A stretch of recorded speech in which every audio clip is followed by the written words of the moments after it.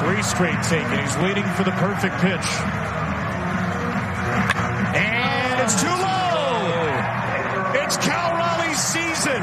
It's Cal Raleigh's Derby. 18 home runs in the final, and Cal Raleigh joins Ken Griffey Jr. as the only Mariners champions and becomes the first catcher in 39 years to win the Home Run Derby. You could not ask for a better 3 months from a player, period. 38 home runs in the first half, totally beating everyone's expectation of what he could do here at the Home Run Derby, and only got better as his rounds went on. Yeah.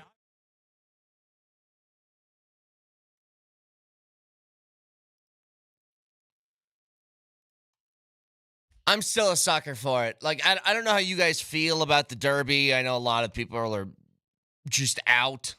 Now, I would say a lot of them don't like baseball in general. But I still turn into like a 5-year-old when the Derby comes on. I like it. I fully enjoyed watching it. Now, I can't get through the entire thing because it's a lot. But that initial first round of the Derby is always like must watch to me. What's funny is that Cal Raleigh, after having this like huge year, he's got 30-some homers already as a catcher. 38 homers already as a catcher. He won the Derby and almost didn't get out of the first round. But I'm dead serious. I don't know what it is about the Home Run Derby specifically that turns me into a 5-year-old. But I literally was watching O'Neal Cruz rip 500-foot bombs and was like, whoa, cool. And maybe it's a dude thing. It's like if I see a long drive contest, I kind of watch that too. I don't know what it is. Like, Nelly, are you still a Derby guy or not? I like it just because, you know how all the big-time seam heads always say, oh, baseball's an intellectual sport. Like, right. If you don't know what a 4-seam versus a 2-seam fastball looks like, you won't understand the game, you plebeian. The Home Run Derby takes all of that out of it. Yeah. It just taps into our Neanderthal brains of, ooh, ball go far. Yeah, really. Big, strong men hit ball far. And I like that. It just simplifies the game to the fun stuff. I'm with you. The only thing that truly bugged me last night is I had a Vic Lombardi moment, you know, when how much he hates unnecessary video reviews and quote DNA as he calls it. Oh, the robbed homer? No, give us the playoff, the hit off between Rooker agree. and Big Dumper, but instead they go, according to StatCast, Big Dumper's home run went 0.96 inches farther, I'm with you. so he actually advances. Give us the playoff. Why did they do away with that? They had this swing off when it was at Coors Field between Shohei and Soto, wasn't it? Right? I don't know why they went away from that too. I think that's like super exciting. See, here's the problem though. A texter says the camera work in the Derby was trash. I know. It's because they've kept tweaking their system on like how the format is. So remember, it used to be just you got 10 outs and you just hit as many balls and you took as many pitches as you wanted to and you had 10 outs. And then they went to the timed thing when I think initially you could not throw the next pitch until the ball landed. But guys were like skirting those rules a little bit, and so they just said, you know what, go ahead and get as many swings in as you want to. But it does make it difficult for the camera work because when somebody hits one, like there were a couple where you can tell somebody really got a hold of it, and I wanted to watch that. But they were so focused on showing the next swing that you couldn't watch even in the split screen. It's just too difficult. They've said forever, either go back to the outs, or if you want like a timed process to give it a little bit more urgency, then I think they have to wait till the ball hits the ground because I want to see the ball in flight. I think that's the way to split the difference, but I think some of these baseball romanticizers are playing revisionist history. In the 10-out system, some of those derbies took They did. forever. Oh, man. And so I agree that Well, it's because they would wait on the perfect pitch every time, and sometimes it took like 5 pitches for them to get there. And that's where Josh Hamilton hit, what do you have, like 20-some in one round? 27? Yeah, exactly. And then he mashed a ball 750 feet over the wall. But, I mean, I agree that we need we need something to keep it moving. But, yeah, let each home run enjoy its full path. That's the whole point, is that, okay, to make a comparison to the long drive contest, if somebody rips a driver and then they're timed so you don't get to watch where that ball goes and you're just looking at his next swing and it just says that ball went 445 yards. Like, well, that's great. I wish I would have saw it. Like, that's how I feel. So that part, I totally understand. But I still love it. I really do. In fact, you know what? Let's start the morning with one of these. Straw poll. Oh, yeah. Do you still watch the Derby? Is that something that still interests you? And I want this to be for people who actually enjoyed it when they were like children too.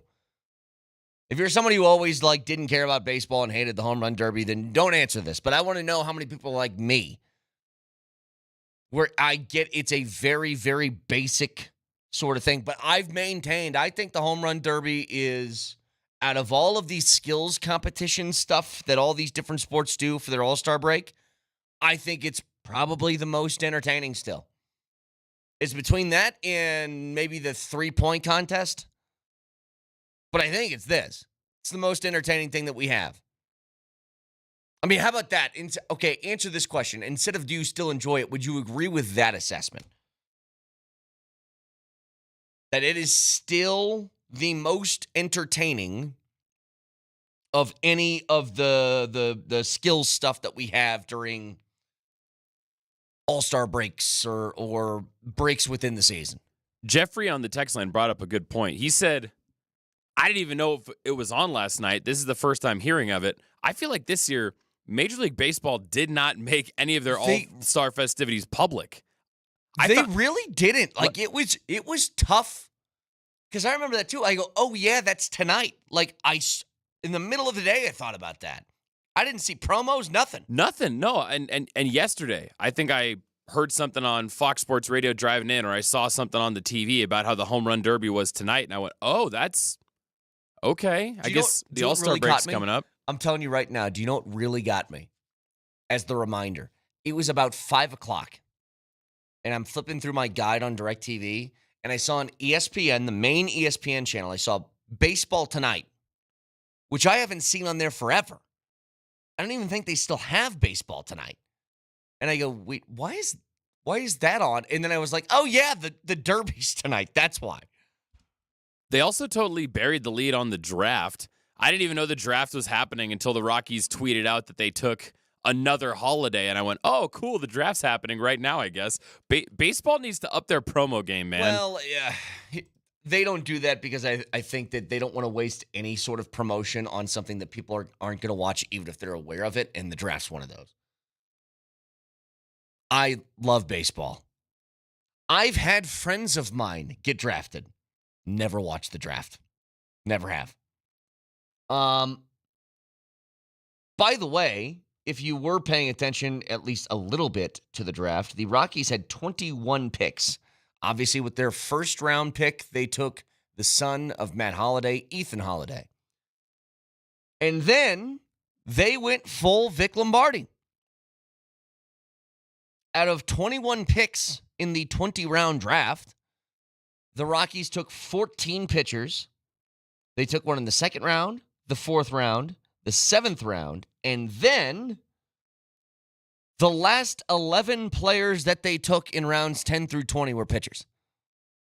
So if you're going with the quantity over quality sort of approach, which I think when it comes to really any draft, if you just take more darts and throw them at a board, you get a better chance of hitting on a couple.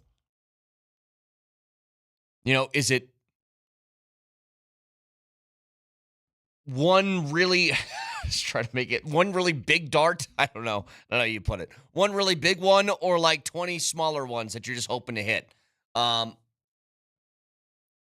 They went the last 11 players that they took were pitchers in the draft. So I think that that's the strategy that they should have employed. Get pitchers in here. I don't fully agree with Vic that they just find hitters. I don't think it's just as easy as that. But it's certainly easier than finding pitching on this team. So a couple of texts coming through here. Watched every pitch and beat about it the entire way.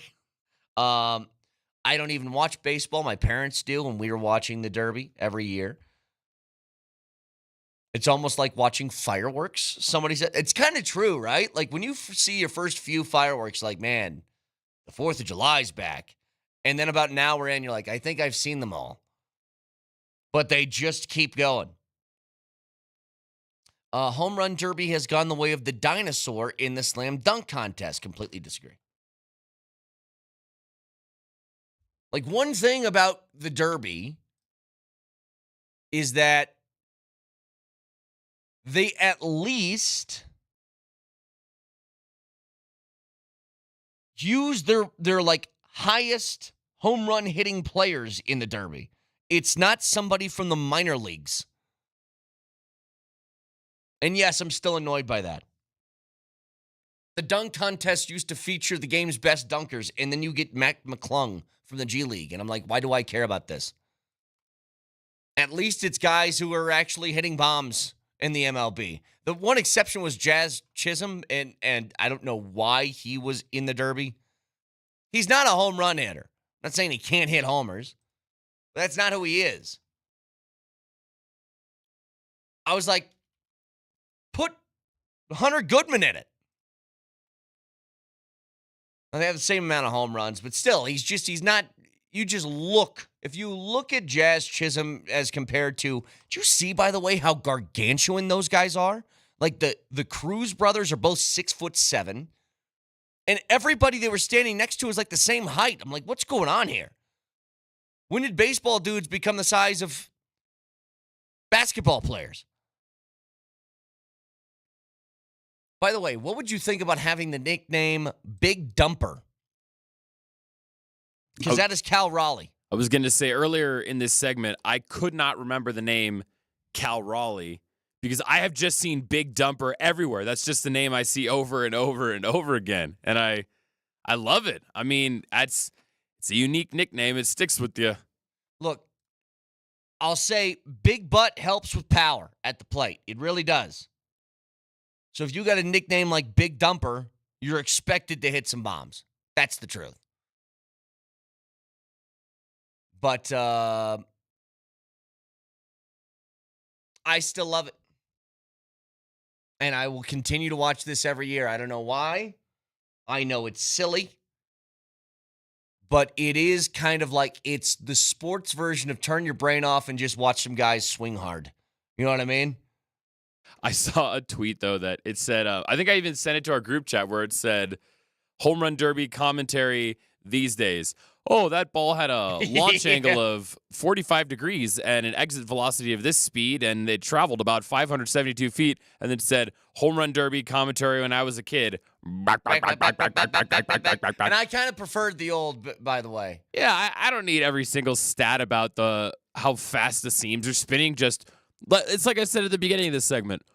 Ball go far. Yeah. Big man hit ball far. But that's all I need. I almost feel like they can't do the back anymore because you aren't watching the ball in flight.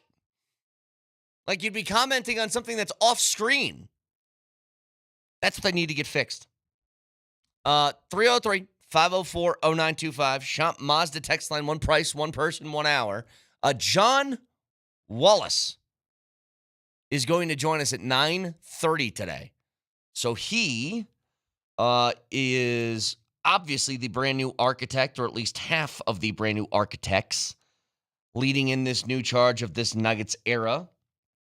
And I think has made a very, very good first impression. We'll talk to him at 9:30 this morning. Stick around.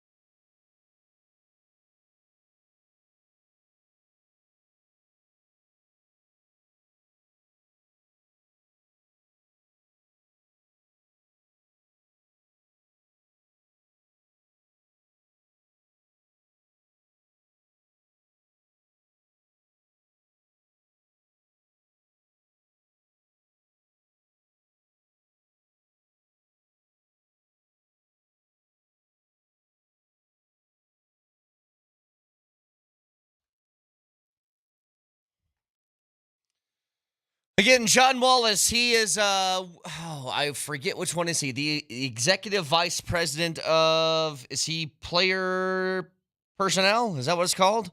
He's the assistant to the traveling secretary, I believe. He's one of the EVPs that is in charge of the Nuggets now. He's going to join us at 9:30. I think when you look at the extent of what was in front of both Ben Tenzer and John Wallace and what they accomplished in such a short amount of time has been nothing short of pretty damn remarkable. Think about all of the things that we felt were impossibilities almost for either adding someone or trying to get rid of a contract. Like flipping Dario for a true backup center straight up is wild. Finding a taker on the Porter contract in injury history, combined with finding someone in return that is elite level shooter, bringing back Bruce Brown, but not just bringing him back, doing it on a minimum contract, and then finding a sharpshooter in Tim Hardaway Jr. to also come in on a minimum contract. Like, it's crazy what they've been able to pull off. And to navigate this Jonas Valanciunas thing, which I guess is not officially done, but as close to done as you can be. Like, you have put it in the 90% of he is coming to the Nuggets because he doesn't really have a choice. I mean, the Nuggets sent out a graphic yesterday welcoming Jonas Valanciunas to the team. And if that's the case, you got to feel like, okay, this has got to be pretty close to a done deal if they're sending stuff like that out there. But his ability and Ben Tenzer's to sort of navigate these waters, by the way, while receiving scrutiny immediately by just being offered a job. Because that's what happened. Now, I'm not casting stones here from a glass house. I was skeptical. I wasn't angry. I was skeptical about how a two-man operation kind of works. I always kind of preferred a point man in charge. But I think that they made everybody sort of eat their own criticisms and words a week into their tenure. But you look at what the Nuggets have in front of them. I said it yesterday, and I don't think I've ever done this before a season has started. You've always been in the mix for a championship. I believe in 2023, I didn't think they were going to win until about midway through the year. I think right now, with what I've seen on paper, remember, this is on paper, I think there's no reason why they can't. Like, you put this up against any team in the league, and what I asked yesterday was outside of things like injury that are out of your control, okay? Every team has that same risk when injuries brought into play. Tell me why the Nuggets wouldn't win a championship. Tell me what they're missing. If I guarantee you in this magical world that the Nuggets stay fully healthy, what's the argument against this team as constructed on why they wouldn't win? And I don't have an answer. I mean, the closest thing you could find is Jamal isn't himself. But I think even with that, you're going to have so much backup that it can make up for it. Like, you used to be in a place, Jokic and Murray both had to play great in order to have a shot to win a championship. That was just it. You needed a guarantee of those two and then some other pieces to come along with them. And it didn't have to be the same guys every night. I think now they are built in a way that even if Jamal has an off night, you can find someone else. Whether it's a Cam Johnson, whether it's AG, whether it's a Bruce Brown off the bench, whether it's a Tim Hardaway Jr., whether it's Julian Strother getting hot, whether it's whatever, you can find someone else to pick up the slack. And it's just something they've been missing. They haven't had that ability to be like, our one of our big guns doesn't have it tonight. Who's going to step up for him? And the answer was always like, yeah, kind of nobody. We're just going to take the L today and hope we're better tomorrow. It's always what it felt like. And I think you're in a position now where that doesn't have to be the case. You're now in a spot where you have legitimate help. And the Nuggets won a championship without that. I mean, really, you go back to that team that won a couple years ago and look at the full depth that they had. And tell me that you truly believe that that was the gold standard of what the team should look like.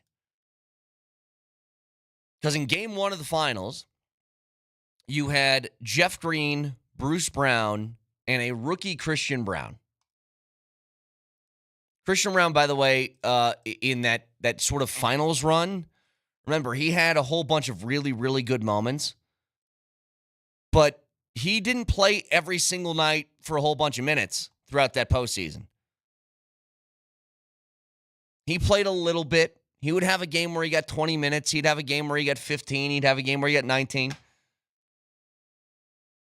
But you're relying on a rookie, Bruce Brown, who was a big piece, and then veteran Jeff Green.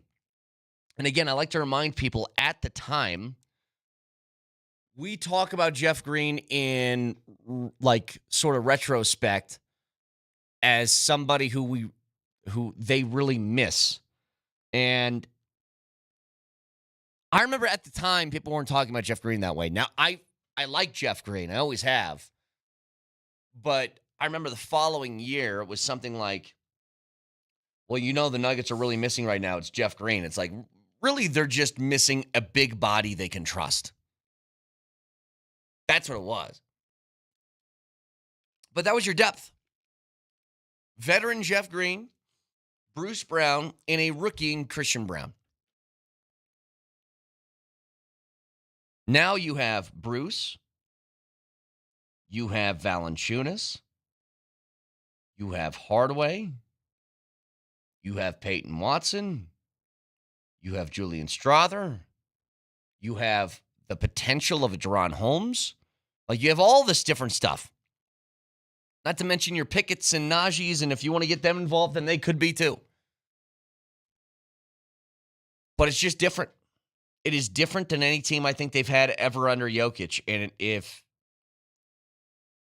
this truly feels like anything short of a title run will feel as if you underachieved. Texture says, I'm fully on board. I guess my biggest question would be Adelman. We don't know who he is as a coach. I think it's totally fair. Adelman, in his short stint, I think did really well. It's what won him the job. I don't think the Nuggets went into that process planning on just hiring David Adelman from within and doing it that way. I think he earned it. And it'd be really hard to disagree.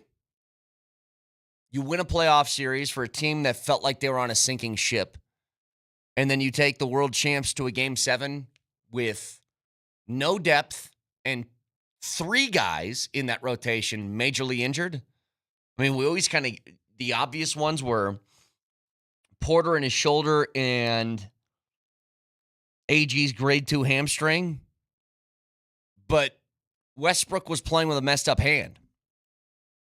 I mean, it was that too. And you just didn't have the bodies you could rely upon. And even despite all of that, and Jokic having like a really rough 3-game stretch in the middle of that OKC series, you still push to 7? That's crazy. So I think he's earned that right. But yeah, we don't know who he is fully as a coach. I would be the first to tell you, coaching matters, but basketball is basketball really feels like it is, how do I want to say this? I don't mean this disrespectfully, but the players make the team. Like, coaching can really matter in football because you can scheme things up. You can dial up a really good defense that maybe is not the most talented defense in the world. But basketball, you got to have the dudes. And trust me, they make a difference on some things. I think what David Adelman did in the postseason by going to zone occasionally on defense to keep guys fresh instead of playing, man-to-man the entire game when they're already playing 40 minutes a night, I think is really smart. But it's mostly about the players. And so I think what Adelman would have to, for him to do something to get in the way of their success, there would have to be something incredibly awful that he would have to do to step in their way. Texas says, is there a chance Westbrook plays for Denver this season? I don't think there's any way. The style of game that he plays, and I was the first one, before I knew what was possible this offseason, as far as the names that the Nuggets could attract and acquire, I thought they were going to be limited in that department. And I was like, dude, I would bring Russell Westbrook back immediately if he wanted to. And this version of the team, I don't think so. Like, I don't think that he fits here anymore. He fit last year because they needed somebody off the bench that was just going to take over. Like when Jokic was out for his 8 to 10 minutes a game, they needed somebody to go out and just, you know what, I'm going to play a million miles an hour and it's going to be the Russell Westbrook show. And I think for last year that fit. This year it wouldn't. They don't need him taking, 12 threes off the bench in 20 minutes. They need an actual offense to be run. And I think that, first of all, I don't know if he wants to be here. Second of all, if he did, there's just that style of play, and then I think a little bit of a personality fit that maybe wouldn't help. Like, when you got a team like this, you don't need somebody coming in here and being the man. I mean, make no mistake, when Russell Westbrook was on the floor, Russell Westbrook still carried himself as if he's the superstar of the team. And I think that's just his personality, and that's fine. It just wouldn't fit here anymore. So I've flipped on this just because I didn't know that the construction of this team as we see it was possible in this kind of way. But obviously we can talk more about this with John Wallace at 9:30. In the meantime, I'm getting really sick of the LeBron stuff. Really sick of it. Like, here's what bothers me. If LeBron wants out of LA, and there's all these rumors going around that he's going to get traded to Dallas, and Dallas is going to have a reunited him, AD, and Kyrie together. If that's the case, I don't understand this part about LeBron. What LeBron wants is, it seems, to be out. But he opted into his contract. The easiest way to leave would be to opt out and find a contract on the open market. And instead, he's made that incredibly difficult. And you might say to me, Brett, he was due to make $53 million. Wouldn't you opt in? Yeah, I would. But I don't have $1 billion in the bank already. And LeBron's not going to get paid $2 million if he goes somewhere else. So he takes a little bit of a haircut from like 53 to what, 40 million maybe? To go play for a team that he desires. And instead, now he's making everybody jump through hoops. Like, I don't understand that mentality. Like, if you care about money, and that's the thing that matters most, then go ahead and get it. For example, I'll give you one major one. There was a guy that was making a small amount of money that left to take the bag. And then he got the bag. But he wasn't really happy with his circumstance. And so he took less money to go back to some place that he enjoyed. Who am I talking about? Bruce Brown did that exact same thing. Didn't make much money in his career. Got to a place where he could make a lot of money. He then made a lot of money. And then he came back to the Nuggets on a minimum because he was happy here. And it's just basketball. He doesn't have $1 billion in the bank either. He has tens of millions, and that's a lot. But it's not $1 billion. And he was like, I'll take less money. Very obviously, he took less money to come back here. And I just think there is, maybe this comes with being a billionaire, hang out with Jay-Z sort of lifestyle that he has, where self-awareness just like leaves and can never come back. But he is one of the least self-aware people I've ever seen. At the end of the day, it's just basketball. God, that drives me nuts. Winning is everything. Unless you don't win, and then in that case, it's just hoops, man. What do you want me to say? You want me to Pronouns he him. You can listen to us anywhere on the Altitude Sports Radio app. It is powered by the Wilhite Law Firm. Injured lawyers go to wilhitewins.com. That's wilhitewins.com. Reminder, John Wallace joins the show at 9:30 this morning. Stick around.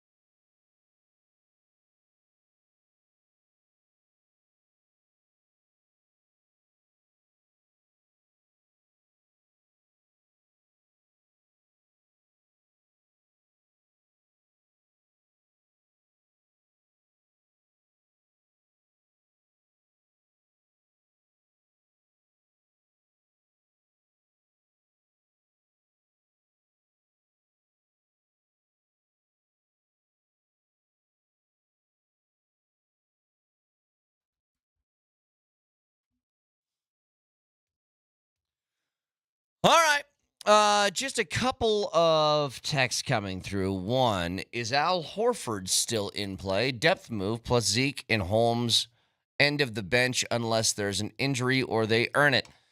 They are not signing Horford. If they sign Horford, it would be because Valanciunas is not going to be here. I just don't. Him and Valanciunas do the same thing. And I don't think that those two can be on the floor at the same time coming off the bench. So that one just doesn't compute. Now, if Valanciunas or whatever wanted to go play for Panathinaikos, then yeah, Al Horford should absolutely still be in play. Part of me thinks that he might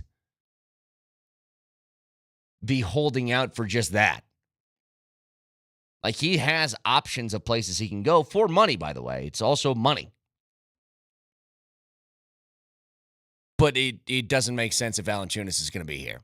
I read this story. So you guys remember Teddy Bridgewater?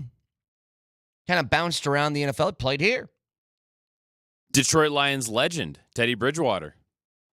So Teddy, he retired from football, I believe, a year ago, but then did come back towards like the playoffs to provide depth, I believe, in Detroit, depth at quarterback. But he's retired to go coach a high school football team. Wasn't it his alma mater? Yes, and it is Miami Northwestern is the name. Well, he has been suspended from Miami Northwestern for giving what's being called impermissible benefits to his players. Now, when you hear that, it sounds really salacious, right? It sounds like, what, was he paying high school kids cash to come play for him? Here's what he did. Teddy Bridgewater gave his kids Uber rides to and from practice. He paid for physical therapy for them. He paid for pregame meals. He paid for things to help them recover. He paid for field paint that is used on the field. Everything he did was in the benefit of helping either the kids there or the team in general. He asked fans to donate and cover those expenses this year so they wouldn't have to come directly from his pocket because he knew that these things were, quote, illegal. But there is a recent precedent. This is from the FHSAA, the high school athletic whatever in Florida. There's a recent precedent for the FHSAA punishing programs for players receiving free meals and Uber rides. Last fall, several players at the First Academy were found to have received impermissible benefits, including a free Uber ride. The FHSAA hit the Royals with a 2-year postseason ban and a $36,000 fine as a result. Teddy Bridgewater should not be punished for doing this. He should be championed for it. You are helping kids stay out of trouble by having them play football and be responsible. Paying for Uber rides for kids to get home or to practice because for whatever reason they can't get there on their own. Maybe a parent's working, don't have a ride, can't find a carpool, whatever. This isn't a bad thing. And why are you punishing people for doing good? It's really insane to me. This feels like pre-NIL college football where a coach would top off a recruit's tank of gas in their car and the NCAA would go right to jail right away. It's like, that's not what this is about. That's not what you're trying to stop. If the impermissible benefits where he was giving high schoolers wads of cash in taking them to a strip club, then yeah, we can have a conversation about that one. Probably shouldn't do that. He's helping them. Like, imagine suspending somebody for feeding a child. A teenager. I can't believe that you would punish somebody for this. And I think about it this way. Like, the Broncos gave all those cleats. They donated cleats to a whole bunch of high schools in the Denver area. And that's allowed, and it should be. But I was reading that story, and I'm like, you're suspending a coach for taking care of his players. Which sounds insane. By the way, with camp around the corner, with rookies showing up soon, the Broncos still have Barron and RJ Harvey unsigned. And I'm reading this from SI.com. While it's believed that the Broncos will get their first and second round draft picks signed before camp begins in earnest, it's been unclear exactly what is holding up the process. The rookies will report to training camp on July 16th. That's tomorrow. And there are legitimate questions whether Barron or Harvey will be there. Mike Kliss said this: Harvey is caught up in a league-wide second-round quagmire where the twisted issue centers around guaranteed money. These days, signing bonuses and salaries for rookie draft picks are slotted according to their overall selection number.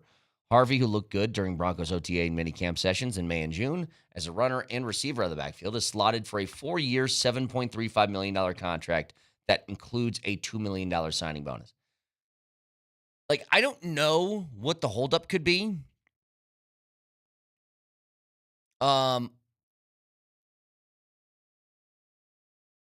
These guys are two very, very important players to your upcoming season.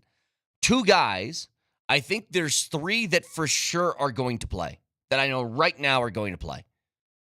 It's going to be Barron. It's going to be RJ Harvey. And it's going to be that punter that I forget his name. But the punter they drafted, they're going to play him. Or else what's the point of drafting him? But that all being said, this isn't like 10 years ago where somebody could sit out until like the first week of the season as a draft pick. That's not going to happen. But I just made fun of Cleveland for doing this with their first round draft pick, Shamar Stewart. Now, Cleveland has a much longer history of not paying their guys. I'm sorry, Cincinnati is what I'm talking about, not Cleveland. Cincinnati. Not paying their guys. So it makes that story hit a little bit more. But you got two guys that you're relying on this year to actually do some things, and they remain unsigned as of right now, which I just think leaves me a little bit nervous. That's all. I don't want bad blood to be there before their careers even start here. I'm not saying that that's the case, but if we're quibbling over a few million or a couple $1 million and how it gets guaranteed and all that different stuff, then, I mean, it's not a great start to negotiations, let's say. And again, if this is somebody that you don't even know is going to play this year, maybe it's a different thing. But I think if you're going to be relying on these guys, and the Broncos very much are, then get it done.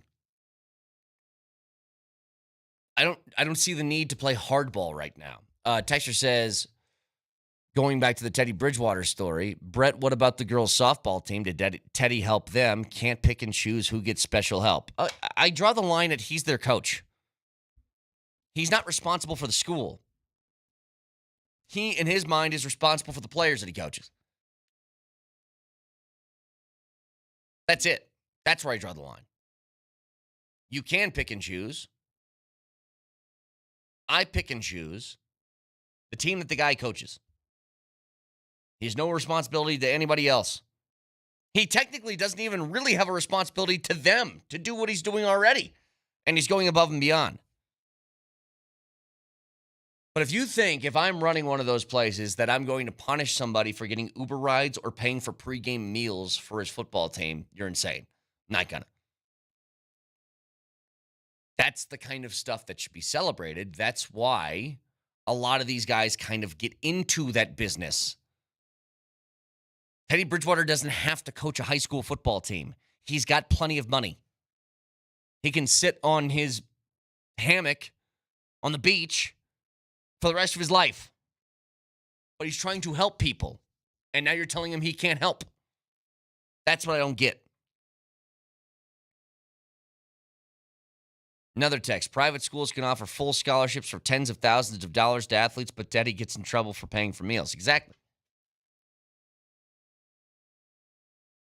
So, can always watch the show live on Twitch. Twitch.tv. Search Altitude SR in the search bar. The Altitude TV simulcast, and that is the Safeway Twitch feed. Order online. Safeway does the rest. Get easy delivery or free pickup at the same great deals. Get started at Safeway.com or in the Safeway app. Safeway, fresh foods, local flavors. Can also watch on YouTube, as we are simulcasting every day on YouTube from 6 a.m. to 6 p.m. Subscribe to the channel and check out that Altitude Sports Daily. It's a daily recap of everything that you missed from Denver's #1 sports station, Altitude Sports Radio 92.5. Reminder, 9:30 today, John Wallace, the executive vice president of something, I forget what it is, I believe it's player personnel, the EVP of the Nuggets, the new brain trust, half of it anyway, is going to join us at 9:30 this morning, so stay tuned for that. Moser, Lombardi, and Kane next.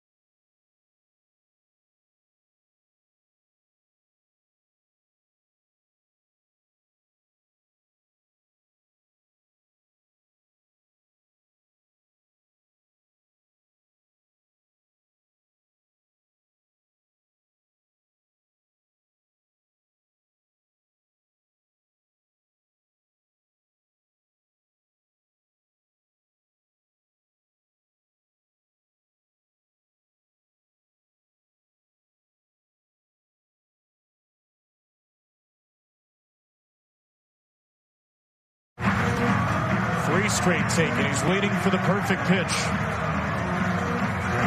And it's too low. It's Cal Raleigh's season. It's Cal Raleigh's Derby. 18 home runs in the final, and Cal Raleigh joins Ken Griffey Jr. as the only Mariners champions and becomes the first catcher in 39 years to win the Home Run Derby. You could not ask for a better 3 months from a player, period.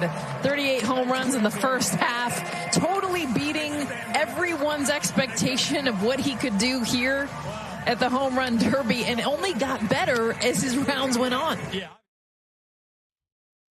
Don't give me that face, Moj. Once a year, I get to be a 5-year-old and enjoy people just hitting balls far. Once a year, I get to do this. I loved it. I loved it yesterday. And I don't like the face that you gave the second that audio started playing. You started making that sort of face. I don't like that at all. I'm a mixed bag on it. I enjoy the power, the ridiculous power. You got half of that right, you're a bag. But 3 hours of it? It's Stop. long. It's long. No. Long's not the word. It's silly long. Tedious. It's like, come on. Laborious. I watched the entire first round. Jackassiest, waste of timeiest. Hey. What? I watched the entire first round, and I watched pretty much nothing after that. But the first round was great. It was great. It should be one round. Whoever hits the most, you get one shot. It's that simple. You get one shot. Whoever hits the most home runs eliminate the wins. middle round. Like the top 2, you guys can have a swing off, and then that can be the winner. But I agree. It's long. It's very long. And I also don't like, again, the only real beef that I have with the way it's presented now is it doesn't give me the ability to truly watch a ball in flight. They try and do the split screen, but the camera works wonky sometimes, and you don't really see it, and I don't like that either. But I do. Every time that thing comes on once a year, I turn into a 5-year-old, and I watch the first round, and I enjoy the hell out of it. And then I kind of check out. That's it. That O'Neill guy, that tall string of water, that tall straw. Well, Ellie's brother? That dude put some whip on the bat, man. Holy crap. I couldn't imagine being a first baseman with that guy pulling a ball towards me. That would be horrifying. He had like a 500-footer, I think, didn't he? O'Neill did? He hit the longest of the night. So here's what's happening. I can tell what's happening already. Moj is already in Italy.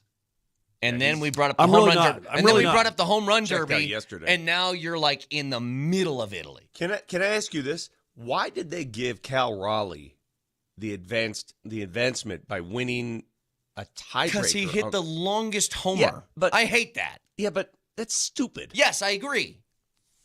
Like, do the swing off. They did that. Remember when they had the swing off between Shohei and was it Soto at Coors Field? What?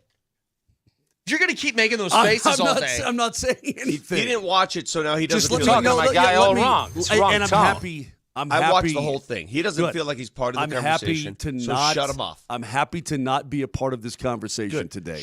I'm not shut you already off. gone. I'm sitting right here. All right. It's just shut you off. Shohei was in a swing-off against a Labrador Retriever. It was awesome. Do it again. A stab in the face with a soldering iron. Shut him off, and we'll have... Shut me off. We'll have an adult conversation about what we saw. Do me the way I like to be done. Shut me off. Sure. No, shut him off. Shut me off. Oh, hang on, Vic. Hang on. We just got some intel here. I'm told he did not watch the home run derby yesterday because he was busy. He was watching The Godfather in preparation for his trip. Like we haven't seen that enough. Oh, my God. You know what happened? I swear to God. No. Shut him off. Shut him off, Nelly. We're not doing this. I actually texted Vic. I'm getting ready, right? I got my pass. I got everything ready to go. Passport's all set. If you're not going to shut him off, I'm going to shut me off. Are you shut you off? And I turned it on right at the beginning of Connie's wedding. And I'm like, well, there goes my night. This is where you make decisions, Nelly. This is where you're the producer and you got to decide and who for the rest of the night, I got my stuff ready while I'm watching The Godfather in every room. Vic already left, so now you want me to shut off Moj too? Are we just going to do 6 in the morning with Brett Kane again? If that's what it takes. If that's what it takes. I don't think Vic left. Vic is just, he is abstained from being on camera until Moj does not, until he stops discussing The Godfather. Now, how about this, Moj? As much as you might dislike or hate the Home Run Derby, Can you let us have an adult conversation about it on a sports show, please? Please have an adult conversation about a fake contest, please. it's the best of all the skill competitions that are left in sports. I will die on that hill. I agree. It's too the best long. that's left. It's too My long. only criticism is it's too long. I did find it funny when the kid robbed the home run Yeah. from El Camino or whatever his name is. Caminaro? What's his name? No, I like El Camino. I'm going to start calling him that. That was the best part of it. I felt bad for that A's slugger who was eliminated because of a tiebreaker. Yeah. Millimeters. That's stupid. Well, you know what it felt like? I know that they didn't. It felt like they made something up on the go just to have Raleigh advance. And I was like, if we're going to play that game, then we should have done that with Soto 3 years ago. Let me tell you why I with enjoyed it. Shohei. Even though I thought it was too long, why I enjoyed it and why I watched it. That's the most baseball I've watched all summer. Okay. I'm not joking. No, I'm sure it is. This is not a joke. That is the most baseball I have watched all year. I'm trying to learn who these guys are, getting some background. All right, El Camino, my goodness, good stuff there. The O'Neill guy, good stuff there. I'm like, all right, good stuff. But it just went on and on and on, and the commercial breaks were torturous. Yeah, they were bad. No, again, they could very easily make this. It's a one-round contest, and then there's a swing-off between the top two guys after one round. Like, that's how long it should be. I do like the kids robbing home runs at the fence. I actually think that, you know what? If a kid can actually get up and rob one, then it's an out. Yeah. You should have hit it farther, okay? Sorry about that.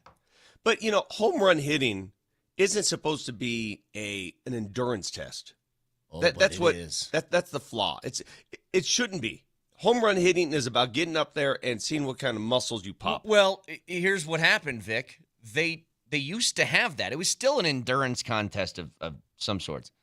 But when they had the 10-out system, yeah, they were able to take 5 pitches if they wanted to and then give a mammo hack at one when they caught their breath. But they said that lasted too long. So now they've gone to the timers to try and speed things up, and it still hasn't really sped things up all that much. Anyway, I turn into a 5-year-old every year when the Derby comes on. I still watch it at least the first round every single year. And I enjoy the player reaction from the other guys, the Shohei joking around in the dugout. I enjoy all that. It humanizes these guys. Mm-hmm. Well, to me, it's like if I'm flipping through the channels, Vic, and I see a long drive contest, I'm watching for a few minutes. Yeah. I want to see that. If it involves PGA players. Yeah, for sure. It's the one thing that I give the MLB credit on. They put their big name, like Cal Raleigh is the biggest home run hitter in the league, and he's in the contest. Like, it's part of the reason why the dunk contest isn't nothing to me anymore. The big dumper's dad was getting tired, man. He was getting tired. He's got a big old belly on him, and he was like, okay, how many more of these can I throw? I want you guys to just imagine something, by the way. That would be a high-pressure situation to be in. You only get 40 pitches in that timer. Whether the guy takes a pitch or not, that counts, okay? So imagine you're Cal Raleigh's dad, and who was it, Cal Raleigh's? Somebody's dad was throwing to him. I think it was him. Cal Raleigh's and dad. beamed him. Hit him with a pitch. Yeah, listen, wake up, kid. Wake up, son. Think about the pressure that you'd have of, like, I got to groove one down the middle or I'm ruining my son's chances at $1 million. Yeah. You know Feldman sent us this tweet, and he's so right. I've seen this tweet a couple times. Here's the difference in Home Run Derby today versus yesterday, yesteryear. Yesteryear, Home Run Derby went like this. Moser can relate because we watched so many of them. Back, back, back, back, back. That's all it was, right? Yep. That's all it was. Just a bunch of back, back, back, back. That's all it was. Yeah. It was 3 hours of back, back. Last night, the announcers were, with a launch angle of 46 degrees and a bat speed of 103, he hit that ball 476.3 feet. I think it's hard to go back, back, back, back, back when there's 2 swings that happen when one ball's in flight. I know. You're backing for 3 hours. Yeah. You're backing that truck up. All right, Moj. Hope you enjoyed that conversation. I got one more question for Moj regarding the Home Run Derby. Turn your mic on. I'll turn it on when I need to talk. How would you feel if your nickname was Big Dumper? He leans right into it. Yeah. Okay, all right. The first thing you've said on the show is in my ear today? Okay, turn your mic on. Okay, turn your mic on and stop cursing at me. How would you feel if your name was Big Dumper? Lean into it. How would you not lean into it? No, don't call me that. Well, if your nickname is Big Dumper. Don't call me that. And you say, you know what, I prefer not to be called that. You know what would happen starting with this show? That's all you're going to call me. I mean, that's how it goes. One of the guys should be called Meatloaf. So I'm watching this. I thought. By the way, first, are O'Neal Cruz and Ellie De La Cruz, are they cousins? I thought they were brothers. Are they not? Well, one's last name is Cruz. The other one is De La Cruz. They look exactly alike. No, that's what I'm saying. That's why I thought they were brothers. Ellie De La Cruz is that's the Cincinnati Reds player. Yeah, he was there last night supporting O'Neal Cruz. Find out their relationship, please. Oh, they're not brothers. No, they can't be. One is De La Cruz. I don't know if you Wait, really? This. Okay, so they aren't related at all. They look like twins. Just alike. They look like twins. Same body, same build. I thought De La was like a middle name that they just threw in there. His first name was Ellie De La. I had no idea. As I'm watching these dudes, they're both 6'7". I'm watching El Camino. I'm watching Ellie De La Cruz, Cal Raleigh. Where could we get one of them? Well, Hunter Goodman could have been in the Home Run Derby. I mean, Jazz Chisholm was in it. Yeah, why'd they put... First of all, Jazz Chisholm has been on the IR. He's been hurt. Yeah. And he comes off the IR to hit 3 home runs in his round. Get him off there. He's not... he's actually got some home runs this year, but he's not like a home run hitter. Yeah. He's not that. I don't know. But I'll say this. You're right about one thing. I just want one of those dudes on this roster. I want one of them dudes. Yeah. Well, you know what? The introduction of the Rockies came with dudes like that. That's all they were. I mean, the Blake Street Bombers were all those guys. Well, you saw, we can get into this more detail later, but you saw what the Rockies did in the draft, right? So you said after the first initial rounds of the MLB draft that, hey, I would just take pitching, and they took Ethan Holiday. Yeah. Well, they had 21 picks in 20 rounds. They took 14 pitchers, including their last 11 consecutive picks to round out the draft for pitchers. Good. Ended it the rounds 10 through 20. They took 11 straight pitchers. That's the only way to build a roster here. Yep, I agree. Ain't going to recruit pitchers in the free agent market. That ain't going to happen. I agree. Nelly, I may have been a little bit out of it. I need you to help me because it seems, it's 7:13 a.m. It seems to me at about 7:10, Brett goes, okay, Moj, like that was the end of your stupid home run derby crap. And so you said, turn your microphone on. And so I did. I was expecting that that you two were done with your adult conversation. That was the signal that you gave me. I did ask you something. And then Arnold Drummond over here jumps back in with something else about whatever, something. I said, Moj, turn your mic on. And I said, and then he said, and then we're talking about are O'Neal Cruz and Ellie De La Cruz related? Yeah. You want to do DNA tests and whatnot, and I'm just sitting here with my teeth in my mouth. Well, would you rather break down Michael's relationship with? So good, dude. Vic, Moser. I don't have to tell you how. I don't care about you watching Godfather for the 30. I don't listen. I don't know how more explicit I can be. You did last night when I don't texted care you. what you do with your free time. Here's what you said. If you recall what you said when I said, dude, you said, ha, ha, ha, ha, the best. That's what he said. I sent a text. And now this morning, apparently you have a different story. Well, who sends a text at 7 o'clock during Home Run Derby is, hey, I'm watching Godfather, Brett, Connie's scene. I want you to read it. I want you to read it with all the language, and you can bleep out the language. I'll tell you exactly what Vic is saying here. I'll translate Vic's text. Okay, well, read it first. Yeah. Bleep. Just flipped on Godfather at Connie's wedding. Now gonna be a long bleeping night of zero production. Vic says, ha, ha, ha, the best. Yeah. Here's what Vic meant to say. Exactly.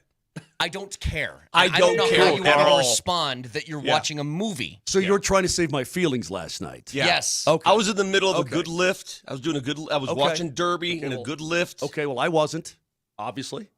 Moser, I turn on this music because let's stretch out on the therapy couch. Why did the home run derby hurt you? Show me on this doll where the home run derby hurt you, Moj. Where's this deep-seated aggression coming from? The rules are confusing. Why don't you point to your own groin there, Nelly, and I'll come in and hurt it? No, the thing is that I did ask you, I was off that. I asked you about what would you feel about if your name was Big Dumper, and then you had a show just for me. Because I can't say it on the air. You did a show just for me. The point is this. Let's get down to the ling-long here. The home run derby to me has gotten boring. It just doesn't do it for me anymore. It's like listening to the same song. Oh, this is my favorite song. For the 856th time, you're like, you know what?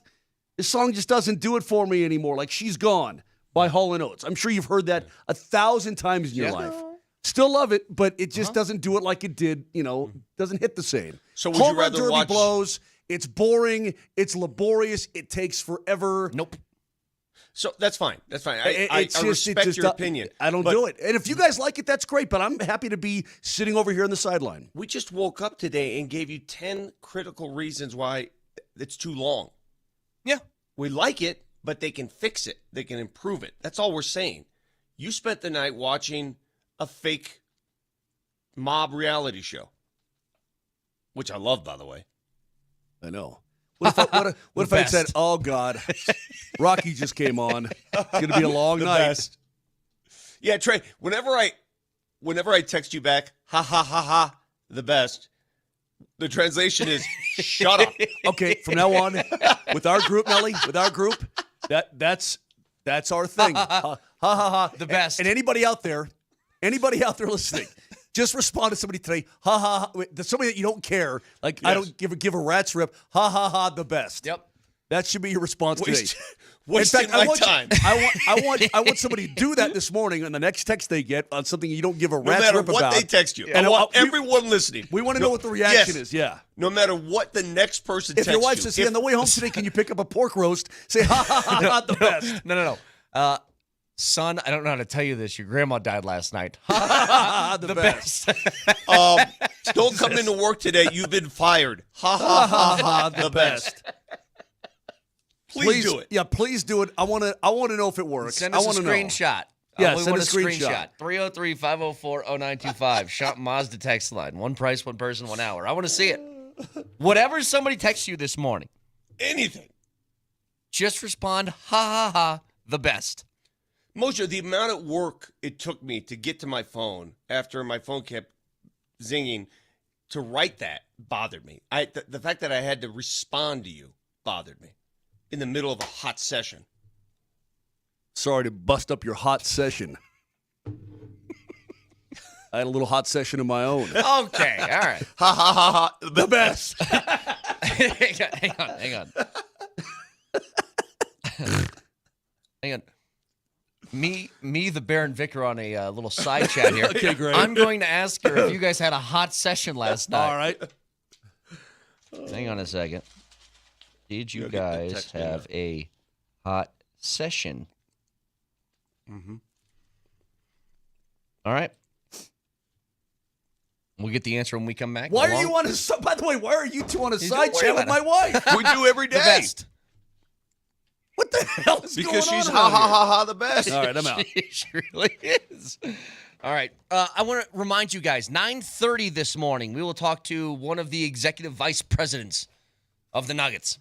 John Wallace will join us as he has been sort of the architect here in a short amount of time of revamping this Nuggets roster, and I think we can all agree has done a phenomenal job, and it's something I want to get to in just a second because between him and Ben Tenzer, the reaction when they were hired as opposed to how people view the hires now has been whiplash, unlike anything I've seen for a hire of somebody from a front office position. We'll get to it next.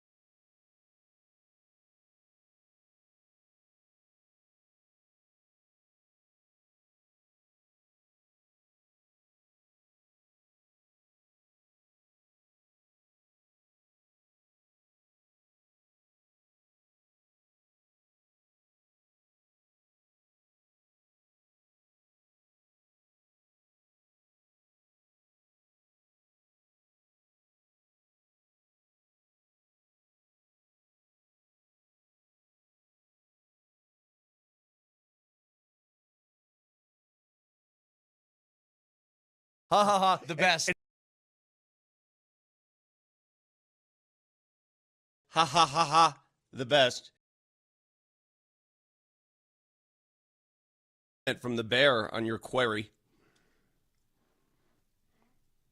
She responded, no comment. Really?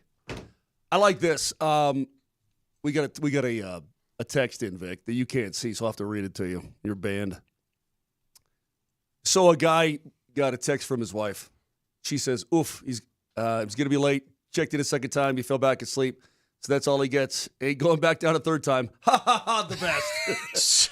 And that's it. And I'm sure she's probably like, that's kind of fitting, right? Or whatever. I don't know. Awesome. I like this. Just keep sending those in, please. Please do. 9:30, we'll talk to John Wallace. And I cannot wait to ask him to put this to bed finally. I cannot wait to ask John Wallace about the status of Jonas Valanciunas. It's all on the table. It's official. He's property of the Nuggets. Yep. We can ask him. We will ask him. He'll give you the reaction, and we'll find out exactly where he stands. So,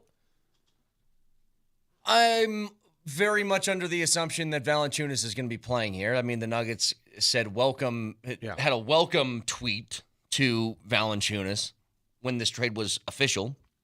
But just overall, I don't think I've seen a reaction that causes whiplash as quickly as the initial announcement of John Wallace and Ben Tenzer being in charge and the reaction of that we all saw compared to, like, you wait a week and everybody's flipped to the opposite side where they're totally on board. Well, I think it's a lot like, to me, the situation mimicked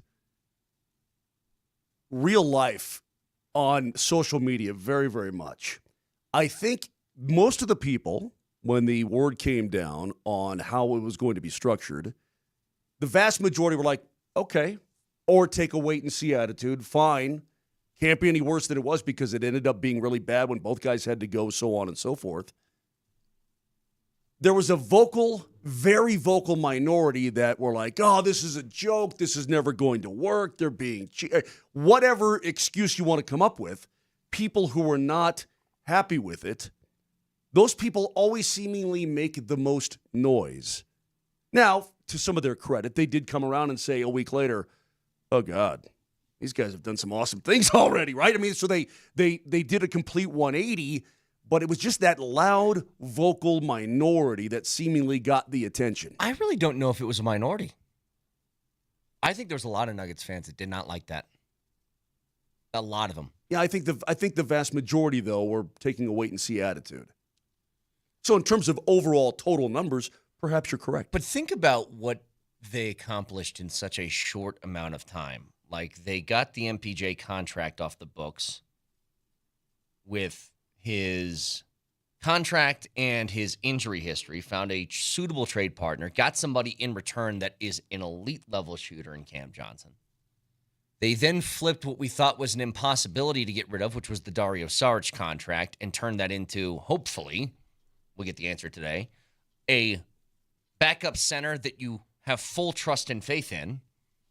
They then go out and get Bruce Brown for what? The minimum. Mm-hmm. And then find another sharpshooter in Tim Hardaway Jr. to come here on a minimum contract. Let me tell you what relieving yourself of the Michael Porter Jr. contract does for your franchise and what it does to the franchise who just adopted him. It's really remarkable when you think about it. Michael Porter, before he was traded, was the third highest paid Denver Nugget, correct? Yes. Yes. Third highest.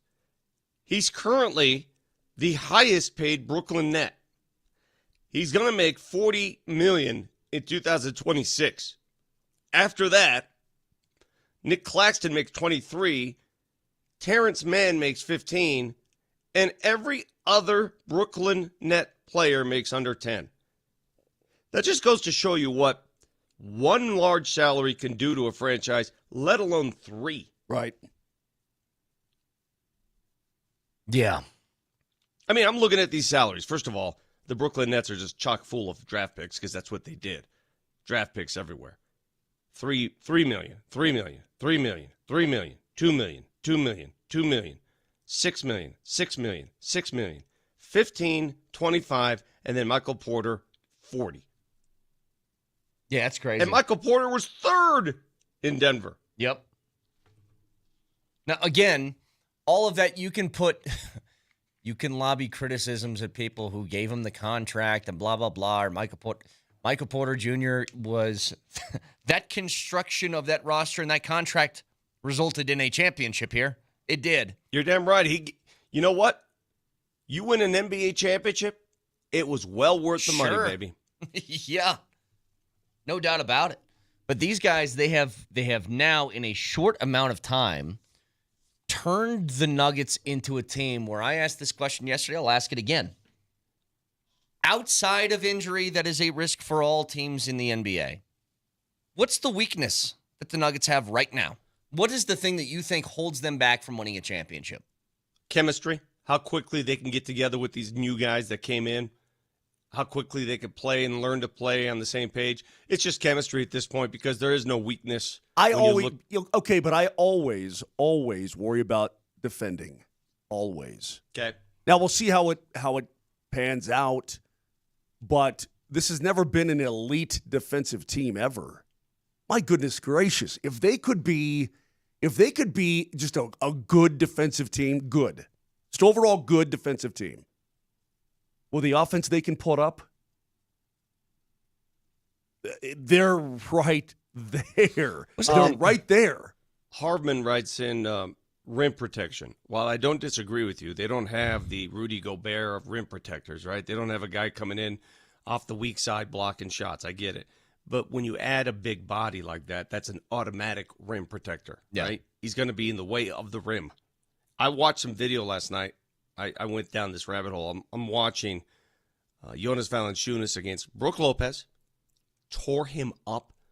And I watched him against Rudy Gobert. Rudy couldn't stop him. He just moved him out of the way. Moved him. Like literally moved him out of the paint. So you can have all the rim protectors you want in the world, but nothing replaces a big body that can move people. So, the other question here on the Twitch is, do they have the necessary three-point shooters? Yeah. Mm-hmm. Cam Johnson's a three-point shooter. Tim Hardaway Jr. is a three-point shooter. If you leave Bruce Brown open at three, he will make it. Yeah, a lot of people, a couple are coming in talking about Jamal. And I'll say this. For the Nuggets to be championship contenders, like actually have a shot at winning, I think that Jamal had to play at an elite level. I think that they have enough to make up for games, and maybe he's not. I agree. Like if he's not fully on his game, they have enough now of help around him to supplement. But you certainly hope that's the case, but then that means his minutes will have to be cut down if you're going to take him off the floor at all. And that's fine, too. I mean, you could. I don't even think you have to do that necessarily. I think it takes a lot of the pressure off Jamal and Joker to carry the load on a night-in, night-out basis. Vic, I think it was you who said it first, probably 4 years ago.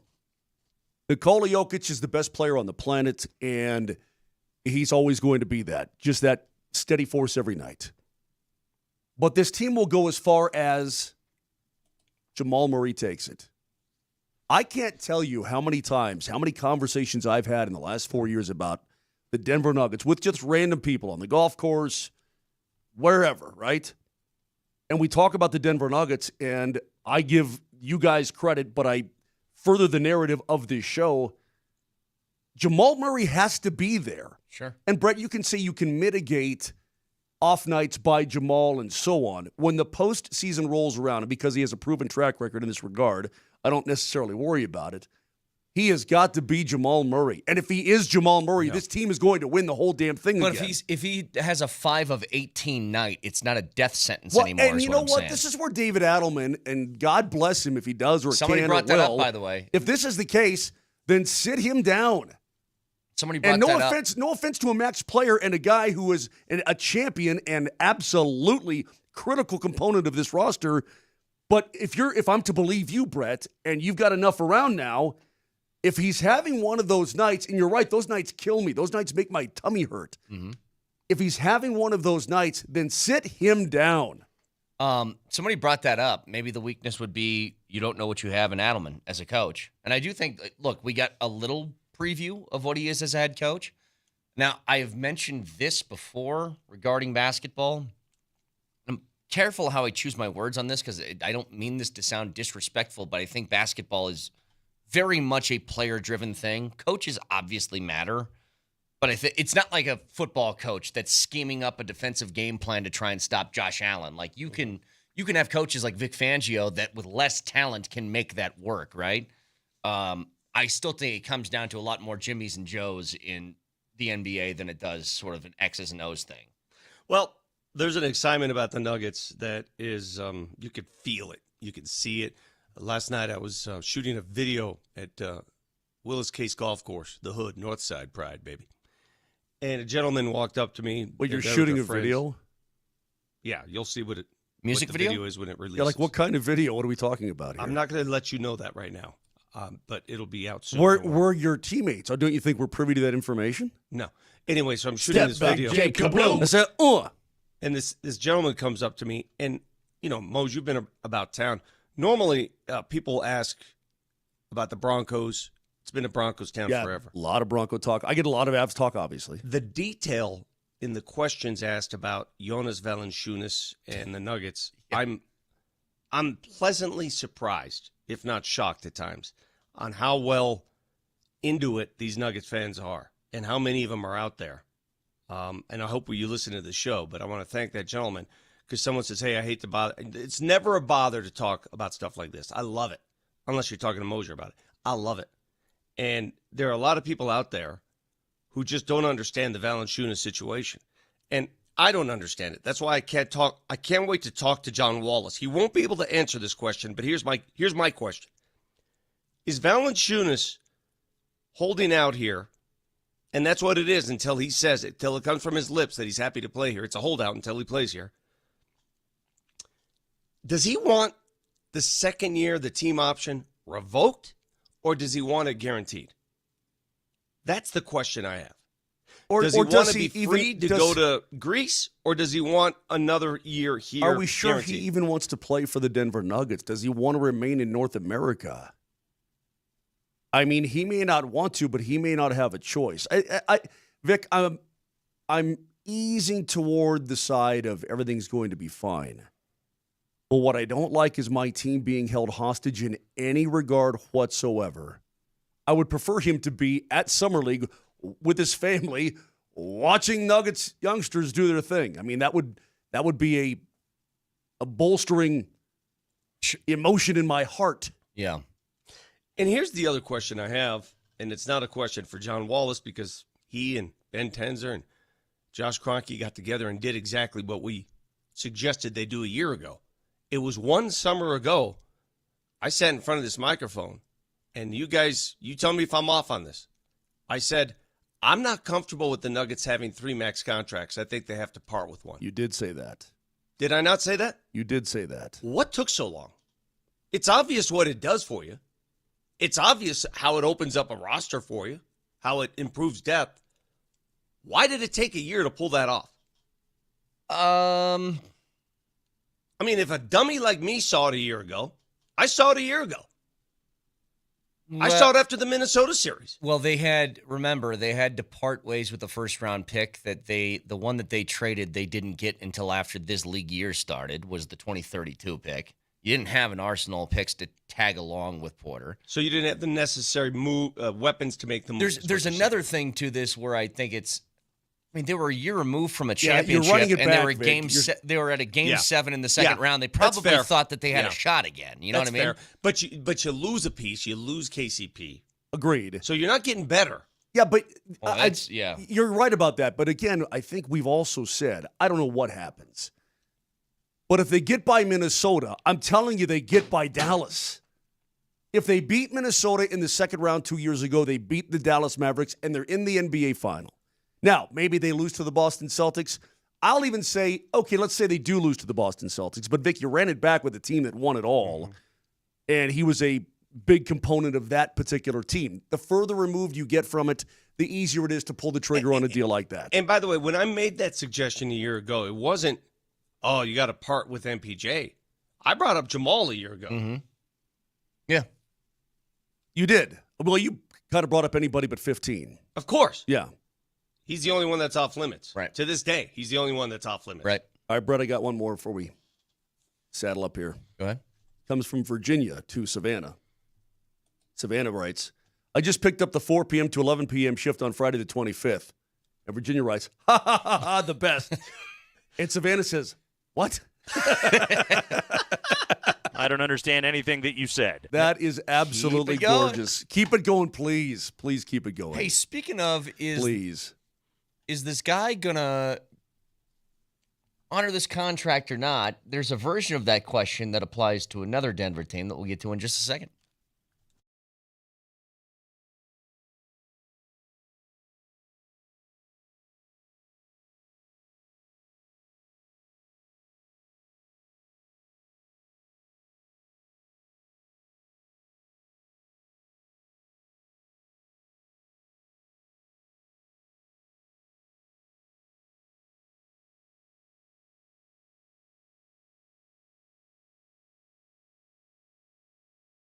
The weather is heated up. You know what? I know it. So should the connection between you and your partner. I'm saying.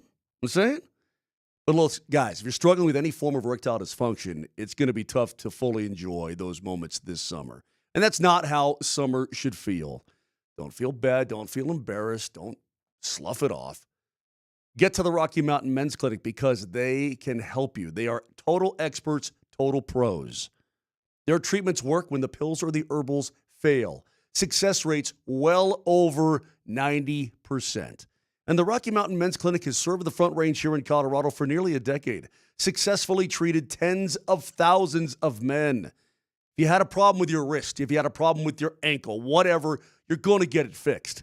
Get fixed, guys. Be a happier person, more confidence, more everything overall. That initial visit's only $99, includes the consult with a Colorado licensed medical provider, TNPSA test. If medically advised, a test dose there in the office. And if that doesn't work, your appointment's totally free, but it's going to work and you're going to be a happier person. An expert staff is waiting for you. 5 locations up and down the Front Range. So call today, 720-440-7900. That's 720-440-7900 or go to RockyMountainMen'sClinic.com.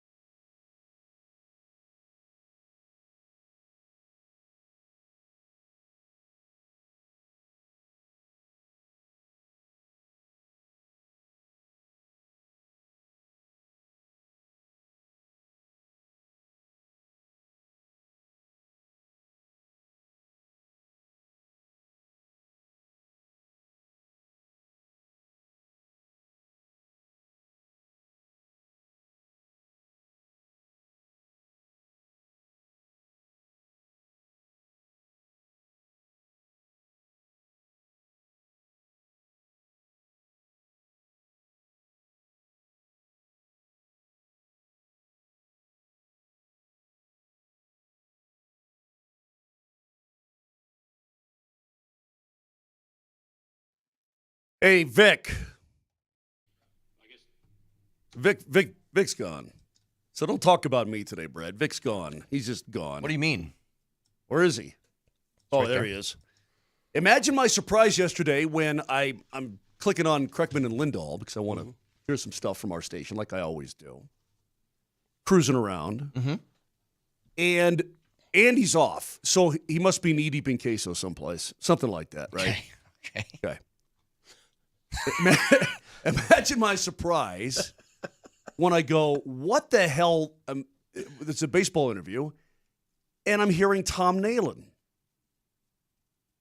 And I go to the bear, that sounds like Tom Nalen back.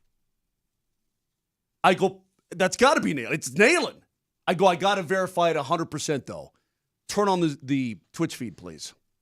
So she does. I'm like, Tommy Nalen sitting in the studio. Yeah. What in the hell's going on there? It's great to hear him, man. I mean, is he back from Maine? What's he doing?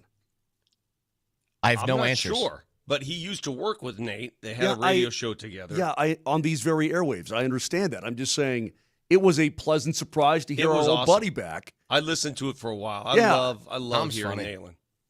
And I'm like, man, has anybody on the planet disappeared more than Tom Nalen? Now, I know that's sort of his style, right? He's a sly, funny dude, right?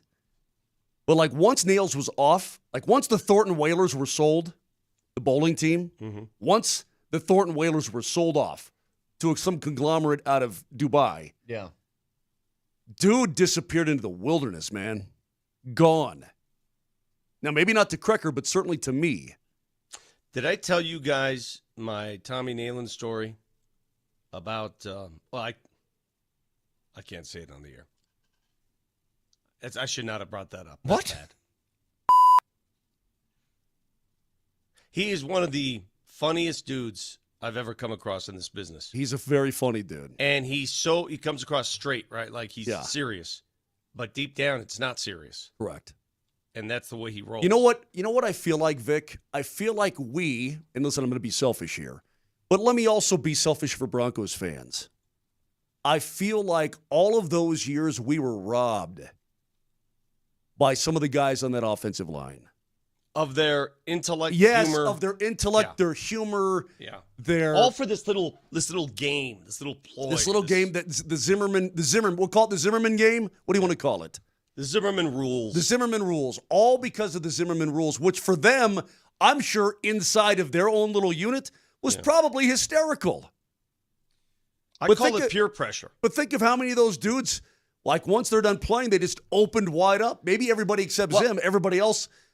And these are funny dudes, man. We were robbed of some great stuff. Great I'll give content. you an example, Brett. Back in the heyday, in the back-to-back Super Bowl champion Bronco years, we would go to the Broncos locker room, and Tommy would be there, Schlereth would be there, all these guys who made a living in the media now, and they'd be so glib and so funny, and you'd go up and sidle up next to them in the locker room and talk to them about anything that goes on. But you don't dare put a microphone in front of them; they won't do it. Yeah. It's off limits. Peer pressure. They had a little kangaroo court. Can't do it. And then their careers got done. And then they did it a lot. Yeah. By the way, have you guys been following what's going on with second-round picks, including our own R.J. Harvey? Yeah, not signed yet. They're not guaranteeing that. Was it the fifth year? So here's what happened. Not fifth, but the Broncos have the rookies reporting to training camp tomorrow. That's when the rookies are supposed to come. Their first two picks are unsigned. Johnny Barron is still unsigned. He's one of two first-round picks. I don't understand that one. I don't either. And R.J. Harvey is another. But R.J. Harvey is a long string of second-round picks in the league who have not signed yet because the second-round pick out of the Houston Texans, Jaden Higgins, signed a 4-year, $11.7 million contract. That is not particularly noteworthy because those are slotted. It is. But it is noteworthy that it's a fully guaranteed contract, and he's the first second-round pick ever to get that. And that has ruined these negotiations for every other second-round pick in the NFL right now. Who did that? What team? Jaden The Higgins Houston of the Texans. So everybody's looking at the Texans GM and saying, what are you doing, dude? Yes. That's exactly what they're saying. I think the rest of the National Football League is furious with the Houston Texans. So look, I'm not concerned these things will get figured out, but I will say this. There's 3 people that I know are going to play for the Broncos from their rookie class this year. There's 3.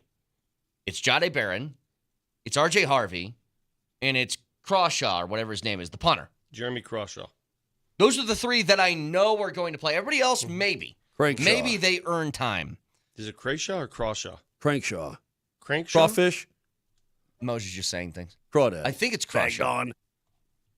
But 2 of the 3 guys that I know are going to play are currently not signed, and training camp starts tomorrow for rookies.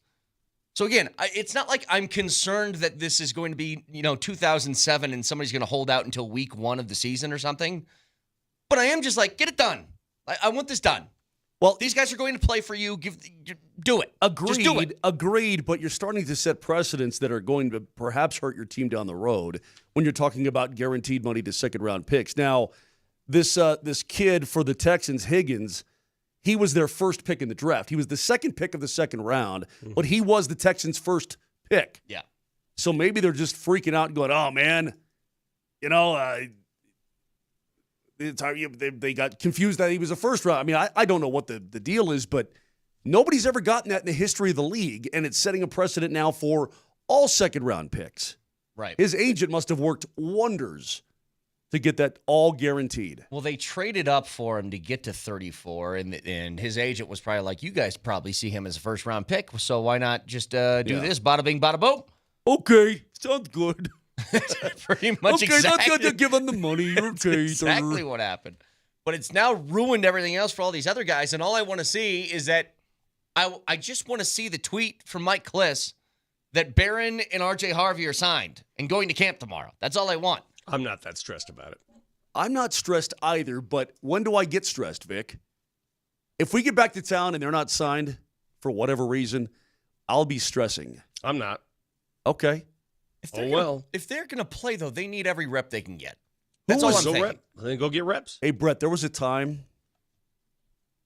Let me look at the year. I got to get the year correct. Oh, Mike Shanahan. God bless him. Boy, was he mad. Okay.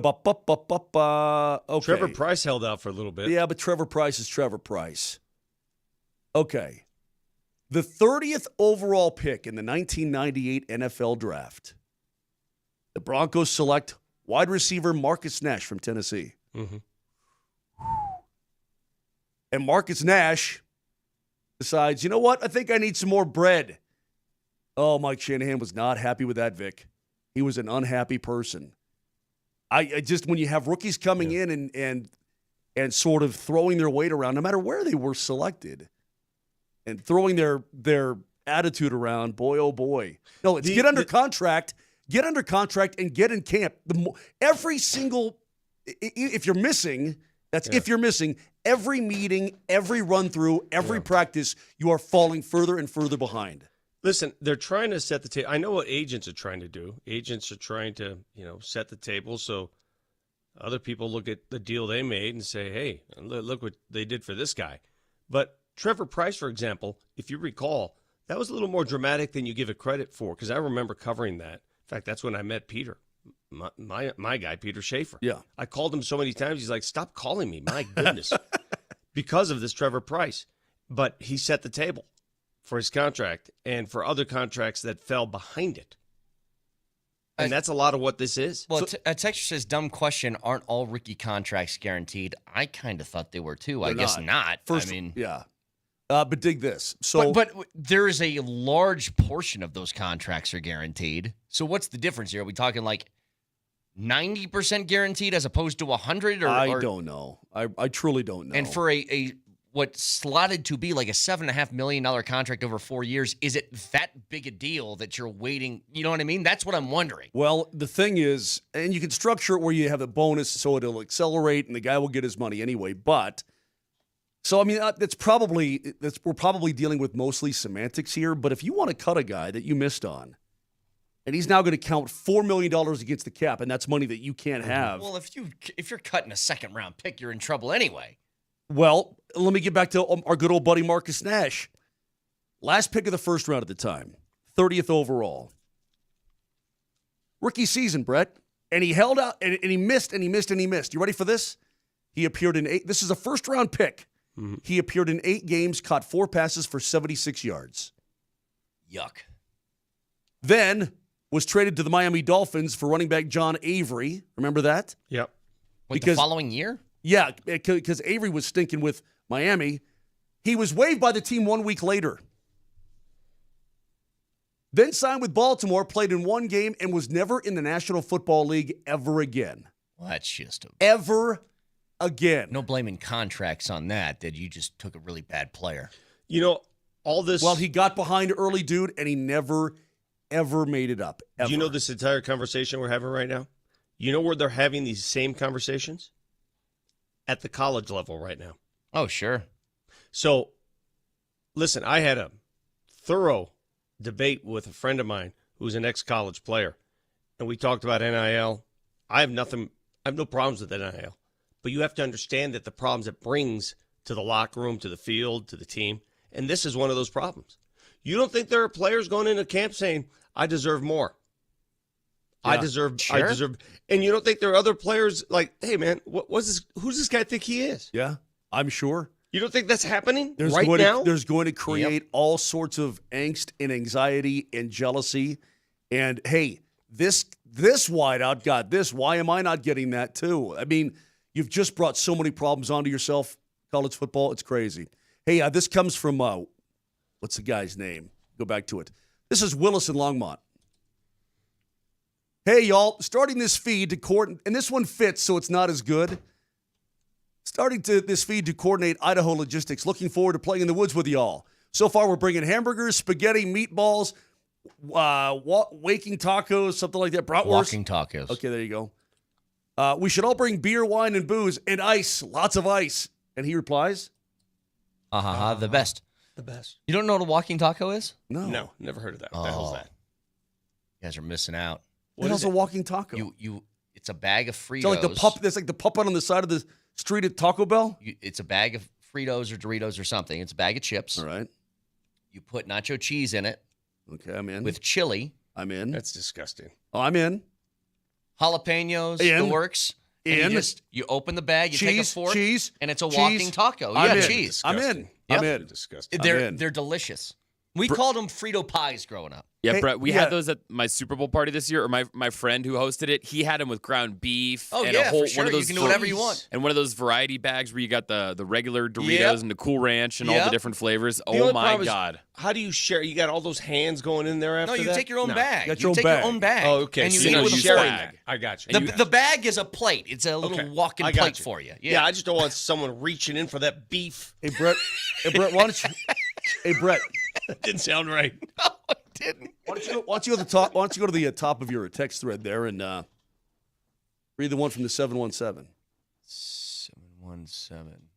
Yeah, I can't read that on the You know, air, when Moshe. you watch a group, this is a great social experiment. We ordered, when we played golf with my buddies the other day, we ordered a whole big plate of nachos. Watch how each person grabs his selection of nachos. Watch. Like, does somebody go really deep on the plate? Does someone just take the chip on top and then work their way down? Does someone take, like, half of the plate and move it? Watch. It's really a good reflection of everyone's personality. Yeah, you get to know who people are. Yes. Who like are the Moser, I selfish guarantee folks? if we had a big plate of nachos in front of us, what would Moser do? Oh, he's grabbing the one that's attached to, like, 6 other 18 nachos. of them underneath, grabbing it. And go. Exactly. And what's wrong with that? It's just a selfish move. Just selfish. If a nacho is attached to other nachos, that's one big nacho. But it's the noise. Everybody knows that. Okay. It's the noise. All right. Take a break back after this.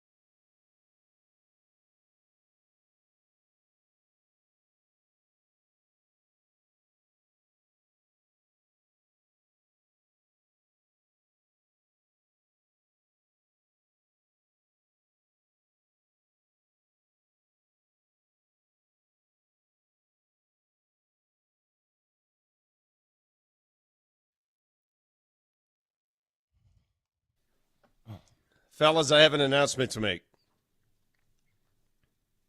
Go ahead. Where's Moser? He needs to hear this. He's waiting for his coffee, as always. Vicky came up to the window and he started angrily banging on the glass, and then he pointed at Brett, and then he pointed at the coffee machine, and then said something I can't repeat on air, probably. Like that. This is every morning. Yeah, I don't know what he was yelling at me about. I just refilled the water of that thing. There's nothing you could complain. Nothing. By the way, of course Moser would be the one who doesn't understand the etiquette of the nacho plate. That you just because you have the attached one, that doesn't mean you get the whole thing. Okay? Is there any surprise he wouldn't understand it? If you're sharing. He goes deep to the bottom of the pile, gets his nasty fingers on the good stuff, and pulls everything apart. He's that guy. Yep.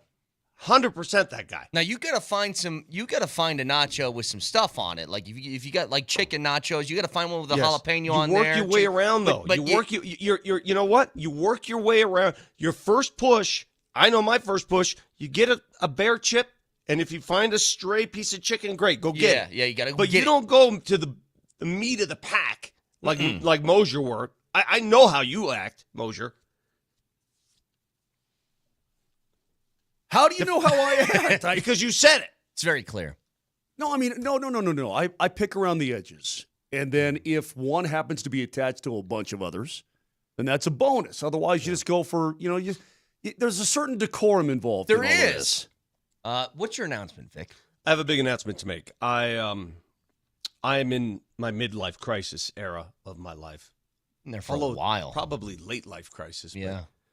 But, you do, when you have a midlife crisis, you do certain things that sort of go against the grain, things you wouldn't normally do. A couple years back, I bought my Vespa, and I'm my hog.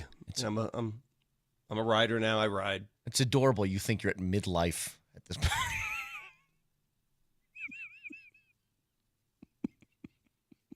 That's the worst thing anybody's ever said to me. We're nothing. We're dead. We're dust. I'm sorry. Go ahead. I've decided I'm going to get a tattoo. Oh, come on. Yeah, I'm going to do it. I have something of meaning that I want to put on my skin. All right, so what's that? I'm not telling you. What? What do you mean you're not telling? You can't say I'm getting a tattoo and not say what it is. Well, I'm not going to tell you. All right, hang on. Vic, you I shut have up. an inkless body. My body is just pure. Now we're going to guess. What would Vic get on his body that he would want there until death? What would it be? Mm-hmm. I know what it is. It's the Rocky statue in Philadelphia. Nope. No, on your sternum. No. Mm-mm. Do you guys have any ink? No. First of all, Brett, you couldn't get any because you're so pale that if you... No, I've been told by people who have tattoos that I'm the kind of person who should get them because they pop more. Oh. Well, I'm not. I don't care about popping. I tell people all the time though. I'm naturally tattooed. I'm kissed by God with all these freckles. See, here's the difference. I don't care if anybody. I'm going to put mine in a discreet place where no one's going to really see it that much. It's about a message to me. It's a self-motivator more than anything. It's a motivational message to myself. It's not one for you to. Oh, look at this tat. I don't care about that. I'll get one with you. I'm dead serious, Moj. I will. I'll get one in Italy. I wanted. Oh, Italy. I don't know if I can trust some. It's the most tatted country in the world. Have you seen those people? Yeah, Have you seen understand, those Italian soccer players? They're tatted head to toe. It's a pretty odd reaction there. That you don't trust Italian tattoo artists. I have one that I want to get right here. I just can't find the right person to do it. Anyway, good talk. What is your tattoo? That's when you see it, you'll know it. What is with you guys? Like, you get a tattoo.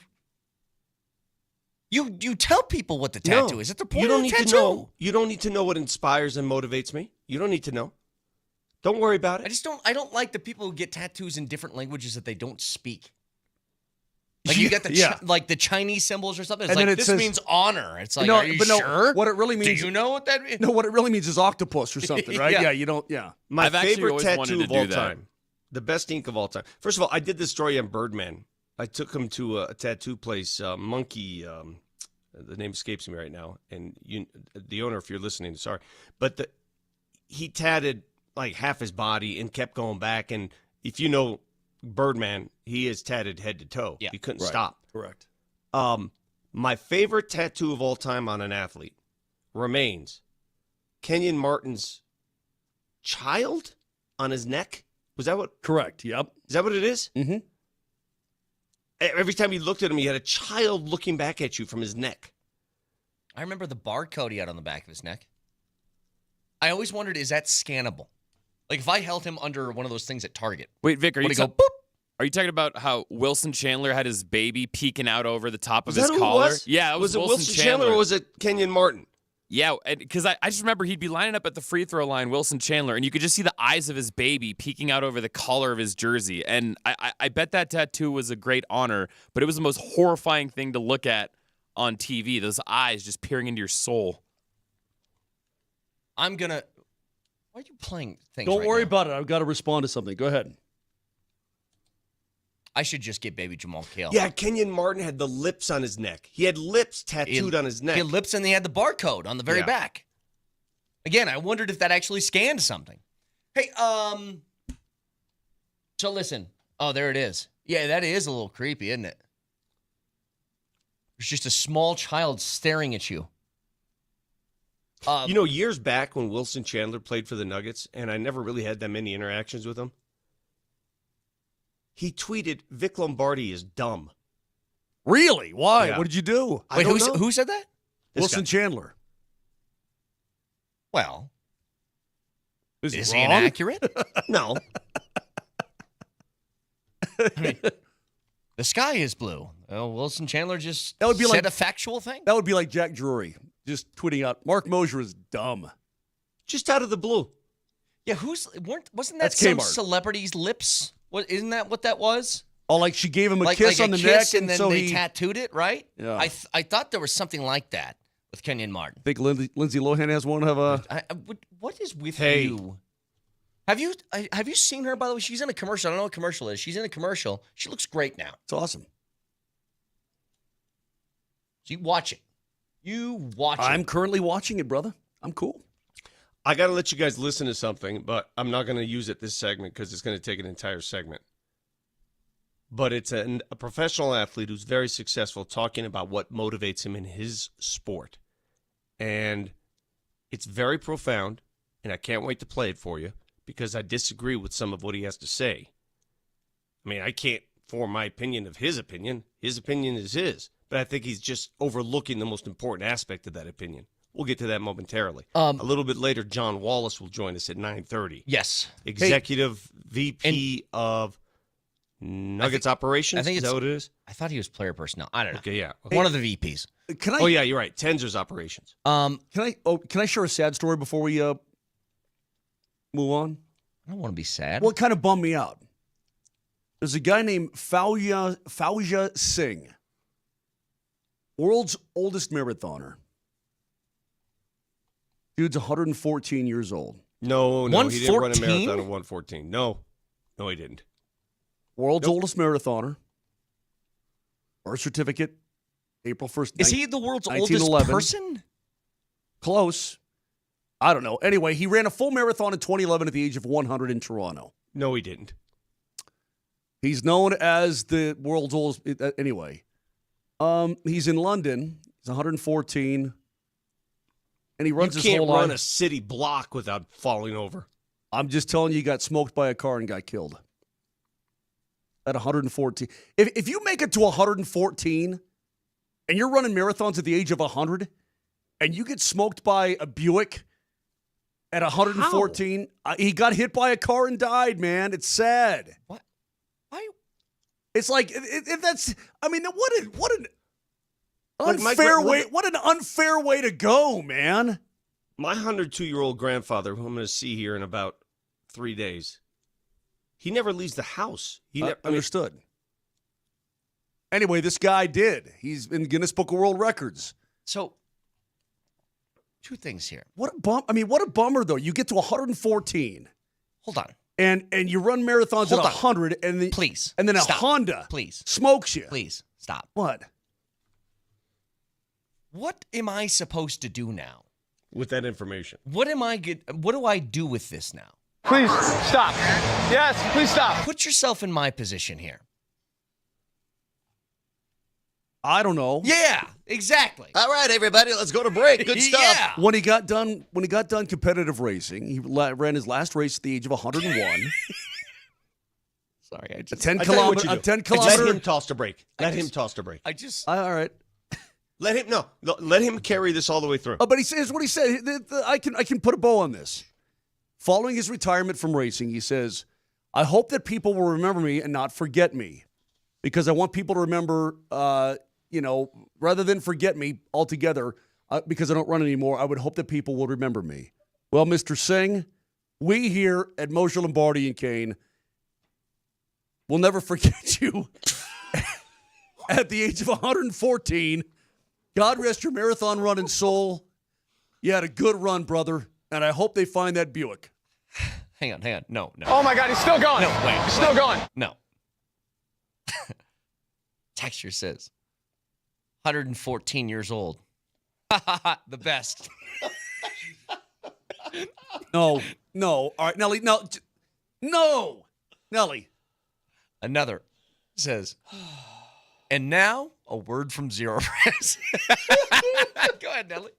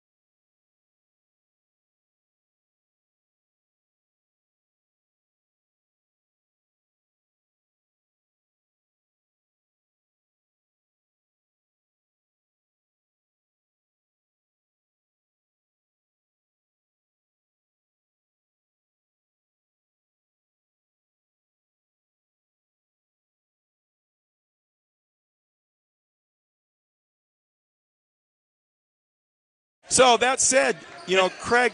Well, and then there's one more. There's one more gone but not forgotten, and that's our sweet Lucy. At the age of 12, she was run over. Oh, yes. In our driveway. Oh, like that? Was she run over like that?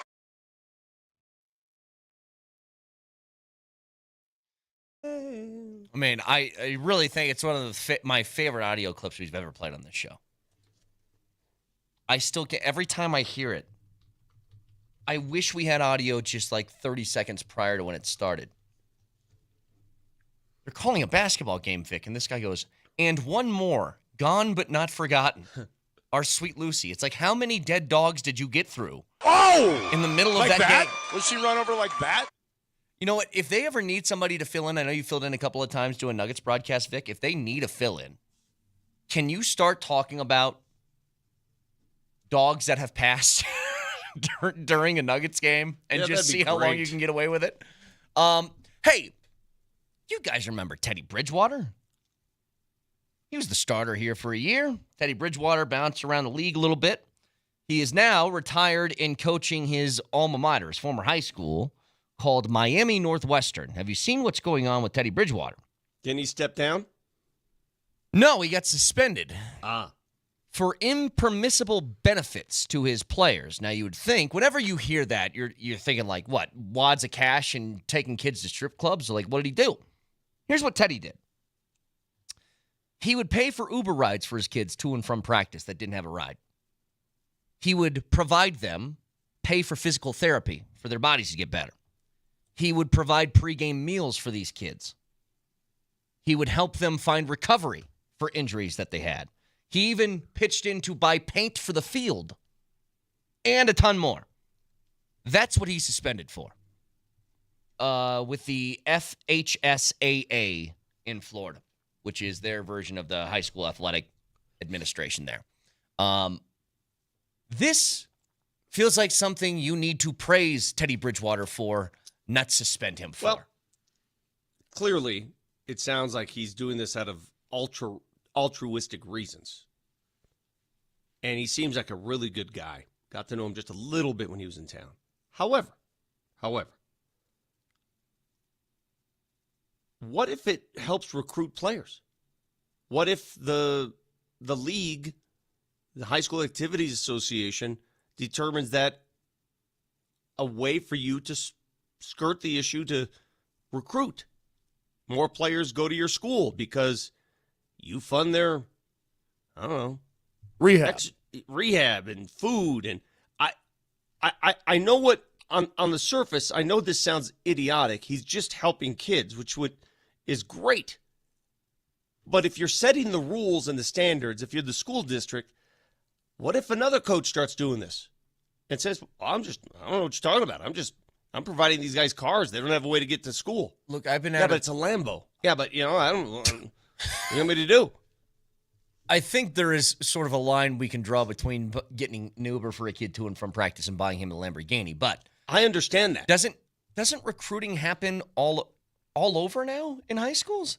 Doesn't it happen here? Yes. Aren't there kids that transfer schools for purely athletic purposes every year in Denver? Recruiting has happened forever. Yeah. By the way, recruiting's happened forever. People who think it's brand new. And my favorite part about the recruiting expose is everybody thinks it's just private schools that recruit. Open your eyes. Open them eyes. Public schools recruit just as heavily as private schools. I'll tell you right now, when I was in high school, so I graduated in 2008. The idea that somebody transferred to another school for athletic reasons was actually really rare. And now I got my best friend, he's a high school baseball coach. He goes, it happens every year. You have like 4 or 5 different kids that just transfer to another. Either they leave or they join your team, and it's a recruiting process. You try and get kids to go there. That never experienced that. What's the name of the kid from the CSU quarterback? Good guy. Fowler Nicolosi. Yeah. They lived in Cali, and they transferred. The whole family just picked up and moved and went to Texas to play football. Yeah. I mean, that's a pretty extreme one there. I don't know why the line has to, again, you said it, Vic, this is a very altruistic thing that he's doing. He's literally just helping his understand that. You understand that. Yeah. But the problem with the school district, the people who where do you draw that line? What is altruism versus what is a bonus to try to recruit? Where do you draw it? How do you draw it? Okay, can private schools, I didn't go to a private school, so I don't know this. Can they offer like a scholarship? Yeah, 100%. They can. 100%. When most private schools, you'll see that, hell, half the kids are on scholarship. Half Correct. the kids are there for free. Hell, back in the day at Holy Family, a bunch of my friends were there for free. So this feels a lot more to me like what the NCAA used to be, which is they would find people to punish and they would overlook others. You know, like, did Zion go to Duke for free? No. He got paid a lot of money to go to Duke. But Duke was never held responsible for that. But they would go find Alabama A&M and be like, you did this, so we're going to punish you just to make it look like we're doing something about it. I guess I don't like the picky and choosy nature of it. Brett. Yeah. Brett. I'm not going to comment on this. You know why? Because I've been told forever, well, not forever, but for a while now, that I'm just old. That, you know what? That all kids deserve stuff and all. As far as I'm concerned, college, high school now, doesn't matter. Just a free-for-all. Just do whatever you want to do. But I'm staying out of it. I'll enjoy the sports. I'm staying out of it. I don't want to be. Mo, she's not dropping a duffel bag of cash off to these kids. It doesn't matter. Uber rides and pregame meals. But Understood. it doesn't matter. It doesn't He's matter. making it more accessible and easier. And I don't disagree with Moser. What he's doing is from the heart. I get it. But it's also to win games. Yeah, it's also to the recovery, the getting the kids there. If a kid lived across town, goes to a different school, but you're going to Uber him to your school every single day because, damn, he's a pretty good defensive end. I mean, when do you jump that shark? Brett, I totally agree with you guys. I think this is all altruistic. I don't even think he's not even hired. I don't even think he gets paid to be the coach. He's just doing it out of the goodness of his heart, and he's got a lot of money from his NFL career. And he probably feels like if I don't do this, then he would feel like he's not doing what he feels like is his duty. Well, let me tell you what, compete. Yeah, let me tell you what I'm going to do for the rest of my life. I don't think, but maybe I'm wrong on this. I don't think that he's doing this out of being competitive. I think he's doing this because he has the means to help people. Good, that's awesome. Trying to. Good for him. And I don't disagree with you, but I'm looking at it from the perspective of the rules makers. Sure. How do you determine that? How do you discern that? Correct. Where do you draw the line on that? What if a rival coach starts doing the same thing? Which is why, and does it for a different reason. Yeah, which is why I said when you start that with college kids, and they are being exploited, do not get me wrong. But where does it start? Where does it stop? Where does it go? And right now you can see it's an absolute free-for-all. Mm-hmm. What I'm going to do from this point until the end of time, for me personally, I am going to look the other way. I don't want to know. I don't want to hear. I don't care. Do whatever it is you want because I don't know where the line is anymore. Mm-hmm. I used to know where a line was. It was a pretty hardcore line. Ask SMU where a line was. Their football program was killed by the NCAA. Death penalty, the only time ever. And the NCAA, despite infractions in the late 80s and 90s and into the 2000s, they were never, ever going to give the death penalty to another program again because it was just so drastic. Yeah. Let me tell you. Count me out. Now, look, these high school kids, you're 18 years old, and you're getting, didn't that kid just get $5.1 million guaranteed for college, but he's only 18? Count me out, man. I don't know anymore. I don't know. We had a coach, the late Mike Abermite, loved that man, back at Holy Family. And until he came along, he coached us in basketball. We were in 7th and 8th grade. And we had to find our ways to these games. And back then, parents both worked. There'd be days you couldn't even get to the game. You'd beg for a ride. Absolutely. Dude, I could not. Dude, baseball. Do you remember that? Yeah, baseball and golf in high school. Remember that? You couldn't get to the games. When I was a freshman playing ball and golf in high school, simultaneously, by the way. I'm no better now than I was then. It doesn't show. Thanks. There were times when, the guy was what teacher was he? Was he my history teacher? Was also one of the coaches. And he would drive me to, he did a couple of dudes, right? He had a pickup truck. We'd go to games with him. So Mike Abermite bought an El Camino to fix this problem. Yeah. Everybody stayed at school. We'd hop in the back of his El Camino, drive down I-25. You can't do that today. You'd be arrested. There'd be 12 dudes, 12 seventh graders in the back of an El Camino driving to Sheridan High School or Kent Denver High School because the coach found it in his heart to provide the service. Is that a benefit? What is that? Can I tell you something, by the way? What, riding in the back of an open bed pickup truck? I mean, the joy that I felt in the back of a pickup truck. Dude. What is it about that? It's so freeing. When I was a kid, I'm telling you. You hit the speed bump, you did a little hop in there. One of my baseball coaches, and I'm not joking, had a Toyota pickup. A little Toyota pickup, right? And not the kind like Back to the Future looking cool kind, like late 70s Toyota pickup. Our whole team would pile in the back of the Toyota pickup, and we would go places. And when we're hanging out, doing 50 miles, 60 miles an hour down the road, sitting on the side of the truck bed. I know that sounds absolutely insane today, and it was insane, but we thought nothing of it. It was common practice. You know what's always weirded me out is that, so I went back to Nebraska over the 4th, and I had to keep moving depending on which car we were taking. Car seat out for baby Jamal Gale to a different car. And it's always just this annoying, 5-minute process. I hate it. And I'm like, you know what? You have to have children safe in a car, strapped in, and all good. And then we're driving down the road, and I'm next to a school bus. And I come to realize the only seatbelt in a school bus is for the driver. You got kids bouncing around like lottery balls in the back seat. So why isn't there standards for the school bus on strapping some kids in? What's going on there? Dude, the old Holy Family, you would have laughed at our school bus. We had the school bus that was bought, used, and it was always breaking down. It was like the Partridge Family bus? Dude. Let me tell you what the school bus was all about. We used to take it from, Holy Family in the old North Denver to Kent Denver, for example, the rich kids. And we'd pull into this campus with our school bus, our big yellow Holy Family school bus. Well, one of the students at Holy Family wrote a slur on the side of the bus. And I could say it now, and this is not supposed to be deemed offensive. He tried to write Chicano Power on the side of the bus, but misspelled it, and it said Chicono Power on the side of the bus. So we didn't get that fixed or repainted. We drove a bus for 2 years that said Chicono Power in large lettering on the side of the bus. Nailed it. Coming to town. All right, so listen. One last thing, real quick, before we get to a break. Nelly, can you put up the picture of what happened during Summer League? There's plenty of guys in their basketball careers that have been posterized before, okay? But there was one unfortunate soul for the Chicago Bulls yesterday that was posterized and had that face, which... There's no coming back from that one.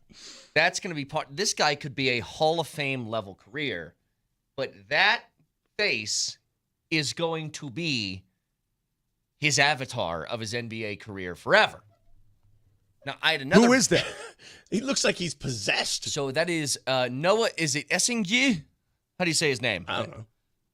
Something. I don't like the guy who's dunking his name either. First of all, I don't like his face. Wait, what's his face? He's got a haircut like something out of the 1980s. He looks like Dwayne Shinsius. Remember Dwayne Shinsius? Oh, I remember Dwayne Shinsis. This guy's name is Johnny Furphy. Oh yeah, I know Johnny Furphy. So think Murphy, but with an F. And I don't like that jump. at all. That dude can jump. Think of Joe Buck, but with... Yeah, I don't like the F Furphy. I don't like that either. Hey, give me some... Yeah. Hey, all right. Hey, woo! Joe Duck. Yeah, with a D, correct. Hey, now you're talking, baby. Oh, boy. Hey. Johnny Furphy? Hey, hold on a second with Johnny Furphy. That guy looks like he's about 12. He does. And the other guy looks like he's 37. The guy's name is Johnny Furphy. It's Murphy with an F. He played at Kansas. There's no coming back from that face. That is the face for the rest of your life. Yeah, you might as well use that on your card, basketball card. Texture says, I finally know what Vic's getting tattooed. He's getting Chicono Power on his chest. That'd be awesome. True story, dude. Anybody with the Holy Family. And what's funny about it, and here's this Catholic school driving about town. We never got it fixed. We just embraced it. So Chicono do you Power. have, Nelly, do you have ESPN when they show, is it good audio quality or is it one of those that somebody recorded off the TV? It's good? Okay. So they showed this picture and then they tried to continue with SportsCenter and they couldn't make it through. It's like it was. Oh, yeah. Putting Noah God. SNK on a poster.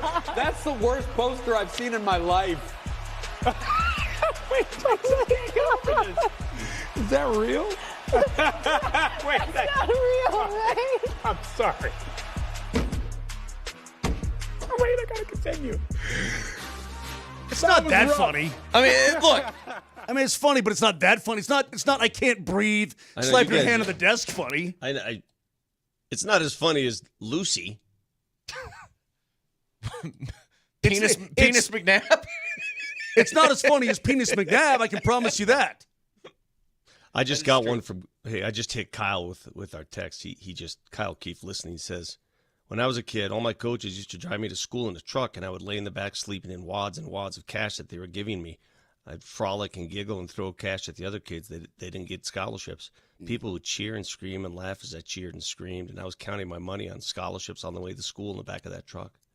I replied, ha, ha, ha, the best. It really works for everything. It does. It really does. All right. So for those, do you want? Never mind. I said, do you want for those? Not everybody listens for the full show, right? Do you want to recap people on the ha ha ha the best, please? Oh, it's just and Mose texted Vic. We need more, but we need more entries on our own text line, please. Mose texted Vic. I'm watching the Godfather during Home Run Derby last night. During the Home Run Derby. Okay, let me say what I said. I mean, we can just cliff notes it. It's No, fine. Here's my text to Vic yesterday, 6 o'clock. F. Just flipped on Godfather at Connie's wedding, ... Now going to be a long blank night of zero production because I got to watch it all the way through. And Vic writes, ha, ha, ha, ha, the best, which is Vic's way of saying, I don't give a rat's rip sideways what you're watching or what you're doing. Which also you didn't know until I had to explain that to you this morning because you're like, Vic, you said it was the best. Because he loves the Godfather, and I thought he was being genuine, but he was being a jerk. Yeah, he was. He was just, okay. It was a way to shut you up. Okay, so then we asked Because if I didn't, here's the problem with Moser. If you don't reply with a text, he'll assault your phone with more texts. Yeah. Okay. What, nothing? So, wow, blank me. Sorry for liking a movie. Oh. So we asked people right at the start of the program, or maybe at 7:20, please, the next text you get from somebody, no matter what it is, please respond with, ha, ha, ha, ha, the best, and see their reaction and send it to us. And I can't find it now, but a guy said his buddy texted him, my dad got in a scooter accident yesterday and broke his collarbone, and he sent me the picture, and I put, ha, ha, ha, ha, the best, and he replied with, bro, what the F? Which is probably an accurate response. Absolutely. All right, John Wallace is going to join us, the EVP, one of the co-EVPs of the Nuggets. He will join us at 9:30. We'll ask him a pointed question. Is Valanciunas a Nugget or not? That's at 9:30. Stick around.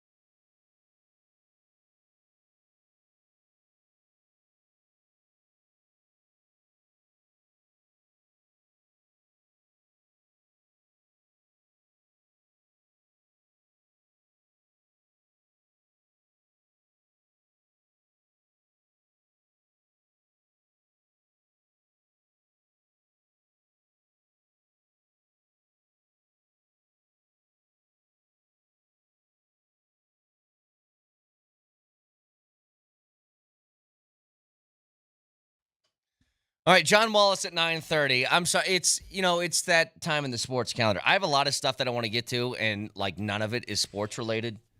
But I just came across something that you guys need to hear. Tadej Pogačar. What did you just say? Nothing. You guys ever seen those bad Amazon reviews things that come out where somebody is just hilariously reviews a product on Amazon? No. Okay. Well, I have one. This is for the Beach Behemoth Giant Inflatable 12-foot pole-to-pole beach ball. A 12-foot beach ball. Okay. Let's stop right there. I like a good beach ball at a game. Yeah, I love that. Yeah, but the fact that anybody makes a 12-foot beach ball is dumb. The fact that anybody would buy a 12-foot beach ball is equally dumb. So if the ball is crap, the people get what they did. A 12-foot beach ball, why do you need that? What is the point? Well, this is the review from Reed, who purchased one of these. Mm-hmm. He gave it 2 stars. Mm-hmm. He said, a fun way to ruin a weekend and blow $100. We took this ball to the beach after close to 2 hours to pump it up. Pushed it around for about 10 fun-filled minutes. That was when the wind picked it up and sent it huddling down the beach at about 40 knots. It destroyed everything in its path. Hurtling down the beach, not huddling. That's what he said. Children screamed in terror at the giant inflatable monster that crushed their sandcastles. Grown men were knocked down trying to save their families. The faster we chased it, the faster it rolled. It was like mocking us. Eventually, we had to stop running after it because its path of injury and destruction was going to cost a fortune in legal fees. Rumor has it can still be seen stalking innocent families on the Florida Panhandle. We lost it in South Carolina, so there's something to be said about its durability. That's good. That's good. Dude, I was at a girls' youth soccer game years ago, and you know those little mini tents you put up? The ones that are made of plastic on the top just to keep shade for the kids? Yeah. They're like 12 by 12. Windstorm came in. Oh, it took flight. We never saw it. Yeah. We never saw it land. We never saw it again. Those things, if they aren't actually nailed in, they're scary as hell. We never saw it. Yeah. I've seen... Well, Vic, I don't know where it crossed the border somewhere. Man, maybe I've seen the videos online of trampolines that get airborne during big storms. Yeah. What you should have done, rather than give your trampoline away, you should have just untied it from the ground and waited for a big windstorm to carry it to another county. That's what you should have did. Hey, I got a question. What happens if Michael Porter Jr., who is the highest paid player for the Brooklyn Nets, makes an all-star game next year? Just out of curiosity, what would you think? Well, here's what I would think, and I'm going to be practical about it. You unleashed a player who is now option A instead of option C or D. That's what it is. I'm very eager to see how Michael reacts to that because he's going to be facing the best defenders. He's going to have room to work his craft. Nobody's going to say work it inside, right? Shoot it. Yeah. Do your thing. I'm very eager to see how he operates. Vic, I'm equally curious of what his shot volume is going to look like. I hope it's a lot. I do too. I mean, if he wants to become just the ultimate gunner in New York, then go ahead. Yeah. I mean, gun away. But we've talked about forever how Jokic doesn't have an all-star or all-NBA or all-anything teammate. His entire career, he hasn't had one. And I almost wonder, is it like... Are you insinuating that maybe he's the reason why? I don't know. I don't. Because here's the deal. The way in which he operates is such a high level, and everybody is more efficient. It's very heliocentric. But does he take away from the requisite numbers that somebody would need to be in? Does that make sense? I'm just asking. No, it makes perfect sense. But again, it's everybody orbits around Joker. Yes. Heliocentric. There have been players like that in the league that have made all-star games and teammates that have made all-star games many times. Many, many, many, many times. True. Think about great point guards and their teammates that have made all-star games. So, no, I don't think it's a valid excuse. Okay. I think consistency. See, I think Jamal Murray would be an all-star by now if he came to play in October. He usually turns it on later in the season. You're probably if right. Jamal Murray gave us Remember what he gave us in the 2023 playoff run? If that Jamal Murray showed up early in the season, I think he's an all-star when the votes come out. Like if they had an all-star game after the season that year, he's probably an all-star. You know what I mean? Like, agreed, 100%. Because in the games that mattered most, forget October 24th. In the games that mattered most, April 24th, May 24th, he played his best. He certainly did. He certainly did. I look at MPJ, though, and I look at his number of three-point attempts. The last 2 years, it's been under 7 per game.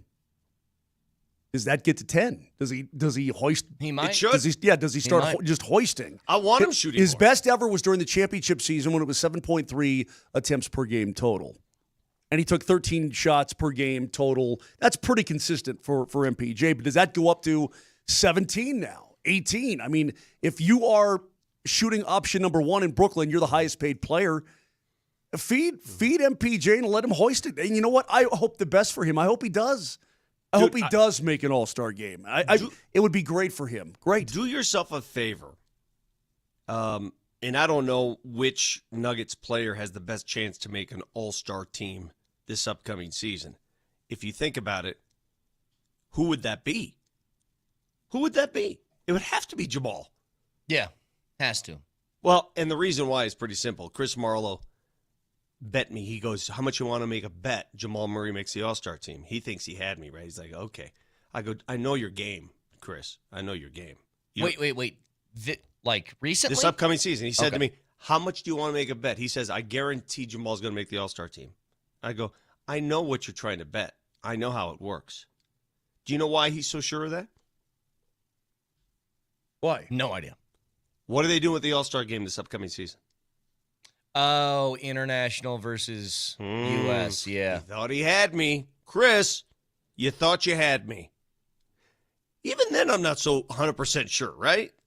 But it's the chances skyrocket because the international team's going to need international players, clearly. Mm-hmm. Right now, let's put together a list of international players that make the all-star team. You ready? All right, SGA is your point guard. That's easy. Wemby is on that team. Joker, I should have started with Joker. Joker is on that team. Jonas. Luka is on that team. Jonas is on that team. Need more guards, guys. Lou Dort, they'll put Lou Dort on there for his defense. He's on that team. These are guys that are definites, right? These are guys that are definitely going to make this team. SGA, Wemby, Joker, Luka, Giannis, Lou Dort. Pascal Siakam. You're exactly right. Siakam is on that team. All right, so now we've got 7 players. Sabonis. We need more guards, guys. We need more guards. Jamal Murray's on that team.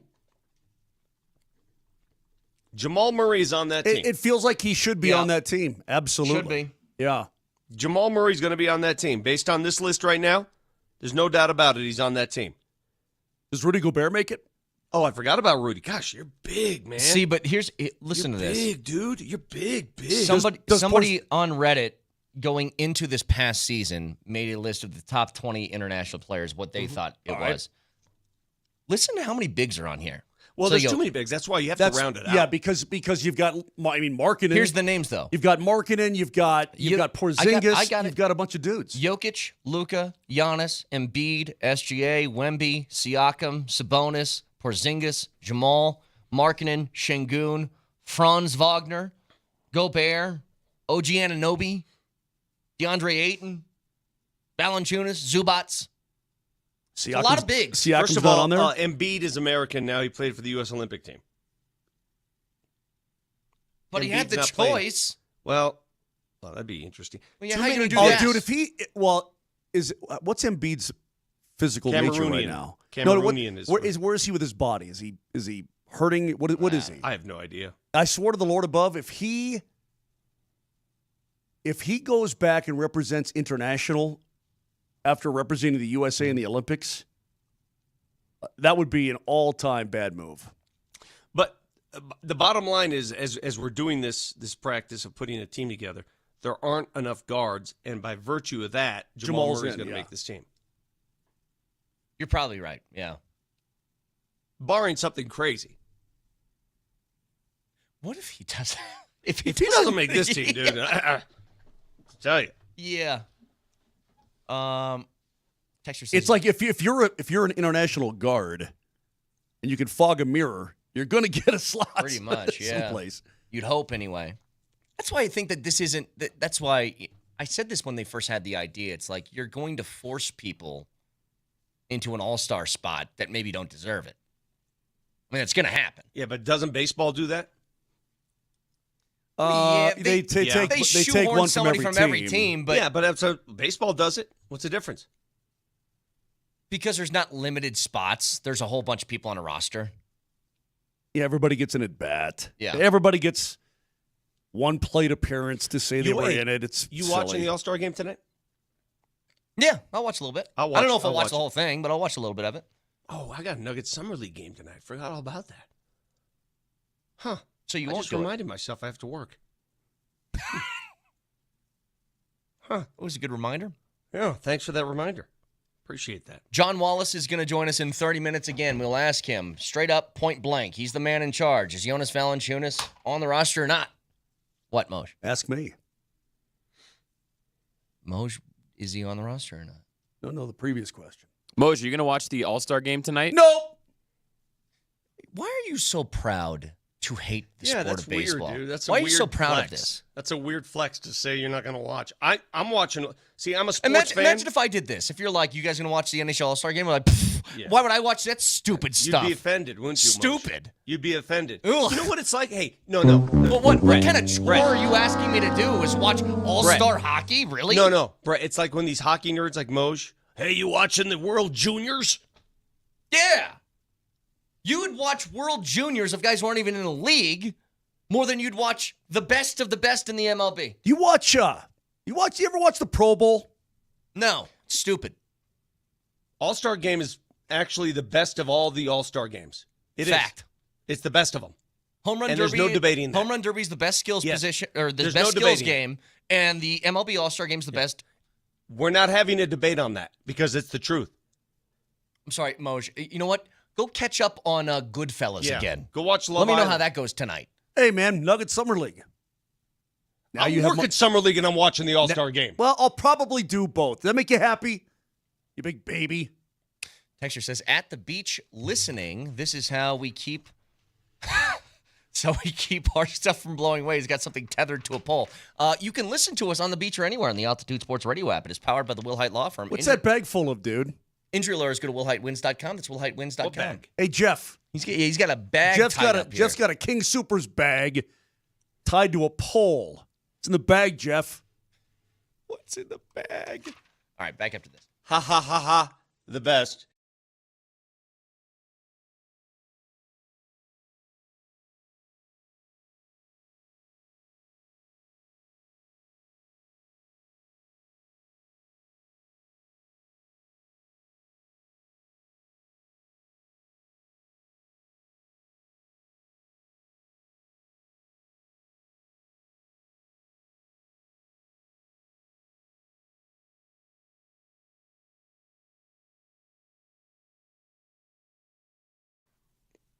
Learn something every day.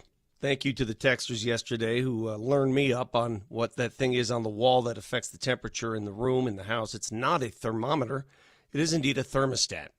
And this time of year, you want to make sure that thermostat is blowing cold air. So you lower that thermostat, and you know what happens. You lower it, no cold air. What is going on with the AC? Before you get to that point, call AAA service. They'll come out and give you a $49 AC tune-up. $49 to fix your AC so you're not messing with the thermostat. Keep things cool this summer. Don't mess around. Schedule an appointment today. AAAtoday.com. That's AAAtoday.com.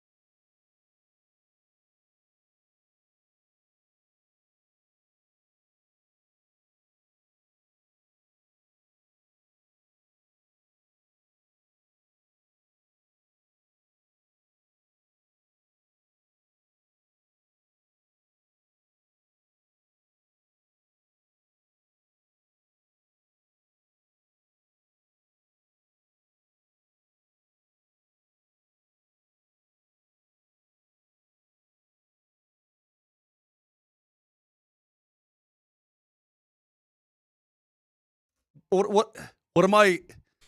My time is valuable. What am I supposed to do? I don't have time for that, and I don't want to get into it, and I'm not going to do it. So what am I supposed to say to extricate myself? Moser yelled at some guy outside of a grocery store who was trying to get him to sign a petition or something.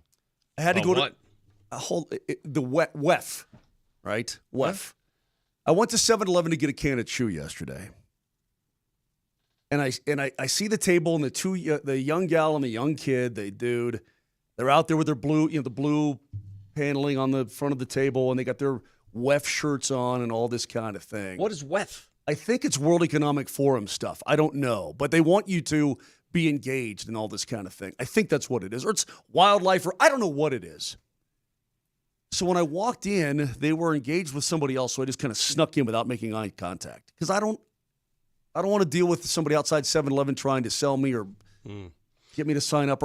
So then on the way out, I'm like the lone wolf on the way out. And the way I have to go, I have to turn away from them out the door and then turn to the right. And the young kid goes, "Sir, before you leave, do you have a minute?" And I turned around and I said, "I hate animals." "Thank you." It's rude. And then he says, "Well, what about people?" And I stopped and I turned and I said, "I hate everything on this planet. But you guys have a great day." And he goes, "Thank you, sir. You have a great day too." And I walked away. Well, I don't know how else, Vic. You just keep walking. Just say I'm not interested. I pretend I don't hear him. Yeah. Why? That's better than yelling that you hate everyone. This aggression will not stand, man. I don't know a better. I mean, I guess I should have better tactics. But I just wanted to disengage, Vic, and I get it. I don't want to be rude, but I paint myself as the bad guy, hating animals and people, just to make them feel better. I guess I didn't say no. I don't listen to your crap. That would be rude. Remember that Safeway where we did that remote a couple months ago in North Denver by my parents' house? Yeah, that's the one where you stole some stuff and got busted. Yeah, but that used to be my refuge. That used to be my moneymaker. That was my ATM machine. Whenever we had a fundraiser at Holy Family for whatever, I used to sit in front of that Safeway every single day, and it was like clockwork. It was easy, man. It was great. For a kid having to make money for whatever, athletics, you just sit out there and do that stuff. There's not enough of that anymore with the kids. When the adults do it, I'm sort of turned off by it. When kids do it, I engage. Why is that? Well, because because you remember back to your childhood, and I've had to peddle stuff door to door, oranges and all kinds of crap. When kids do it, I'll actually pay attention. When adults do it, it's like these were must have been I figured anywhere 17 to 19-year-olds. I don't know, man. I'm like So I made myself the bad guy that, this guy clearly has problems. He hates animals. He would do it to kids, people. too. Hi, I'm Johnny, and we need money for my baseball team, and I have these magazines. Yeah, get to the point, kid. Come on, get to the point. No, man.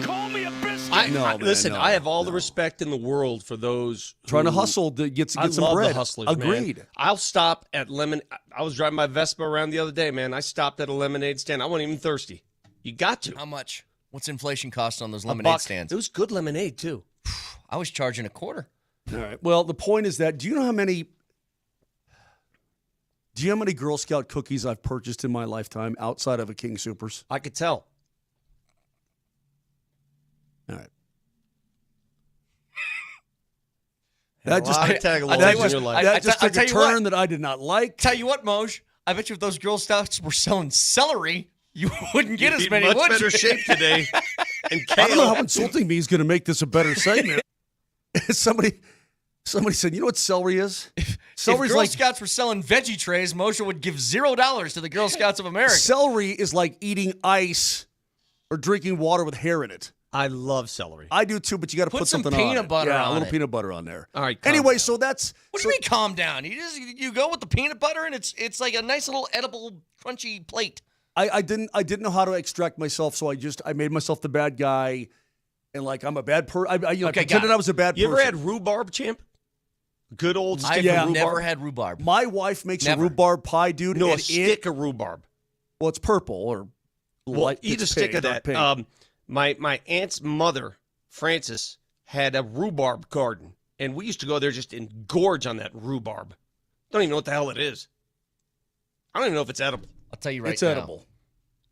I consider this one of, like, elite tier snack. Bell peppers all day. I could eat bell peppers from sunup to sundown. No problem. I don't know why. It's not like they're especially good or anything. I love them, though. Yep, Dude, they're good. If you said for the rest of your life, Vic, you eat one item and that's it. If you gave me green olives, Italian green olives, or Greek green olives with the seed in there, 100%. I can go all day. now. All I am not an olive Do you know how many olives I'm going can to go to hell. Get out of here. Do you know how many olives? You're not an olive I'm guy? preparing I'm not to eat? an olive guy. Not at all. Oh, dude, I'm preparing to gorge myself on olives. Dude, my brothers, we had so many olives one day when we were in Italy. We had a contest to see who can hold the most olive seeds in their mouth.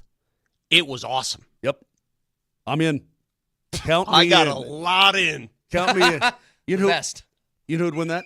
Julia Roberts. She'd win it hands down. Why are you doing? What are you doing? No, Okay. I don't need you to whisper. I don't need you to All right. whisper No. anything to me after that. Wait. Just what's the point of taking a shot at Julia Roberts? What's the? Nelly.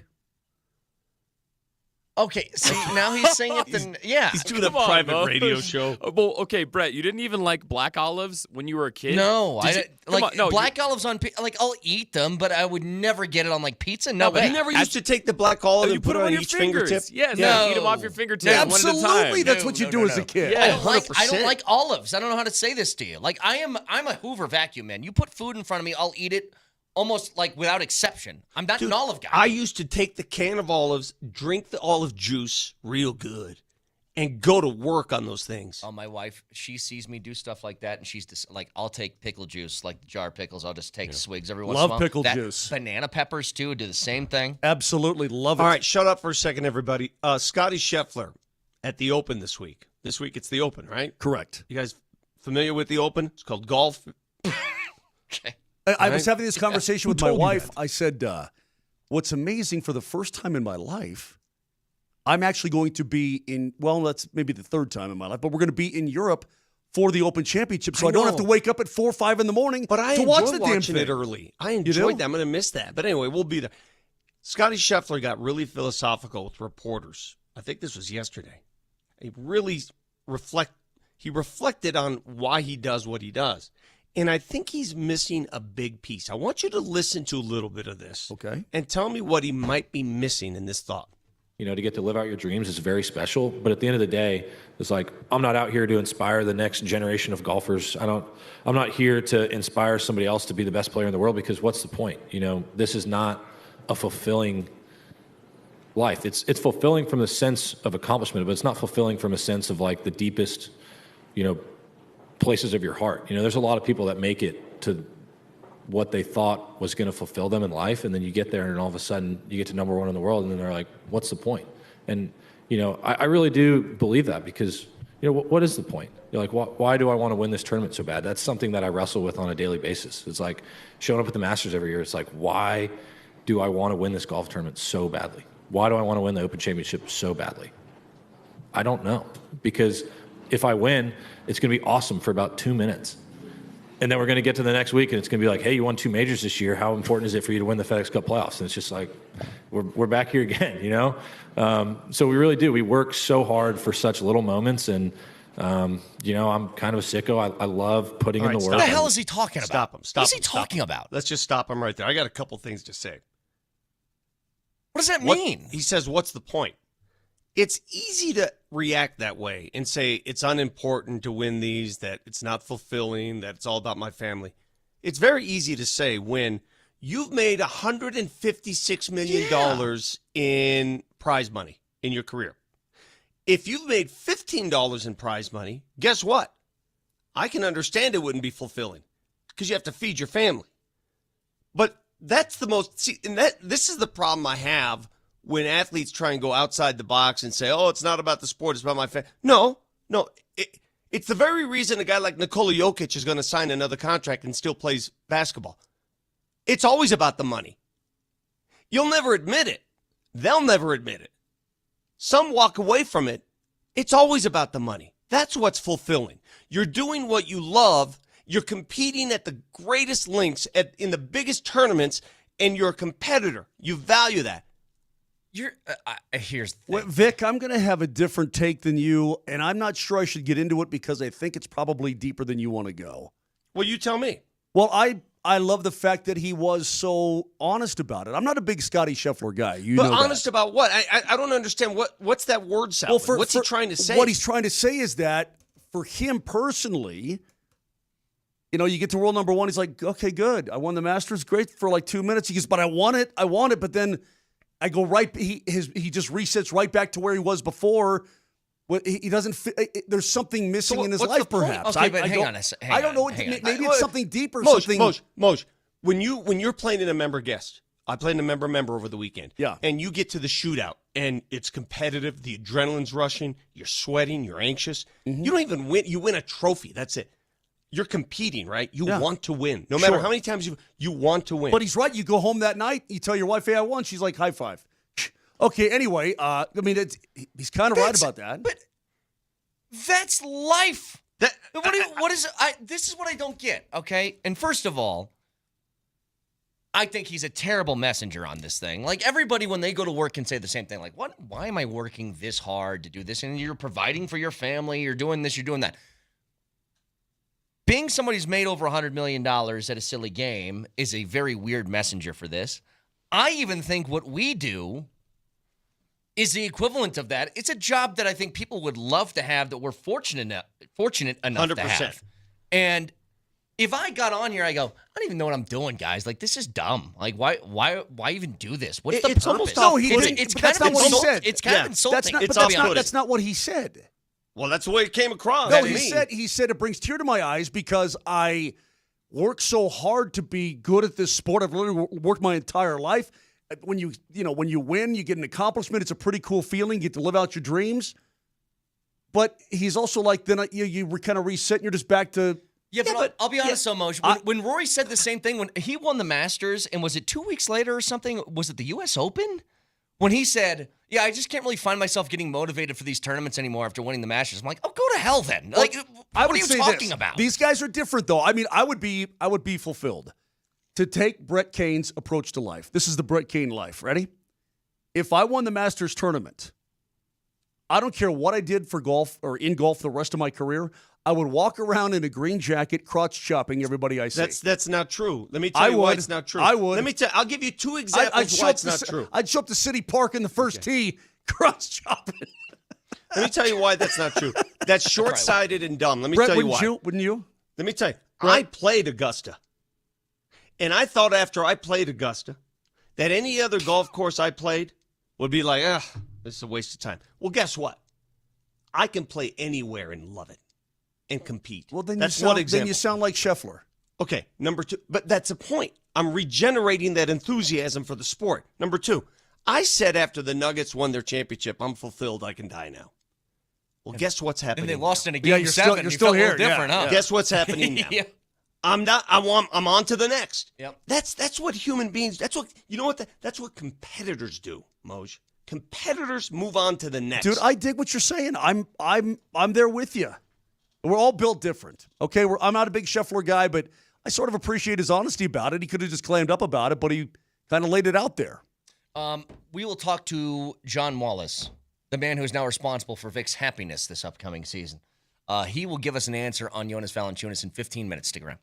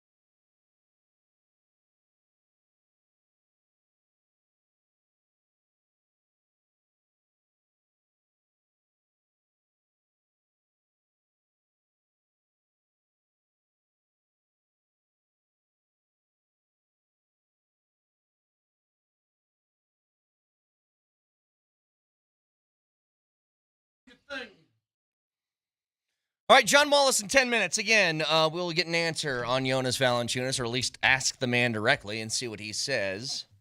I know, Vic, Sanford asked you this between shows yesterday, what your percentage was on Valanciunas being a Nugget this year. Did you say like 90? You're like 90% in? Mm-hmm. Still that little bit of fear out there, I guess, but it does feel like this is finally coming to a close, and hopefully we'll get a definitive answer here in a few minutes. Mm-hmm. Again, asking him that along with how they went about this offseason, how long have they had this together, I wonder. Yeah. Yeah, I mean, were these plans in place before he arrived and he just helped execute them? Yeah. That's my question, because I think, trading Michael Porter Jr., he just didn't happen upon that and say, oh, that plan's been in place. Just had to find a willing partner. Right. So we'll talk to him in just a few minutes. There is, again, if you guys are just tuning in, for the Nuggets specifically, we talked a little bit earlier about how these guys kind of showed up. There was maybe some question marks from a lot of Nuggets fans about what their job titles were and how that was going to mesh together and all of that. But I don't know if you could be, like, if you were to take an approval poll, I don't think it could be higher at this point, this quickly, upon him signing up than it is right now. I don't think there's a single Nuggets fan that's sitting there being like, yeah, they did okay. What a bummer this has been, man. Right. No, it's everything they needed. Could you always want a little more? I guess you could always want a little more if you're greedy. But as far as what we've been discussing and what has been apparent for some time now, the needs have been fulfilled, at least in the time being, and they've put themselves in a terrific position to go for it again. I mean, Brett, simple question. Did you have fun at the parade? I had a really good time. Vic, what did you guys do after the parade? I never saw you guys afterwards. Vic, did you have fun on the fire truck and on stage? Yeah. I had a really good time. Well, what I did is I hung out with Brett. We started on shooters like 6:30 in the morning? Yep. Okay. And then we did the show. It was fun. And then my wife showed up. Remember that? Mm-hmm. Nope. The bear was there. The bear was there. She got a brand new NBA championship hat, which we still have. Yep. And then the bear and I walked over to the party at what was that? We walked across downtown to the party. The Dirks Bentley bar. Is that what it was? Yeah. So we went to the Dirks Bentley party. And by that time, Moser's feeling pretty good because now it's late after. It's sometime in the afternoon. That was the last time I saw Bruce Brown in person. person. That's the last time I saw Brucey B as well because he goes, "Oh crap, I forgot. I got to get on a plane to Vegas right now." Right? All right, shut up. We're gonna have to pivot here. John Wallace just called into a pretty important meeting. He's gonna have to reschedule for tomorrow morning instead. Okay. Well, I take it all back. We'll get an answer tomorrow. I don't like pretty important meeting. What does that mean? I don't know, but I don't like this. I don't like this at all. Did he hear me say I wanted a definitive answer on Valanciunas and then he bailed? Is that what happened? I don't think that's the case. I think that, maybe this meeting has to do with that. I don't want to speculate. I don't know. Don't know. All right, so John Wallace, he's going to join us tomorrow morning, you said, Vic. Tomorrow morning. Okay. Same time. Same channel. So I won't be here, so that's unfortunate. We'll wait for that. In the meantime, let's just go here then. I will be, just to confirm, I will be on the show tomorrow. Okay. It's okay. He doesn't have to. I'm not trying to. I can't. Yeah. Trujillo, you're off the hook. This is courtesy of News 10 NBC in Rochester. And I like this because I feel like this is the way that Vic would react had he been presented with the same situation. There was a mountain lion on the loose in a neighborhood. Very scary. Where? Rochester, New York. Really? Mountain lion. Big one. Yeah. And one guy was walking through the neighborhood and saw it. And here was his account. And all I heard is people running and coming back this way like, oh. And I'm like, what the hell? So I just kept walking, minding my business. And I keep coming down the street.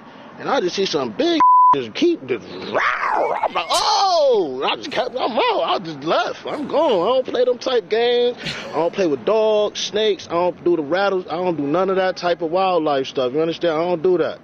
I think that's a perfect summation of what I would do. 1,000%. I mean, absolutely 100% how I'd react if I saw a mountain lion. I am literally, it's one of the things that scares me the most. If one of those things is loose in my neighborhood. I don't know what I'd do. I'm like, oh! I just kept, I'm out. I'd freeze. I told you when I first moved here and I tried to do the hiking stuff, which I haven't done in a long time, but I always carried a knife on me. Just in case. Yeah, That's sure. the only thing I thought. Probably a smart thing. Is that if I came across one of those, I want to have something. Yeah. Everybody thinks that they know how they would react. Come across a real rattlesnake. Oh, yeah, God. Tell me what you do. Oh, in person that's coiled and rattling at you. Mm-hmm. It happened to me at the golf course you always play. Coming down Murphy? the front nine. I saw the biggest snake of my life at Murphy Creek. Yeah, dude, it was on the left. It was on the left side because I yanked one left Mm-hmm. into the long stuff before the road. Tell you right now. And I'm like, whoa. When that temperature gets above 80 and I pull one into that bye ball. Hey, I could see it if it's like 10 yards in front of me and I can see it. I'm like, don't care. Get on Green Mountain sometime, bro, in the spring and early summer. Moj. Ooh, you think you know how you'd react, but you'll squeal. Vic, your place, you said that one hole is like the biggest concentration of rattlesnakes? Per capita, number 11 at Rolling Hills has the most snakes, I think, in the world. I can't verify it or confirm Per it. capita. Dude. When you want to get a point across and you're you like, say I know capita. this sounds hyperbolic, but if you go per capita. Maybe. If you, every single time you go to number 11, there is a creature that shows its face. Every single time. If you're walking That down creature was Mark Moser when I was there. Yeah, pretty much. And he was shoeless like an idiot. Yeah. Okay, if you're walking down the street or you're on a little mountain walk, whatever, and you run across a big cat, you think you know how to react. You think you would try to remember what to do and what not to do. I'd freeze. Dude. You don't know till you're there, man. Dude, I get scared when my son, they got this cat, and hey, how you doing, cat? And it does one of these to me. Yeah, we know you love that little kitty. No. Yeah. One of these. No, he has two cats. One's nice. The other one goes, dude. And a texture saying, ha, ha, ha, ha, ha, ha, ha, a knife. That ain't gonna, I'm not saying I would Rambo this mountain lion. I just want something other than my bare hands, okay? To take me from a 0% shot to maybe a 1% shot. Okay, I got a story for you. Involving Keith. Keith Moser. So my old man used to live out in the country, and he had his house, and then he had like this big shop on the side of the house that he'd have to walk to. Turns a corner one day, and there's a gigantic rattlesnake on the walkway. Big old rattlesnake. So what'd you do? He said, well, I'm smart. So I went back inside and got my 12 gauge. He goes, I came around the corner, and he says, son, he's huge, thick, healthy, right? Big old boy. Big old boy. He says, I blew him away. I said, what'd you do? He says, I blew him away. Yeah. He says, but all the shot ricocheted off the walkway and blew apart the house. He blew the siding off his house. Guess all the shot hit the walkway and ricocheted up and blew the siding off the house. I'm like, so that's afraid. he's like, I'm really, really smart, son. Hey, I'm so afraid of snakes. I wouldn't take a shot because I'd be afraid they shoot back or something. Oh, you know what? Just a reminder to you guys, by the way, if you're tuning in for John Mullis, he just got pulled into a meeting. He's going to join us tomorrow at the same time. That's so what we're tomorrow talking about, at 9:30. rattlesnakes and not Valanciunas. I tried to use the salt gun on a wasp. Well, that's a bad. And I decision. just made him mad. He wasn't like I was right up on him too, and he was just like, "All right, that's it, dude. You and me are going at it." Have you been using it though, Nelly? Have you been using yours? I've used it, but I must have the wrong caliber of salt in there because I have to be like an inch away from a fly to dust it. Otherwise, it's maybe nicking it or missing it. Huh? But I've dusted a few, but it's got to be point blank range. How about you boys? I haven't used it that often. It was a pretty expensive gift, bro. If you don't want to, give it back. No, I mean, I like having a weapon in the house just in case. All right. Did you hear that sound? Yeah, if we get besieged, I'll pull that salt gun out. All right, sounds good. Yep. You know what my wife did buy? One of them mosquito things, the lamps that just... Oh, yeah. Zap it. Oh, bug my zapper. God, we got corpses all over the patio. Corpse after corpse. All right. What do you guys think of this, by the way? So people at Auburn are not happy with their head coach right now. And there's a very simple reason for it. Hugh Freeze. What's wrong with Hugh Freeze? What did he do? He plays too much golf. He's an avid golfer. Mm-hmm. Okay, so he golfed too much. So hey, Steve Spurrier played golf every damn day, and he won games. They're keeping track of his gin, okay? And it's revealed that he's played golf 10 of the first 20 days of this month. Hugh Freeze's response to them is this. You know, everybody seems to talk about my golf game. Mm-hmm. Why is this frozen now? Hold, please. Hold, please. Everybody seems to talk about my golf game. I do love golf. I enjoy playing. What people don't realize is, I assure you I'd never missed a day, a camp day or recruiting day. But if camp got over at 3 o'clock one day and Jill and I go out at 4:30, we absolutely would do that. I'm not apologizing for that part of it, but my focus is 100% on getting Auburn in that win column this fall. You know what?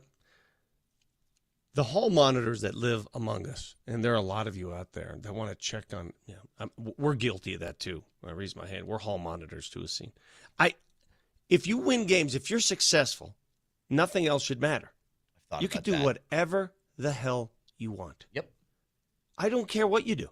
Do you ever notice when we see these videos that emerge from Serbia of Jokic rafting and getting drunk and going to concerts and dancing around and being shirtless and all that, how it doesn't bother anybody because Jokic puts up 30, 12, and 10 every single night? MVP. He's already shut everybody up. But if Luka Jamal Murray shows up to a UFC event and that bothered people, even though it is the offseason, and I'm sure he did a workout that morning, but he was just going with who's his buddy? Is it Volkanovski? Is that his UFC fighter buddy? I'm not really sure. That's all that matters to me. If you produce, I don't care. I mean, what do coaches do in their downtime? I can assure you they don't just go, maybe some do. In fact, I'm sure that some do.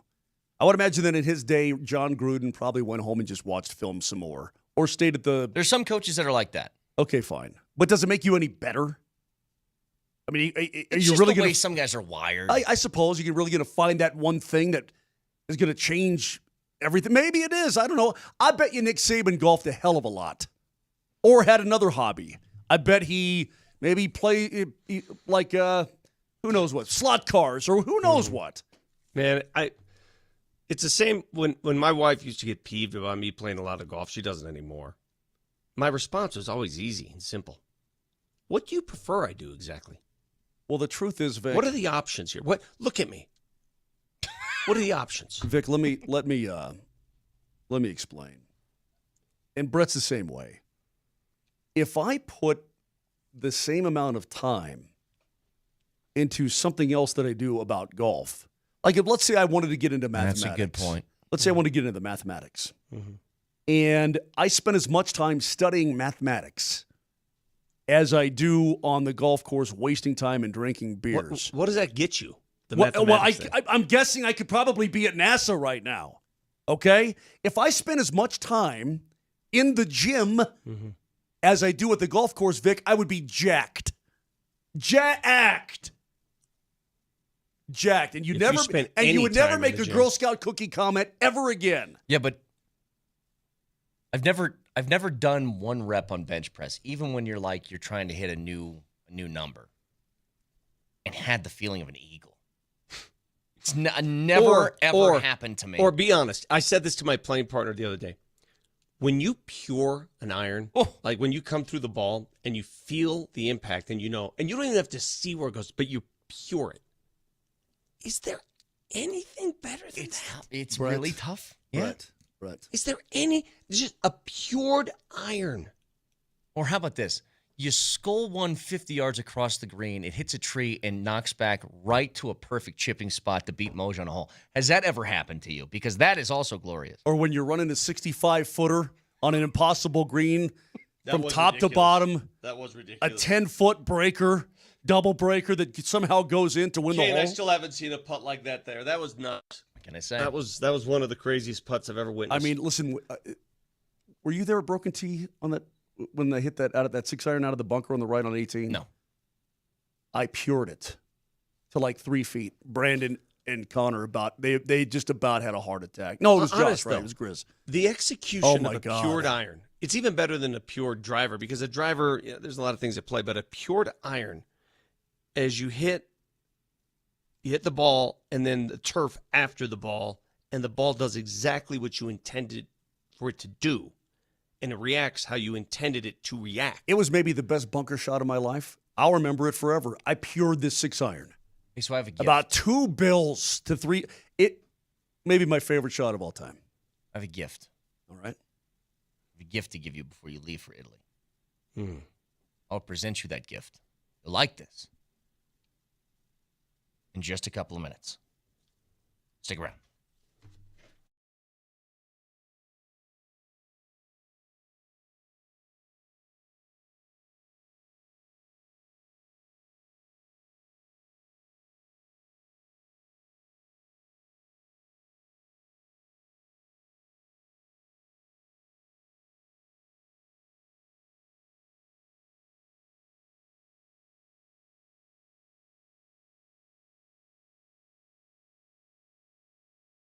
The weather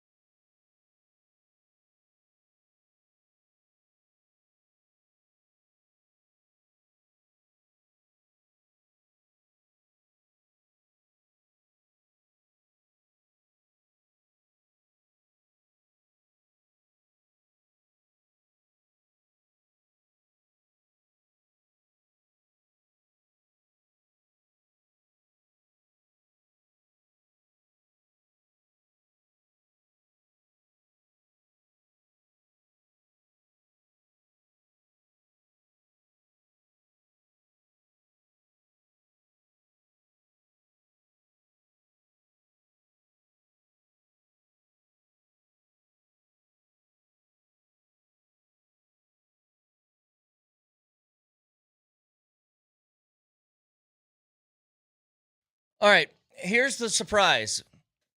Vic, this is why I wanted you in studio, but whatever, you're at home. So, our good friends over at Launchpad Brewery, they're having their 10th anniversary this weekend. Happy anniversary.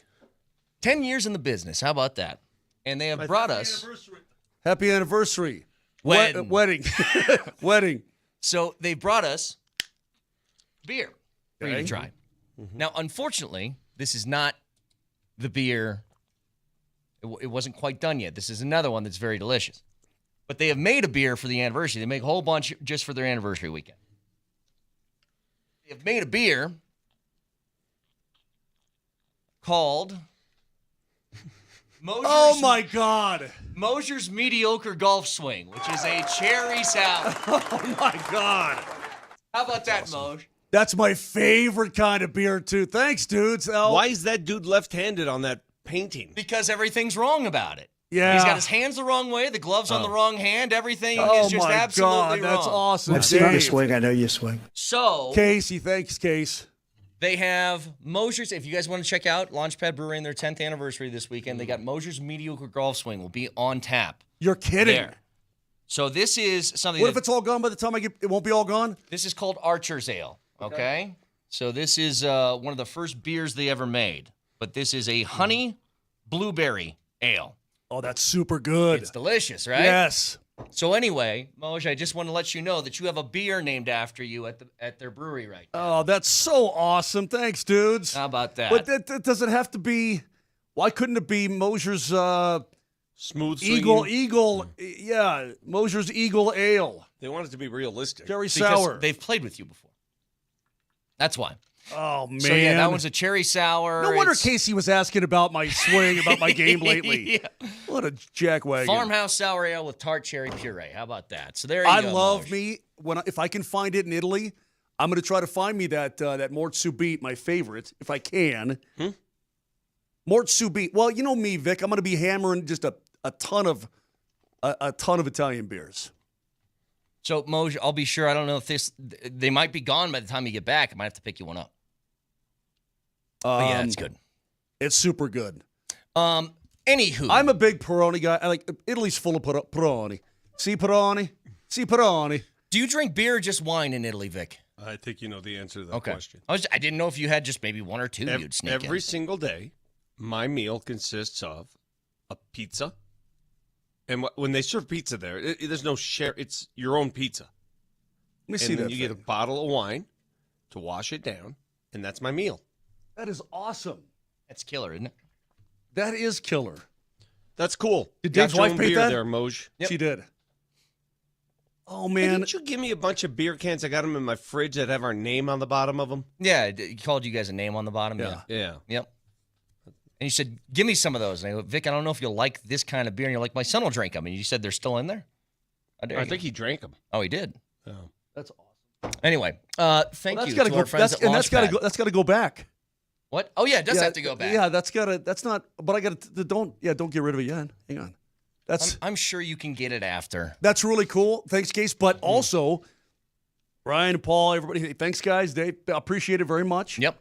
I'm sure it's going to be delicious. Yes, So, it will. Moj, we're not going to hear from you tomorrow for some reason. I'm working tomorrow. You're not. That's fine. I'm not going to peer pressure you into working on the day that you depart to Italy, even though we're leaving at the same time. It's fine. Don't worry about it. But are we planning on getting together once we get to Rome? Can I ask you a bigger question? Yeah. There's a bigger overall thing that must be addressed. So you guys know, everybody listening right now, I'm sure by now knows that Vic and Moser are heading to Italy tomorrow. Vic is going to Italy because it is you and the Queen's what anniversary? 30th. 30th wedding anniversary. 30th. 30 of them, sucker. And Moser has planned his entire trip around hanging with you and your wife. That's not true. We're only going to see them probably parts of 3 days of all the days. But can I tell you what the Queen of Chicken said to me? She's very blunt. One thing about my wife, she doesn't mince words. Yeah. She says what's on her mind. Mm-hmm. When she yells at me, and I, to be honest with you, I probably deserve it. Like, remember the time my wife dressed down Connor? Yeah. Mm-hmm. And he probably didn't deserve it.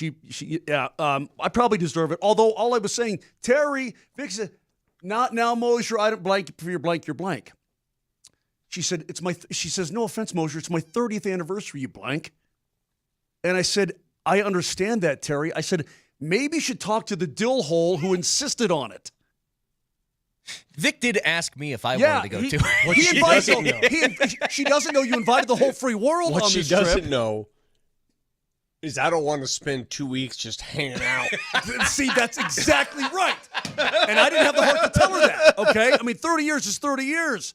And then your daughter jumped on, and her friend jumped on, and your folks jumped on, so I don't feel quite as bad. She finally, at the last thing, she's like, you know what? Fine. Screw it.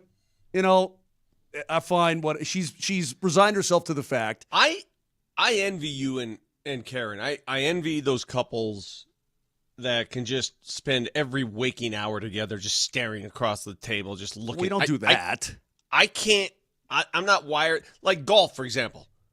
I am so thankful my wife doesn't play golf. For all of you out there, and I have friends whose wives play, good for you, man. You go have. I am so thankful that that's mine. Are you in my corner on this, Brett, or am I? Look. Well, you golf with your wife. What are you talking about? I do, yeah, a couple times a year. Okay. She gets out a couple times a year. I play a lot more than a couple times a year. But I will say this. I'm way more, I've said this to Vic before, that we're like almost roommates during the week, and then we hang out on the weekends. There is I watch my shows, she watches hers. I got sports to watch. She's got say yes to the dress or whatever she watches. Same thing, right? Yeah, same thing. We don't have those combos every night. No. What do you mean?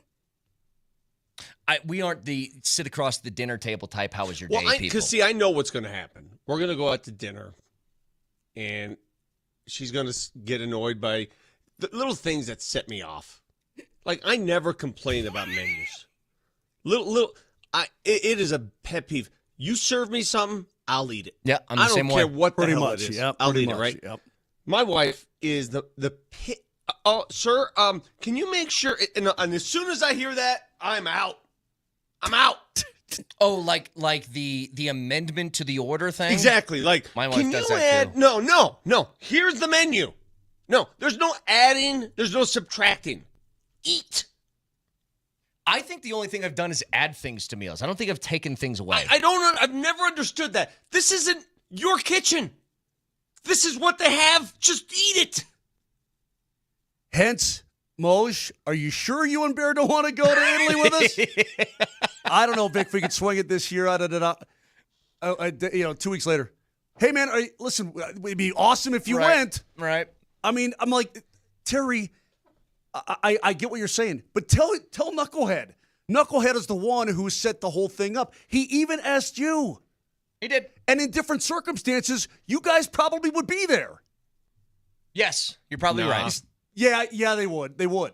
Because they're going to be, I'll tell you what, when baby. I told you I couldn't take my wife to Italy for her first time when she couldn't have wine the entire time. I couldn't do it. When baby Bo Val starts to get up a little bit, right? Yeah. You are going to need that trip. What you don't want to do is. And by the way, going with Knucklehead here, it's good. And I've been to the parents' village, and I've walked inside of his dad's house and his mom's house and everything else. That's great. But going with Knucklehead that's going to be the coup de grace. Yeah. So that's going to be where it has to be. I cannot wait to translate for you and say the opposite. I know. I know that's what's going to happen. Wait for that opportunity. What did she say? Oh, she says you look very handsome. When in reality, why does this guy eat so much? I just want to watch Moser throwing packs of Marlboros at people. Just throwing them. I do want to videotape that, Moj. Here's the video I want. I want you. It's got to be the bear. No, it's got to be the bear delivering the smokes. Okay, but here's the video I need. You with 3 of these old Italian ladies who have beards like Nelly, and I want you all with a Marlboro just on the side of your mouth, just huffing and puffing. 1,000% I'm in. Yes. Absolutely. She could do a painting on absolutely. So if you guys are just tuning in, we were going to talk to John Wallace at 9:30 today. He got pulled into a meeting, so we'll talk to him tomorrow at 9:30 and hopefully get a definitive answer on Jonas Valanciunas, which I'm sure he can provide tomorrow when he joins us.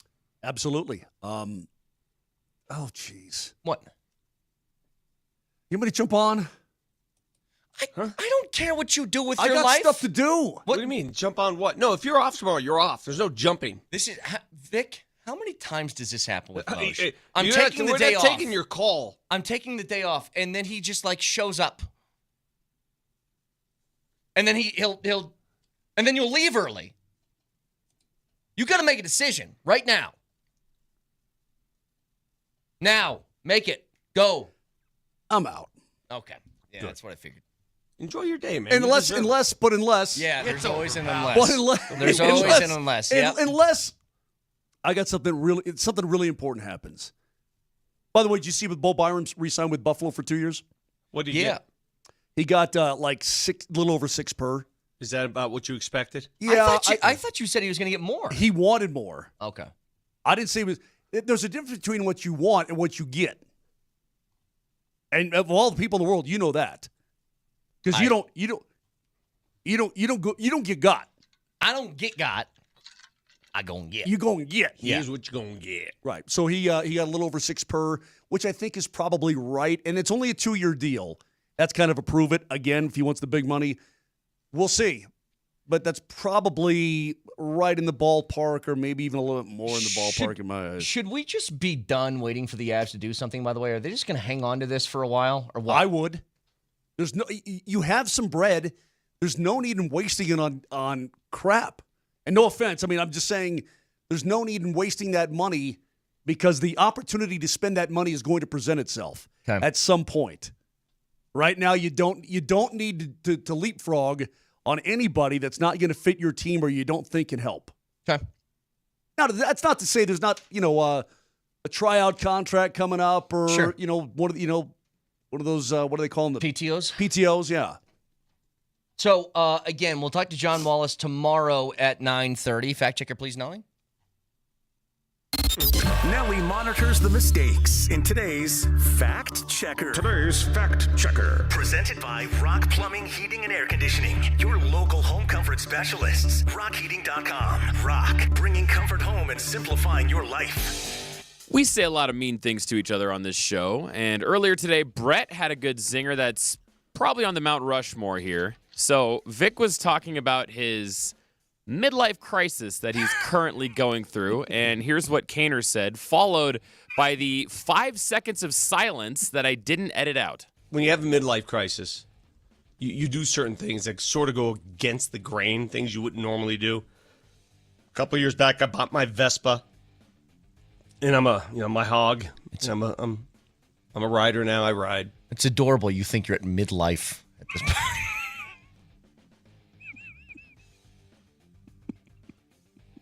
That's the worst thing anybody's ever said to me. That's a good 4. You know what? You hit me with mortality there. Yeah. You hit me. I was pondering that, and I was like, God, he's so right. That was about 5 seconds of just complete silence. That was terrific. That was.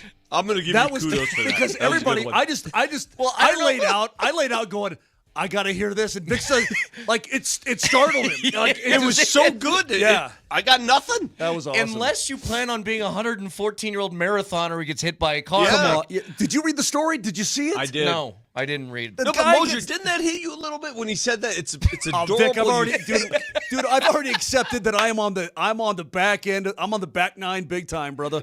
I'm on the back nine. Which fairway? Just try. We hit 13?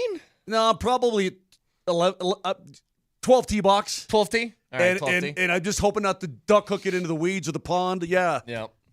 All right. Criminy. Well, everybody have a wonderful Tuesday. Again, Fine. John Wallace tomorrow at 9:30. I'll hang a little. No. Hey, listen, slow healer. Either you're in or you're out. You don't tell me whether I'm in or I'm out. Have a great day. Love you. Bye.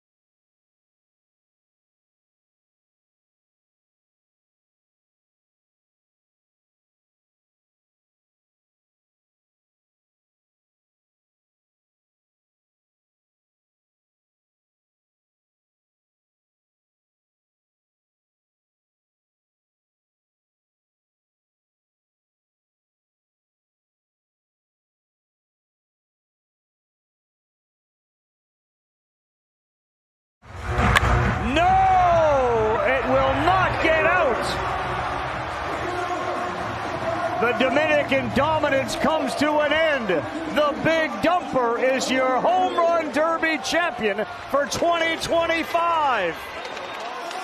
And all the dumpies celebrate. How about the job that his younger brother and his dad did? Fantastic. I love it. Are you kidding me? The Big Dumper. The Big Dumper winning it all last night. Welcome to the morning sprint.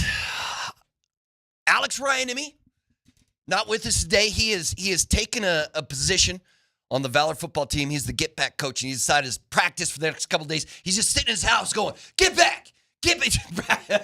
Do you guys have a get back coach? We're gonna find out very quickly when the season starts that we're in desperate need of a very physical, violent get back coach. Right. Because the head coach is going to be about 17 yards on the playing surface. So you need a get back coach for you. I need a personal belt loop grabber. I'm not Grab sure. that belt loop and pull me all the way back. I'm not sure Raj could pull you back. I'm not sure he could. I would be dragging. You would. You imagine? He'd be like Jokic, and you're one of his horses. You know what I mean? And he's just dragging him along. And his arm is just—it's the he's the carriage. Right. Raj is the carriage. Yes. That's exactly how I feel it. I'm Mark Bertinelli. That's Coach Mike Sanford, and this is the morning sprint on this Tuesday, July 15th. Rookies report tomorrow. Camp is here. Camp is here, baby. Veterans report in a week next Tuesday, right, is when the veterans report. And the Broncos still have some guys they need to sign because of some weird stuff going on in the second round for the rookies. But we'll get to that. Coach, did you watch the Home Run Derby last night? I was coaching to practice. Yeah. I didn't watch much of it. I watched some of it, but I actually was listening to this morning on the drive in at 6 a.m. I was listening to the fantastic hour of radio. One of my favorite hours of radio internationally is Brett Kane and Steven Nelson just bringing the goods in the early mornings.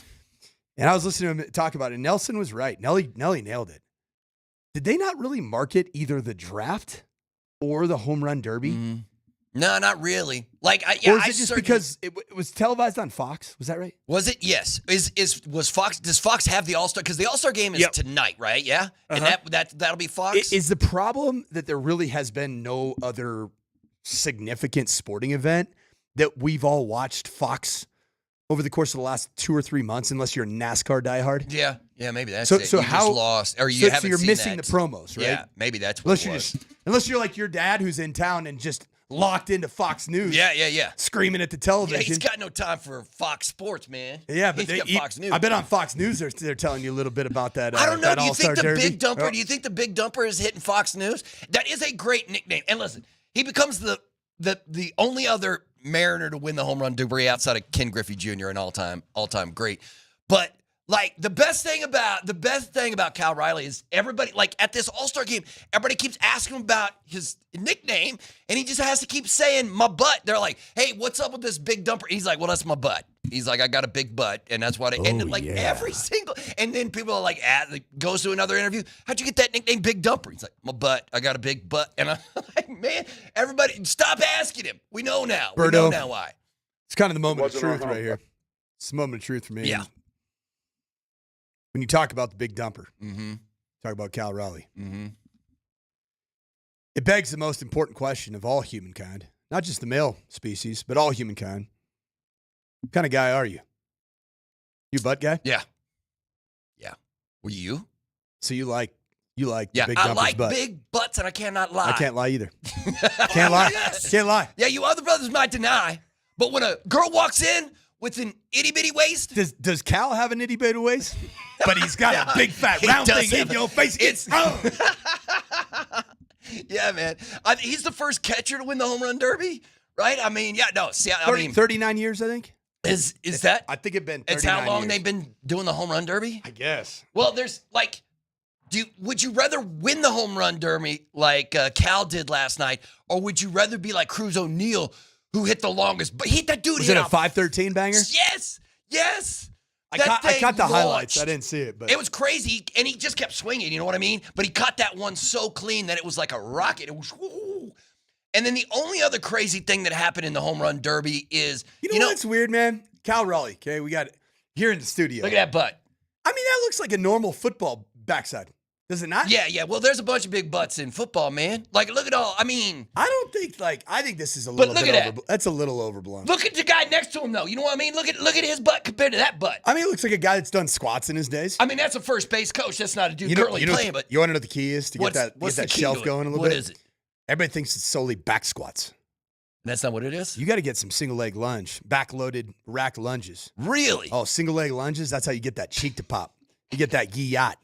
Look at, you're right. They're going deep. Look at that. They're I'll tell you what. Zooming in on, that's nothing but cheeks. They're showing us nothing but cheeks on this thing. I mean, it's solid. It's good. He looks like an athlete. You know what he looks like? Looks like a linebacker. Okay. Every linebacker that's ever played the game got a big old butt. Got a little bit of a posterior chain there. Von Miller still hasn't signed with anybody, right? Von had a big old butt. He got a guillot. Yeah. But yeah. Guillot, dang! This is dope. Yeah, Cal Riley, man. Okay, how about this? So here's the only other thing. You know how during they let like high school kids and little kids out there in the outfield and they catch the balls that don't catch. Some kid robbed a home run. Yes, some kid jumped up and robbed a home run from one of these dudes. And I was like, I like it. Let's go. I need more interference from random fans. ESPN had the All-Star game in the Derby, apparently. Oh, really? Yeah, wasn't even paying attention. No idea. I haven't watched a lot of ESPN either recently. Yeah. I don't know. Yeah, man. I mean, what are we watching? What are we watching right now in sports? Yeah, there's nothing, man. There's nothing. I mean, there's Colorado Rapids. Hey, Pids got after it on Saturday. Pids house Vancouver on Saturday. They got to play Seattle in Seattle tomorrow. It's just too close. It took them from like right under the cut line all the way up to 6th in the West, I think. Just one win, just 3 points. That's how close the West is. You win 2, all of a sudden you're leading the West. You lose 2, you're out of the playoffs. It's ridiculous. But with players or rookies reporting coming up here. Wait, is it today? Rookies report or tomorrow? Is it Wednesday or today? Tomorrow. Tomorrow is when the rookies report. And then next Tuesday, a week from today, is when the vets show up, right? As a head coach, are you nervous about what's going to happen this weekend with your one last weekend where the players aren't with the team? You know what I mean? It's got to make you a little bit nervous, like what the guy's going to get up to on the last weekend before we bring him back into camp. For me, just kind of knowing the overall feel, culture, and climate around the Denver Broncos and how they've built that franchise, I'm not worried at all. Yeah. Famous last words. That's what always happens. Coach. Yeah, a week from now, we'll be talking something wild. Oh, yeah. Can you believe it? Alex Singleton blew a hot number going 97 miles an hour. Oh, gosh. Did I? No, Shedeur didn't get caught again, right? It's just, Shedur's, that man drives like a fiend, man. He gets after it. Hey, man, if you're going to spend that kind of money on those wheels, I mean, you're right. You got to use it, right? If you're gonna buy a Lambo, or I mean, I think he was speeding in just like an F-150 or something. But it was probably supercharged. Right, like you can't just let that thing lie. You get on 25, you got to push it a little. You got to let the big dog eat a little bit every once in a while. Yeah, man. I mean, she's got to breathe. You can't drop $500,000 on a sports car and then not put that sucker into high. You know what I mean? Like you got to give it a little something. You a speeder? No, I'm a terrible driver. I don't speed. You're like a country Texan. Yeah, I'm just a slow going. Are you the guy that I pull up when I'm hauling? See, you're one of those dudes. Do I come up on you? Because I'm like a 7 to 10 miles per hour over the speed limit guy. Okay. I'm not crazy. And I'm one of those. But I hate people that drive under the speed limit in the fast lane. Yeah, I hear you on that one, man. Are you that guy? No, but I will just set it to 65 and roll. But in the slow, I don't care, man. My brain has a hard time thinking in straight lines for extended amount of time. You know what I mean? I'm just like, woo, and I'm all over the place, so I can't. My brain has a hard time with straight lines for extended periods of time. Yeah, you know what I mean? I'm always like, squirrel, just like pain. So, yeah, I can't. I got to. You? Yeah. No. But you know what? There is. I don't think you're squirrely. I've lived in this city for 3 decades now, and I've been in a car wreck. Like, I've been in one car wreck while I've lived here, but there's been 5 times where I almost got in a car wreck, and 3 of those were from an absolute monster on the road who used to work at 9 News named Adele Arakawa. Did you ever remember Adele Arakawa? No, I think that precedes my time. She was like a news person or whatever, but she was a menace on the roads, man. She would be going like 115 and blow by you on a wow. Just roll, man. She was like an IndyCar driver. And of the 4 wrecks I've almost got into in this city, twice because of her. Now she's retired and lives somewhere else, but man, she was a menace. But that's how about like no one. Your wife is a good driver, right? And you're a good driver. You ain't got an issue with that. No, moved around a lot, right? Yeah. So there's a lot of different driving cultures across the country. Mm-hmm. For example, when you live in Las Vegas, Nevada, yeah, and you're on Interstate 215, kind of the Belt Loop or I-15, it is legitimately F1 or NASCAR. Everybody. That's the culture. Like if you don't drive that way, you're in danger. Mm-hmm. So I lived there. Grew up in California, learned to drive essentially in Southern California. Right next to the 405, the 5, the 605, the 91, and the 105. 110, 210. Then I moved at one point in my career, I moved to Logan, Utah. Oh. A little Rural, slower. No interstate, no, like it is surface streets. Mm-hmm. I got rung up 3 speeding tickets in the first 2 months that I lived there. And I'm talking like, I'm just going 45 miles an hour. Mm-hmm. The problem is everything's 25. Yeah. So that's been more my issue is adapting to the new environment. Okay. Colorado, man, it's wild out there. Yeah. Last night, I'm coming back from a practice. It was about 9:45, 10 o'clock at night. I'm in the fast lane. It's pretty wide open on I-25. Right around Santa Fe. It's always Santa Fe, right? Mm-hmm, mm-hmm. Rolling pretty good. I see brake lights ahead of me, but they felt like it because it was so wide open. I'm in the fast lane, far left lane. It felt like that person was maybe just slowing down. Mm-hmm. I get up on that person. They are stopped, just dead stopped in the middle of the fast lane. Oh, no. And I'm like, yeah, get over. And I look at my rear view, and there are people that are going like 85, 95 miles an hour, not realizing because it was a bit of an optical illusion. Yeah. And I see this car behind me, sports car, just, and you see sparks flying, the whole deal. I didn't see a wreck. That's scary. Yeah, that is scary. That's scary. Like when it starts to hail and those people like stop over the underpasses and somebody's doing like 75 and just stop. Yeah, that's crazy talk. Crazy talk, man. Greatly, Adele Orikawa. Yeah. She's a Porsche fanatic. Is she? She was a menace on the roads, man. Menace on the road. Did you know her personally? No. But if I ever met her, if I ever saw her, I was like, you almost killed me not once, but twice, lady. Twice. How do you know that was her?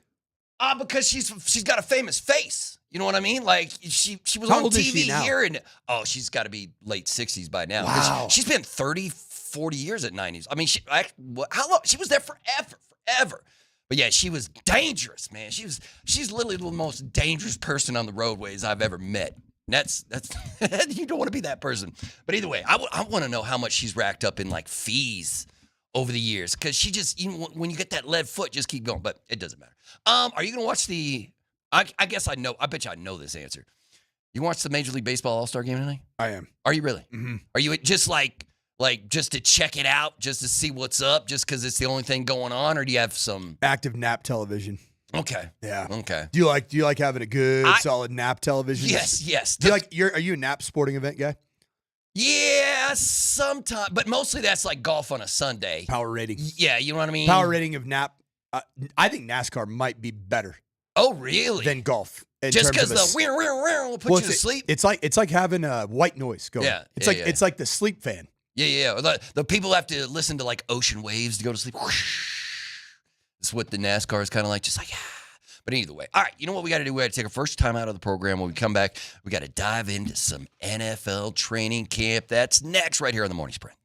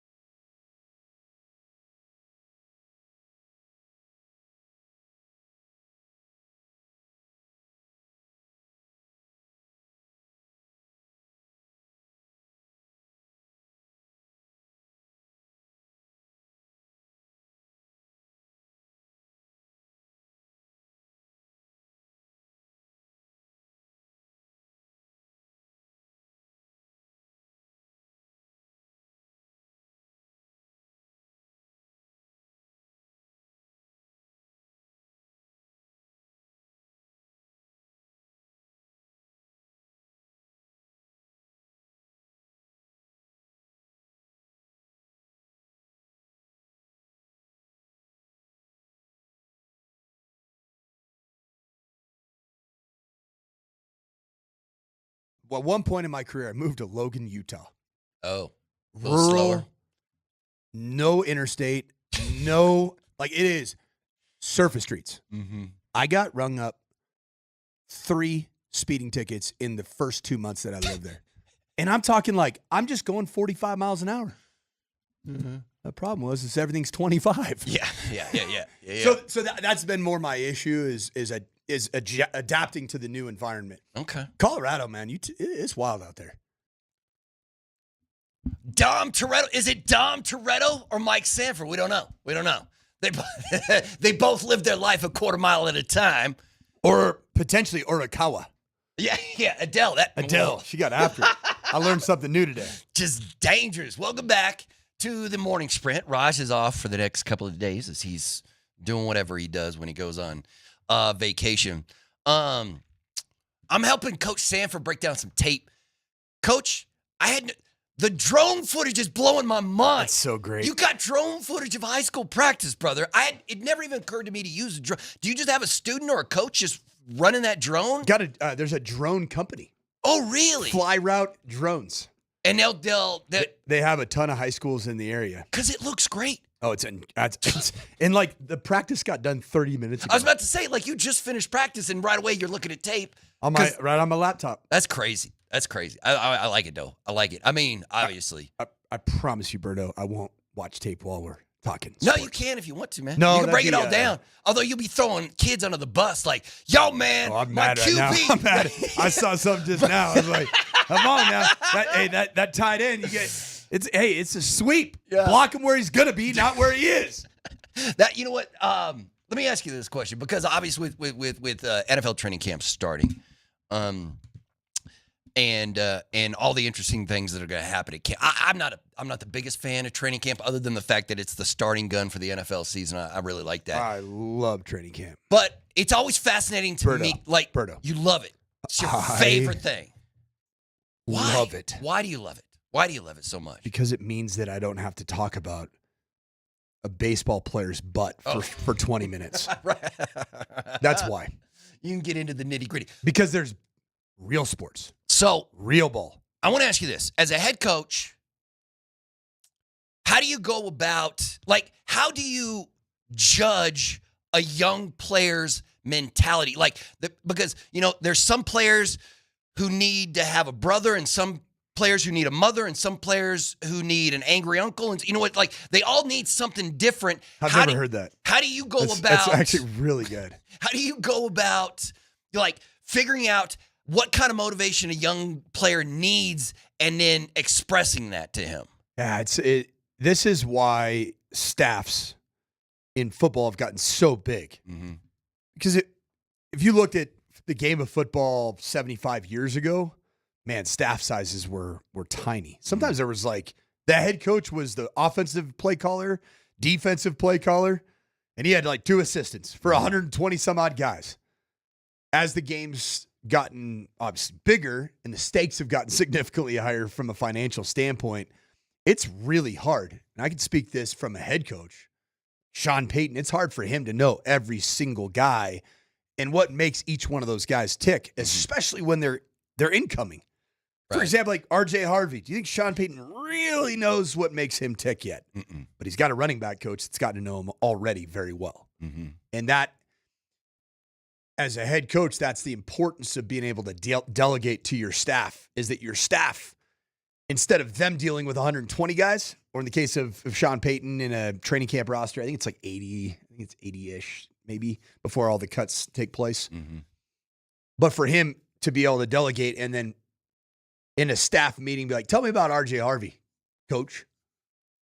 And then his running back coach, I don't have his name on the top of my head, but his running back coach can give him the breakdown of what makes him tick. Mm-hmm. How does he learn? What does he respond to? And then as a head coach, you take that information and now you can customize your messaging to a player that's important to the overall. And that's why I think the position coaches are really important. You know, it's a position coach for the Denver Broncos that I think is highly undervalued. Who? What? Where? Davis Webb. Really?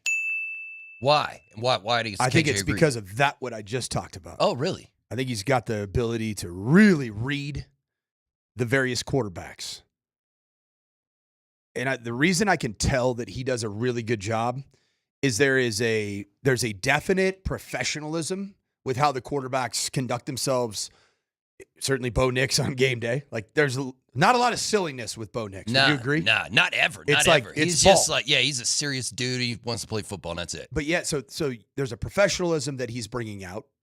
Yet there is a camaraderie, a brotherhood that's actually forming with the quarterback room. In fact, I saw Bo Nix and Jarrett Stidham this past weekend were in New York. Just hanging out? No. Zach Wilson, their former quarterback mate, just got married. Oh, I did not know so that. They were all there, and they had vacation together in years past. Last summer they vacationed together, off seasons. So there's a really tight bond. And the guy that's overseeing that culture within the quarterback room is Davis Webb. And I think he's also a really good football guy, too. I've been super impressed with that guy. Interesting. That's big time impressed. Do you think we'll talk about that? Listen, the rookies are going to report tomorrow, but some of those rookies haven't been signed because of what's going on. Like, the Houston Texans kind of did the second round of the NFL draft dirty because they guaranteed their rookie, that wide receiver, they gave him guaranteed money. And now everybody in the second round wants guaranteed money. And so Harvey hasn't signed, Barron hasn't signed, and they're all supposed to hop in and come to camp tomorrow. And it's all over money. And I'm sure it's going to work itself out. But why is it, and let me ask, are you the kind of coach, because actually it's NBA coaches are famous for not trusting rookies and young players, just famous for not trusting young players. In the NFL, and you in particular, how do you go about earning trust, gaining trust, giving trust to young players? Like, I think it's easy if you're Sean Payton to trust what, Hufanga and Greenlaw are going to do because they've done it. But when you're looking at like a Jade Barron or an RJ Harvey as a head coach, how does a young player earn a coach's trust, and how do you go about just knowing you have to throw this guy in the lineup whether you trust him or not? God, it's a tough one. But you got to look at over time. There's going to be proof or a lack of proof of consistency. So I would say it's like the formula to earn trust is over a period of time, which right now, I mean, really it's what did you do in rookie minicamp? What did you do in OTAs? And then what are you doing in training camp? That's the time frame that you have to show a proof or lack thereof of your consistent ability to show up the right way every single day, be in the right mind frame. That's where I think Troy Franklin was slightly stunted. At least it appeared that way last year, is that there were certain days where he just didn't look like he was. I'd say he looked like somebody took a poop in his Cheerios. And then, I don't know if you remember, notoriously, Johnny Moe, who's the new offensive coordinator, John Morton, new offensive coordinator for the Detroit Lions. He was in Troy's kitchen. He was in his bacon. And I think I think that Troy's the type of player that could probably reach back out to Johnny Moe and say, thank you. Yeah, thanks for that. You got me right. And I started coming as a professional on a daily basis. But you've got to be able to prove that you not only show up the right way, but then you do the right things. Blown assignments, missed assignments, man, those are hard to look past. And that's probably why in the NBA, if you're having defensive rotation that's problems, usually what it is. It's usually you're a rotation short, you over-rotate. You're just not executing what the system is or the game plan is on any form of consistent basis. Therefore, there is no trust. Michael Malone, notorious for not trusting the youngster. Yes. Now, Christian Brown, he was the type of player that earned Michael Malone's trust fairly quickly in his rookie year. And it's kind of almost, is he the only one that really earned the trust of Michael Malone? Yeah, because there's everybody else. I mean, even last year before he got fired, but he didn't get fired till the end of the season. I mean, and part of the reason he got fired is because he's like, no, I'm playing Russ. I don't trust Julian. I don't trust Peyton in this situation. I'm going to play Russ. And it's just like, man, coach, you got to develop these guys. That's why you don't have a job anymore. But it's tough. How about this question? Because obviously Sean Payton has had two famous blow-ups on the sideline while he's here at Denver, where he blew up on Russ over that pass play, and then he blew up at Bo last year. How do you feel about challenge a player on the sideline during a game when your emotions are high and him either coming back at you or not? Like happened because Bo just came right back at Sean, and Russ was just he had nothing to say to Peyton. I love the way that Bo Nix came back at Sean because at no point did it feel any form of disrespect. Right. I didn't see disrespect. What I saw, even with his body language and what he was, I think he was pointing at Sean Payton's call sheet of what was called. Yeah, is that he was verbalizing to Coach Payton what had happened and what Coach Payton had called in the coach to quarterback headset communication, the helmet communication. Mm-hmm. That's what I was able to ascertain from reading the body language of the situation. I think Sean Payton was screaming at him as if Bo Nix had called something incorrectly or he had checked something incorrectly. And Bo Nix was standing firm in what was true, not what was subjectively up to him, but what was actually true. Whereas you looked at Russell Wilson, and for whatever reason, this guy's a Super Bowl winning quarterback. He didn't have enough chutzpah in that moment to stand up for what he was. And that was the moment that I believe Russell Wilson was done officially in Denver. And I feel like that was the moment that his career, as we know it, as Chef Russ, was over. You know what? I hadn't thought about that. And that's a bold statement, but you might be right. It's kind of like a boxer, or an MMA fighter that seem untouchable. And then once their chin gets touched, like I remember Chuck Liddell. The guy was an absolutely just a maniac. Loved to watch him. He was my real introduction to the sport of mixed martial arts. And he looked like he was unstoppable, untouchable, would never lose. And he got touched once, and then he kept getting touched, and it was over. And you could just see it, man. And once that chin's exposed, you better start thinking about your second plan in life. And that's where I think Russ is. Yeah,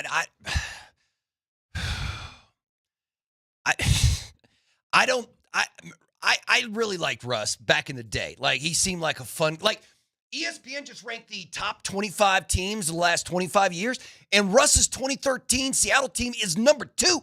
That's wait. Yeah, 2013 Seattle Seahawks, number 2. They ranked them in number 2. The last 25 years. That team that went 16-3 and then housed the Broncos in that Super Bowl. What was KJ, do you remember the final score of that Super Bowl? The one was it 40? Man, it was a whooping. It was a whooping. But the Seahawks, I mean, they just ranked them as that number 2 team, and obviously the 07 Patriots is the number 1 team of the past 25 years. But I was one of those dudes. What, 43-8 was the final score of that? I can't believe I didn't remember that, but yeah, that's a whooping. That's a tough day at the office. Yeah, that was a rough day overall. But I remember I was one of those guys who were really excited when Russell Wilson came to. I was like, we're back, baby. We're back. Nobody could really say that was a Broncos fan. Yeah, I was super skeptical of Russell Wilson as the Denver Broncos quarterback. And then it just went so sideways. It went so bad so quickly. And, I mean, you're still paying that price this year. This year, you still got to pay that dude $34 million, something like that. At least it's over after this year. Yeah, and then you're done. Berto, let me ask you this. Yeah. Gun to your head. You got to say who your quarterback is. You're a New York football Giant fanatic. Oh, Your options. Jameis Winston. No. Russell Wilson. Tommy Cutlets DeVito. Jackson Dart. It's, you know what? I haven't. Bro, I'd go Jackson. I'd go Jackson Dart. Dude, I'd go Jackson Dart. He sucks. You'd go Russ, wouldn't you? You'd go Russ. I'd go Jameis. Oh, really? Mm-hmm. Listen, brother. I kind of like Jameis and that thing that he does where he's like, where if somehow his teammates rally around him and he brings them all in, but then he throws 4 picks in the second half or something. Like, the man just throws picks. But I think as a play caller, you can somehow, some way harness that properly. Okay, you could find a way. Because I think he cares.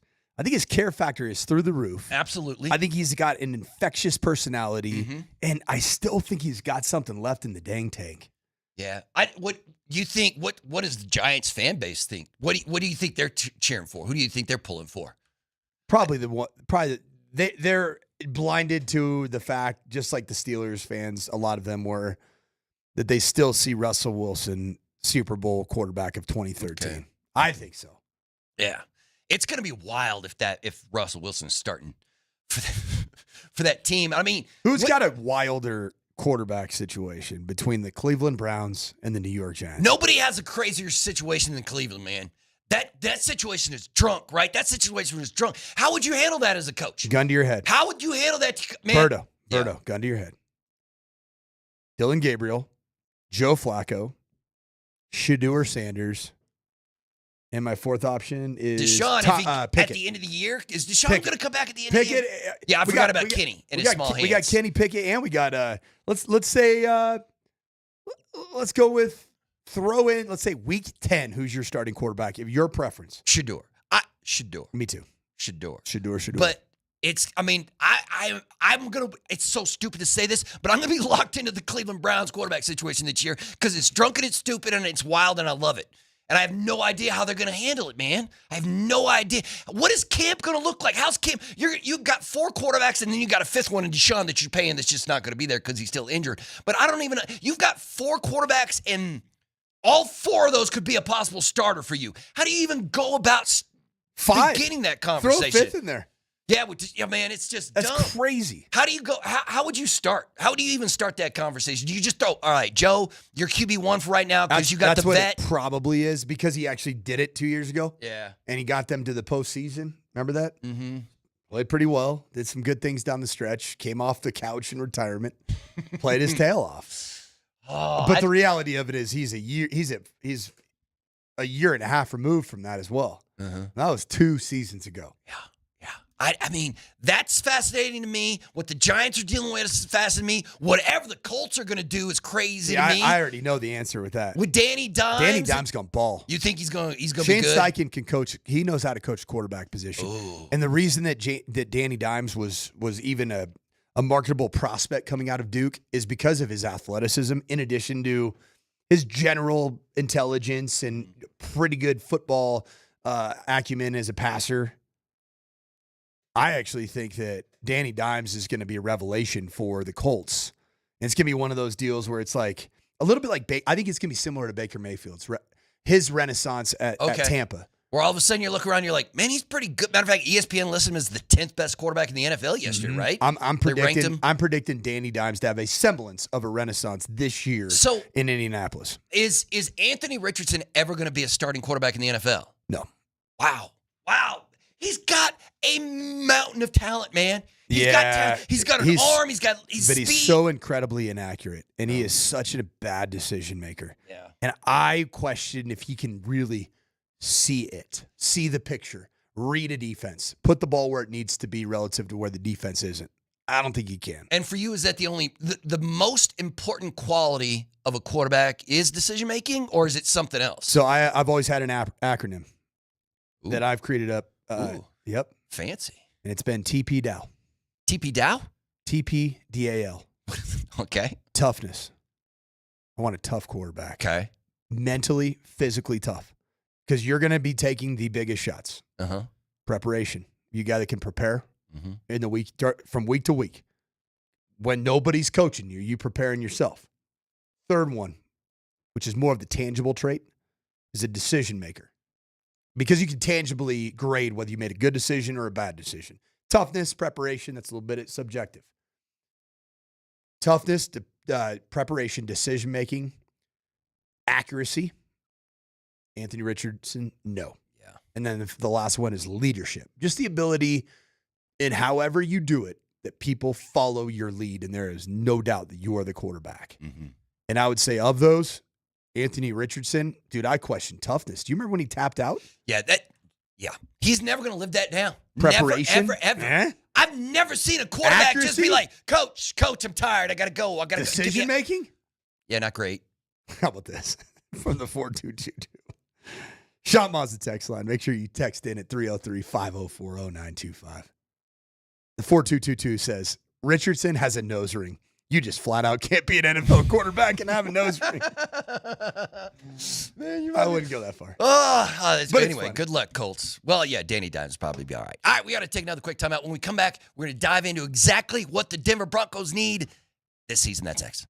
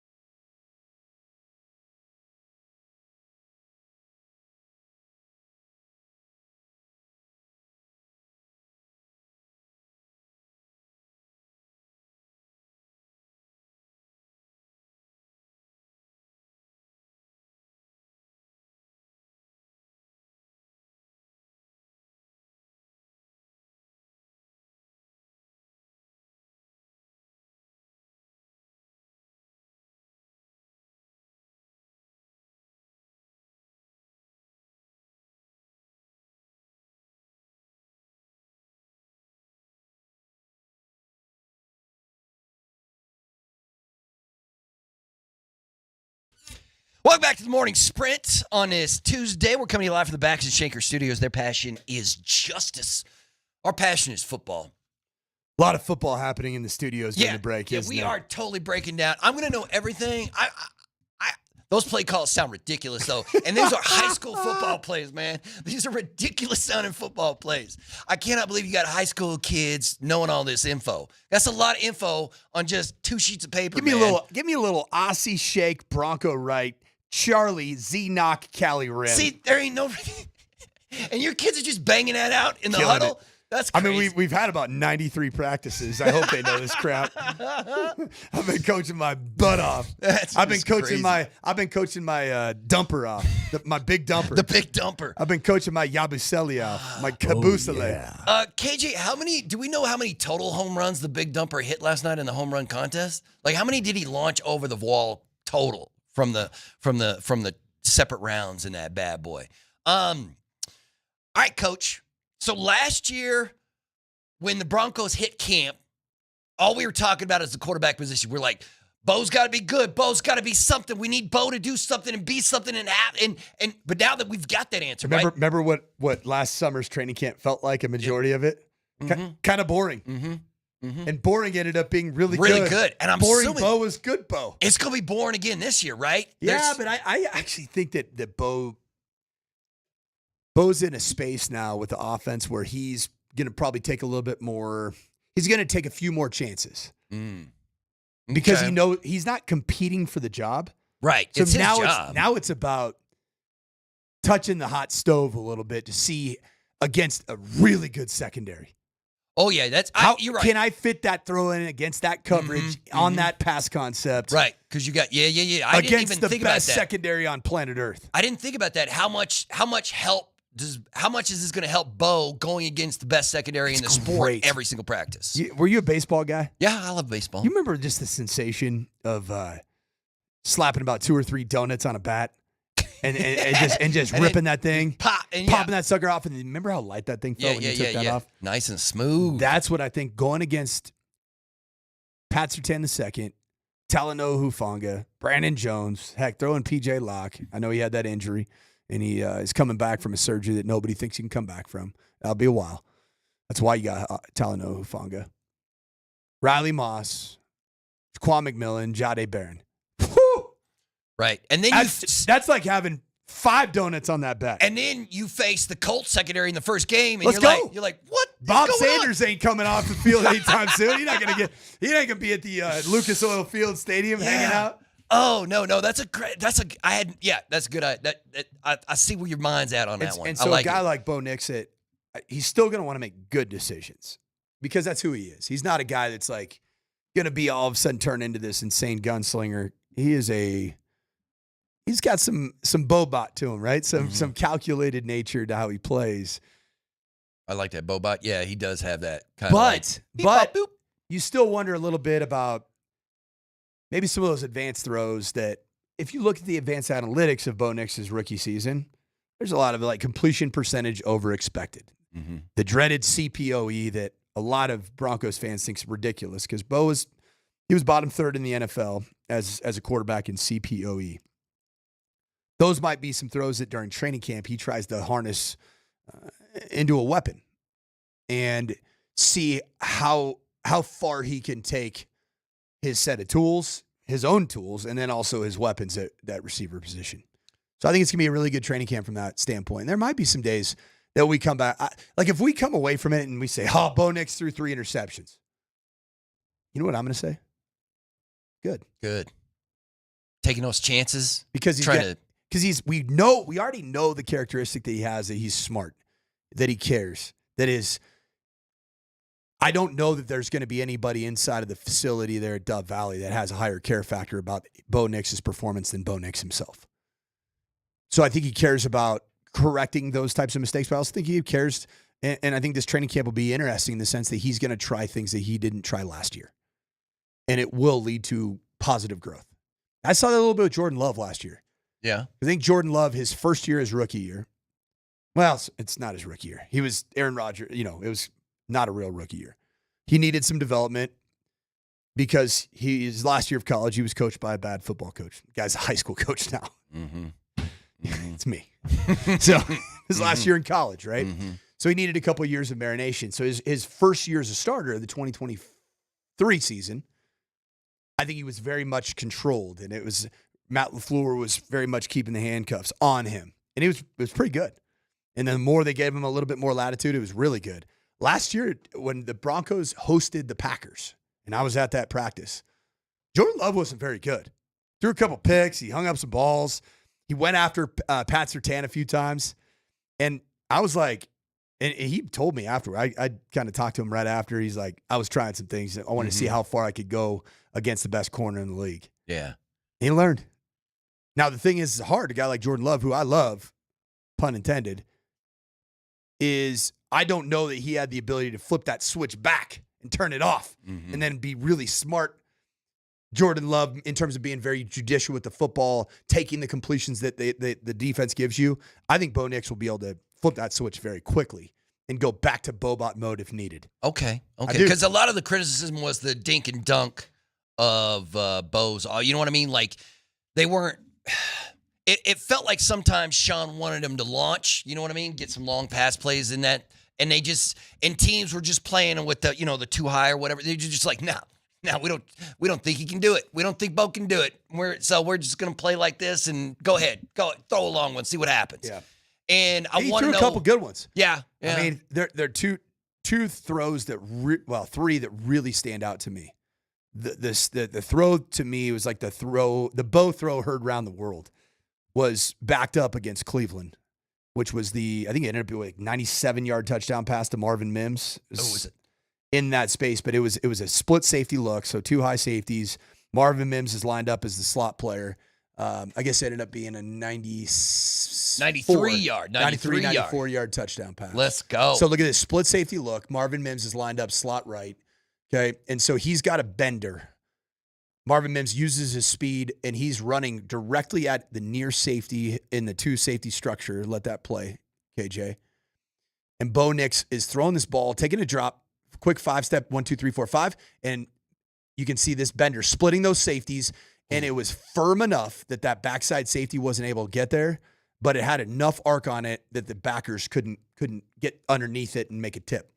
This was a throw that I said, this dude can do it. That was an amazing throw. That throw right there was an amazing throw. I mean, that was basically triple coverage. They just, you know what? Go back, KJ. Let's. I think they're going to show it from the end zone. Okay, because that was dead. That was a dead sexy throw from my man Bo. Yeah, this. I was at this game. I was sitting next to DMac, and did he hugged you as soon as he celebrated. Man, there is no one who loves Bo Nix more than DMac. You know what's interesting is if you've been there, if you know, when Bo Nix made this throw, DMac was not able to stand up. Oh. You feel me? Yeah, I feel you, man. You ever been there? Yeah. I'm upset. Yeah. I'm going to go ahead and sit this one out. Okay? I'm going to sit this one out if that's okay with you. Oh, that was great. I mentioned three throws. The second throw for me was against Cincinnati, where Bo Nix legitimately just pulled the pin off the grenade and threw the ball completely over the wall. I think that was also Mims, wasn't it? Was that to Marvin? He could have an absolutely monstrous season this year. He threw this thing, over everybody's head. And it wasn't the one that set up overtime. It was, here it is right here. Okay, so on the move. Yeah, another Marvin Mims, okay? This is one where I thought Bo Nix right here. So you can see it was a play action, but design pull up. And Marvin Mims was running a corner post. And he launched that thing. Launched it, and it landed – a yard and a half shy of the back line of the end zone. Yeah, it was a great pass. It was a perfect pass. It was schematically open, but that was a launch-a-rooney. Like, you're like, okay, 60-some-odd yards. Watch this. He is throwing this ball from the minus 40-yard line on, okay, minus 40. So if that's on the goal line, that's a 60-yard throw. It's 8 yards deep. That's 68 in the air. Plenty of arm talent. Yeah, he answered the question. And then the third one, I know we're coming up on a break, was against the Buffalo Bills to start it out in the playoffs. Yeah. Yeah, I remember. I think that was Troy Franklin, was it not? Was that? Yes, that was Troy. Right? Just another one where you just see it early on that Bo's he can throw the ball down the field. Yeah, that was the best part of that day. Because after that, Buffalo just went, wow, smash. Mm-hmm. I want more of that, though. I saw I want more snaps. Let's see. Yeah, let's see. Here it is. Woo, baby. I was so stoked for this day. Condensed split, little, this is a quarters beater, a little post in. Just a great throw. I mean, that's what Troy Franklin can do, is he can get behind a defense. It was great to see that. Bo didn't redline on this throw, meaning he didn't max effort it. Right. He stayed within himself. Ugh. Yeah, and he threw a nice catchable pass, and it was just enough to get over the top of the safety. Bo Nix got the arm talent, and that's where I think this training camp's going to be an opportunity for Bo to take the next step, touch that hot stove a little bit. But we know he's going to be able to harness it back in. All right. We'll continue the discussion after a quick timeout. Thanks for listening to Morning Sprint.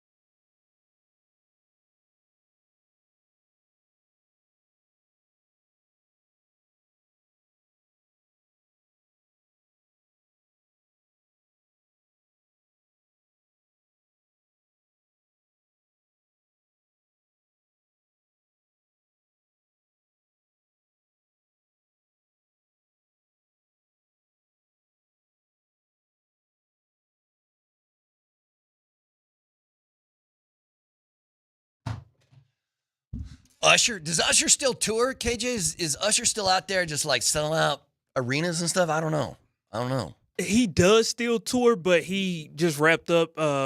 It was last year he wrapped up his Las Vegas residency. So I think he's kind of just chilling. Probably, he's one of those dudes who just played a casino for a couple of years, and people come into Vegas and be like, ah. Hey, what's the look over your right shoulder? Yeah, man. At Hulk. This is at He-Man. This is stupid in a lot of different ways. What? I got a question. Remember last year, Tyler was thin, emaciated. And now he looks like Captain America. I mean, he is swole as hell. And I don't know. What's the end game here? That's what I was asking him. Because he was never this swole when he was an NFL player, man. Look at that dude, right?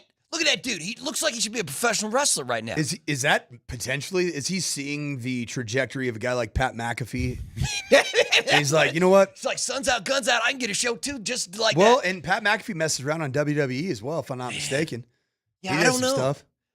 And he's doing a show with Springer, who we know is a certified WWE guy. How much steel do you have to push to get that swole? Because I think it's more about what else you push. Okay. You know what I'm saying? Yeah, he ain't in the league no more. Yeah, he ain't got to watch T levels, that stuff. man. T levels are on fire. Yeah, no. Anti-inflammatory. His biceps have tripled in size. It's right? like everything. It's like his back. It's crazy. He's got this V. He walks around like with his. I mean, his arms are almost like they're like wings now. Yeah.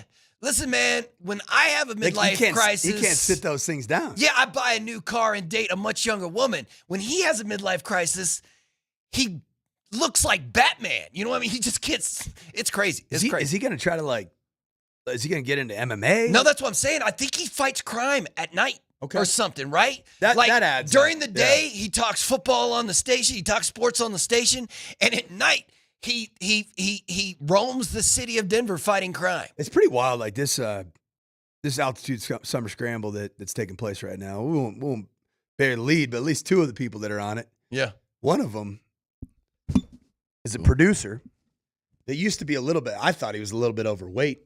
Now he's like a marathon runner. Yeah. And then the other guy was a former NFL superstar that was emaciated. Looks like he belonged on the kind of the side of the road in Boulder. Now he looks like Captain America. That's crazy. I don't know why he's. Is that the glow up show right there? I guess so, man. I guess so. You know what you and I do so well, Berto? We just stay consistently mediocre. Just right in the middle of the road. Yeah, man, we just stay right there. Right in the middle of the road. But yeah, he's way big. But whatever. You do you, Tyler. You do you. Go ahead. Go ahead. We've got a couple things to talk about in this segment, but I do quickly want to go and ask you one quick question about the Broncos before we move on to some other NFL news and notes. How much more how much more does the playbook grow in year number 2 compared to, how much more is Sean Payton going to give Bo Nix to do this season? Probably more. I don't know how much more, because I felt like Sean Payton wasn't holding back too much just in terms of volume and scheme. The shifting, the motioning, the multiple personnel grouping, those are the complicated things that are even just challenging to spit out in the huddle.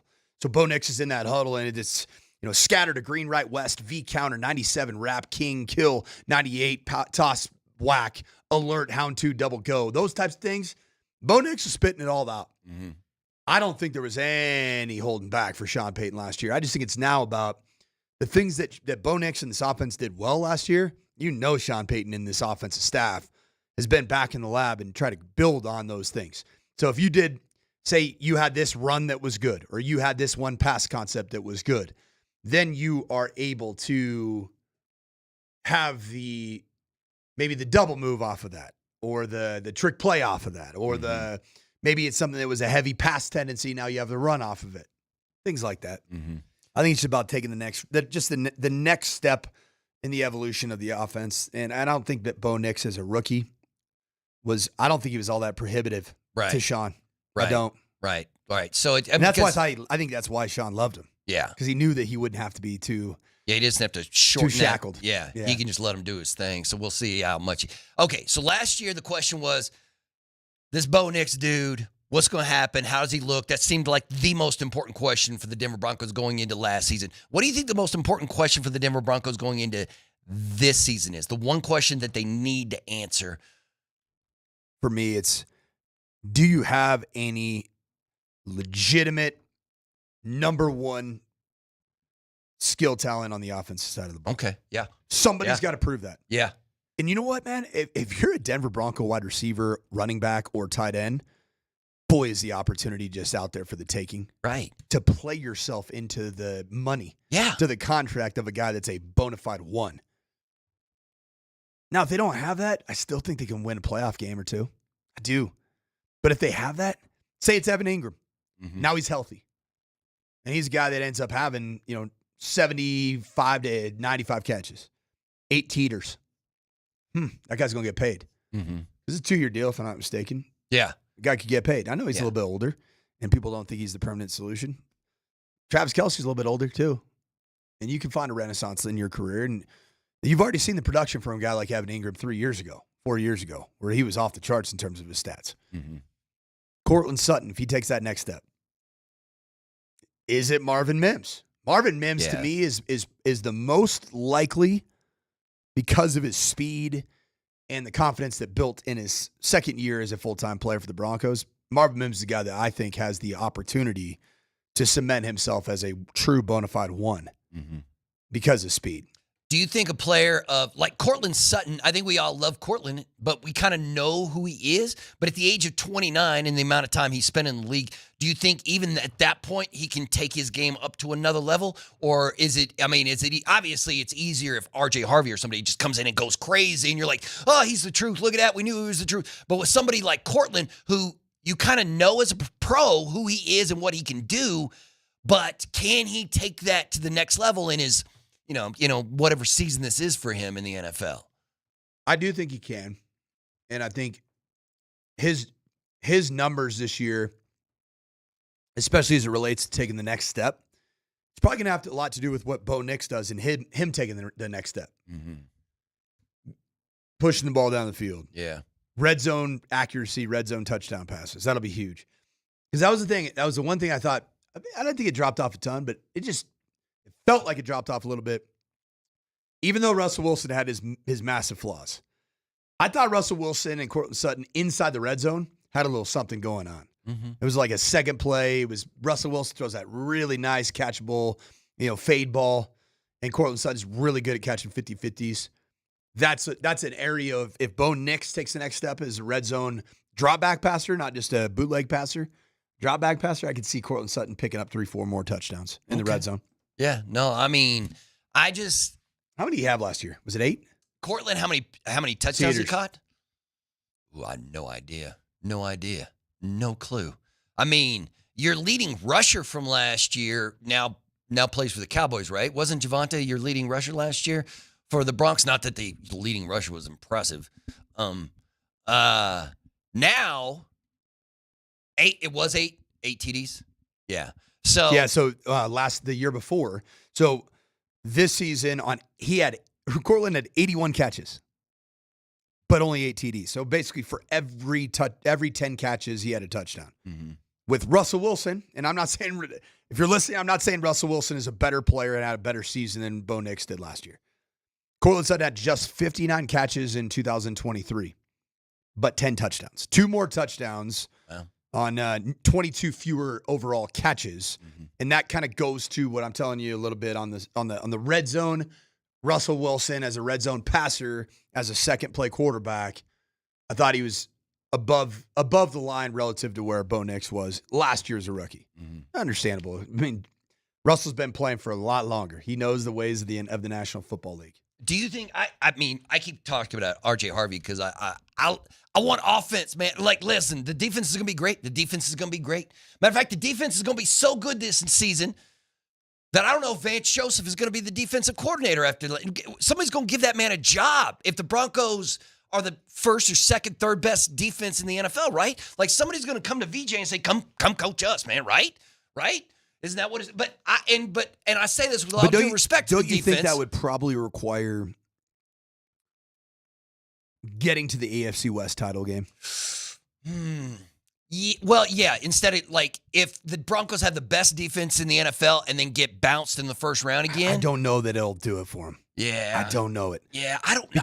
Because when you've been a failed head coach, and I've been one, right? Yeah. It's hard to get back in that seat, man. I can imagine. It's hard to get back in that seat. I can imagine. And it's a lot of times it's for VJ, right, wrong, or indifferent. He's obviously really intelligent, kind of professorial, if you will. But you wonder if he's got that presence, that thing that a head coach has. Yeah. It almost is going to require that you do something that this franchise didn't expect to have happen because of his side of the ball. Yeah. But there are, I would say there's 10 to 15 head coaches in the NFL who've got that swag, that head coach thing. And then there are some guys like, I mean, I don't know what's going to go with Schottenheimer in Dallas. There's some of these dudes, like the new coach in Tennessee. You're just like, I got one for you. Okay, and for our texters, Twitchers, Yeah. YouTubers. Yeah. Right now. Yeah. Texting 303-504-0925. What is more likely? Vance Joseph being fired by Sean Payton after the season, or Vance Joseph being the head coach of another NFL franchise after the season? Ooh, interesting. Okay, think about the first question I asked.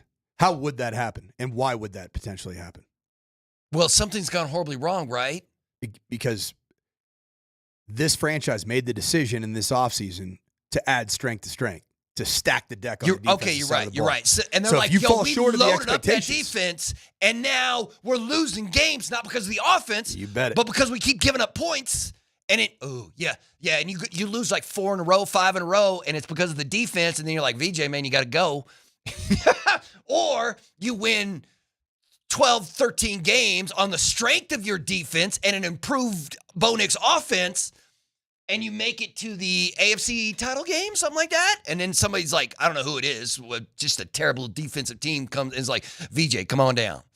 You want to come be the head coach. Come on down. But I say this with all due respect to Vance Joseph and that defense and Patrick Surtain, probably the best player on the Denver Broncos. I'm done with it, man. I want offense. I want offense. I want offense. I want points, man. I want points. Can you get me points? Sean, Bo, get me points. That's all I want. I want skill position players. And I've been talking about RJ, but I haven't been talking about J.K. Dobbins, who might be the man there in the backfield. What do you think? RJ, the young rookie with the speed, or J.K., who can do a lot of everything for you? J.K.'s going to play the role of late season Javonte Williams, but with more. Okay. More first and second down carries. Mm-hmm.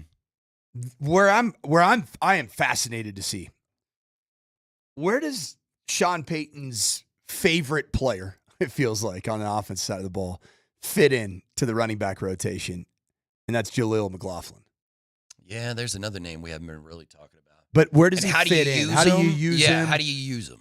Because last year there was not any near semblance of committing to Audric Estime as a consistent No. guy. And I don't even know how many touches is Audric going to get this year. I don't even know if he's going to make the roster. I'm serious. Yeah, I know. I mean, you went from a not great running back room to like, yo, man, you add JK and RJ and then Jaleel and you got Audric and let's see what happens. But once again, Sean's got to trust these guys. You know what I mean? Like Sean says, I want to run the ball, and then he never runs the ball. I mean, do you get in the same situation when you're calling games? Like you're in the middle of the game and you're like, and you forget about yesterday when you told yourself, I want to run the ball more, because you're like, this is the play. It's just pass play right down the list, man. It can be hard. Yeah, it can be hard as a play caller, because it sometimes feels like you're kind of making your we'll call it your wuss call by just calling outside zone or power or duo. Just go whatever. I'll call duo. I guess I'm just going to be soft on this play call. I'm going to play it safe. That's not fun, man. But at the end of the day, man, the mentality's got to be you run it to win. The team that legitimately dominated en route to a Super Bowl title. Oh, yeah. Did it with brutality on the ground. Yeah. And stopping the run. Yeah.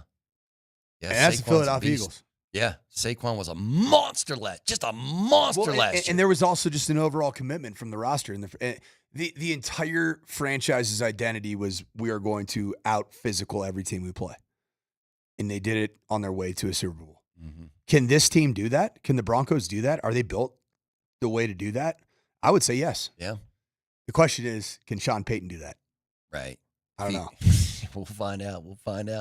All right. Well, we'll continue with the morning sprint with Coach Sanford and Mark Bernal. Sean Mazda text line, one price, one person, 1 hour. 303-504-0925. We'll be right back.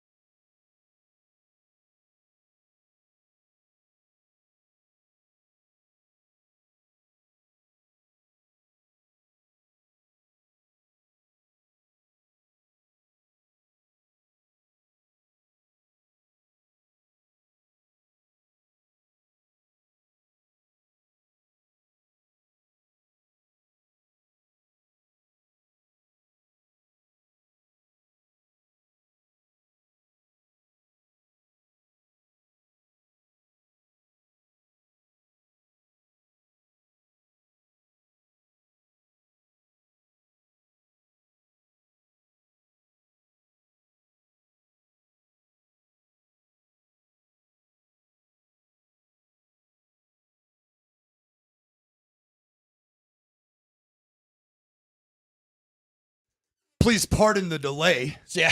As we are breaking down and brilliantly executed dual screen. I was going to say that was a hell of a screen, man. That was money. We're doing we're throwing some chalk here in the breaks. All right, welcome back to the morning sprint. It's time right now for KJ's second favorite segment.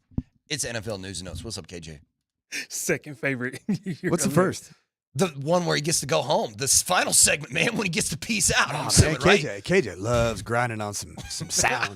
Man, I do, man. I do. I'm here from sun up to sundown, baby. Let's go, baby. Let's do it. Head coach Sean Payton is one of the few NFL coaches that are ambassadors of the Jordan brand. All right, I'm jealous. I'm going to be real honest. I'm super jealous. Yep.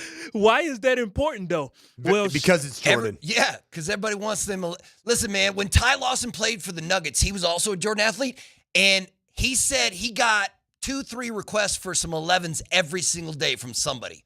Somebody was like, yo, Ty, hook me up with some 11s, bro. Hook me up with some 11s. Were the 11s the patent leather? Yeah. Yeah. Sean Payton rocks them patent leathers. Yeah. So, no, that's a big deal. Yeah. I wonder what. I mean, what's you know that what? price tag If you're like? listening right now, man, and you got a pair of Columbia baby blue, white 11s, you know where to find me. You know where I'm at 10 to noon. Sorry, we interrupted you, KJ. Well, so what is So what are we Peyton's doing here? Jordan? Right. Why are we bringing up this topic? Well, the reason I was bringing that up because Sean last season promised PS2 that he'd make that phone call to Jordan if he won Defensive Player of the Year in 2024. Well, he won. And according to Brandon Cristal of Guerrilla Sports, quote, "It's my understanding that Patrick Surtain II is the newest Jordan brand NFL player. Ooh. PS2 now joins that unique club and will be rocking Air Jordan cleats when camp starts," and quote, PS2 stars rising off the field.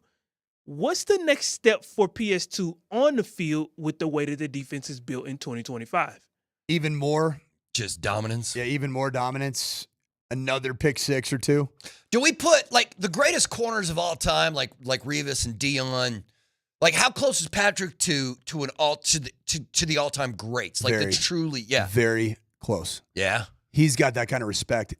Here's where I think his level of respect from NFL players. I mean, there was an entire session at the Chad Ochocinco wide receiver forum about how to get a release versus the length and size and girth of a corner as big as Pat Surtain II. Mm-hmm. He's that kind of guy that's commanding that because he's not just technique sound. Mm-hmm. He's not just gifted in his speed and short area quickness. He's got all that, and he's intelligent, but he's also really big and really long. You know where I think the next step is for his star to shine even brighter? What's that? I do think, man, he's got to play a couple snaps of offense. Oh. And I think he can. Oh. I really think he can. Just give him the ball and see what happens? Yeah, I'd say just a little red zone package. I'd love to see Court Sutton and him on opposite sides. Oh, fascinating. Who are you going to bracket? I hadn't thought about that, although they probably should, especially if Travis goes crazy in Jacksonville this year playing both sides of the ball. Maybe you'd be like, man, we can do some of that. Even if it's 5 snaps.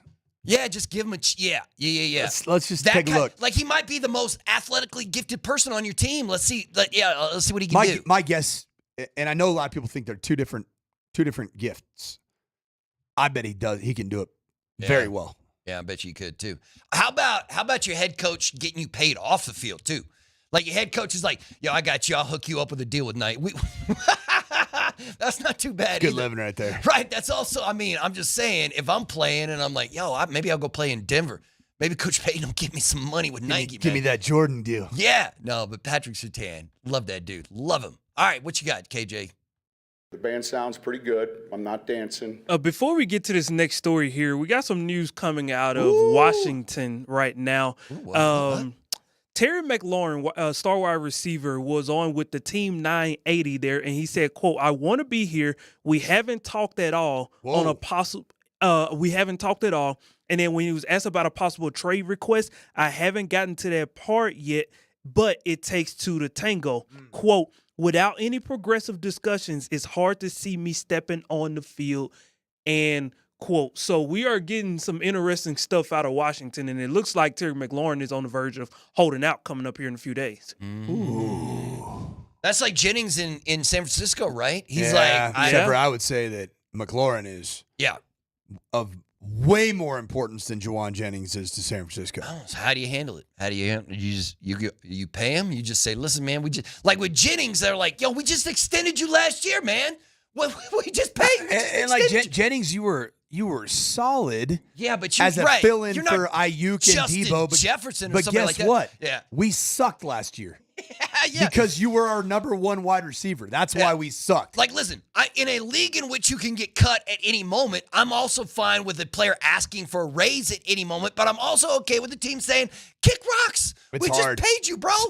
Scary Terry's agent knows that they ultimately have Washington right where they want him. Mm-hmm. Because I'll tell you what, man, nobody in the Washington franchise wants to see any possibility of a regression year from Jaden Daniels. Right. And Scary Terry's a huge part of that. Right. So from a negotiation standpoint and leverage standpoint, it's a smart play by Scary Terry's representation. So just pay him, right? Just pay him? I Or do you think think so, that's a man. bad? Because there's some teams and it feels like the guy's a great player. it's He like seems it's like a bad a really good precedent. teammate. If we pay him, everybody's going to come asking for money. And he seems like a good teammate. And he's been so productive. He was productive before even this year, man. This past season wasn't the first time he's done something. Yeah. He just emerged bigger because the star was starting to shine a lot brighter in Washington. Pay that man his muni. I mean, they put Jaden Daniels was listed as the 5th best quarterback a couple of days ago by him. That's crazy because you got 4 quarterbacks that are head and shoulders above everybody else, right? The 4 quarterbacks who are head and then you got everybody else, and you putting Jaden as the quarterback that's looking to hop into that top 4. Can they franchise tag him, Terry? Yeah. Or is actually, that- is- did is they that already? They already franchised somebody. Did they already franchise somebody? Because you only get the one, right? I don't know. We can look it up and see right now. But yeah, you could. I mean, nobody likes that. But a franchise tag on a wide receiver right now pays you what? $25 million a year, $26 million a year, almost $30 million a year. You're getting broke off. Okay, so the Washington Commanders could use the franchise tag on Terry McLaurin to extend his contract. Interesting. How about this, man? The first franchise tag in 2026 would cost around $30.2 Milski. Yeah. And wide receivers get paid. A second one, if you did him his second year in 2027, $36.4. It's good. And listen, that's good money. I'd almost paying that money. I'd almost paying that money. Instead of just franchising him, just be like, fine, here you go, $30 million a year. Let's go. I mean, is that more than you think they want to pay him? Yes. Gotta be, right? Gotta be. I mean, because that's in the Justin Jefferson category. Like, you gotta be, are you one of the top 3-4 wide receivers in this league? That's the kind of money you get. It's rumored that he and his agency is requesting between 28 and 32. Wow. As a guy that is a top 10 production receiver today. Yeah. Unless Washington has that money, like, tagged for somebody else that they really need. I mean, he was on a $23.5 million annual value contract. So So they're trying to get 30 plus. That's crazy. I mean, if he'd take 28, 29, I'd probably give it to him right now. But yeah, if we're arguing over 32, then I might just franchise. Just be like, fine, I'll franchise you and save a couple million this year, and then we'll have this conversation again next year. But yeah, that's well, good luck to you. However it's going to work out. All right, KJ, what you got? The band sounds pretty good. I'm not dancing. ESPN released their top 25 teams of the last 25 seasons. This is in honor of their quarter-century list that they put together here, talking about different teams, different players, Hall of Famers, etc. I know you've seen the list, Berto, so this question isn't for you. It's for Coach. If you had to guess, Coach, how many Broncos teams made the top 25? 3? No. Oh, last 25 seasons. Yeah, the last 25 seasons. Yep. Just one. One? Yeah. When you hit the Paid me. Hit it right on the head. 2013. 2015 was a honorable mention. Okay. But they only have the 2013 Broncos as the 15th best team in the last 25 years. They went 15-4, and that was when they got housed by the Seahawks, right? Because the the Bronco team led by Manning that won didn't even made this list, right? But wasn't that one of the best defensive teams the Broncos have ever have? Right? Am I right or am I wrong? They not make the list, right, KJ? They did not make the list. They're honorable mention. 2015. Yeah. So the team that caught the L is on this list, but not the team that won the whole thing. And now, I mean, listen, that season was crazy. That season was crazy the year that won because Payton was out, and then Brock comes in, and then Payton's back in, and then it's looking like the defense looks great, but the offense looks great. Yeah. And they have the 2013 Seattle Seahawks as the number 2 rated team this century thus far. And I'm like, number 2? Yeah, I get it. Well, I mean, that has to be about the Legion of Boom, right? They're just like that unit right there. Like Sean Payton's team, the one Super Bowl team that Sean Payton had, the 09 Saints, was right ahead of the Broncos. They were ranked the 14th best team in the last 25 years. And that team went 16-3. And they kind of handled the Peyton's Colts, right, in the playoff in the Super Bowl.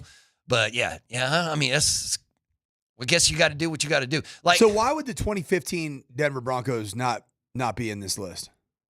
Well, then because they're not. Who was number 25? Let me look and see who's number 25. Who could they not beat out? The 2018 LA Rams. They couldn't beat out the 2018 LA Rams, who also lost the Super Bowl. They only scored 3. Remember, that's that Super Bowl. They only scored 13 points, lost the Patriots 13-3. Do you find it weird that the 2013 team, which had a terrific regular season, gets obliterated in the Super Bowl and still makes the list? Yeah, at 15. It had to be. It's all about that defense, right? And also because Peyton's numbers were better in 13, than they were in 15. Yeah, his numbers in 13 were pretty ridiculous, weren't they? Yeah, he threw for 5,477 yards and 55 touchdowns. That's not bad. Pretty good. It's pretty good. That's not bad at all, man. That's good stuff. But either way, all right, KJ, what's next? The band sounds pretty good. I'm not dancing. From one receiver who's waiting to get paid to one receiver who got paid, New York Jets wide receiver Garrett Wilson has reached an agreement on a 4-year, $130 million contract extension that makes him one of the highest paid receivers in the NFL. The deal includes $90 million guaranteed, which is the 4th most in a wide receiver's contract. It marks the first time in NFL history that a receiver has received an average over $31 million after playing only 3 seasons. Did the New York Jets pay for potential or production? Potential, right? Yeah, it's a lot of money for 24. You know what I mean? Like, and not only that, who's going to be throwing on the ball in New York? Justin Fields? Is that who's? So with all the dumpster fires situations of quarterback play, Garrett Wilson has the one thing he's done, man. He is living up to the moniker that the best ability as a player is availability. 3 seasons, he's played all 17 games in all 3. 3 seasons, he's had upwards of 80 catches in each season. 83 in his rookie year, 95 in his sophomore year, and 101 last year. And then the one area, I mean, he's been above 1,000-yard receiver all 3 years. And his touchdown numbers, Aaron Rodgers, he had 7 touchdowns. The other 2 years, he had 7 combined. $90 million guaranteed for all that, though. Is that? I mean, the stats are worthy of that. Okay, 3 years. He's 3 years in, and he is a 1,000-yard receiver each year. He is an 80-plus catch guy each year, and he's been healthy for all 17 games. Yeah, he's deserving of that contract. All right. Yeah, I'm not. It doesn't feel like that, right? Like it doesn't feel like that because the Jets are just so hard to watch at times. Yeah. And I still get sticker shock when I see these wide receivers. I mean, 4 years on, $30 million, man, for a wide receiver, not even the best wide receiver in the league. I'm like, woo, okay, maybe you should teach your kid how to catch a football nowadays, man. Can either one of your kids catch a football? What kind of speed do kids got? I mean, unfortunately, there's a lot of Caucasian over here, Nick, between my 2 boys. Yeah. So, yeah, it's got to be love of the game, not speed and quickness. And they're going to be try-hard guys, man. All right, KJ, what's next? The band sounds pretty good. I'm not dancing. Coach, we may have to get you to move to Louisiana. Those are where the best spicy whites come from. So if you want them to play football, I'm just telling you. Who we got down there? Who are some of the best? We had well, the one that I hate to say, but I gotta say he is the best from Louisiana, Stokely. Stokely, man. Stokely, he could cook. He could cook. He sure could. And they've had a couple other slot receivers come out of there. None that have been of name of importance. But I'm just saying, if that's the route we want to go, Coach, then Yeah, there's a little extra Cajun down there. Yeah, a little extra. Chicago Bears rookie tight end Colston Loveland spent his first offseason as an observer on the sideline after surgery to repair an AC joint in his shoulder. The question is how much he'll participate when training camp opens up. So during a youth football camp in Ann Arbor last week, he was asked about it, and he was asked about how's the progress been going thus far. And he said, quote, "It's been good. There haven't really been live bullets flying yet. We'll really know in camp once I get out there doing a lot more stuff," end quote. What type of impact do we think Colston Loveland will have as a rookie for Caleb Williams and the Bears offense? Rewind back to when we were going through the possible tight end draft prospects for the Denver Broncos. Yeah. And this was one of those. And we were pretty fired up about Colston Loveland, at least until we saw him in the massive sling that he was wearing at the combine and his media availability. You remember that, KJ? Yeah. I do. And you remember I said, I was like, I don't love that. You've been right ever since. Dude, did you hear that at this youth football camp, he was spotted playing with youngsters and throwing with his opposite throwing hand? Oh, yeah, that's not great. That's great. But guys, at least, we're a mere days away from reporting to camp. Yeah. You could have had Tyler Warren, healthy Tyler Warren. I hope Colston Loveland's worth it, bud. Yeah. Because if you are now, you're coming up now on 8 months? 8 months post-op? I don't love that on a shoulder. That ain't good at all. Right. I mean, a lot of guys that have AC separations, which are typically torn labrums. I've seen guys get back from that thing in 3, 4, 5, 6 months. 8 months? And you're throwing Oppo shoulder? I don't like it. Yeah, you got to get back, man. You got a brand new head coach who's an offensive genius and What we a young just say about quarterback. Garrett Wilson, man. Yeah. The best ability as a player is availability. Yeah, so I don't know, man, but good luck to him. Good luck to Colston. Let's see if he gets it back. All right, KJ, what's up? The band sounds pretty good. I'm not dancing. This segment is sponsored by Mountain High Appliance, Colorado's complete local appliance store. You can find everything there from refrigerators to dryers to washers, anything that you need at mountainhighappliance.com.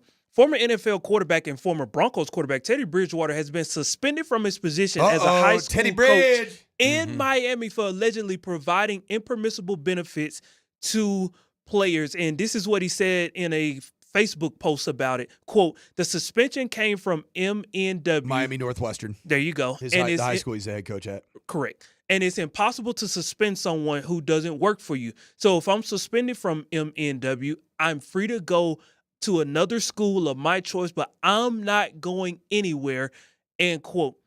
Coach, can you kind of, just highlight and talk about like this whole thing in regards to a coach being suspended, for helping less privileged kids? They just need, all they need is a little boost to get to the next level. I agree.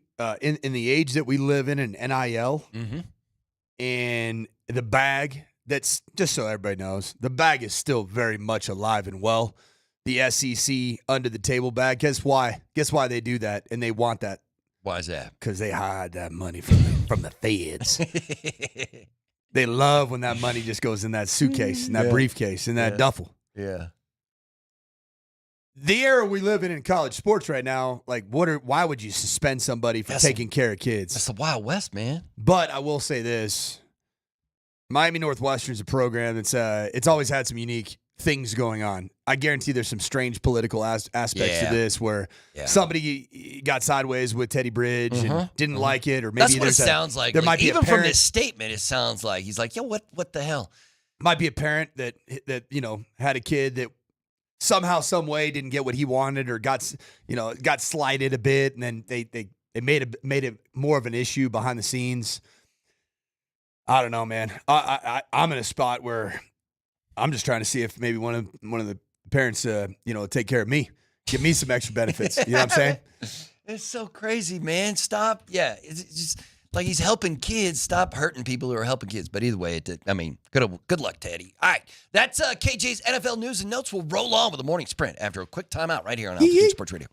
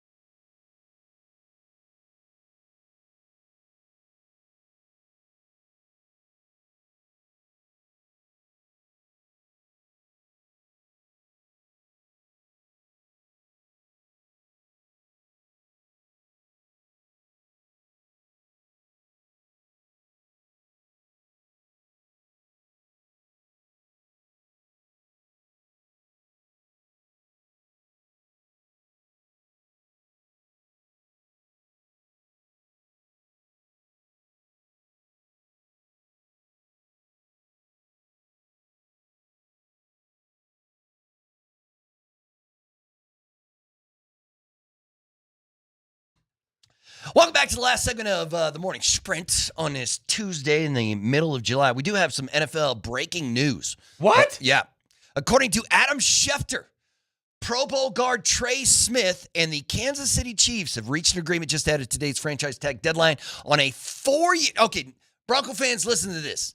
This is what you're going to have to pay Quinn Miners. Probably more than this. You're going to have to pay Quinn Miners Didn't you more just than break this. him off? Did they? Did they already break off? They did, but the day is coming. They're going to break them off again. Franchise tag. So instead of franchise tagging him, they gave him a 4-year, $92 million deal that includes $70 million guaranteed. It is the highest paid. How much guaranteed? $70 million guaranteed. Oh yeah, Quinn $70 million guaranteed is the highest average annual salary and the most guaranteed money ever awarded to an NFL Trey Smith, guard. he is that dude though. Quinn Miners' 4-year contract, his extension is worth $80 million that he signed last offseason, was it? And that deal includes a $45 million guaranteed piece. Man, where guard getting paid. Yeah.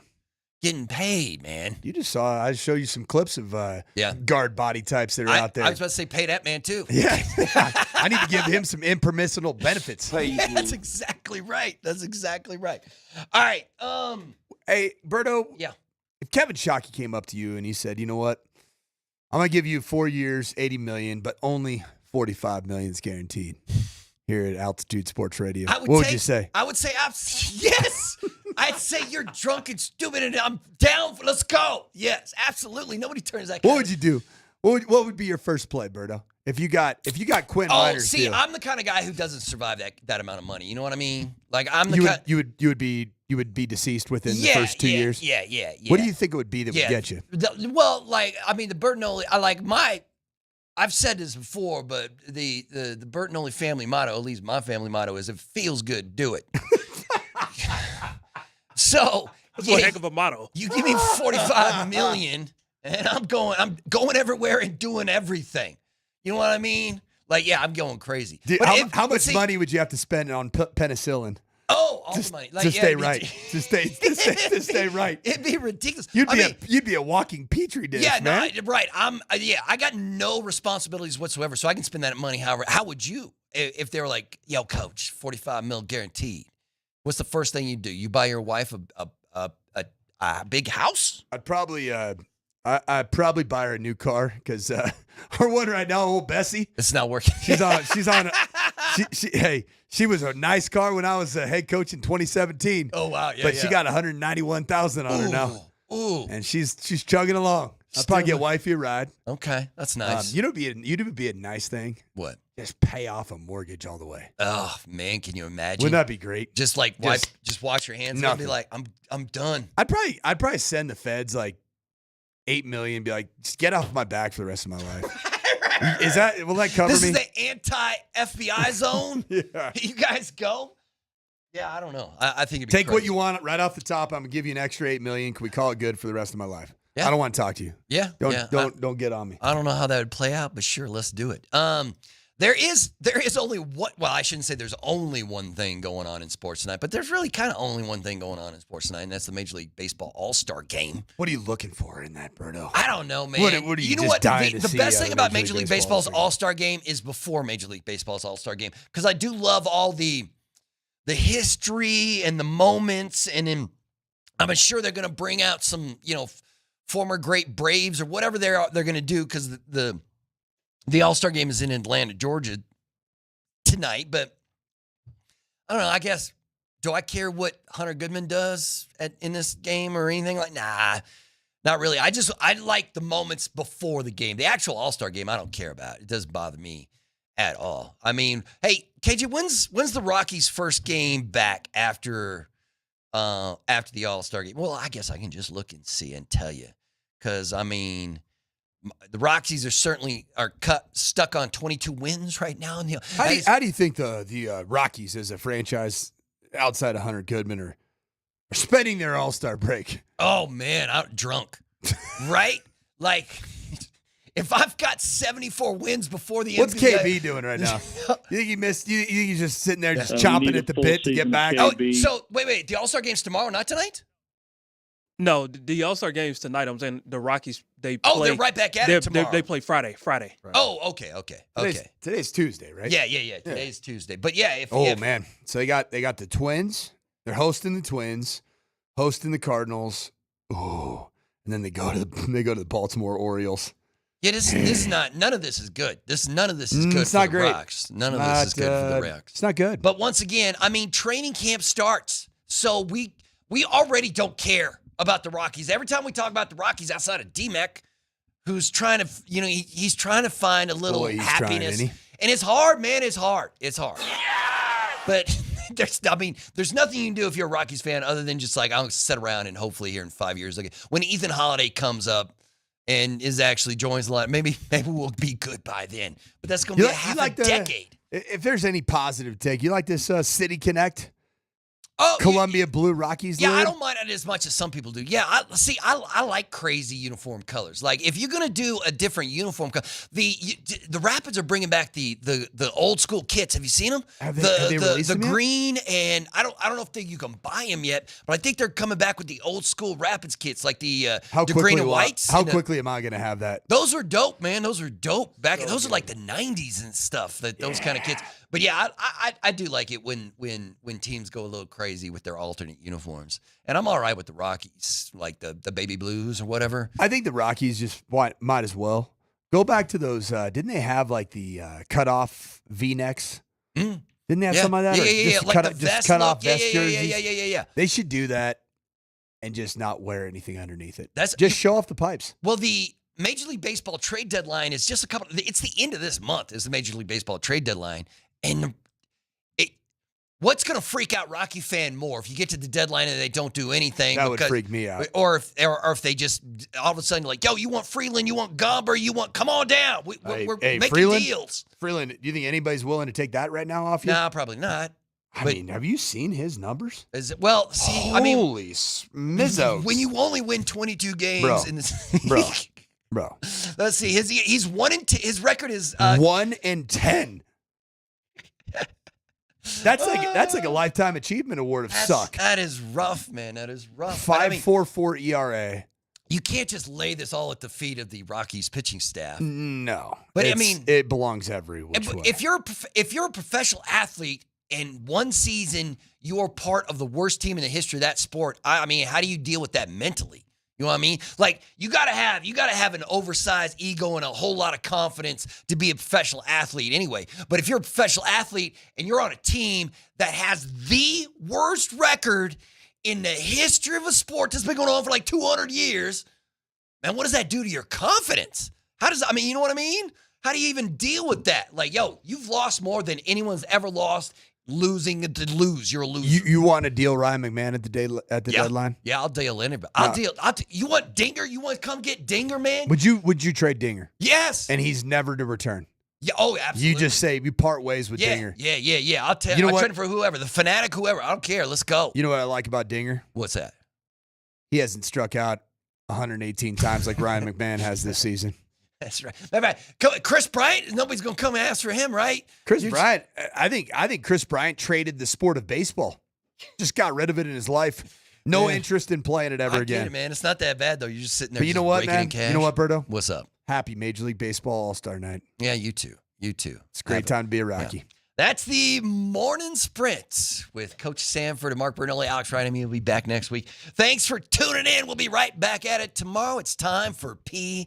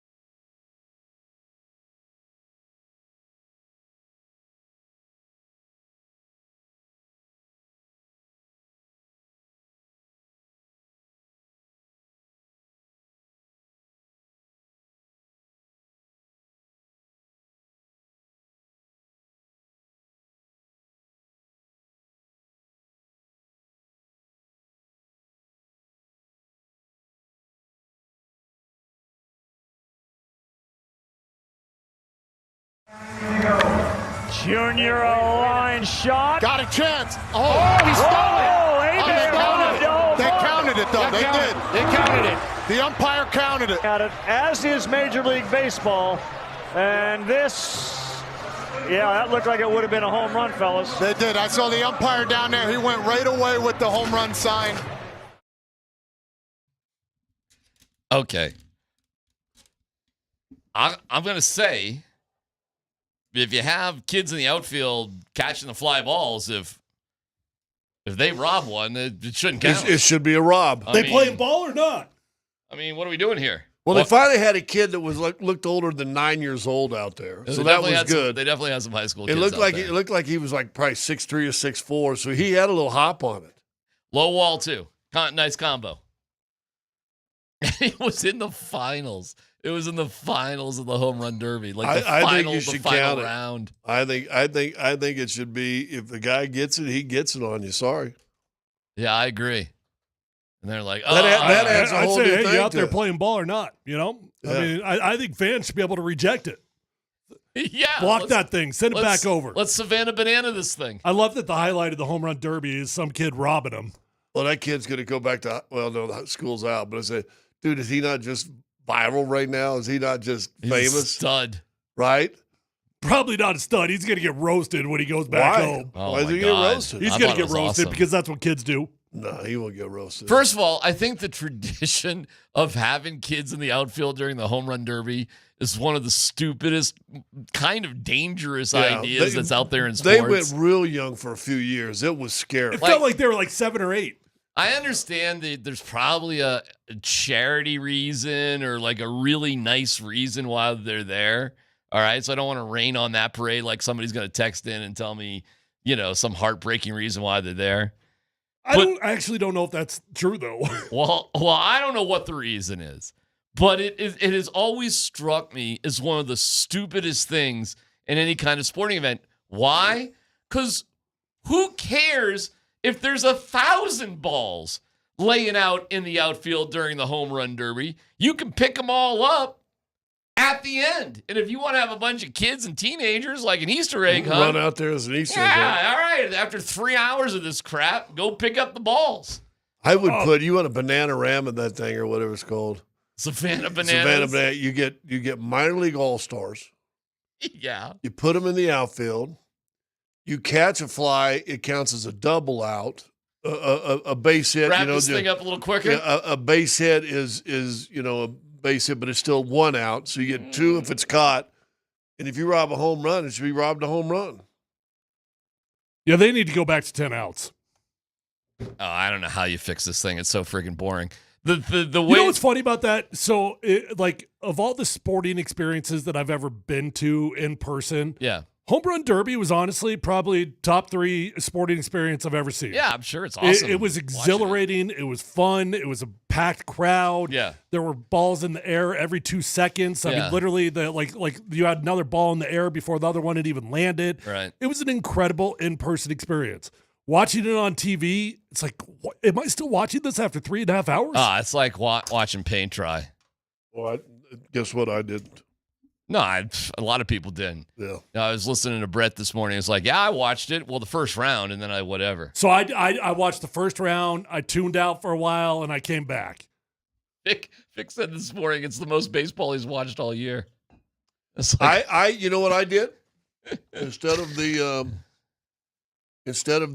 home run derby, I went and scouted the fix for the Colorado Rockies, and I spent 2 hours. Wow, what? Watching baseball. Oh, wait a second. I'm sorry. What'd you do? I scouted and investigated a possible fix and a correlation. I'm dying to hear this. 2 hours how to fix the Rockies. Now, it was a movie. Oh, okay. So you watched a movie. I watched Moneyball. Oh, all right. Start to finish. Oh, have you never watched Moneyball before? No, I've seen it, but I didn't want to watch the home run derby, but I was kind of in a baseball mood. Okay. And I just saw Brad Pitt in F1. I thought he was fantastic, and I thought he was great in Moneyball. So I flipped over and boom, boom, boom, turned on Moneyball. Yeah. And then it hit me halfway through, and supposedly they were It was before Bill James got hired in Major League Baseball, right? It was using some of his mathematics and analytics, if you will. They were one of the first ones to get it going, and they had a little success. Didn't win a championship, but won a whole lot of games, right? Yeah. And I start thinking about going back all the stuff we've done and revised and learned and talked about with the Rockies. Okay. And you brought it up a couple times. They've got one of the smallest, if not the smallest, analytic departments in all of baseball. That is true. And basically, that's all that movie is about, is analytics coming to baseball. That is true, too. So, that's what the Rockies, they were supposed to do a couple years ago when they were going to go to the Rays model. And instead of doing that, they went out. They said they were going to do that. And then they went out and they got homeboy Chris Bryant. Yeah.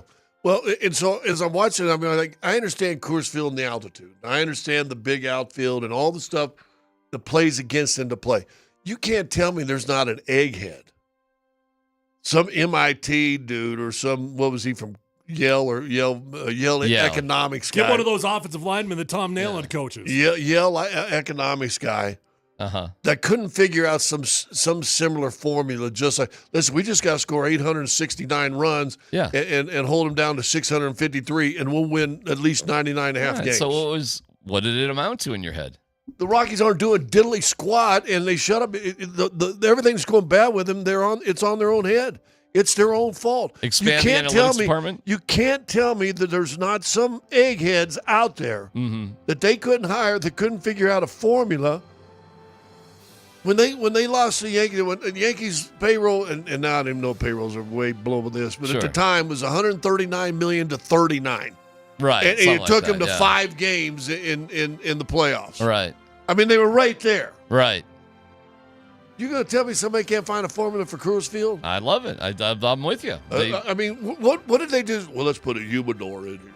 Well, that's part of it. Well, but let me ask this. You took away your biggest advantage because you remember Blake Street Bombers? They just came out and bashed teams. They wanted to win games 14-10. Here's what I think is complicated. It's not just one analytic solution, in my opinion. It's like a lot of them for different times of the years against different pitchers.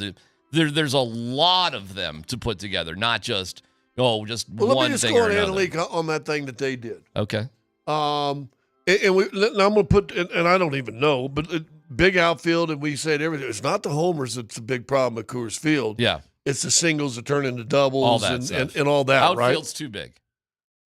Why wouldn't walks be a huge part of the analytics for the Colorado Rockies? More guys on base. More guys on base. Yeah. Yep. More chance for that bloop single. Yeah. And instead, they lead the majors in strikeouts. I mean, they're sitting there and go, listen, here's your pitches. When you hit it in your zone, one of the guys they're talking to, you're hitting 653. When you chase it out and away, you're hitting 150. Scott? Are they not doing that with guys? That's a great question. Clinton Hurdle is the hitting instructor, but I don't know if he's the offensive analytic instructor. But see, he grew up in the Charlie Lau thing, which was more of form and technique of the guys, wasn't it? Boys, I don't know if it's analytics. Here's what it comes down to. Good point on the text line. Yeah. The only analytics the Rockies are running these days are on their ticket sales and concession stand food.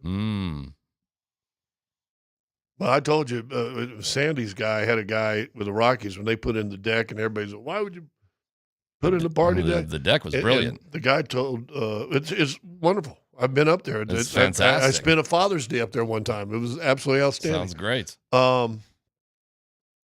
They were making at the time, and so go back to how long ago was Sandy and I were working together at the Fan. The guy called Sandy, almost a decade maybe. Got to be. Or probably.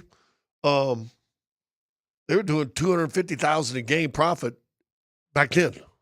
Well, I think that's $250,000 back then. Reconfiguring the stadium is a major, major deal that I think anybody who wants the Rockies to have a chance can agree on. Another thing is you don't have to win 110 games. The Guardians and the Diamondbacks both got to the World Series by winning, I think, less than 90 games. You got to get to the playoffs, and then you got to succeide in the playoffs. Well, but you got to get to 88, 89, 90 games. And I want to say back then is before they maybe I don't know. I guess they had some sort of wild card. But anyway, they were thinking they got to get in 99 just to get into the. Well, yeah, and that's not the case anymore. Yeah. It's not even close. So you don't have to do that. That should be a huge advantage.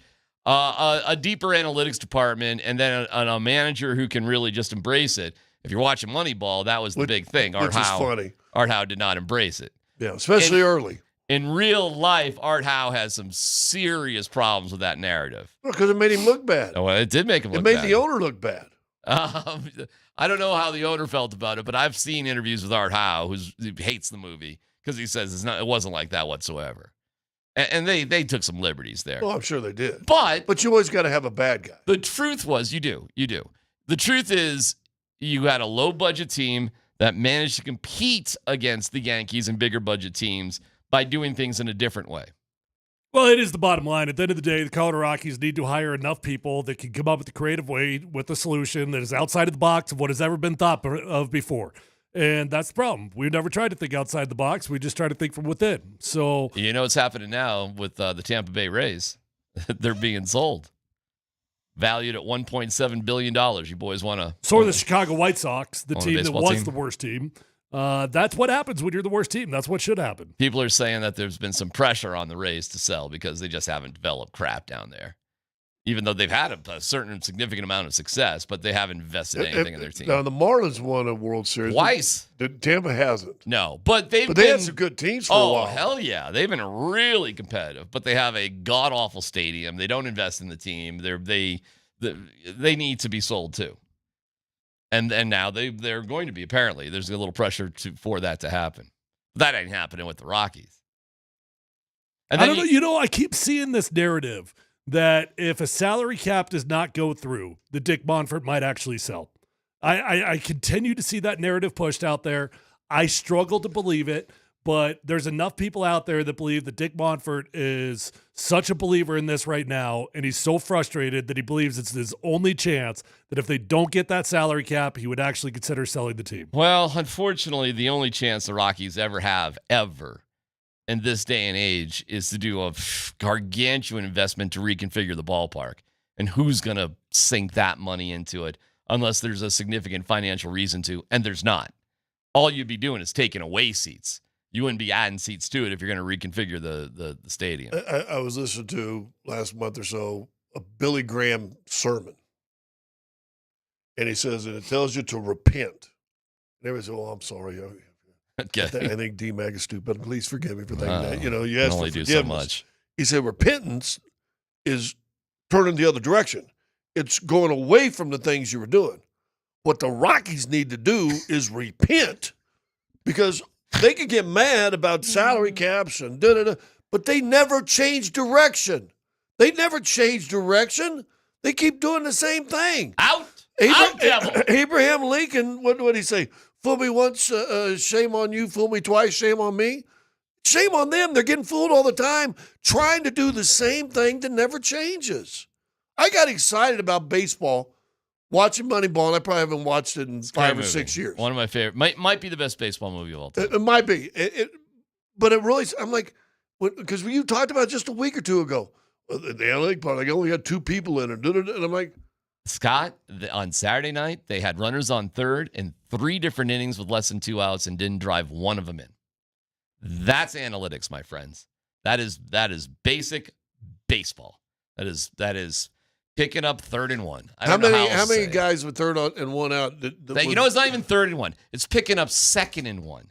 It's even more rudimentary. But I mean, how many times in those 3 innings with a guy on third base, one out or less? You said less than 2 outs. Yeah. Did the next guy strike out? It happened at least once, because one for sure was Jordan Beck. I don't know about the 2 other times. It happened at least once. Yeah. In fact, in the 3rd time, it happened to both guys. They both struck out. And then the next guy grounded out to second. I was just like losing my... Whereas if the first guy grounds out second, you might have a chance. Depend on how you make your move. It depends if they're playing in or not. It might squeak through. I mean, you got a chance at least. If the ball's in play, you got a chance. Well, think about it. The guy's probably playing normal depth when the grounded out that 3rd out. Third out, they'd be playing normal depth. So he's playing normal depth. If he's in tighter, does he have to move to the left? Is he going to be able to catch, pirouette, and throw a strike? The most frustrating thing, and this is as a coach, watching my own son, little kids, we preach this so much. We used to say, when I used to coach the little kids, a runner on third, less than 2 outs, ball on the ground's a run. That's all we wanted to do. That's what we coached. Yeah. With 10-year-olds. And so can you imagine my frustration? Let's just get 1 run at a time. We'll see what happens. I'm telling you what happens when you get on bad teams. You stop thinking about what you're supposed to do for the team, and you just start thinking about yourself. Your and that's individual why, numbers. And that's why you stop playing baseball. Good point. And that's what Warren Schaefer actually said the other day, that they need to focus on that, and they're getting away. But it's like 2.0 still? Well, at least he held them accountable, but it's like, how is this not, like, why, how is this message not crystal clear from the beginning of this? I don't know where it's lost. You know, like baseball players don't practice. Like they don't practice. They train. After spring training. Yeah, they train, but they don't practice. This team needs to practice. There's some ridiculous things with this team. When's the last time Bill Schmidt came in the Rockies locker, smashed a boombox and go, that's the sound of losing. I want one of those. I want one of those moments. Well, maybe the Rockies are still making their players pay for their Cokes. Who knows? That being said, Nuggets talk. Ben Tenzer will join us coming up in 13 minutes. What's the latest with Jonas Valanciunas? We'll find out coming up on PhD.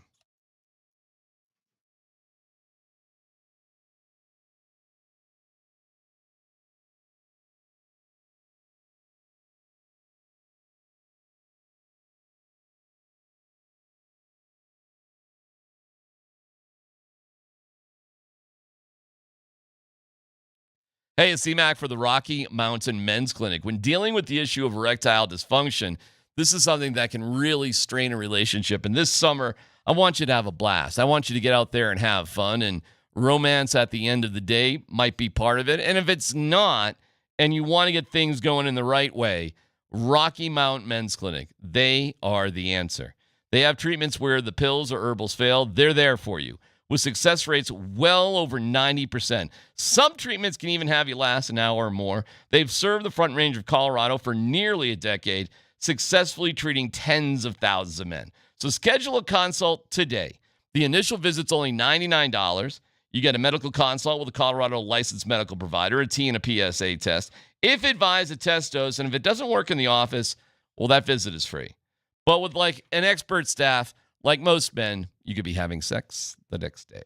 5 locations in Colorado: Fort Collins, North Denver, Central Denver, Castle Rock, and Colorado Springs. Hit them up today, 720-440-7900, RockyMountainMen'sClinic.com.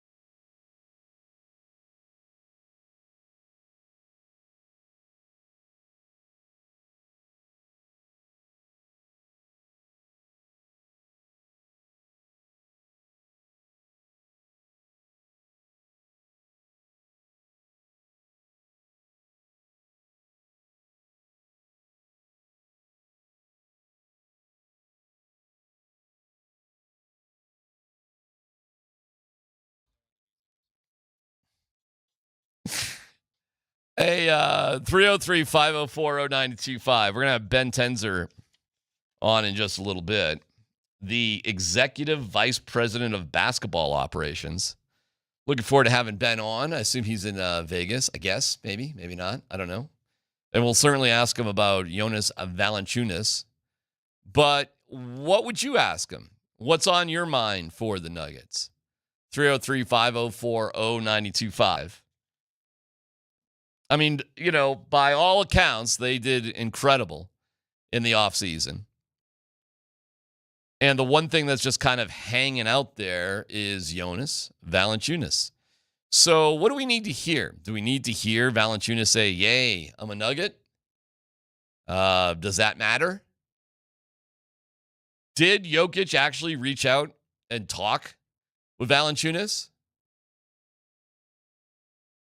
And that being said, there's all sorts of other things. The acquisition of Cam Johnson, Michael Porter Jr., how that's shaping up. How it's working with him and John Wallace. John Wallace was supposed to be on with the morning show this morning, but that got postponed till tomorrow morning at 7:30. So you can hear John Wallace with Moser, Lombardi, and Kane at 7:30 tomorrow. But yeah, I mean, it's been nice, great, as far as everybody can tell with the Nuggets in the offseason. And it'll be fun to talk to Ben Tenzer. I suppose the Valanciunas thing is the number one topic right now. Feels like it. Yeah. Like, where do we stand with that? What do you think he's going to say? I don't know. I'm not sure. I'm curious if he's spoken with them. I bet it'll be pretty clean. It'll be pretty simple. Something along the lines of, yeah, we acquired Jonas and we expect him to be here. Okay. I want to know the process. I want to see why it took so long to give me the process. All right. Maybe things are, is there anything about this that we need to know that we don't know? Yeah, I suppose he could be pretty honest about it at this point. I mean, what's... They never are, but not that. I mean, I wouldn't expect him to be. Negative Nancy over here. I'm telling you. All your bosses liars. There you go. I don't know. Ben's coming up here in just a little bit, so we look forward to that. Oh, 7 more minutes. I think Tyler walked out. I know it's no dumb summer, so I feel like it is a no dumb summer, no doubt about it. So we got a young kid who's trying to, maybe inspired by Tyler, maybe the swipe right. He's fallen into the swipe right app. Talking to Tyler about lifting. I don't know if DMac knows about the swipe right plan. Actually, he was out when we brainstormed. Yeah, you may want to recap. Well, go ahead. No. Well, I mean, obviously, I've been in the gym, big gym bro these days, and I'm looking for clients that I'm going to bring on. I could turn you into me if that's what you want to be. Are you being serious or are you joking around? I'm being serious. And Scott and I are going to develop an app. It's called the Swipe Right app. The gotcha. Swipe Right body. The swipe right body. So what? Kind of like the beach bodies of the 90s, the 2000s. So you swipe right for what purpose? I guess on all the apps, if they like you when you go on the dating app. If you don't like someone on the dating app, you go left. You swipe left. If they look good, you swipe right. Yeah. Okay. So swipe right why body. not take a swipe right body? Don't you want a swipe right body? Okay. So we're not. Listen, I'm an idea guy. I don't implement. How do you? So I pay and I swipe right and I. You pay for the bodybuilding plan. You pay for the training, for the meal plan. That's $9.99. We throw about 10 different exercises on there that everybody has like anyway. $500 a month. I swipe right and I find a body I want to look like. No. Okay, gosh, why is this so hard for you? Let me tell you how it does. You're trying to build a swipe right body. You do you have this survey and they answer about 20 questions. Okay. About every third question you go, you're on the right track. Okay. What's your goal?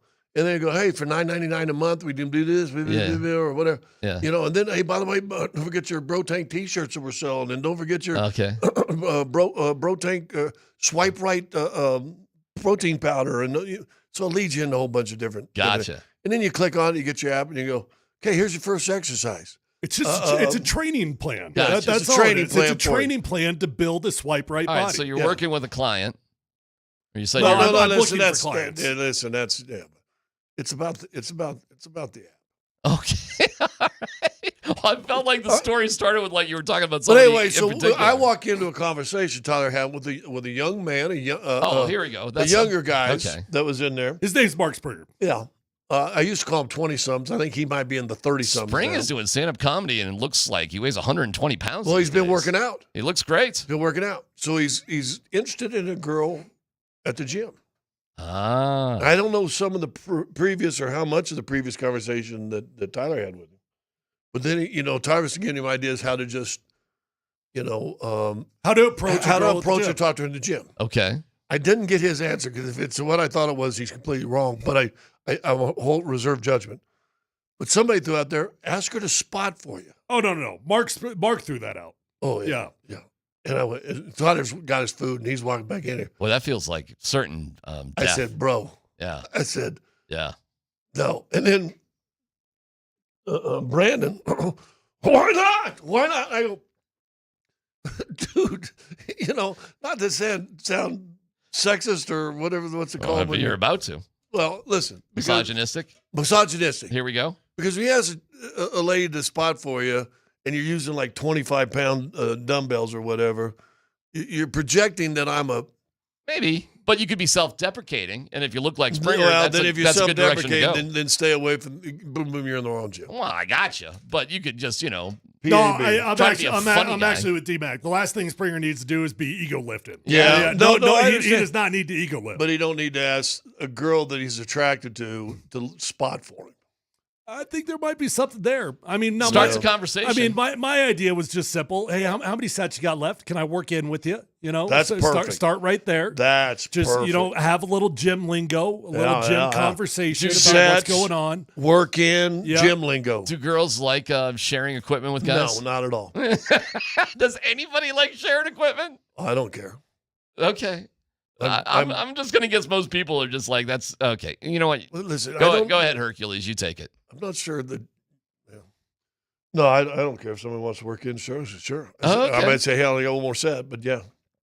Problem is when you work in with a guy. Do you think most people like that though? Do you think most women would like that? It could be tricky. I think in the gym you gotta let the women approach you. Yeah, I think that's what you got to do. You give the smile, you do the smile, walk by, give them the smile, bum, bum, bum, bum. When they go fill their water bottle, make sure your water bottle's empty. I was just about to say it. Why don't you just stock the water cooler? Yeah. Isn't that the way to go? Well, but listen, there's a lot of creeps at the gym too. No, but I mean, what better spot to run into somebody? I understand that, but hey, how you doing? The creeps know that too. Well, yeah. I mean, we're I don't know. I would say this. I think that's tough. Does Springer have a specific girl in mind? It sounded like he did. There was a gym crush. Okay. Maybe do a class if they got classes. Do a class with them, and then that's a great idea. Talk afterwards. Well, that was done. I kicked my butt. How do you do that thing? And then you have a conversation. I say that's the winning combination. Hey, are you coming there. next Tuesday? I'll see you then, and just walk off like you're not interested. Yeah. How about you get on the machine next to them and just try to outdo them at everything and grunt really loud? Yeah. Competition. That's creepy. Assert your dominance. Yeah. Meanwhile, you're riding the bike like this. There you get on your bike in front of me. You're a chick, obviously. DMac, you're the chick. You're riding our bike right there. Yeah. And here's what the creeps do. Stare down at you? Yeah, and then that's what Spring's going to be. No question. Don't do that. All right, well, best of luck to Mark Springer on that. Let us know how it goes. He might want to apply for the my big rule is don't ask and this misogynist and don't ask a girl to spot for you. What if you just go up to a girl and say, "Hey, you really look great. I'd love to take you out sometime." The girls might dig the spotting thing. No. It's kind of empowering, It's you're in his 30s. You're still 30, boy. I'll explain to you during. I'm the break. actually not 30s, but but you still got that mindset. Yeah, that's true. His mindset. Look at him. His mindset might be like 18 right now. Who knows? Yeah. My God. Well, let us know how it goes, guys. That sounds good for Spring. Spring's looking good though. I'm looking at him right now. He's in the gym. Spring is looking good. But I told him we got some dudes. Oh, okay. What, you want to run this past Ben Tenzer? I can ask Tenzer. Ben Tenzer is the executive vice president of basketball operations. Ben, we want to get into some serious basketball talk, but we have gym discussions right now. Are you up for some fun right off the bat? Yeah, whatever we got, I'm ready. My take, we got a young guy in here. He's interested in a girl in the gym, and he's asking people how do I meet her, as opposed to just coming, hey, my name is whatever, and how are you, what you're doing. Somebody threw out there, we'll have a spot for you. And I say, you don't want to be a gym bro and have a girl spot for you. I think that's a no-no. Yeah, I mean, I wouldn't go with the spot move. I would just, maybe just try to run really hard on the treadmill, show you're in good shape, and maybe you impress her that way. There you go. Outperform. Performance. Do that. So performance-based. Performance-based relationship. Yeah, performance-based relationship. See, that's why he's an executive. That's where he rose through the ranks so quickly. Ben, thank you for joining us. Okay, just to get right to it, and tremendous offseason. Tremendous. Thank you. Where do things stand with Jonas right now? Yeah, everything's in a really healthy place. We executed the trade officially the other day, and he's back in Lithuania where, I think Coach Adelman talked about his vision for him. We've talked about it. He's been a guy we've coveted for a long time. We looked very closely at trading for him at the deadline. So when this kind of fell into our lap, we felt like it was a no-brainer. We felt really lucky, and things are in a very healthy place with him. Have you or somebody from the organization spoken directly from him, and would it be nice if he expressed some desire to be with the Nuggets? Yeah, we've spoken to him and his representatives and have had nothing but great conversations about his role and how we envision him and how excited we are. I don't want to speak to his exact mentality or where he's at, because I'll let him comment on that when the time is right. But nothing but very healthy and productive conversations about how we see him fitting in next season as a Nugget. And you say you just got it down a couple of days. This rumor came out weeks ago. You already announced the MPJ trade and getting Junior back and bringing Brown back and all that stuff. Why did it seem to take this thing to evolve and take so long from the time the news kind of hit to where we get the announcement? Was it yesterday? Yesterday, day before yesterday, where it officially hit? Yeah, to be honest, there's just a lot of sequencing with the rules of the NBA and free agency and kind of the timeline. So July 1 through 6 is the moratorium, so nothing can happen in that period. Specifically with this Jonas trade, we had to wait for the Michael Porter trade to be complete. And then once that was complete, we were able to take Jonas into the trade exception created by that trade. So it was just a sequencing kind of a thing with how this all works. And once you make that trade official, doesn't the league still have to put a stamp of approval on it? Yeah. I mean, once there's a bunch of legal things that you kind of go through, reporting and passing physicals, and but yeah, once you have that call, then we're allowed to publicly announce it, and that's when you saw us do that.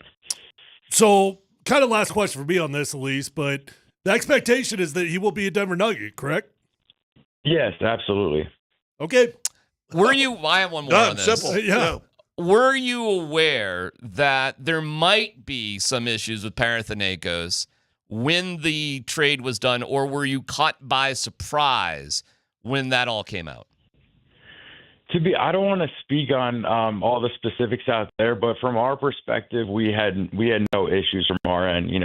He's under contract in the NBA, and we had indications that he was going to honor that contract, and we were never worried about anything going on out there, to be honest.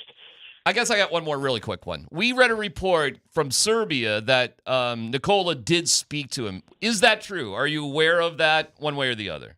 Yeah, I'm not aware, and I'm not going to comment on those private conversations, but I think we all know Nicole is, an unbelievable part of this organization and the leader, and, I feel like he has great relationships with people across the board, and, it wouldn't surprise me that they have a healthy relationship, but to be honest, I'm not sure about that specific report. Executive Vice President of Basketball Operations, Ben Tenzer, is with us. Ben, you now add that executive to the old title there, which means more pressure and more scrutiny and all that different stuff. You've seen we saw Josh in the press conference basically say, "Listen, we gotta watch what we're doing and take care of it. We never want to get in a situation where we'd even have to think about trading Nikola Jokic." The internet runs wild. Oh, they're thinking about trade. He also, I think, in the press conference, or maybe when he was talking with us, he said, "Listen, we're going to offer Joker the extension, but we're going to be honest with you. So you can take it now, or if you probably wait, it's probably going to be worth about $80 million more." You guys obviously had that conversation. He didn't take it right now, but is it surprising to you how fast the wildfire starts to the negative side of all these rumors? ESPN the next day after Joker said, "I'm not going to sign an extension this year," ran the Nuggets are losing Joker all day. So is it now in this position where you're really intent, even more so than you were maybe in past years, to what's going on? Is it surprised you, some of the conversations that you read and hear about? Yeah, I mean, it's a great question because, being in this role, you do have different responsibilities, but I'm not surprised by all the kind of media scrutiny and different stories that come out, because I feel like, the content and all the attention is part of the good of the business. And I know sometimes narratives come out that, we don't necessarily agree with, or sometimes it gets spun out of control. But it's just part of the business, and we understand it. And we're really not worried about this Nicole thing. We have a great relationship with him. He's a huge part of our organization for the future, and we just feel like he's going to be a Nugget for a long time. Ben, I want to go back to Michael Porter Jr. trade. And, if I'm being honest, at the time, I felt like that was going to be a tough contract to trade. Just given the money, the injuries, everything else, it felt like it'd be a tough trade to me. But it feels like that was a huge domino that allowed you the freedom to make the rest of the moves. Can you kind of break down what that trade did to set the stage for the rest of the offseason? Yeah, absolutely. I mean, obviously, Michael was a huge part of what we've done for a long time. And we drafted him, and we won a championship with him, and we appreciate all that he's done for our organization. Specifically with him, with his contract, we were essentially able to move out his contract and bring back Cam Johnson and Valanciunas with the salary that went out with his, because when we traded that, we were able to bring in Cam, and then the remaining trade exception we were able to take in Jonas. So it's simply just moving that salary and then adding two pieces instead of just having one. So I think that was the most enticing part of the trade, just kind of opening up flexibility. We had this great run in the playoffs, and we felt really comfortable with that group moving forward. And, I think Josh commented on it. We commented on it, how we felt like there was a lot of discussions of just trying to improve internally.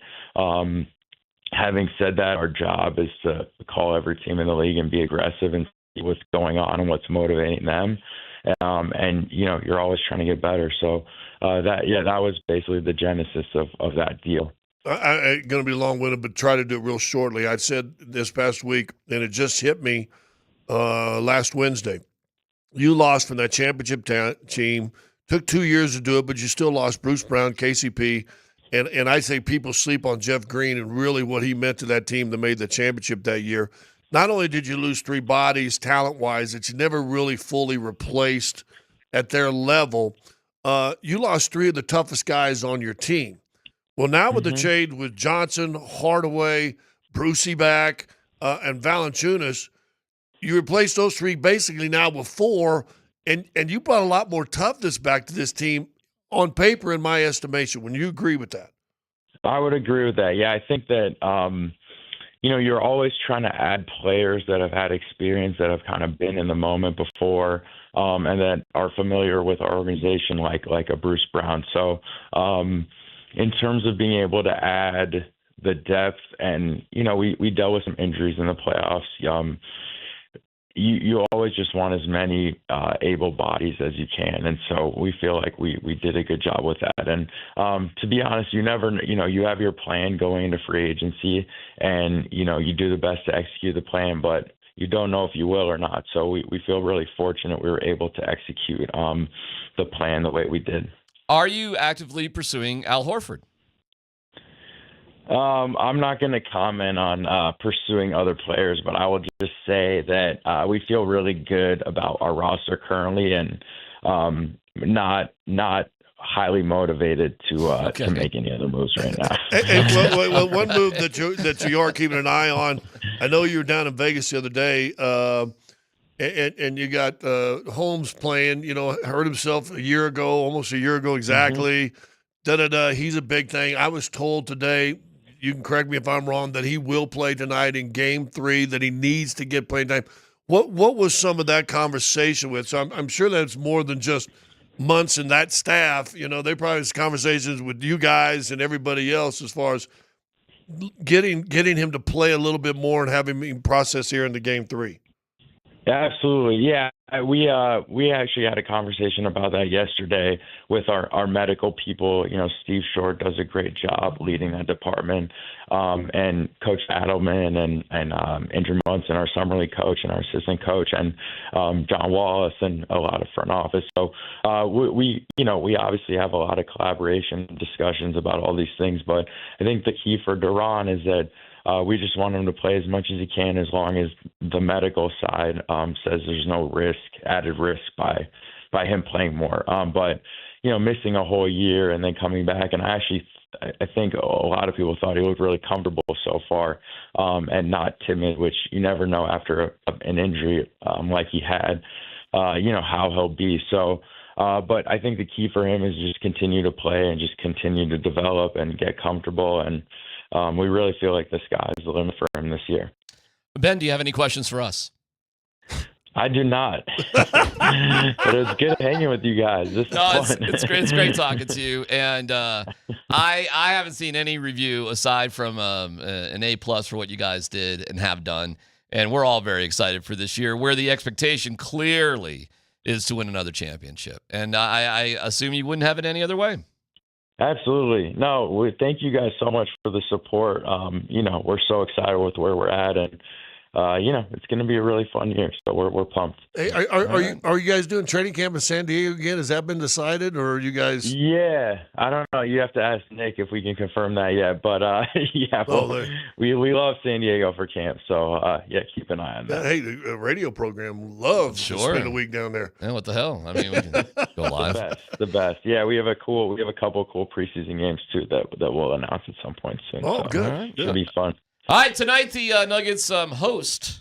They're the home team tonight against Toronto, 6:00. You're doing the broadcast. I'm leaving here to there. All right, Ben. We'll talk to you. Thank you, Ben. We really appreciate it.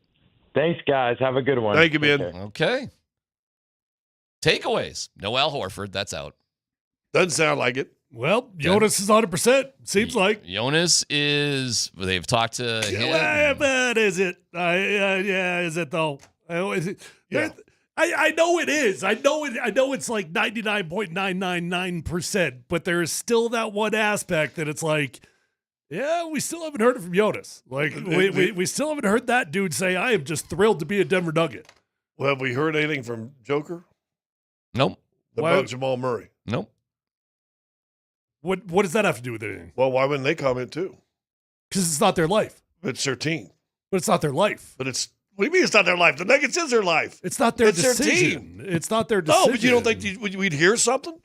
Not from those guys. No. I mean, they're not the ones making the decision. I'm not talking about decision, but about them coming to the team. Are they excited? Why are you so mad?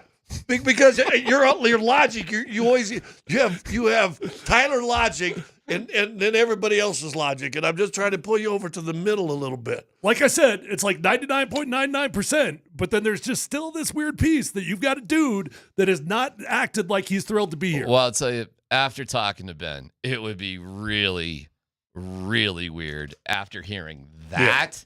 If Jonas wasn't with the team. The only thing they're dealing with now is your agent will have from now until training camp starts till I'm sure we'll be there again at media day, right? To see if they can guarantee the second year. I mean, that's the only thing that's going on. Sure. I mean, it's always about money, right? Yeah. And we'll see. Great interview. That was fun. Would you like to hear Joker or Jamal talk about all these acquisitions? It's not necessary for me. It's not necessary, but would you like it? It wouldn't hurt, but I'm not overly concerned about it. Now, they'll go back to Tyler. Do you need to hear from Jonas? again, it would be nice, but It would be really nice. I don't think he has any cards to play otherwise. So, and I said repeatedly on the air here. Well, what's clear I is don't he's still care if he's upset. He's got to be a professional and uphold his Well, contract. Ben said agreed, but what's clear is he's still trying to hold on to some card. Okay, He is still trying to hold on to some card, and that's where I come back to the 0.001% or whatever it is that you've got a dude that's still trying to hold on to it. This doesn't, or he didn't want to break his streak. He's got a streak going from July 3rd, 2021, and not get on social media. this doesn't, right, that's right. This doesn't feel any different to me than Cortland Sutton last year, who wanted more money and, didn't have a lot of cards to play. And at the end of the day, A great example. That's a great example.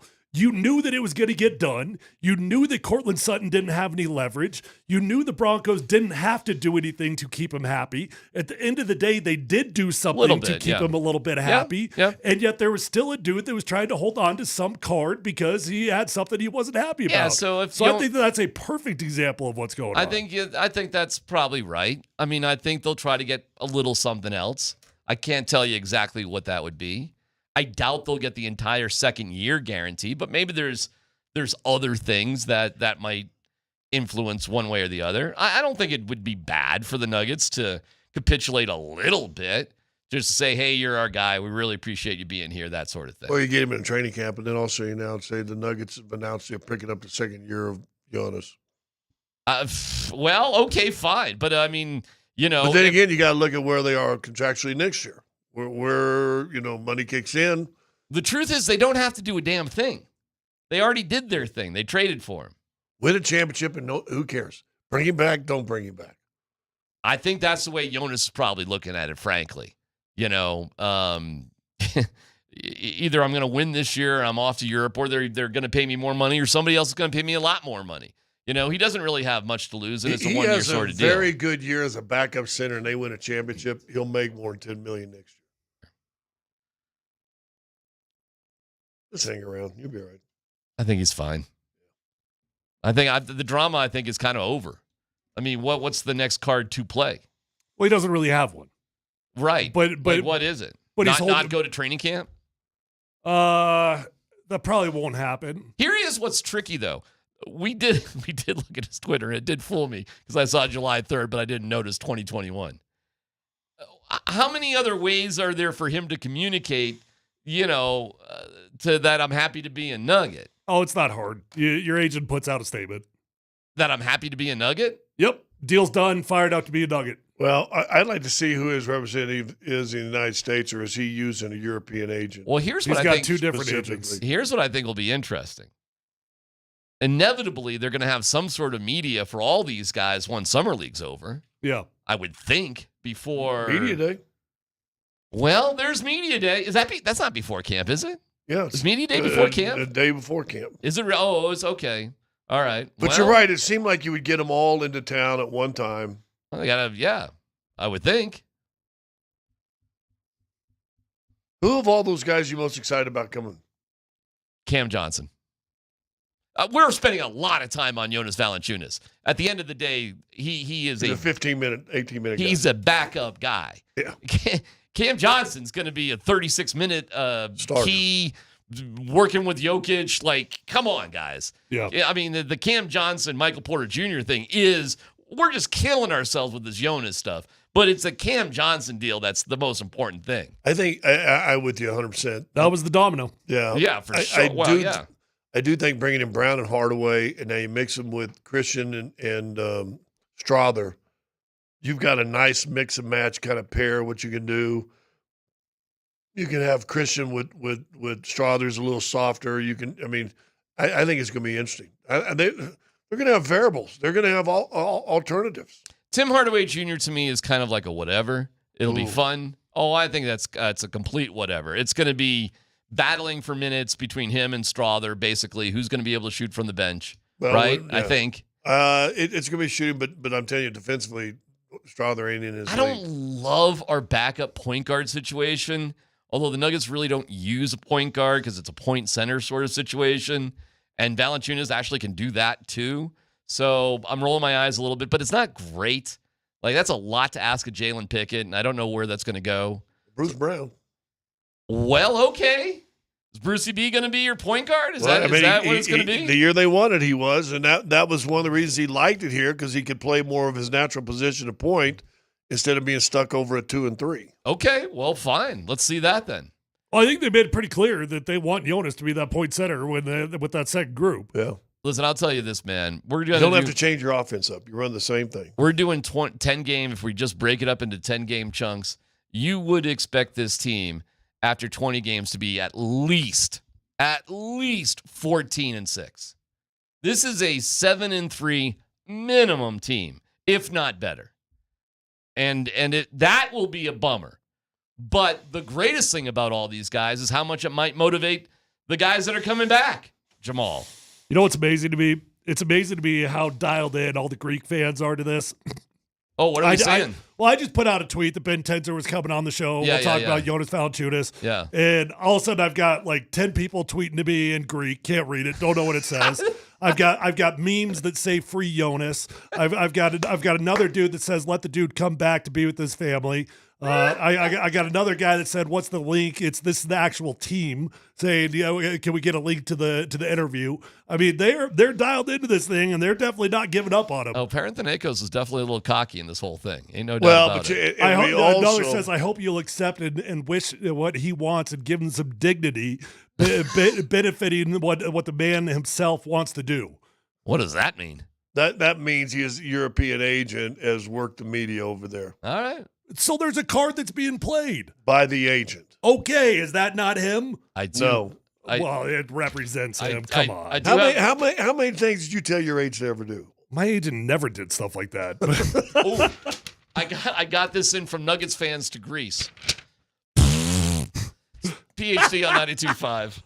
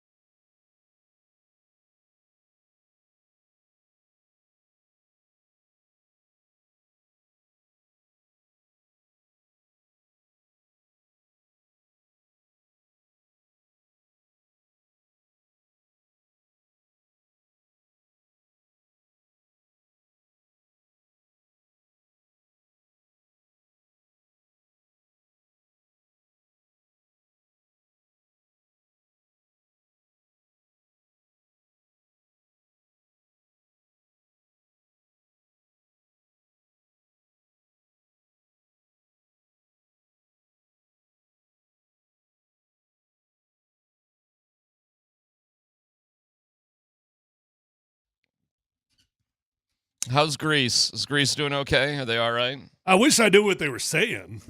Well, can you hit translate on the? Yeah, I think there's a translate thing. Yeah, you got to hit like copy and paste and stuff. Oh, It's you a lot. do? That's a lot of work. All right, well, forget it then. Ain't doing that. Good conversation with Ben Tenzer. If you missed it, We could give Cole that job. He could run through all the tweets and translate it for us. Send it to him. No problem. Who? Cole, our producer. Cole's Greek? No, but I think you making it funny. I think Cole knows how to use Google Translate. I thought on X you did a button that says you can see translation. I You have should- that on Oh, my is there? X. Yeah. I didn't know that. I could have sworn there was. How do I do that? Well, it's either it's there or it's not there, I suppose. Click on the thing, and then right above it, I think it says translation. Yeah, I've seen that before on the old. I must have the non-updated version. Maybe. Any big takeaways there from Tenzer? Anything else we should? No. You're feeling? They're probably done. They are probably done. That's probably the biggest takeaway. So does that leave? Said I'm not going to answer anything about Al Horford, but yeah, we're good. Yeah, we're good here. We're not gonna. Yeah, that was good. I think it was interesting, and that's why I was no comment. I think last Friday you go, well, when will this thing be announced? We announced before the weekend's over. Mm-hmm. Because everybody has their spy. I mean, it's why Adam Schefter is making millions of dollars doing what he does then, because all the contacts he has and all the NFL teams and everything else. And so this news broke almost 3 weeks ago, right? When about 3 weeks ago that all the trade and all the stuff started coming through, which get leaked, some on purpose, some unintentionally. But then you got, okay, now we got to negotiate with the team. We got this good. We're all good. We can use this. Okay, and the conversations go back and forth. It's usually not on a phone line. Let me call you. A little bit like Billy Bean. Let me call right back. And I guarantee you, even while in the middle of this, some people are trying to get a little bit more somewhere else. And I thought that was accurate from Moneyball. And then you come to it. Agree that now you got the two lawyers on both sides sign the papers. Or putting the papers together. Add this. No, we don't this. We don't that. And so now you got to go back for a day or so to get it done. All right, it gets approved. Now we have to send it to the league and make sure everything fits in the financials. And that takes a day or two. So when you get these news, the news breaks. Then why isn't it official for? And some of them are in the dead period, but it's literally a process. Yeah, That's almost stupid. I don't think it took much longer than it needed to be official. I don't think there was any unnatural delay in it. Well, you asked me on Friday, I think, when would I be worried if we don't hear news that the deal is official? Yeah. And I said Monday. If we don't hear something over the weekend, I will be worried. And was it Sunday? I think it was Sunday that it all broke loose. Yep, it happened over the weekend.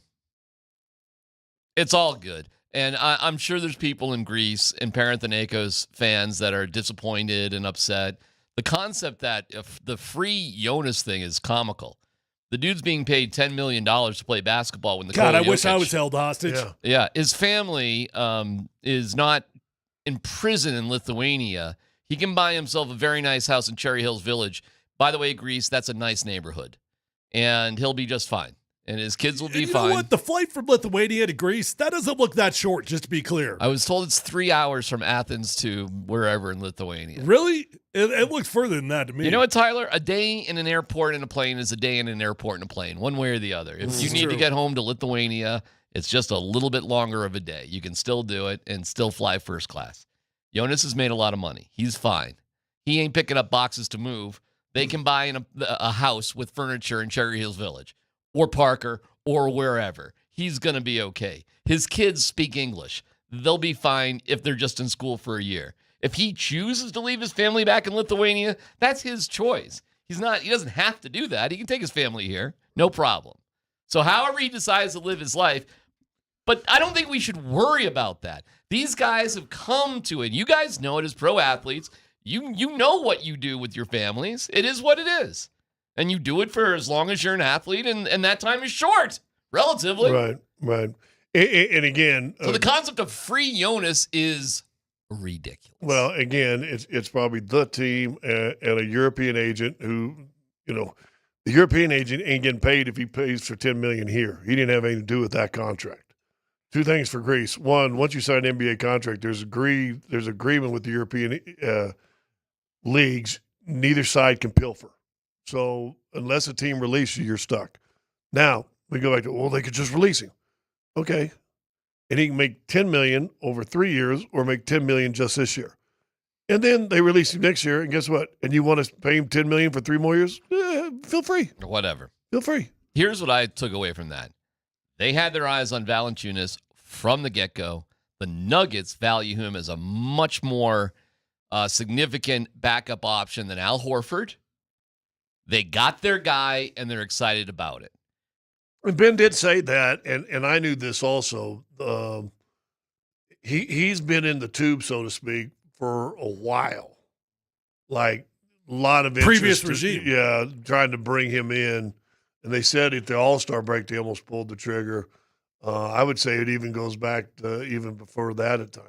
Now, I do want to give you some credence on something that does make sense. It was nice to see Bruce Brown, before he went to Greece, ironically, tweet out a picture of the Nuggets practice court on his socials. Mm-hmm. It was nice to see Cam Johnson and Tim Hardaway Jr. on a podcast talking about how pumped they were to be with Nikola Jokic in the situation. That is the stuff that gets fans excited. It's also normal, DMac. Like I know Scott poo-poos it and rolls Normal his eyes for at Americans. You're thinking American, though. I disagree. I think everybody's quite aware of social media these days. I think it's normal for professional athletes that when they go to a new team, they say, "Yippee! I'm fired up to be on my new team." And in all honesty, unless he does, now he doesn't have to do this, and Nikola would never do this. So okay, to your point, but sure, would it be cool if we saw a 20-second video of Jonas saying, "Hey, Nuggets Nation, it's cool to be here." Michael Porter Jr. did that in Brooklyn. I saw it. He was in a cab or somewhere down there in Brooklyn. Most teams' social media actually ask the guys to do this stuff also. Yes, it would be nice to see. But it's not, it'd be nice, but it's not necessary. And one way or the other, Big Val's a Nugget. If he wants to be grumpy Jonas, so be it. What if the first time you see a Twitter or a tweet or a Instagram or anything social media wise, WhatsApp, although I don't know if that's necessary, that's more of a conversation. Swipe right? Are we seeing this on Swipe Right? He probably doesn't want to be a Swipe Right. No? Is him in a horse race with Joker? Will you be happy? Yes. That would be. I think that would be. So you need you guys emotion stroked is what you need. I don't need we don't need anything, but the point is he could put this all to rest if he wanted to. That's the point. If he wanted to, he could put it all to rest. But I think it is to rest. I don't know who's keeping it non-restful. I think it's to rest, and they'll try to squeeze some more things, some more pennies and nickels out of this deal, one way or the other, which is fine. That's just what athletes do. It's no big deal. Oh. But yeah, it would be fun to see Valanciunas, watching a chariot race with Jokic like AG in was. Greece. The annual chariot races in Athens, and there's a picture of Giannis and Joker. Oh, like a watching real it. chariot. I was just joking. No. A real chariot race. Yeah. Okay, that'd be funny. Ben-Hur coming around the corner. I think Jokic probably reached out too. That's the impression I got too. That, he's a good guy. I don't want to get into personal lives, but, had to read through a lot of between the lines. Oh, I'm sure he's reached out. Yeah. Now, here's a funny thing. Like, all these countries, I believe, used to be like Yugoslavia, right? And they all kind of got broke up. Serbia and Croatia, I think, did. Some of them, yeah. Bosnia, I think. Not all of them, but some of them, Well, yeah, but I think there's a handful. I don't know if Lithuania has any part of that or not. For sure. Lithuania was, that's a broken up country years and years and years ago. The funny thing is, like Chanchar and Saric were from two different countries, yet they spoke a similar language, and I think it was Russian. Chanchar's from Slovenia, for sure. Yeah. I'm not sure where Saric is I thought he was from Croatia. Okay. And their common language was Russian? I believe so. All right. Because I think they all know Russian. Remember when Shaq tries to speak to Joker, and Joker says, "Shaq, that's Russian." Right? He always Okay. corrects him, right? All right. So I wonder, is Lithuanian, I guess there's a Lithuanian language? I don't. Is it rooted in Russian? Is it rooted in Greek? It's definitely no. It's definitely in Russian.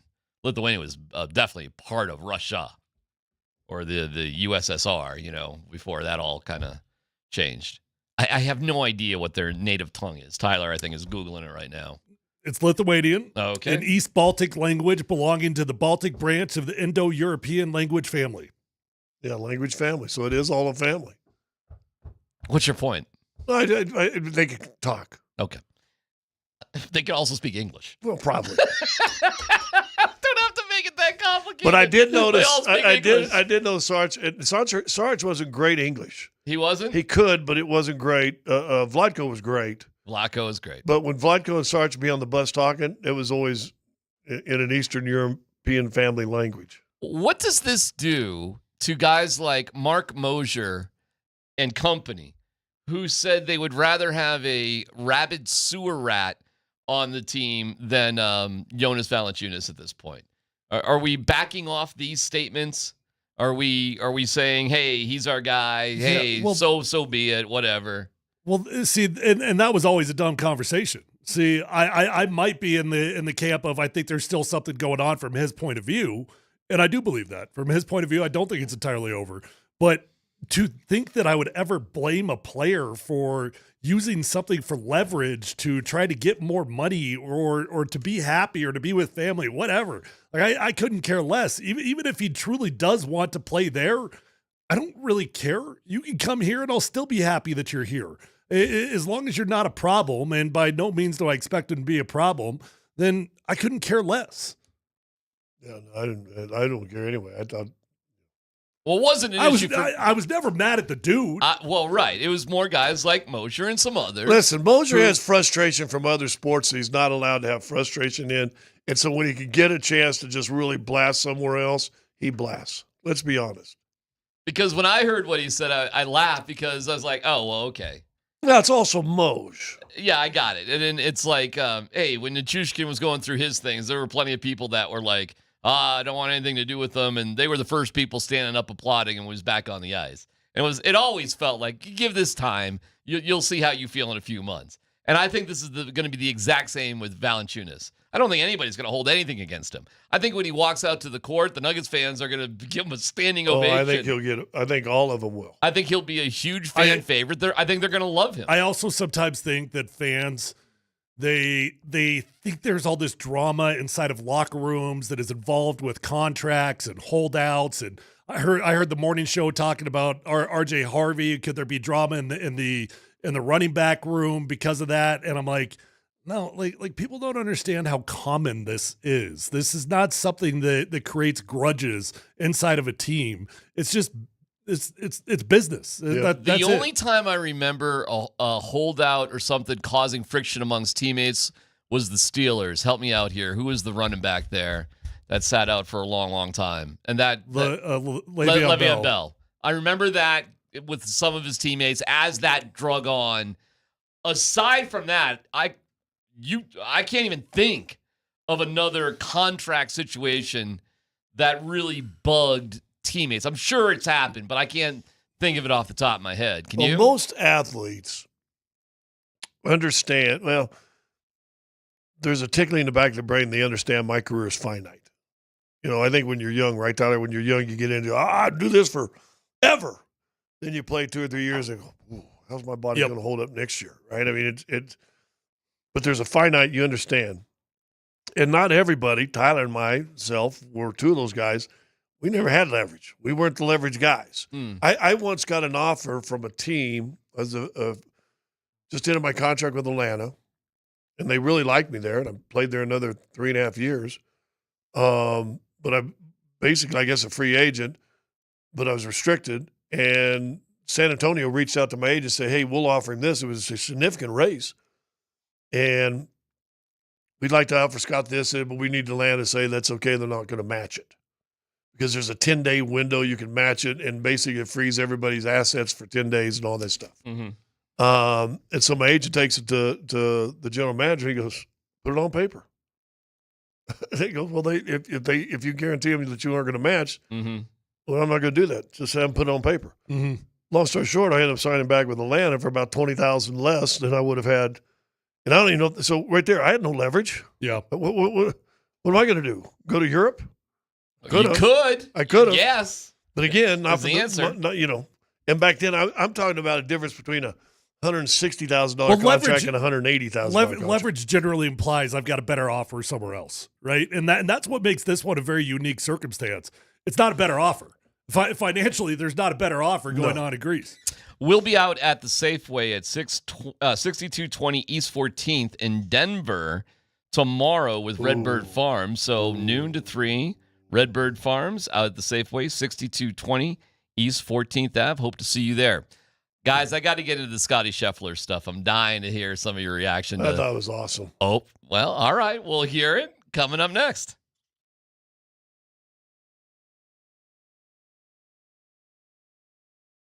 Hey, guys, gals, if you're out there struggling with hair loss, whether that's a bald spot, receding hairline, or thinning hair, do yourself a favor, make the commitment to call my friends over at Advanced Hair Restoration, and you will get your hair back. It's honestly as simple as you making a phone call, and it's going to work. You guys, nobody can offer anything like the Advanced FUE found in Advanced Hair Restoration.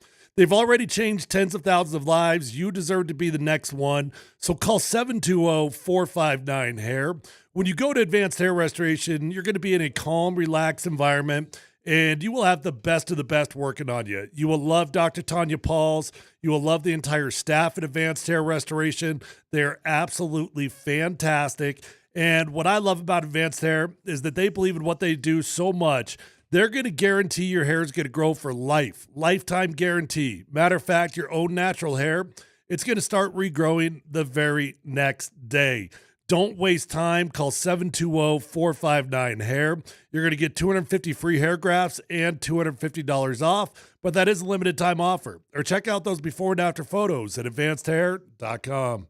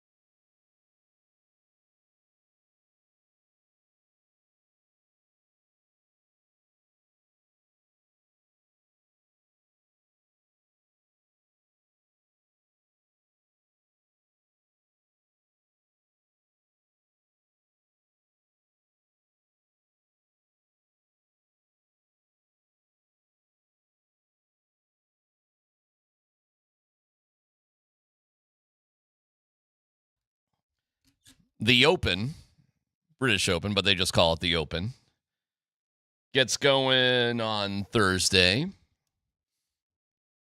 I love it, man. That's going to be fun because the Open's going to be on, so there's golf the same time as the tour. Like, Thank it's God. like, my God. We got a real sporting event. Rockies will be back at it. By Friday. Yeah, Friday. Yeah, but they don't play at like 6 o'clock in the morning. Maybe that would help. I'm just trying to have a whole full Well, day. I'm just saying, waking up, see, to me, if I seem a little off today, it's because the Tour de France there's a rest day today. So I'm waking up at 5:30, 6 o'clock. I don't have my whoopee. I got no tour on. Moneyball. Well, I've seen Moneyball like 1,000 times. But Is it on at 5:30 in the morning?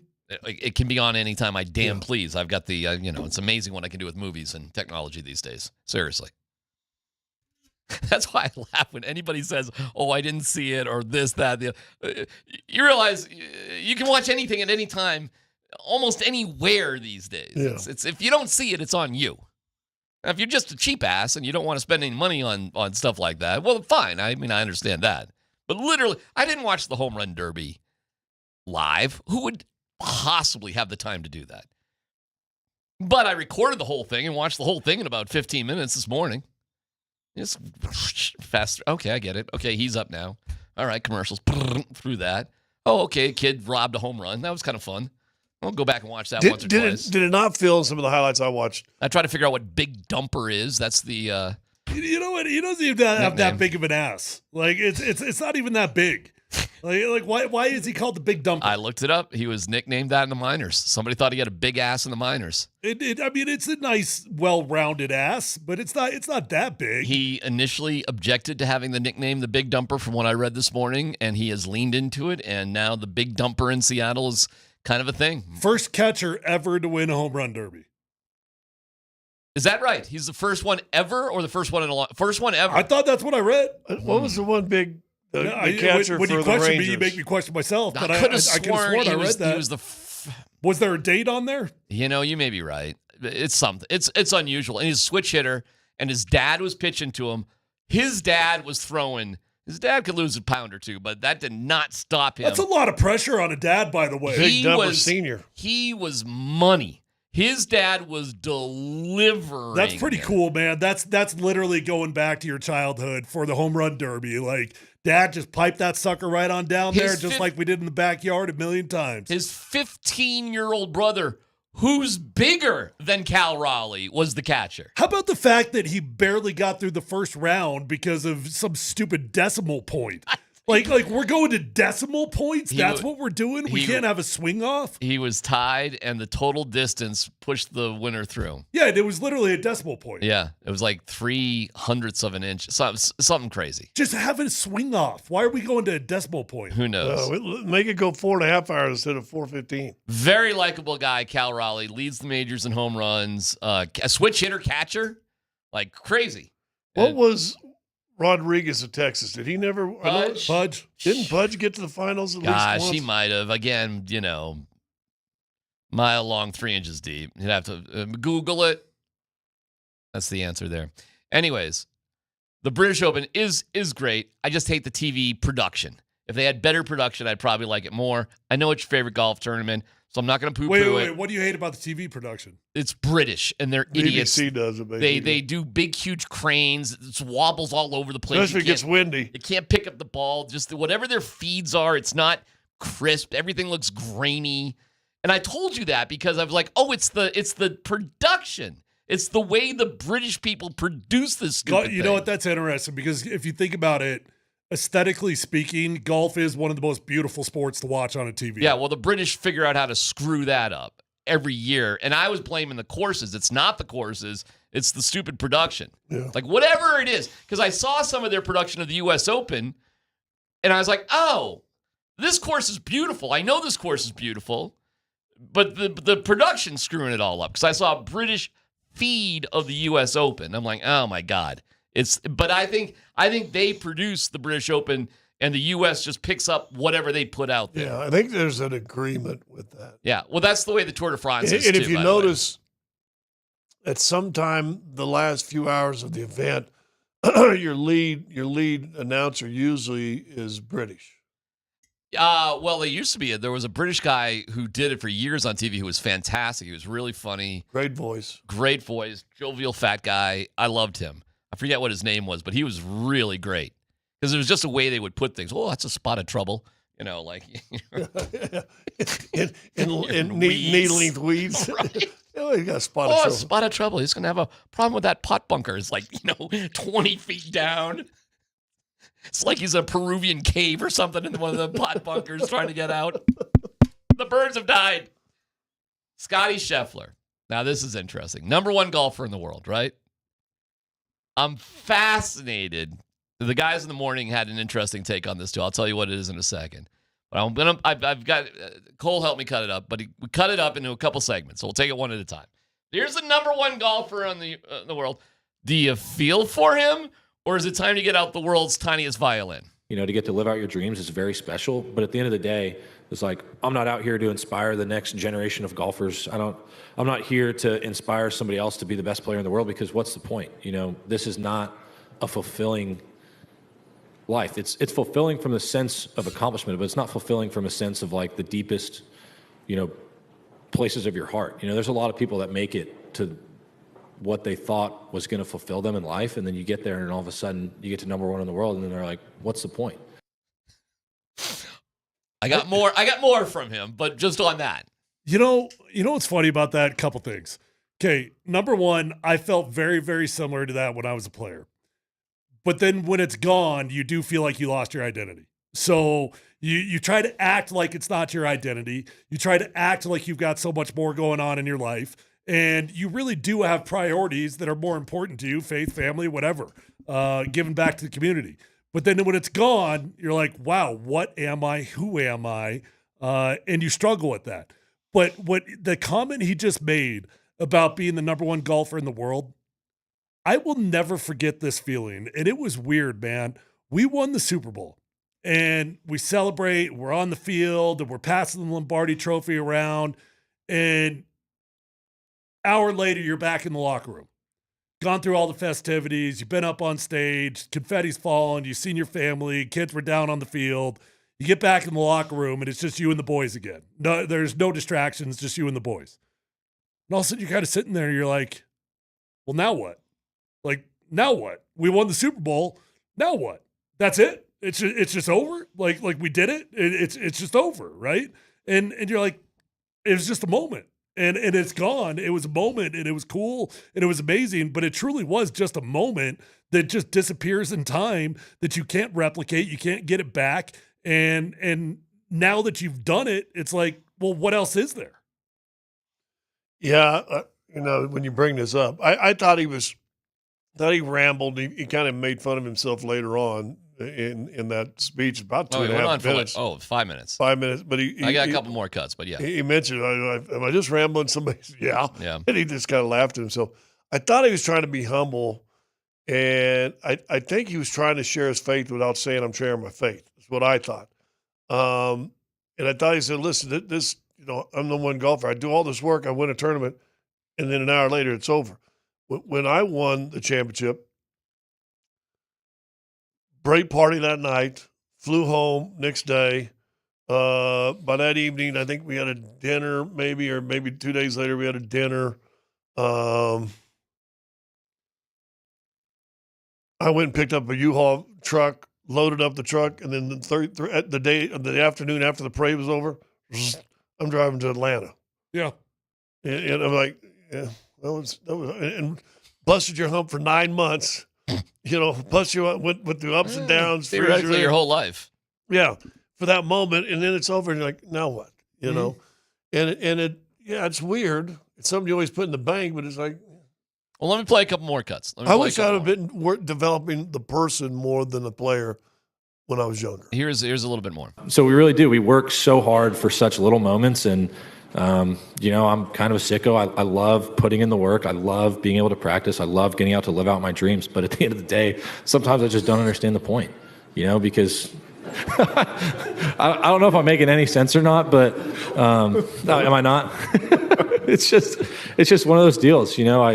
I love the challenge. I love being able to play this game for a living. It's one of the greatest joys of my life, but does it fill the deepest, wants and desires of my heart? Absolutely not. This is where fans may be rolling their eyes in a big, big way. Because why do most people work? Because they have to. Correct. So to hear somebody who's the number one player in the world at golf, who never has to work a day if he chooses not to because he's made millions and millions of dollars, to hear a guy say, what's this all about? I think for the common fan is a little bit a roll your eyes moment to hear. Well, I think you can relate to it actually, because if you think about it, the common folk, you work your entire life to get to 60 years old, whatever, 65, however old you need to be. You got a dollar figure that your financial advisor told you that you need. You get to that figure and you're like, it's time to retire. It's time to be done. And that was your goal, to get to the point where you could be done. And these guys are long past that. They're well past the point of financial security. They're well past the point of reaching a dollar figure that they needed to be able to sit on the couch the rest of their life, and yet they keep doing it. So you put yourself in the minds of the people that you know that are 75 years old and they're still working, not because they have to, but because they want to, because they need a place to be. And yet they might be asking themselves, why am I still doing this? I think it's enlightened a little bit, and I think where I would connect with the normal person, I don't think there's anybody, my grandfather, remember, worked for Atlantic Richfield Company, Sinclair before that, the Atlanta Richfield Company bought Sinclair out, so he worked for them. He was an accountant. Mm-hmm. Spent 30 years in his office, made a good living, had a nice, not one middle-class home, but it was a nice home. And he showed me one day, he was retired. He's going through his drawers. Let me show you something. Had this gold Seiko watch. Oh, that's cool, Grandpa. What is that? And he goes, that's 30 years of my life. I got a watch. So I think every human being at one time in their life or another goes, what is this about? Okay. I got one more for you. That's where I thought it was relatable. I got one more for you. That's why I talk about families being my priority, because it really is. I'm blessed to be able to come out here and play golf, but if my golf ever started affecting my home life, or it ever affected the relationship I have with my wife or with my son, that's going to be the last day that I play out here for a living. This is not the be-all, end-all. This is not the most important thing in my life, and that's why I wrestle with, why is this so important to me? Because, I would much rather be a great father than I would be a great golfer. That at the end of the day, that's what's more important to me. And here's the truth. I think the truth. Scottie Scheffler is an incredible golfer. Period. The end. It's money in the bank. He will go down as one of the better golfers of all time. But do you want to be the greatest golfer of all time? And almost every single athlete, or perhaps person in their given field, who wants to be the greatest ever, I think a lot of times has to or chooses to put themselves before their family. Well, listen, there's arguments that Tiger Woods will be the greatest golfer of all time. I think there's plenty of evidence of that. Yeah, and then there's a lot of people say, well, he doesn't have jacks, whatever. Whose life seems better? What are your goals? And was Tiger's goal to be the greatest of all time at the sacrifice of family? And I think Scott. I don't think athletes at that high of a level have a choice. I think they're driven by something that they can't probably explain. I think there are a lot of them. Yeah, I agree with that. I think there are a lot of them. But I think he's got a priority system that's right. Now, here's the beautiful thing where I will agree with you. He has, because he's been so good, has put himself in a position that if it did affect his family, he could say, okay, I'm done. And he has something to fall back on. The guy that's working at next door to us at Home Depot can't. Of course not. And that's the difference his greatness has afforded him. Right. Lambier said something to me one time. It's typical Lambier. I mean, it's typical Lambier, to be honest with you. And we're waiting in line, and we're in I don't even know what town we're in, but we're in some place that you basically go through line and grab food. And Tree Warland's behind me. Bill Lambier's in front of me. I'm in the middle. We're all kind of talking, blah, blah, blah. And I don't know what the conversation was, but Lambier goes, you know why everybody follows us and comes to games and watches and everything? I go, no, because they want to be us and they can't. Now, He's That's definitely not true, but okay. Well, it's pretty close to truth. However, it is an arrogant statement. Beyond arrogant. Right? Yes. And Scotty Scheffler's, listen, he's gifted. Listen, you play golf. You used to play a lot of golf. I used to play a lot of golf. I would love to have that talent. Was I willing to put that much work in? Was I willing to do? Guess what you did? You were willing to put it in football. Mm-hmm. I was willing to put it in basketball. Probably not even to the level I should have. And still never going to be to his level. So he's a great one. He'll arguably go down as one of the greatest. Mm-hmm. But I think he's got a priority that I think a lot of great athletes don't have. I understand what DMac's saying, though. The all-time greats, they do sacrifice something, and there is a drive in there that you can't quite explain. And if it were really that simple for him, he probably would choose family right now. Like, he probably would just walk away. But you can't explain it, and you don't even understand what drives you at times. Why? Like, you achieved the pinnacle, you've done it, but I need more. But is that any different than any other human being that says their financial advisor told them you needed X amount of dollars to retire, and you're like, yeah, but if I stay another 5 years, I get a little bit more. Listen, I think it was a nice moment of self-realization for Scotty Scheffler, just to verbalize something that he's probably dealing with. Like, what is my problem here? Why do I care about this? He's probably having some deeper conversations with himself. I think at the end of the day, what it really gives a small snippet, a little revelation that the average fan would never be able to understand, the pressure that goes into being there and what you are carrying, even when you are the best in the world at what you do. And you think you're just walking on a red carpet at all times, and you kind of are. But the pressure of staying on that red carpet is huge. Yeah. And that probably defines legacy. Those athletes, and it probably helps if you're a little stupid.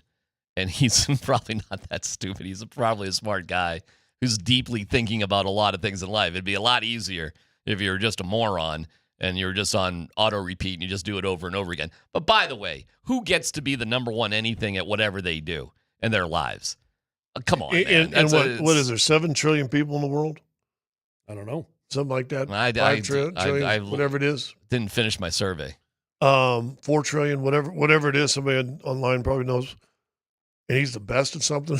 He's the best golfer of all them people. It's unbelievable. It's in the trillions. You know what? I used to love to say that, It's in the trillions. I used to love to say that when people would be like, Tyler, you're the worst starting tackle in the NFL. Be like, well, I guess I'm the 32nd best player in the world then, because there's only 31 other dudes with my job. I can't even get in my college radio Hall of Fame. I've been at this. You're lobbying for that. 38 years. I think I deserve it at this point. Have you done anything? Have you made any calls or anything? My wife just says you got to give more money. She probably is right, because it's certainly not, Well, you got a kid in college.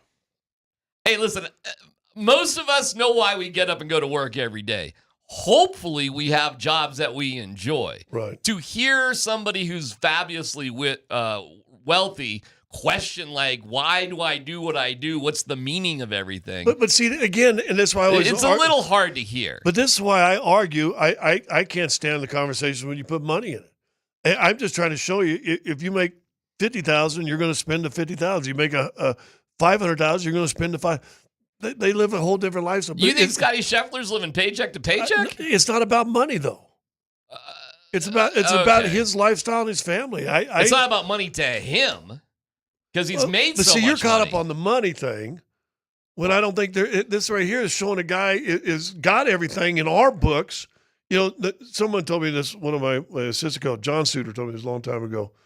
Driving by one of those great houses in Cherry Hills Village. And we're like, man, look at that house. And he goes, you never know what's going on behind closed doors. Nope. You know how happy they are, how sad they are, what they've had to do. Here's a guy looking at his infinite or his finite life and going, is this all there is? On the text line, it's 8.2 billion, Scott. If it was trillion, there'd be somebody sitting on your lap right now. Well, there you go. So 8.2 billion people in the world. Yeah. Thank you. They're not all playing golf, though. But he's the best golfer in the world. He is number one. Yeah. All right, no dumb questions coming up next year on PhD.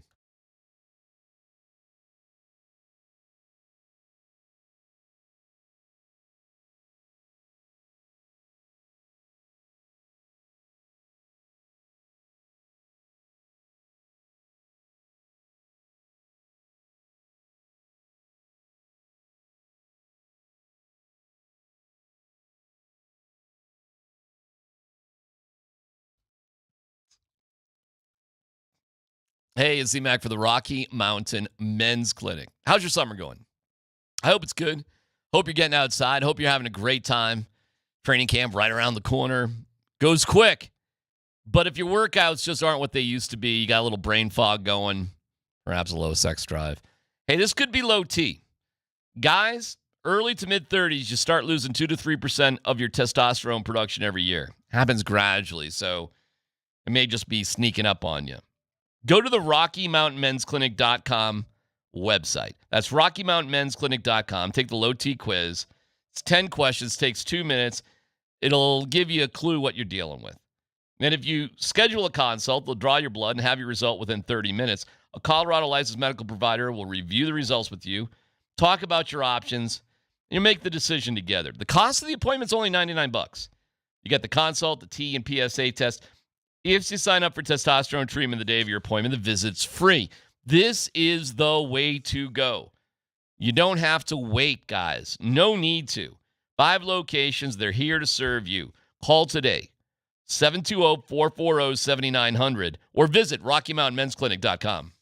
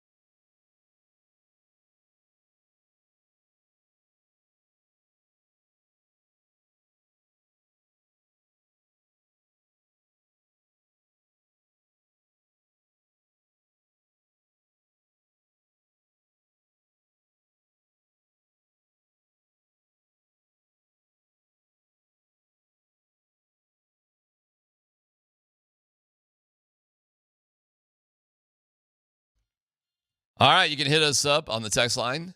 Shop Mazda text line, 303-504-0925. We see you, Twitch. We got you, Twitch. We see you on YouTube as well. Grease, hanging in there. You okay with the news that Jonas is going to be a Nugget and Nuggets management feels pretty secure about that? Maybe I'll start there with a no dumb question. That is my takeaway from our time with Ben Tenzer, is that the Nuggets are feeling good about this deal. There's no looking back. This is the guy they wanted. And they're not on shaky ground about him being a Nugget. Doesn't feel like it. No, I don't think there is any. Be an interesting training camp. Okay. You did see I tried to slip maybe taking a radio show down to San Diego for a week. I'm looking at this comment. Boy, talk about going sideways. As I think I was sticking up for the regular dude, but it's could someone tell? I can't even say this nickname for me here. Not all of us are cheap asses. Not everyone can have a 75-inch TV and buy all the services to watch whatever they want. We're not all well off. Another derogatory thing to me. Well, so you're a rich guy to somebody. I guess I am. Yeah. You do brag about that 75-incher a lot. I guess so. I mean, I guess, okay. I'm not trying to shove anything in anybody's face, but when we were at Sam's Club, figuring it out after 25 years, after we sold our house that we had invested 20 years into, and we said the one thing we want to kind of splurge on is this $700 TV, which is what it cost at Sam's Club. I didn't know I was, being a fancy guy. What kind of brand is it? No, it's Vizio. It's just solid. Generic, sort of.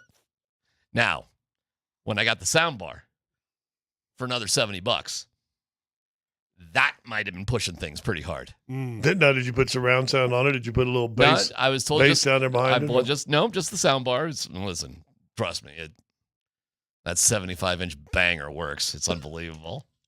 Freaking best investment ever. But it is funny to be accused of being a fancy pants for that.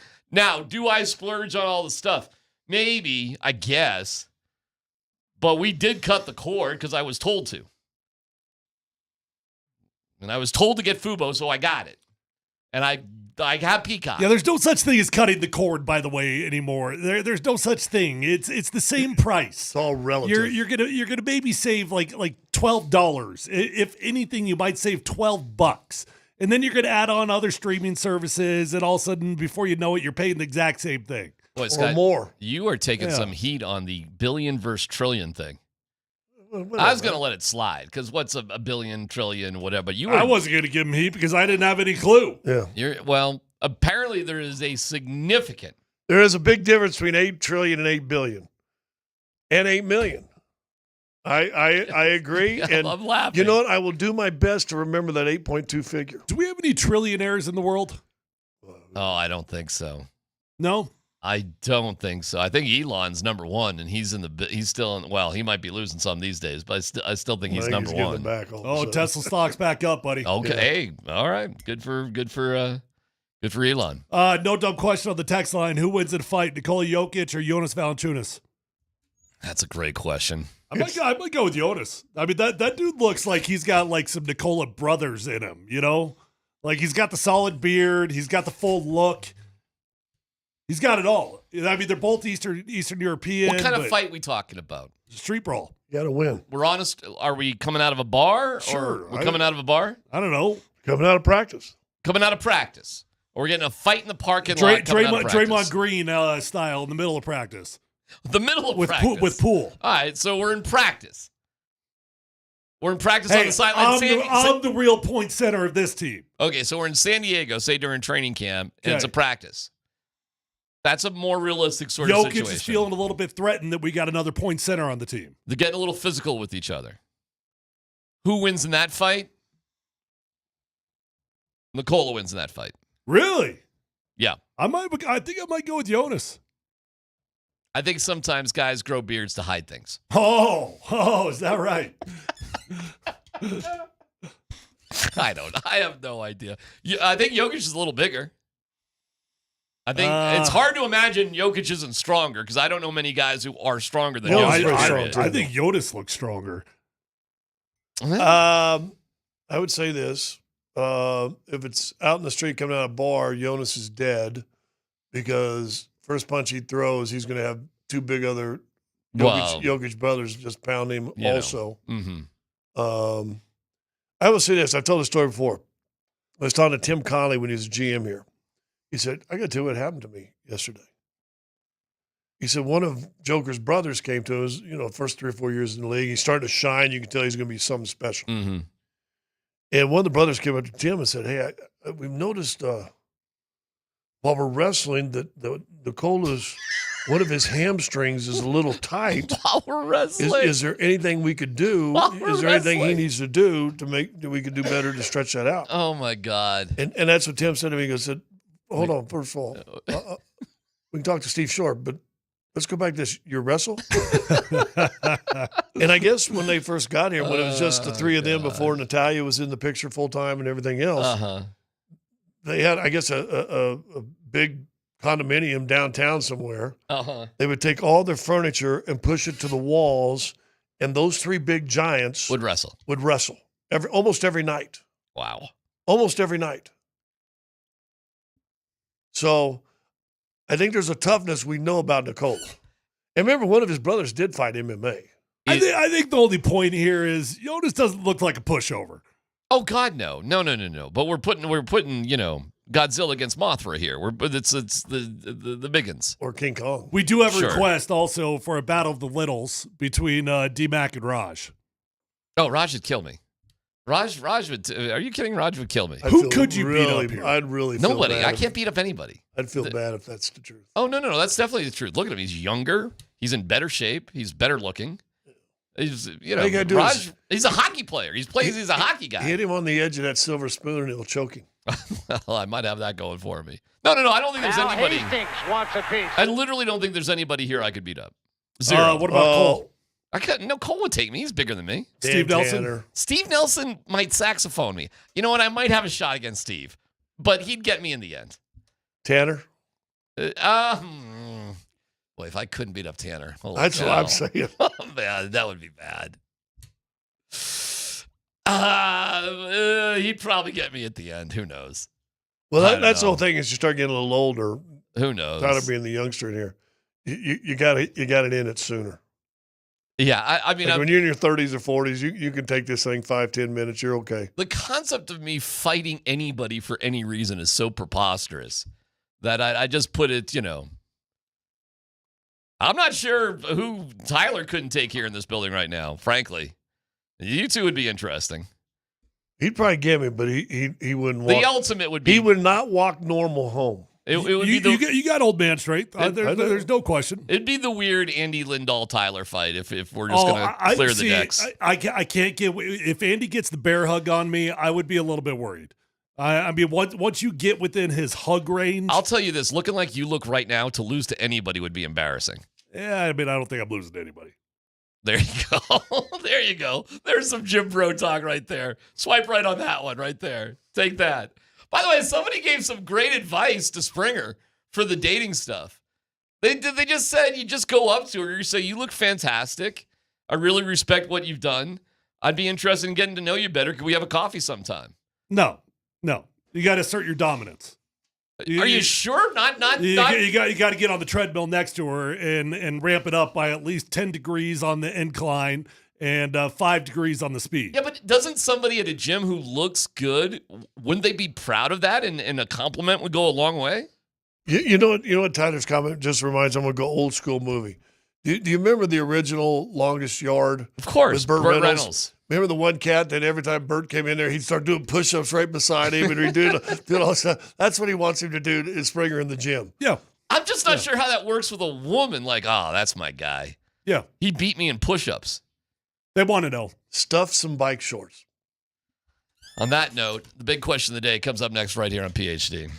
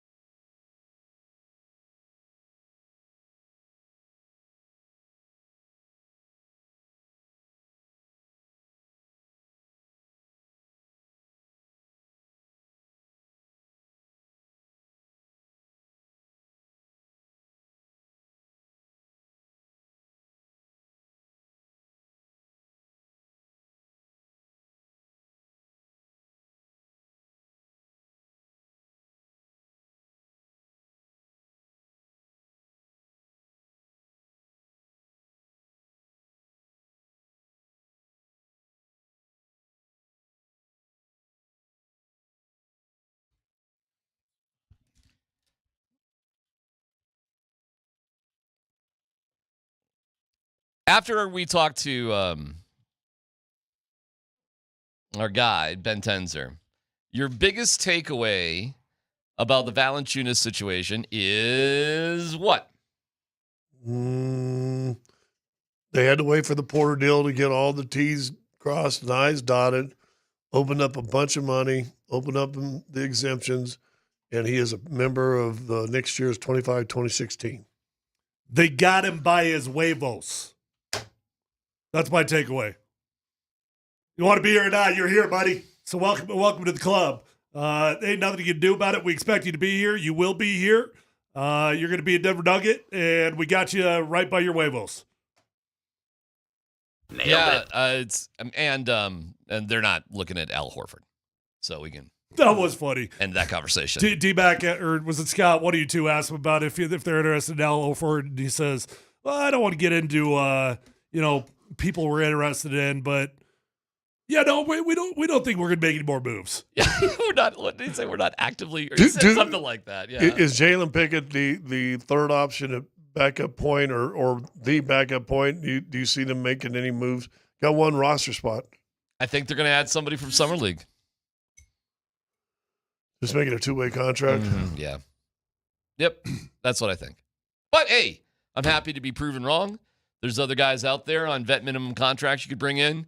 But I think they'll just, EJ Lillard. Lillard, right? EJ Lillard? Well, Ooh. You got a game tonight, by the way. You're working tonight. Yeah. Him. I can look. I don't know. Maybe the 7'1" guy. What's his face? Good old what's his face? 7'1" guy, 26-year-old from Australia. Yeah. Him. Harrington, I think it is. Is it Harrington? I'll be impressed if you got that off the top of your head. Harrison? I think it's Harrison. Tyrell Harrison? I got it. You were close, though. From Brisbane? I think they signed one more guy to a two-way contract, and that's about it. I think a guard might be nice, but okay, whatever. They probably have enough guards. I mean, you got Tim Hardaway Jr., you got Bruce Brown, you got Jalen Pickett, you got Jamal. I mean, how many guards do we need here? We need one more, or are we good on guards? I think with the style they run. How many Pintos you got in the garage? Yeah, I don't know. Plus, you play point center more than you do anything. I mean, what are we doing here? We're good. You're going to have a nice little battle with Hardaway Jr. trying to compete with Strother to take minutes. And, Strother, hey, I think Strother will get the first shot, but they'll be quick. They'll be quick to move things around if they have to. Huge year for Peyton Watson. Like, what is this dude going to be about in the NBA? Do you think you'll see Valanciunas and Joker on the floor at the same time? Maybe a little bit, because it might help get some AG minutes. It'll give some teams something to think about. I think the Celtics used Horford and Cornette, I believe, a little bit maybe. I think Porzingis might have been out there with those guys. It's not crazy, but not a ton. But if you're going to have Valanciunas play like meaningful minutes, he's going to have to be on the court with Jokic for some. Right? I mean, here and there. Yeah. I mean, yeah, it's going to have to be a little bit. But I mean, why not? Why couldn't that work? I just think it gives you, obviously, I think it gives you a lot more options. You can go small ball. You can go big. Was there ever a time that Jokic and Plumlee were on the floor at the same time? Yeah, here and there. Doesn't feel like it. I don't remember a lot of it.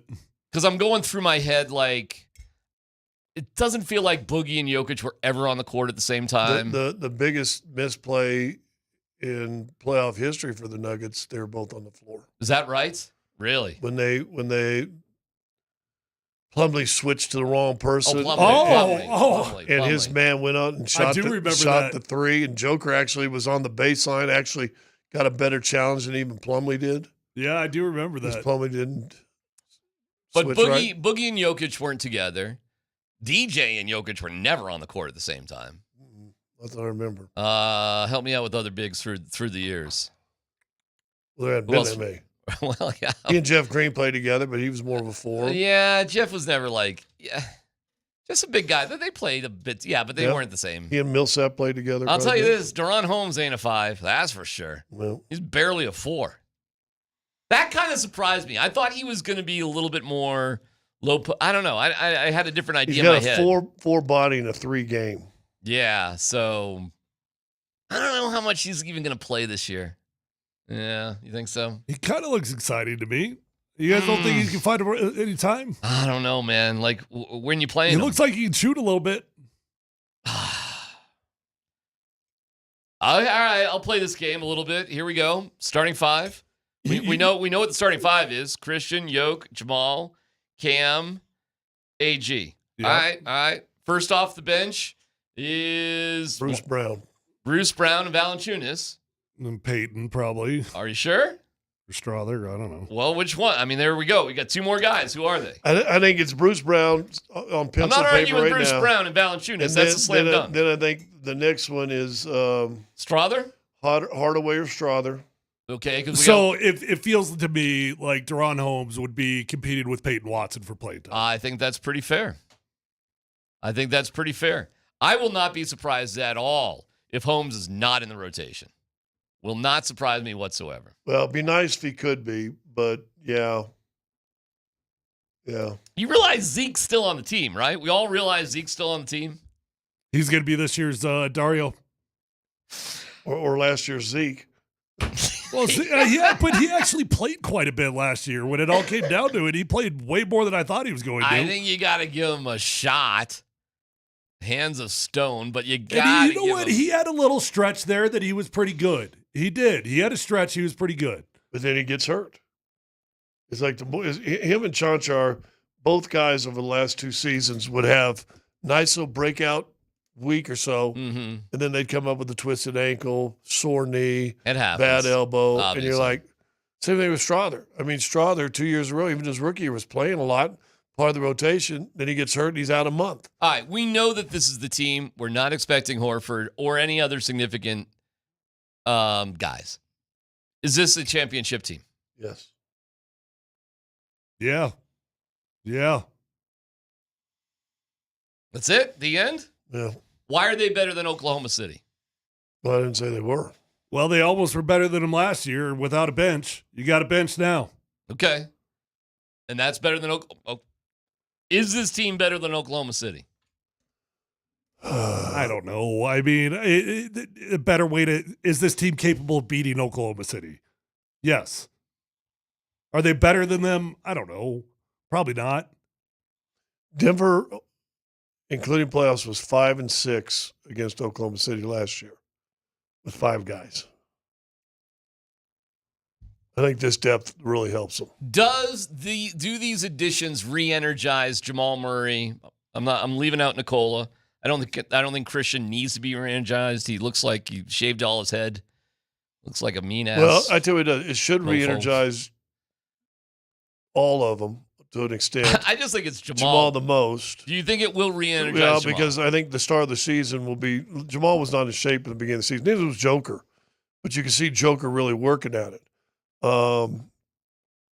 Jamal's got to come in ready to go from day one, and then that 16-4 or 14-6 is a better opportunity to do. And now the season lays out in front of you after that. So yeah, I think it motivates him. And if I'm two young guys, drafted guys that you need to play well, it should motivate Peyton Watson and Julian Strother. You guys want to be back here and be the 10th and 11th guy? Or do you want to fight for the 6th and 7th guy? How many points a game do you need from Cam Johnson? 18. Okay, so the same thing you got from MPJ last year. Yeah. Which is what you got. And what he produced, by the way, for the Nets. Yeah. 18. How many boards we need? He's not as give me 5 or 6. Okay. But Let's hang on to the ball, huh? Yeah. Let's keep hold of the ball. Don't turn it over. And he's going to play tougher defense than MPJ. He's a better defensive player. So he's in at the end of games. Could be, yeah. And I tell you what, a hell of a defender is Tim Hardaway Jr. is a great defender. Bruce Brown, Christian Brown. I'm telling you, you had, again, that championship year, you had 3 guys you could put at the end of the game, KCP, Christian Brown, and Bruce Brown, who would get after perimeter guys defensively. Who'd you have last year to get after guys defensively perimeter? Christian. Especially once AG's calf, which Russell Westbrook got after guys on the perimeter. Yeah, a little bit, yeah. Here's the only thing. When you ask, is this team better than Oklahoma City? One thing that you don't know until you know is how do these guys work together? You know, what's the vibe? What's the chemistry? You know, who's doing the pick and rolls? All that stuff, right? You just don't know until you know. It certainly looks like on paper this team should be a championship team. The depth feels incredible, but just like with Bo Nix, you didn't know the leadership that guy had until you got him. You don't know how these guys work together until you actually see them on the court. Big start of the season. And again, Jamal's got to come in shape. Joker's got to come in better shape than they did last year. And it'd be good, to be honest with you, if you got them all in there late, mid-August, and then you had all of September up in the gym together working out, starting to build that bond. And then when you go to training camp, you're not worrying about conditioning. If you got – listen, my era, you came to camp to get in shape. Old football players, same thing. That's why it was a month long, right? You came into camp to get in shape. It ain't like that no more. It was last year for Jamal and Joker. They came in camp to get in shape. If they come into camp in shape, that means you go to San Diego, and it's nothing but purely let's go. And here's another thing. And we talked about this earlier. I think the Dubai trip killed them because now you got your two big stars coming to camp to get in shape, and you take 10 days to go play in Dubai. Yeah, that kind of sucked. Huh? And I think that set them back, to be honest with you. Yeah, there's a lot of eating, drinking, camel riding. It Well, look like coming traveling. off a summer of eating, drinking, and traveling. Right. Yeah. Playing the Celtics, they didn't care. That trip was kind of a vacation. Yeah, that was a little bit rocky, and they weren't that in great shape in the first place. No, and it took basically a week of getting into shape. All right, I want to play something for you guys. Oh, we're trying to get him on right now. Come on, Moj. Call right now. Moj says, "Oh no, I'm talking to Moj." Live on air.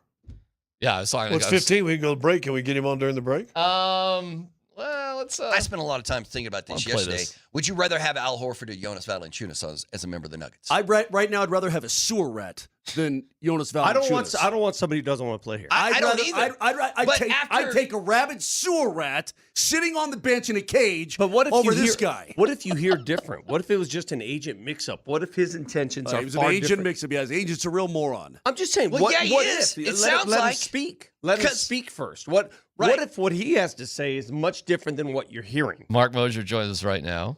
Moj. What is going on with this guy, man? What in the world is going on? Well, we talked to Ben Tenzer. He feels very confident. The trade is official. He's on the team. What do you need? That's great. Okay. I'm not sure I need anything else other than the fact that I would like the player to actually say, I'm coming to Denver and I'll be, and I'm looking forward to being a Nugget. That would be nice, rather than, well, let's just wait till everything settles. Well, what does that mean? I don't like the vagaries of any of this. This is a championship window for a contending NBA team, somewhere this cat has never been before in his entire life, an opportunity for glory and immortality. And he's pulling the old, let's let the dust settle. I don't get it, guys. I don't. Well, you tell me what I'm missing. Tyler feels like you, but not as vehement, right?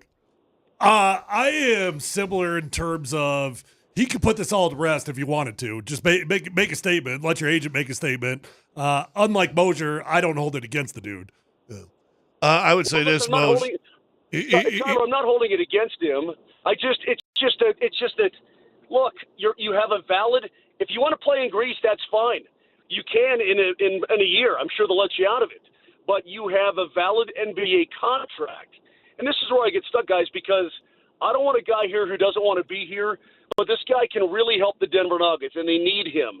They specifically need him. He has a valid NBA contract that he signed. Nobody made him sign a 3-year deal. He signed it. It's valid. It's good to go. So let me ask I this. just don't understand what the hang-up is. You assume that he didn't want to be here because he hasn't put anything out, but you also assume that, he wants to go to Greek, and yet he's not putting anything else out about that either. So why is one assumption the truth in your mind and the other assumption isn't? Well, it's because I saw a tweet, I don't know, from some guy. Some guy. Where was it? Well, no, it's a guy who's an NBA guy with 58,000. So that legitimizes him. Well, no, he remains non-committal on his NBA future. Look, Scotty, I'm just like you, though. I mean, if he can come in and help, I am all for the guy. But I don't understand why there is a delay. I don't understand what the issue. Clearly, if there wasn't an issue, the guy would be on record as saying, "I can't wait to be in Denver to play with those guys and win a title." That's what he would be saying. I'm just going by what common sense would tell you. And common sense would tell me that if the guy truly wanted to be here and not in Greece, he would come out and say, "Hey, Denver, can't wait to get there. My first chance to win a title in my entire career, and it's going to be awesome." That's all I'm saying. And I don't understand why this guy has to drag this out, or certainly why I don't appreciate my franchise being held hostage a little bit, whether it's for a second guaranteed year or whether it's because he truly wants to play in Greece. So here's an interesting quote that came just yesterday. Valanciunas reported for the Lithuanian national team camp, and he says, "When I am sure, I will talk about everything. You will be the first to know for sure." And when asked about his future with the Denver Nuggets. So Scott, I mean, come on. What do you mean when he's sure? Well, he's that's my whole point. The That's trade is complete. What are we not sure about? Well, the deal wasn't complete till Sunday. Yeah. Well, this quote was from yesterday. No, the tweet was. The article that I'm reading came out yesterday. And Michelle Shelbourne wrote the article in the second round, and it was from quotes in the first round. Oh man! So wow. I mean, listen, you guys. I'll just say listen, this: Scott, both you guys need to get off the internet. I'll tell you exactly when it was. It says Jonas when the tweet was. Relax. Jonas Valanciunas reported Monday to the Lithuanian national team camp. When asked about his future with the Denver Nuggets, that's what he had to say. So it was on Monday. So let everything go. Okay. So Moshe, is he still a sewer until he says You're something? very sensitive about this because You're extremely sensitive all you about guys this. that live on social media and you get chubbies and non-chubbies because some dude says something is amazing to me. Well, it's not some dude. It's him. Moser. No, it's not. That was his account? That was his account. It's not his account. It's his quote. He's talking to reporters. He's talking to reporters. Yeah. Moser, go ahead. What? Go Like ahead. what? I don't even understand. Let me. Go ahead. Yeah, guys. Let me settle down my rhetoric here. I was upset because I thought he was going to try to hold this team hostage, and I thought I was just being silly in that regard because I want him to play for the Denver Nuggets badly. I think they can. I think they're going to. I think if they get him as the final piece, I think they're going to win the title. I truly do. That being said, I don't understand why we have to go through all these hoops, jumping through all of them like that little chihuahua with that guy at the Nuggets games, when he does gymnastics. He's fantastic. I don't understand what it's all about and why we have all these histrionics. The guy has a valid NBA contract, and I guarantee you, the NBA does not want to see this guy bow out on his contract and head to Greece. It sets a terrible precedent. Well, and I'm sure if he can't. Nobody will like it. He can't. So, right, exactly. So is he a So sewer then we have rat? a 7-footer. So then we have a grumpy 7-footer showing up to win an NBA title. I don't like that scenario either. Would you rather him not be on the team then? No, I'd rather him be on the team, but I'd rather him. And from what I understand, he's nothing but a total pro. Yeah. Be a pro, say the right things, come in, ball out, win a title, and then go live wherever you want to live. Hey, I'm pulling in. I'm getting a haircut before I head to Italy. Yeah, I head to Italy. But no, listen, Okay. that was last week when all this was going down. I was being hysterical. I don't understand what the holdup is, and there should not be a holdup. He's got a wonderful opportunity to kick some major butt, help this team, and they can help him. They can get him paid if he wants to get paid. That's all. All right, so not a sewer rat. No, he's my guy until he's not. Okay. All right. Have fun See looking you, good. Moshe. Bye. I got to say, man, the more I see this, as recently as Monday, it is irritating. It's flat out irritating. I'm not saying he's not going to be a Denver Nugget. That's not what I'm saying. Mm-hmm. He's going to be a Denver Nugget. Right. What I'm saying is it's irritating. It's annoying. Asked on Monday as he reports to Team Lithuania about his future in Denver, he says, "I've been there. I've played several times. When I am sure I will talk about everything, you will be the first to know." He says it on Monday. On Monday. After the trade happens. Come on, man. To a reporter. Come on. Like Yeah, he is talking to we're reporters. not talking about some like this magic internet. This is him. He doesn't have to do a YouTube video here. He can just tell reporters. He could put it today. He could end it. I'm excited to be a Nugget. Well, how do we know what the time date everything was done by then over there? Okay. Boy, I have to look at my I don't care if it was done or not. time continuum. Quite frankly, I don't care if the trade was done or not. So you just want your ego stroked by Valanciunas.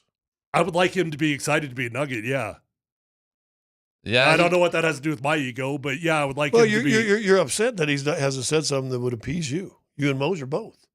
I'm upset that he continues to act like he doesn't want to be a Nugget. Yeah, but I don't think it's not Tyler and Moser personally. It's I don't them know as- what that has to it's- do with me. It's them as Nuggets. Well, you're the fans. one saying it. It's I'm- as a Nuggets fan. Yes. You're represented. You're representative of the It's not worry. personal to No, Tyler. I'm not trying to make but he's the one saying it in front of me. I get it, but he's representing a viewpoint of a Nuggets fan. You are shockingly like. I actually. You're Here's weird. why- You're weird on this one. No, here's why I'm not weird because you guys are acting like this is new stuff. No, I know it's not new stuff. He's just negotiating for that's- more money. But I want him to end it. I want him. Well, how do you know by the end of camp now that everything was done? You said Sunday, right? When everything was announced, the trade, which could have been there Scott, Monday or it's whatever. natural that fans want players to be excited to be on their team. I just want them to show up ready to play. Me too. I don't even care. To me, it's all. I get it. He can be grumpy all as I want, but I don't think what Tyler and Moser are saying is unreasonable. I mean, I understand what you're saying. Hey, dude, you're on the Nuggets. Aren't you a little excited? And you see Cam Johnson being excited. You see, I've been to Denver. I've played there several times. yeah. When I'm sure I'll talk about it. Dude, when we were interviewing Kyle Orton, I've been to Denver. Kyle Orton on the Chiefs. What was your favorite memory of Denver? The mountains. I would just say, Okay. I think, I'm chalking up a little bit to this. One, they may still be trying to get some. I can totally go into that. But I think the European mindset and the American mindset are two different things. All right, we got to take a break. I don't think he even thinks about, I got to make people happy about it. Well, I got something else that'll piss Tyler off. Oh. Yeah. What a I'm siding with you on this one too. There's more? Let's Football goes next. Why are you so mad?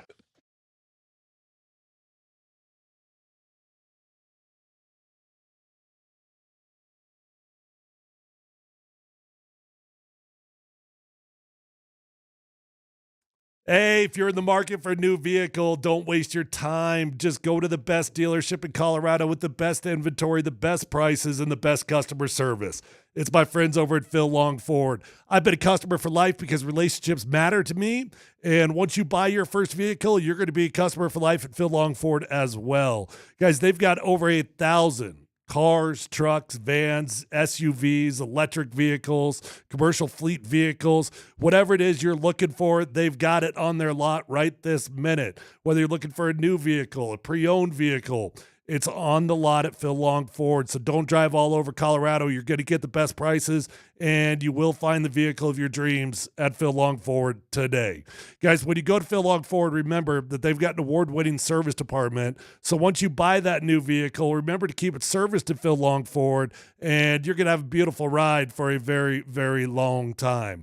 Let them know that your friend Tyler sent you on over, and feel free to shop from the comfort of your own home at phillongford.com.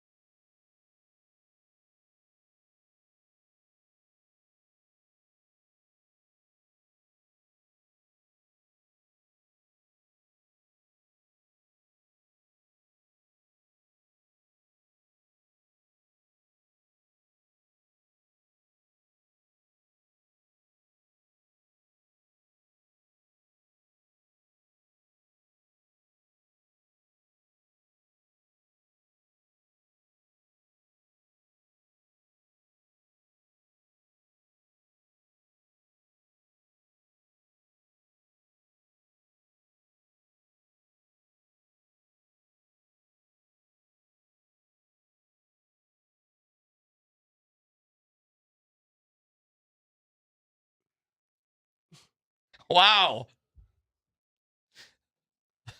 The big dumper. That statement did happen on this show today. I did. I forgot about that one. I stand by that statement. It's a good one. It's not that big of a dumper. Mountain High Appliance is the best. We love you. MountainHighAppliance.com. You know, while ESPN... Oh, first story. Thank you. Sorry, Cole. Here we go. ESPN, you rate things, you list things, bop-a-dap-a-doop-de-doo. So you certainly thought when they're rating the top 25 football teams of the past 25 years, you simply think, well, this will just be Super Bowl team. Correct. You'll just be rating Super Bowl winning teams. And okay, that's fine. Let's see where the 2015 Broncos stack up. Yeah. The 2015 Broncos, who won the Super Bowl and destroyed the Panthers. Honorable mention, the Panthers team was rated 19th out of 25. The Broncos championship team by this list by ESPN wasn't in the top 25 to a team they beat. I maybe could have accepted it if you would have picked a loser of a different Super Bowl to replace my team, the Denver Broncos, the one in 2015. Maybe there was just two incredible teams and one of them lost, and they made the cut. But to have the Panthers, the team that lost to us, actually on the list and not us, huh? I got to read the first sentence here by the author of this article. I'll understand if Broncos fans are mad when they see that the team they beat in the Super Bowl made in the top 25 while their champs did not. The Panthers were simply a better team throughout the season, even if they weren't during the big game. Stupid. What? Yeah. One of the dumbest things I've ever seen written. They also had the 2013 Broncos team on there too. Well, that's my point. That team probably does deserve to be on that list. That was a damn good team. But they got slaughtered. That didn't show up, and they got their butts kicked by Seattle. But I can Who was get number 2 on the list. that. But you can't put the team that lost ahead of the team that won. I just thought, man, oh man. But I didn't realize, or you forget, that the Panthers that year were 17-2. And their second loss was the Super Bowl. We get it. I mean, I remember going in the game, how it all was laying out. Well, let me ask this. Was the Giants Super Bowl that ended the undefeated season of the Patriots, were they on there? Oh, I don't have the whole list on me right now. I don't have it super handy. I don't know if you got it there, Tyler. I don't have it either. I just stopped at that. I really didn't dig deeper into this article once I saw that. Because, Well, congratulations, Tyler, on your team. I guess. Thank you. Honorable mention. Yeah, honorable mention. The team you beat. Are we forgetting that Ron Rivera chose to punt in the fourth quarter down by 10 points? Do anybody remember that moment? That was fun. Next story. Shout out to Ron. I wonder how Pat Surtain is kind of feeling about his contract right now. I'm curious what your guys' feedback is. In light that Sauce Gardner has signed a 4-year, $120.4 million contract extension, $85.6 million guaranteed. It really makes the Broncos organization look better and better that they got a deal done with Surtain, as several guys now are passing him. And he's kind of like the White Sox. He had the record for just a little while. It was a blip. He had it for 2 days. If you remember back, I forget who got it right after him, but he literally only had it for 2 days. Look, that's just the way that NFL works. You're going to become the highest paid, and then the next dude up is going to become the highest paid. It really doesn't have anything to do with whether you're the best player in the NFL or not. It's just, are you the best player that's available at the time, and now you're going to become the highest paid player ever.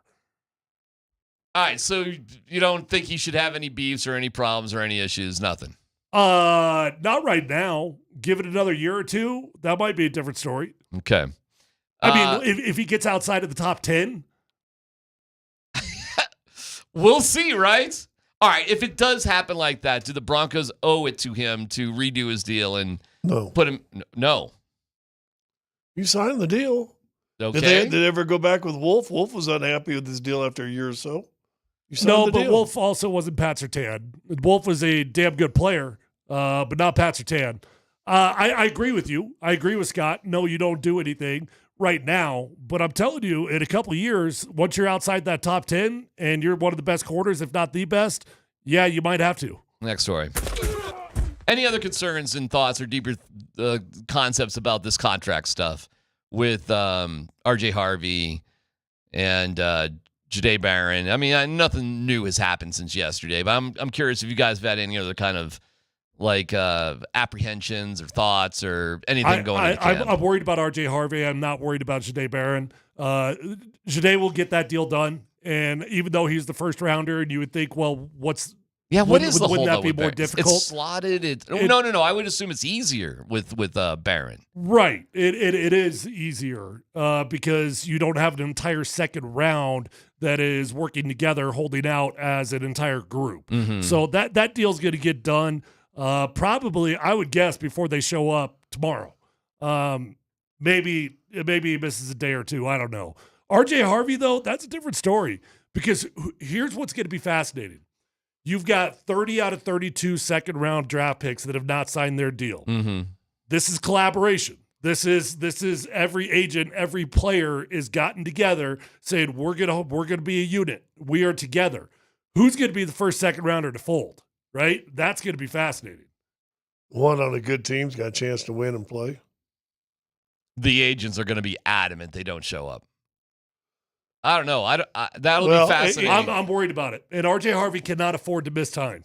To me, this is a little bit like Valanciunas in the sense that you've got about this much leverage. And to me, this is the second, not much, but it's the second rounders. And he's deep in the second leveraging what they can. And it all came because one of the guys, was it Houston gave somebody too much guaranteed money in the set for a second round pick? They fully guaranteed it. Yeah. So now everybody else, maybe we can't get a full guarantee, but we want half. I guarantee you those conversations are going on left and right. I would think if somebody's going to fold, though, it would be somebody deeper in the second round. And RJ Harvey is, he's about as deep as you can get at 60. Yeah, you're right. Although, you got to look at the teams of the second round picks who needs that second round pick to come in and be a baller and who can get by with it if he isn't. But I'm telling you, there's a lot of pressure on all these guys. Okay. Because there's 30 guys that are holding out as a unit right now. You want to be that dude? You want to be the dude that crosses the line? We have Tarnasky on Spittin' Chicklets. We have his explanation about why he threw a guy in a pond and he put sound effects into hitting the dude on the golf course. Sweet. We'll hear that next.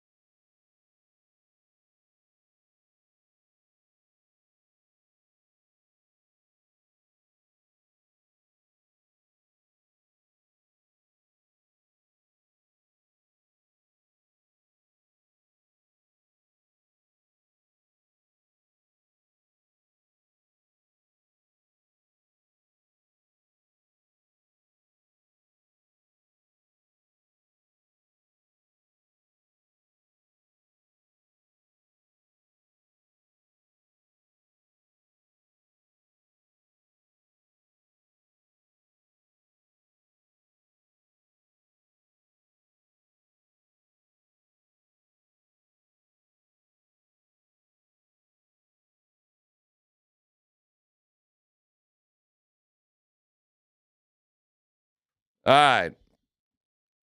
Nick Tarnowski. We kind of love Nick Tarnowski, right? He's the hockey guy who beat the crap out Bang of... bang guy. Bang bang Tarnowski. He's our dude. Yeah. Had a journeyman's career for 6 years in the NHL, then played in a variety of other leagues, including in Russia, but also played in like for the San Diego Seals or whatever. Or See, some that's where minor he league learned thing. to narrate his fights was over in Russia because he couldn't speak the same language. So the one thing everybody understood in the middle of a fight is bang. All right, That's so a good point. He did bang if you forget. Bang! Bang! Come on, man. Bang! Come on, man. All right, so he's with Biz, Spittin' Chicklets. Biz interviewed him. So here we go. Here's some clips from this. How long? So that's why it started, because they're only playing a twosome.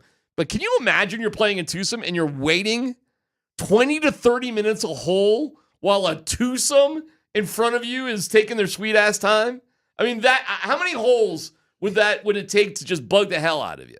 Oh, I would just fly past him. I would just skip a hole and fly past him. That's what I would do. Okay. And if I were that group that's holding people up, I'd have told everybody, said, if we aren't getting going, let's let these guys through on the next green. Then you let them through. All right, here we go. Here's the explanation. Like we're talking a twosome, a threesome, and we're 20, 22, 25 minutes a hole. And so now we've jammed up at 15 tee box. I'm behind my buddy. He's kind of, he's a little tentative because these guys are clearly, I mean, bath salts or I don't know what was going on there. So I said, hey, I'll go talk to him. And so I rolled up and I just said, hey, guys, that we got to get moving. And that instantly set him off. And he's doing the fist clenching and the pump in his arms. And I said, like that's where the altercation starts. That's on the video. Okay, we all remember that. Now it goes to when he threw the guy in the pond. Here's throwing the dude in the pond. I was trying to be like, let's make it fun. Like I'm not going to threaten you, but like, hey, if I hear I'm going to get thrown in the pond by this mutant, maybe I'm going to chill out. Maybe, and I thought, that might be kind of a good fun way to be like, hey, you guys are in the wrong. Let's speed things up. He referred to himself as a mutant. He did. If I get thrown in the pond by this mutant, maybe I'll chill out. Like if I'm looking at me and I see this mutant, I ain't messing with me. Yeah. Because he ain't a little guy now. 6'4", 260, buddy. Have fun with that. And then the guy who was starting the fight was trying to get all of his dander up the best he can, but 5'10", 210 ain't 6'4", 260, is it? And here's the sound effect comment. Did you give sound effects to your punches when you played? Bang!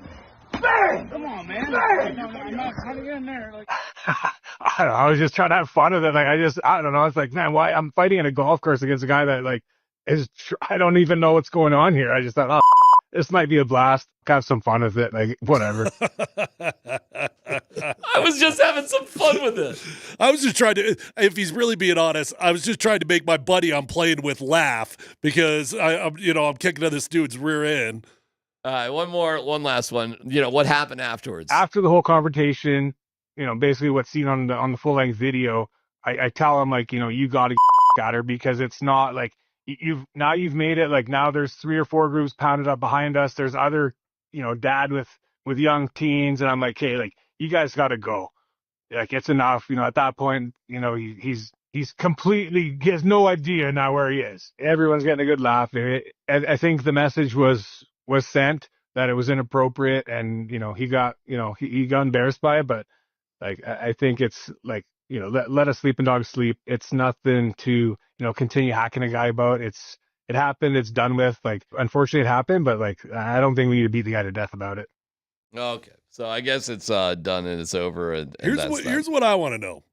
What's his name? Tarnowski? Yeah. Bam. How was Tarnowski's drive after all that? Oh, I bet it was pretty juiced. It'd be hard to stay on you control, think he hit right? the fairway? I doubt it. And when he did he go bang, bang, bang, bang? You know that guy that used to do the infomercials and sell the drivers, and every time he'd hit the drive, he'd go bang. Same thing. I guess the story is over at this point, but it's a great story. Now again, this one was up in Ontario. Oh God, somewhere in Canada, right? Somewhere up there, yeah. If this thing's in an American course, the cops are called. They're waiting for them at the clubhouse. Someone's arrested, and there's a lawsuit. Probably. Oh yeah. Yeah, not there in it's like, Canada. yeah, we just No, get no, over it. We got people behind us now. Now we're really pushing Yeah. it. Let's All get right. this over with. Wasn't a big deal. It was all fun. I got a couple other small ones for you before we get to Nate. Do we know who's in with Nate today? It's been a nice little roster of Spring. folks. Spring in shape. He could handle it. Jimmy Graham is this is wild. Rowing the Arctic Ocean. This is insane. With they've got a little above. Well, how would you describe Sound like it? GoPro? Well, no, he's rowing, so it's a form of rowboat, but it's got a cabin too. So I don't know how many guys are on the boat. It doesn't look like many, like maybe 3 or 4 total. I think 4 max, maybe just 3. Might be like a 24-hour Le Mans where they when they row. There you and go. then, so there's 2 guys rowing there. isn't Yeah, it's 2 guys. So it's a 10 to 11 day deal, right? And they said that they're rowing 24 hours a day with one guy taking 90 minutes to sleep total per day. Is this the wildest retirement athlete thing you've ever seen?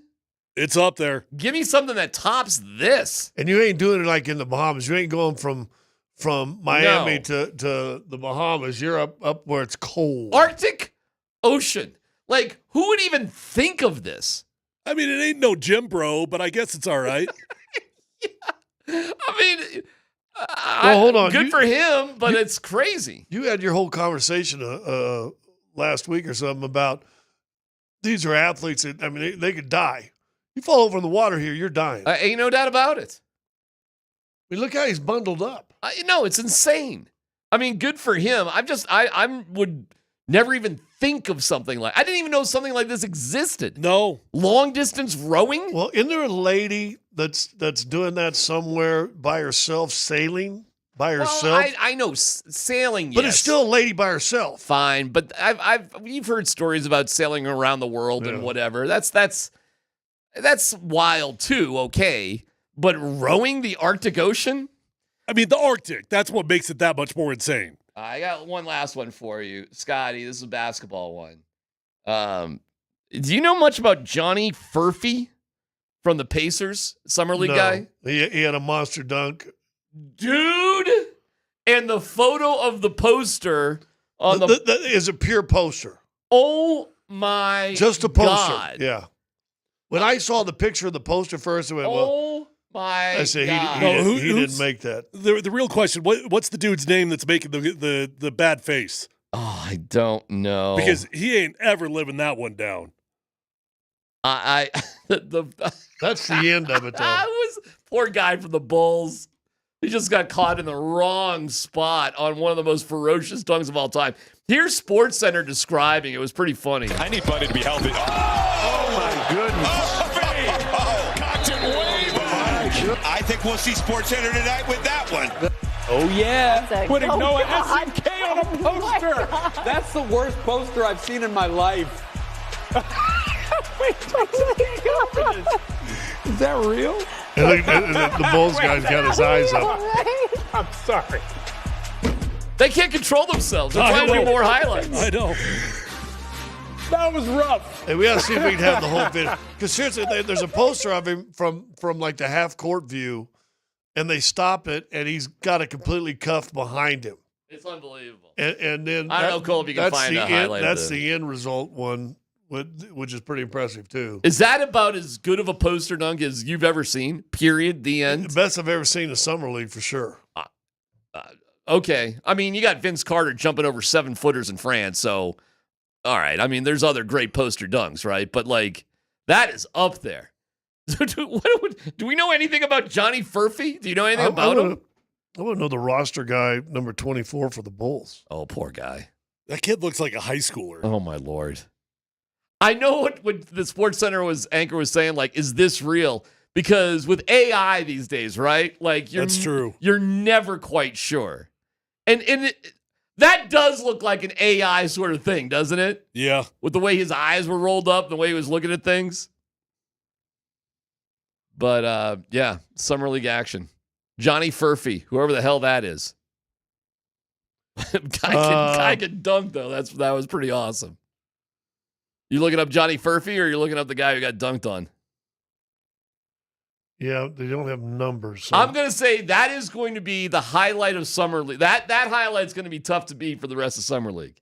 So something else wild is going to have to happen to top that.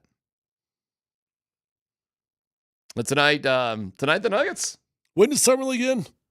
This week is the regular season, and then they got playoffs. Okay. So the Nuggets are doing their best to avoid that situation. Noah playoffs, that is. Essingue. Noah Essingue? Yeah. 12th pick in the 25 draft. Really? Yeah. Wow. Your number 12 pick for the Chicago Bulls just got postered better than he'll wow. not. I'll make this bet. He'll never get postered like that better in his entire career in the NBA. Ever. Well, good for Johnny Furphy. What are you guys watching? Are you guys watching the Major League All-Star game tonight? No. I actually did watch a decent amount of the Home Run Derby. Yeah. I definitely am not watching the All-Star game. Well, you realize that if you're not watching this All-Star game, because it is the best All-Star game that exists, you guys realize that, right? I agree with that. So if you're not interested in this one, then I guess nothing's ever going to get your interest in terms of All-Star games. They're all dead, DMac. Every single one of them. But this one is played full out. It is. Every pitcher is sort of. I mean, No. everybody gets an at bat. I mean, everybody gets their turn. Every athlete will be trying their maximum at every moment of the game.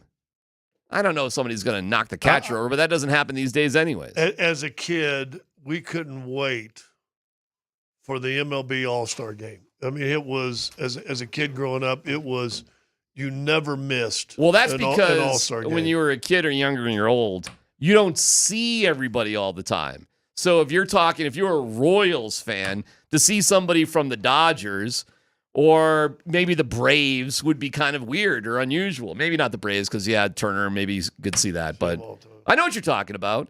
And as a Red Sox fan, I was always pumped to see my guy, do something at the All-Star game one way or the other. But, I mean, you had some really awesome moments. Randy Johnson against Larry Walker and the whole turn the helmet over and all that sort of stuff. John Kruk. A funny thing, growing up as a kid, I can think of all the guys I loved.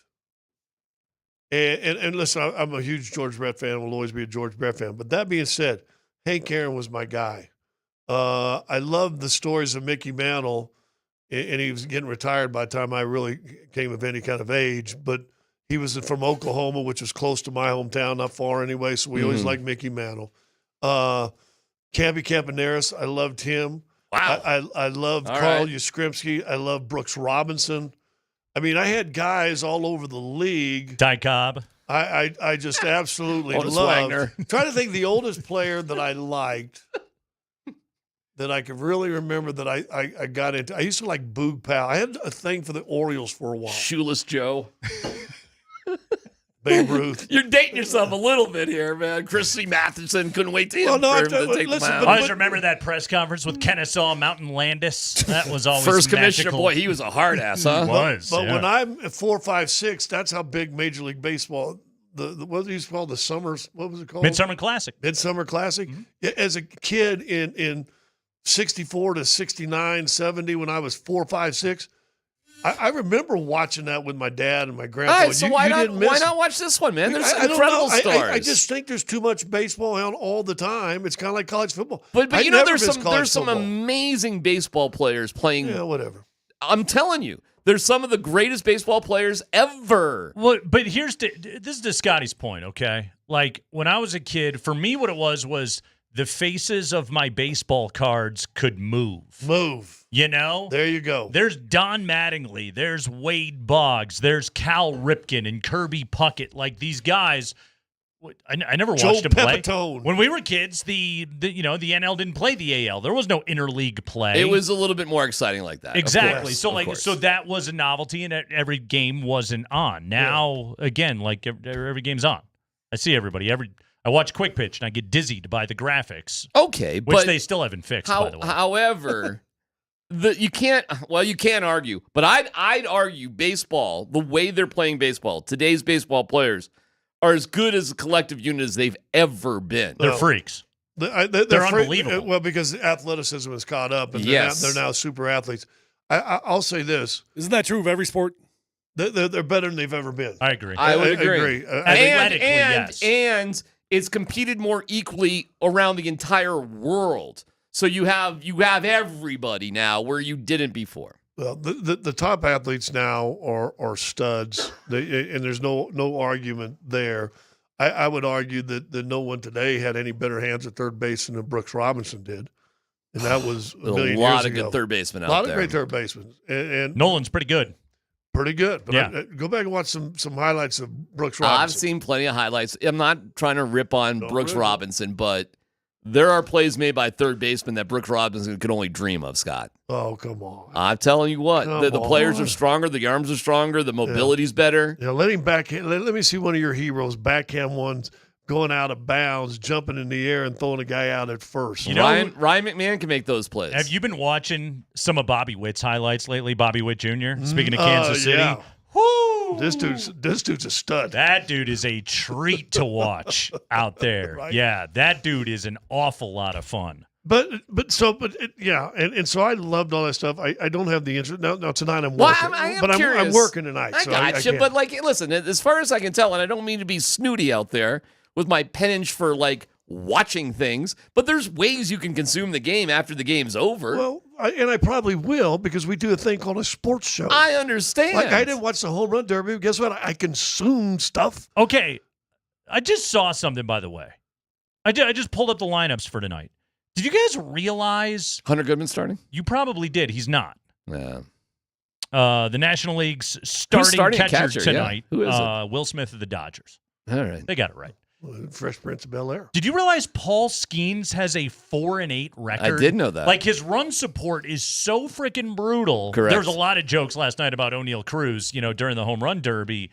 But think about that for 1 second. In the 80s, Paul Skeens would not have made the All-Star team with that win-loss record. No. Now, we're smart enough to know that the win-loss record is idiotic, and you should just ignore it. The fact that Paul Skeens has one more win than Antonio Sensatella is mind-blowing.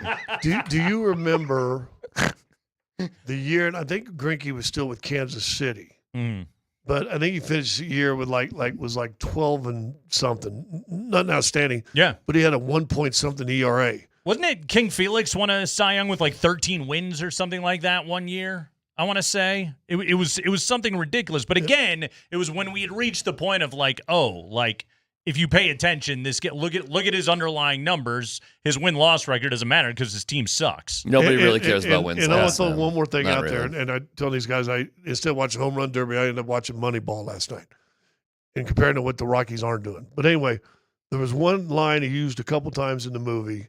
Is what to me baseball has lost. There was a romantic nature of baseball when I was younger watching baseball that to me is just completely gone. Why? I don't. Maybe because what we talked about a while ago, just it's we're inundated with it. There's too much of it. Because I'm night. pretty romantic watching Because you know what? Shohei Ohtani. I'd listen to baseball on the radio every night, but I wouldn't watch it. I didn't know what these guys look like. Yeah. I'll tell you this. Last year I went to a Dodgers-Rockies game, and I sat next to a kid who looked Japanese heritage, and he's wearing an Ohtani shirt. And you know what was romantic? Watching that kid have the time of his life when his hero went 4 for 5, including a home run at Coors Field. That's cool. And I was like, and he's wearing his Ohtani and his mom's, and I'm like, Ohtani's great, and and I love Ohtani, and I'm not a Dodgers fan, but I love Ohtani. Pretty romantic about that. How can you not find romance? I don't see the romance because you know what? I'm inundated with suck from the Colorado Rockies. Well, then look other places. It's like being married to a bad woman. You know what, though?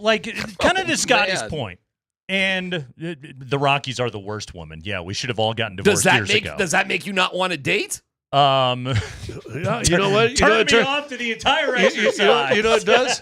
It turns you into a gym bro. Okay, but in all seriousness, we'll get to Springer in a second. Think of do you remember the audio? And I only recently reheard it, okay? Of Scott Hastings telling Jason Kosmiski, take off your headset and listen to the crowd. Mm-hmm. Okay? It was at the end. It was in the closing seconds of Game 5. I think it was choking back a tear when he of said the that. NBA Finals. I still get chills when I hear that audio, right? And cracked voice. That tear. That romantic nature of basketball, that's that was the last time I felt it, and it's the first time that I felt it in a really long time. And isn't some of that just born of like what we do for a living? There's a cynicism that comes with our own inundation in it every single day, our knowledge of how the sausage is made, our focus on the business of professional sport, which is so much more than the of our conversation versus like when you get to our age, it's so rare to have like an attachment to an athlete and watching them play. Like DMac, I know what you're talking about because my daughter is becoming a huge basketball fan, and watching her watch Nikola Jokic and Jamal Murray and watch the Nuggets and how much she cares about her team, like I'm starting to recapture some of that, but I don't have like whatever the innocence or naivete of youth that like punctures my well, there's no doubt. experience or cynicism. I officially became a Rockies fan. I've lived here since '99 when I took my 2 young kids to a Red Sox-Rockies game, and Jason Giambi hit a walk-off for the Rockies, and I looked at my kids and I realized, wow, I am a Rockies fan more than a Red Sox fan officially right now, because I could see it through their eyes, and they had started playing baseball. And they grew up Rockies fans. They are Rockies fans. How about that, right? There's generations of Rockies fans out there. I'll give you my one big moment that probably, now as you guys are speaking, solidified my royal fanship forever. And I believe it was in '79. And I was like going to my sophomore year in college, so I'm kind of an adult, semi-working on it anyway. And we're at the Royals game. It's an afternoon game. And George Brett, George is a Hall of Famer, but George Brett's having one of those years where he's flirting with 400. I think he finished with 390-something on the season. That was what, 83, 84? Yeah. I thought it was like 79. Okay. But I could be wrong. But anyway, it's late July. And he slams a dumbbell in this afternoon game, and I'm in the left field, lower level. We stand up. We go, boom, boom, it chugs at second. Stand up double, bing, bing, bing, bing. Crowd's going nuts. Scoreboard flashes 401. And I'm standing there, and it was about a 15-minute, first time I'd ever seen this, impromptu standing ovation. I had chill, or my hairs on my arms started going up, and I started tearing. I'm doing it now. But I think that solidified me. I said, that was the romance and love for baseball I had. And I don't You don't feel find it. that watching Yankel Fernandez play the outfield for the Rockies? No. I was having a conversation with a Rockies insider the other night, and it's okay. I know what you're saying. He should not be playing in the outfield. You know what, though? I'm glad he's in the lineup every day. And he could possibly hit. He's got sand in his pants, but he cannot play. He should not be He's there. going to have to be a future So, DH. Scott, do you think you could We need ever to get find back that? to DH. Yeah. Maybe. I Play don't some know. DH. Who knows? Sure. No, it's been, you know what? I've had it in my broadcasting career. I had it twice in the locker room in the Broncos run to their first Super Bowl. One when they went and upset Kansas City right after Keith Traylor's grandmother had passed away. And it wasn't even about this win where they just got slammed late in the year in Kansas City, and they go into Kansas City and win that game. And it wasn't even about the win. It was about Keith Traylor. Had it in that moment. And then when they went on and won the Super Bowl that year, and I'm watching Jack Elway, John's father, standing back from the crowd, and the players are going nuts, and they're celebrating, jumping on each other, and champagne's coming out, and everybody's having a ball. And Jack's just sitting in the corner smiling. Dad, not just scout of the Rocky or the Broncos, but dad. And then when those two guys finally saw each other, and I was like, I'm bawling in the locker room. I'm waiting to get an interview with John Elway, right? And I got tears in my. That was the romantic side of sports as a bride. And then the call, which shocked me that I got so emotional when the Nuggets won it. I was surprised I get emotional. You know what's funny? Because I've run into a couple of young people who are Nuggets fans. They couldn't tell you a Nuggets player. Carmelo, forget about it. No. You know who they love, who they really connect with, is like Christian Brown. And like Christian Brown, who feels to me like got here 5 minutes ago. To them, he's a defining player for the rest of their lives. Like they're young people that just, I don't know what it is about Christian in particular that connects with young people, but there is something. Because he plays like a blue-collar guy. You look at him more as a regular. He's not special. He's not, he's not going to average 20 in his career. But he always seems to just bust his ass, and I think that relates more to the regular guy. I think also when Aaron Gordon has that. When a guy wins a championship for your team, it is something completely different.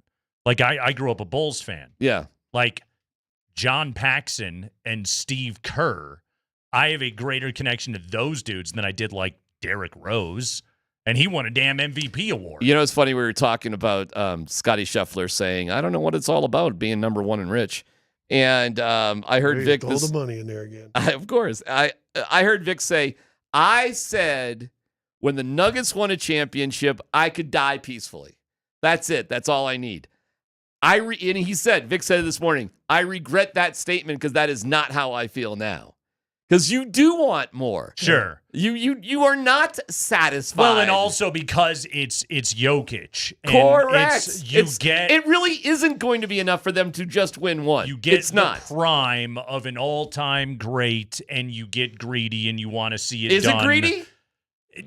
Greedy, as a fan, I don't view that in a negative term here. Of just like okay. I want greed is good. I want my team to collect championships. I want this all-time great to be considered amongst the best ever. Did you guys talk about the Bleacher Report list today?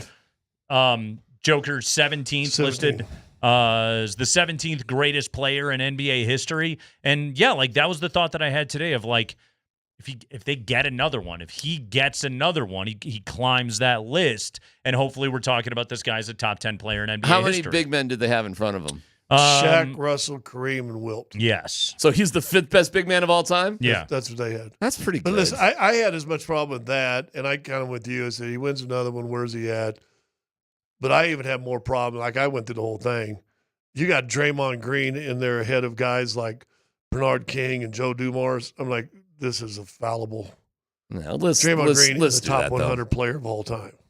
He's a top 100 role player of all time. Yeah, if you want to get a whole let's role player do thing. weird things. But he's still not ahead of Dennis Rodman when it comes to that. But and I completely agree with and that. I didn't even look to see if Dennis was on there. The name he was at like 67, and the name right above Rodman really bothered me. I remember seeing that.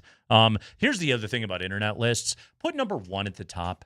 And then leave it to me if I want to scroll you still want down. To be interested, yeah. But I have to sit here and scroll for like 48 seconds before I can finally start the damn list. You're driving me nuts. By the way, really quick, Mark Springer, we were talking about him quite a bit today, Nate. Oh, you were? I did happen to hear this. Yeah. Okay. Because I went back to listen to the Ben Tenzer interview. Yeah. And I'm like, why is your first question to Ben Tenzer about you? About whether or not it's appropriate to ask your girl to spot you at the gym. Well, you apparently made the mistake of talking in front of Scott and Tyler. That's exactly what happened. About trying to pick up a girl at the gym. Yeah. And you got some sort of gym crush? I mean, to like the lowest degree possible. It was Gym a interest, very anyway. I thought a low stakes comment and conversation. Getting his gym flirt on. Yeah, well, it turned out to be a major part of our entire show today. Yes. So the dog days. Did you ask her to spot? No. I was just pontificating amongst myself. Best gym pickup lines. Yeah, and one of the funny ones, I thought it would be a funny idea, not that I'd actually do it. Would be like, hey, you want to spot me? I was like, well, that's on my list of options. Like doing bench press, hey, can you come spot me? Yeah, but what if she? I think if you said come spot me in a self-deprecating, you've got like 15 pounds on each side. Yeah. I think that is actually not bad. I think it's pretty good if you're not taking yourself too seriously. Yeah, it's a joke. I think you're right, DMac. Can you spot me as a joke is funny. Not if you're putting up like 3 plates on each side. Yeah, the lower the weight, the better, actually. Well, right? The fear, though, if he's doing that, and then she goes, hey, can I just work in with you? Yeah. She spots you, and then she comes over and puts a couple quarters on either side. And now you're like, well, that's a fallacy that the girl would just come to Spring. Like that's never gonna happen. No, he's gone to her. But then she goes, hey, I'm over here. Can I just work in with you? The other idea is just to simply go up to her, compliment her because theoretically she's at the gym to look good. Say, I really respect how you look and what you've done. Would you like to have a drink sometime? Here's where I would. This is why I don't think this would work, though.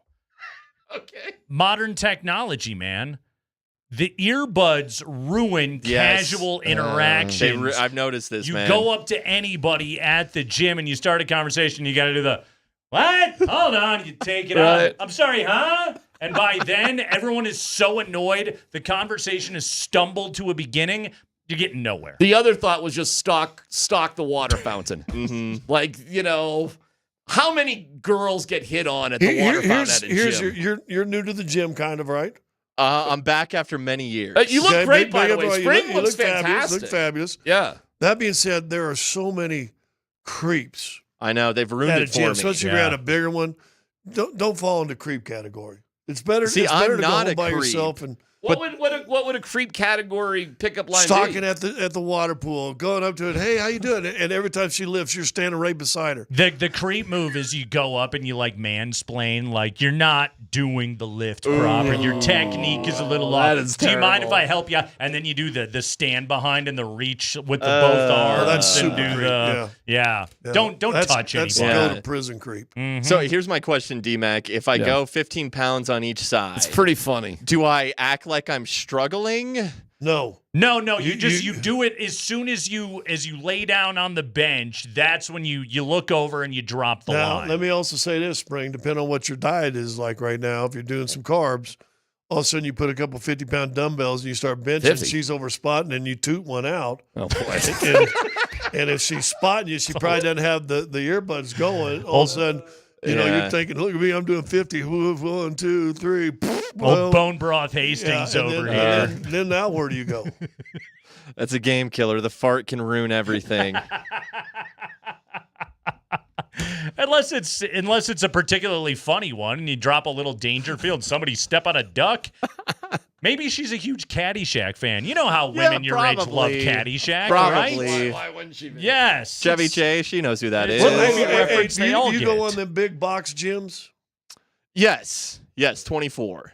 Yeah, not Jack Bauer's TV show. Yeah, man. It's so I Googled it. I was like, is it appropriate to approach a woman at that's where I'm at in my life? Tell me, Ask Google. AI. And by and large, Google said, nah, don't do it.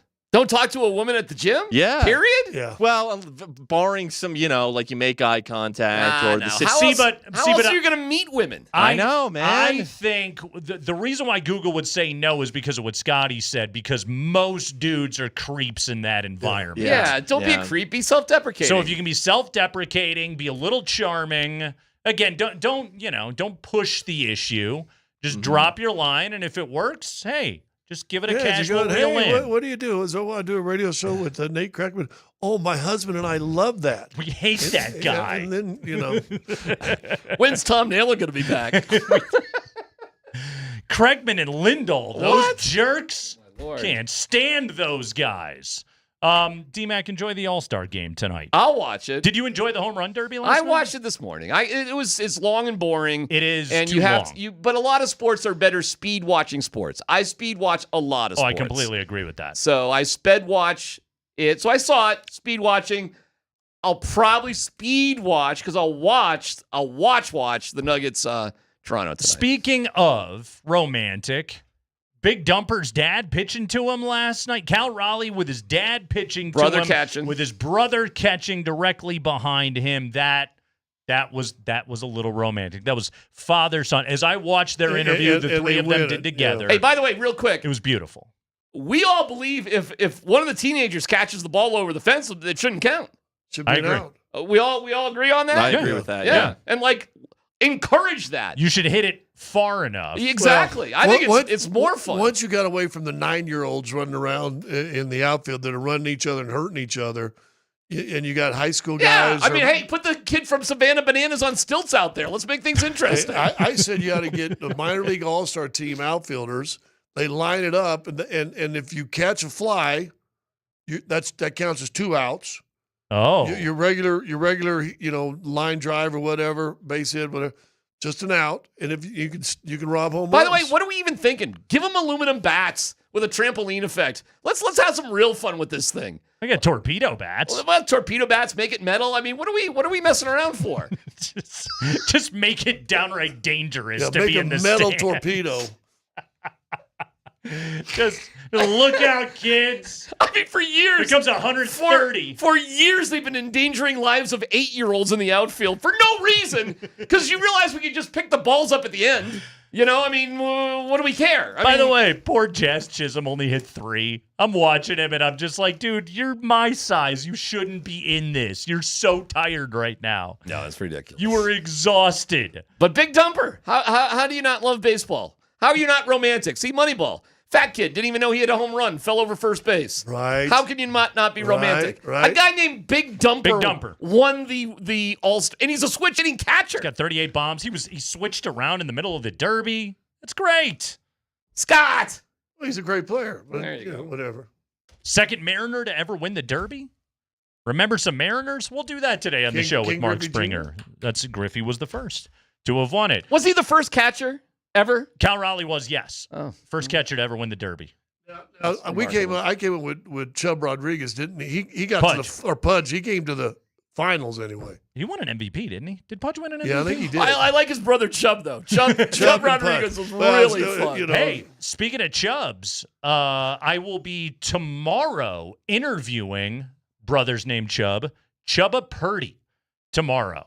Preston Chubba Purdy, brother of Brock Purdy, now the quarterback at Nevada.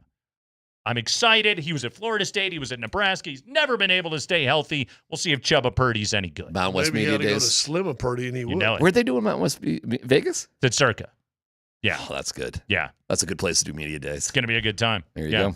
The funny part is you have to be 21 to be on the property. And so, like, if a team has a dude, like Torrey Horton couldn't go to media day. Okay. Last year, Ashton Genty from Boise couldn't go to media day. Fascinating. They still brought him out, and he did his own availability, like across the street at the other property. Yeah. And I think there were more media there.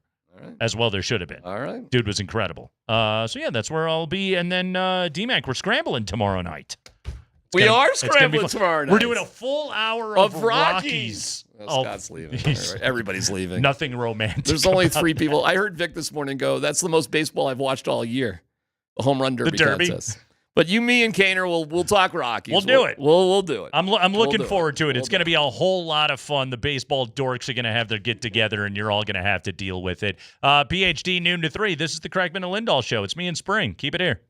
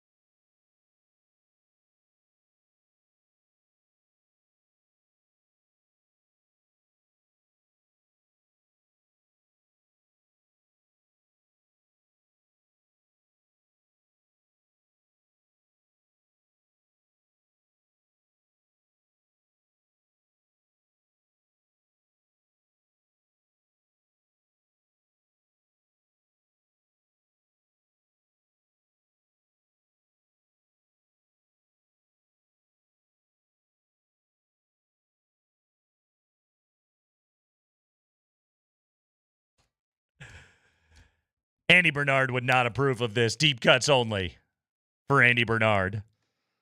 All right. Anytime Dave Matthews comes up, I play it in honor of Marty O as well. He liked him some Dave Matthews. Keep this up for a second here, Spring. So here's the thing about my relationship with the Dave Matthews Band. All right. My freshman year of college was 1998. There was nothing bigger amongst white kids than Dave Matthews Band when I went to college. Checks out. Yep. And I felt the need to reject it. Hipster vibes. Totally. Yeah. Totally. I've been there. You know who liked Dave actually was my dad. My dad had the Under the Table and Dreaming tape in his truck, and I used to dig it. I was like, this is good. And then every kid dug it, so I was like, no, I'm out. But I went to college, and all my friends were just like, got to go to a Dave show. We got to do it. You got to see him live. So I saw Dave 3 times. First 2 were okay. I saw him once at Soldier Field in Chicago, once at Alpine Valley in Wisconsin. And then a group of dudes were road tripping down to St. Louis. I went to college in Champaign, Illinois, so it's about 3 hours north of St. Louis. I was like, whatever. I was just down for the adventure.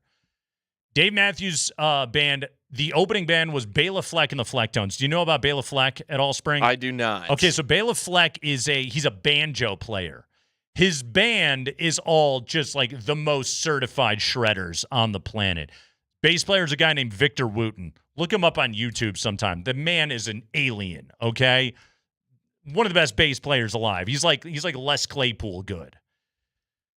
And his sax player, I think the guy's name was like Jeff Coffin. The guy was unbelievable. Midway through the show, the Dave Matthews Band is like, we're gonna bring out the Flecktones. These guys are gonna play with us. They come out and they just shred, okay? Because these guys are all just virtuosos. They're incredible. Mm-hmm. And I'm sitting there watching the show, and I'm just like, you're blowing the headliner off the stage right now. What am I doing? Why am I listening to these guys? Yeah. And so that was the day that I was out on them. I've since softened my stance, and let me tell you why. You will relate to this experience, Spring. You ran the Boulder this year. I did. I also ran the Boulder. I did it once. I had terrible tendonitis in my knee, and it was an awful experience, and I barely finished. I was in so much pain. I didn't train for it at all. I just went and did it. But when I ran into Folsom Field, what were they playing on the speaker? Little ants marching. And that... Does that motivate you? In that moment, I was like, hell yeah. It felt like victory to be listening to ants marching as I ran into Folsom Field. Again, this is the lamest white dork story you're ever going to hear, but that was how the Dave Matthews Band got me back. I'm now a certified casual fan. I'm right back where I should have been the whole time, but I had to take hard stances because I was edgy, bro. Same here, man. I always prided myself on liking music that like other people didn't know about. Yeah. Like, oh, I'm ahead of the curve. It's completely unnecessary. I'm operating on a different plane over here. Right. So we are here in the Backus and Shanker studios. Their passion is justice, and our passion, at least for the last 90 seconds, was the Dave Matthews Band. So great to have you with us here. It's me, it's Spring. We're with you today until 6 o'clock. We do have the baseball all-star game. Hunter Goodman going in tonight. Could he be the second Rockies catcher ever to be an all-star game MVP, Spring? Nate, I'm actually going to tweet this out. Okay. Because it's Major League Baseball. It's fine. Hunter Goodman plus 7,500 to win all-star game MVP. That's good. $20 bet. 75-1. Wins you $1,500. Speaking of that. I'm in. Last night I was on Junior Caminero plus 1,000. Okay. I was on Big Dumper. Tough L. I went chalk. Yeah. You bet the favorite. I went for it. I was shopping for value. I was looking down the list. I was like, Caminero's a freaking stud. Yeah. And he's hit 23 bombs so far this season. He's got the kind of compact swing that I think you have to be successful in that event. And so I was all over it. Big Dumper got me. And it's questionable whether or not Big Dumper should have even gotten past the first round. Yeah, I was concerned because I was still here at work and I'm like following along a little bit to whatever degree I could. and they had him out of the top 4 when it was all said and done. And I'm seeing that like he tied with, was it Brent Rooker? Brent Rooker of the A's. They both hit 17 in the opening round, but Cal Raleigh won the tiebreaker. Listen to this. His longest home run traveled 470.61 feet to Brent Rooker's 470.53 by 0.08 tenths of a foot, which I guess we're breaking down a foot in tenths now. That's how he advanced to the next round. How are we figuring this out? What are we doing? Obviously, they're like, look, Brent Rooker, not as big a star as the Big Dumper. We don't know, like you have to be a sicko up watching Kavnar and Dallas Braden calling the West Sacramento A's which on I MLB am, Network. Which I am. I do watch those I know games. exactly who Brent Rooker is. I know as well. But the casuals, you're much more likely to know Big Dumper. And even then, it's a stretch. But Big Dumper has the nickname. That's the key with Big Dumper. Like right now, when it comes to ubiquitous stars in the sport of baseball, Shohei and Judge are a level above everybody, as well they should be. That's the 2 best players in the game today. I mean, after that, seriously, Spring, like, who are the cash? Like, if you're a the run-of-the-mill Dave Matthews fan, who is a baseball player that you know that's out of market, that you're like, oh, yeah, that guy's a star. Maybe Paul Skeens? Maybe. The Livy Dunn thing has helped him. He's got a 6 stash. He's awesome. I mean, Mookie. Okay. And Kershaw. Assorted They're Dodgers stars. And Mookie, you can even go back to his Red Sox days. Verlander. Yeah. And which is weird because he's not very good anymore. Yeah, pitching for the Giants, he's not that good anymore. Mm-hmm. Baseball doesn't have many of these guys. Yeah, no, they don't. And so, like, again, does it behoove the sport to have a guy named Big Dumper who has an American League leading, a Major League leading 38 home runs, advance and get more screen time in the Home Run Derby? I would say it sure does. That's why I bet him last night. Yeah. Because I just was looking at the list and I was like, well, the only guy who it's even worth it if he wins, who even makes a headline worth it, is Cal Raleigh, a.k.a. Big Dumper. Baseball lacks transcendent crossover stars. Yeah, they do. And the sports that this has got to be one of Manfred's charges is figuring out how to make them exist. I think that would go a much longer way with the popularity of the game than getting worked up over a salary cap and sucking up to Pat McAfee. Sure. I mean, hockey kind of, the NHL kind of has that problem too. It does. Yeah, it's you got to market your stars. It's you really do. And you got to create new stars. His name is Big Dumper. Sure. Like, people love and because we all grew up with, and I wasn't this kid. I don't mean to be insensitive to anybody in our audience, but we all grew up with the chubby catcher, right? We all it's played a character in Sandlot. Exactly. Yeah, it's the Hambino. We all grew up with that kid. I can tell you exactly who he was on my Little League. Actually, there were several. Sure. Alan DeLeon, Joey Bradley. Oh, man, they didn't have a jersey that fit him. He had to just wear a navy blue T-shirt, like a double XL navy blue T-shirt, like something Andy would wear as an adult now. Joey Bradley was wearing one when we were in Little League. So we all grew up with that kid. We know the archetype. Big Dumper is a certified. It's an amazing nickname, and he should be a star. Baseball's got to push him. By 0.08 of a foot, he advances and ends up winning the Home Run Derby. How do you push him? Like, what are the main mechanisms? Is it TV commercials? Social media. Yeah, get the highlights out there. And not even highlights. You got to like have videos where you get to know him a little bit. Right. Here's him and his dad. The college coach. Here's his little brother. Mm-hmm. And he's encouraging him the whole time. Like the whole thing was marketing genius last night. Then it's like, okay, give him the WWE belt or whatever. Who was that guy, by the way, Spring? Who was the guy with the neck tat that had the championship belt? Was that Cody Rhodes? Could have been. I didn't know. You say neck tat, and I wasn't watching at the very end. Yeah. But you say neck tat had to be Cody Rhodes. Okay. Yeah, he looks like a it was cartoon Cody. villain. Yeah, Cody Rhodes. Yeah. Yeah. Okay, so he comes out and he gives the championship belt and all that. Okay, that's excitement. Yeah. Good nickname. That's excitement. Got to have that stuff. That's how you make stars. Dude, like, in all seriousness, do the Rockies have somebody that could be that? You know, you think of Low over the years, you know, there's Dante Bichette with Sledgehammer. There's Larry Walker with Crazy Train, right? Mhm.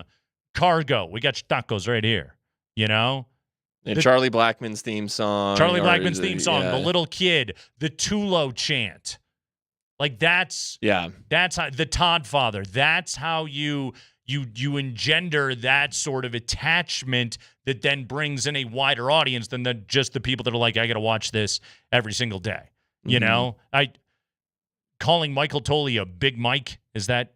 Well, you got to be good. You know, first you got to be good. You got to have a strikeout rate below 45%. Yeah, but then it's not just being good. Then it's what's your brand? How do we connect? What's with the hook? Yeah, how do we connect with you?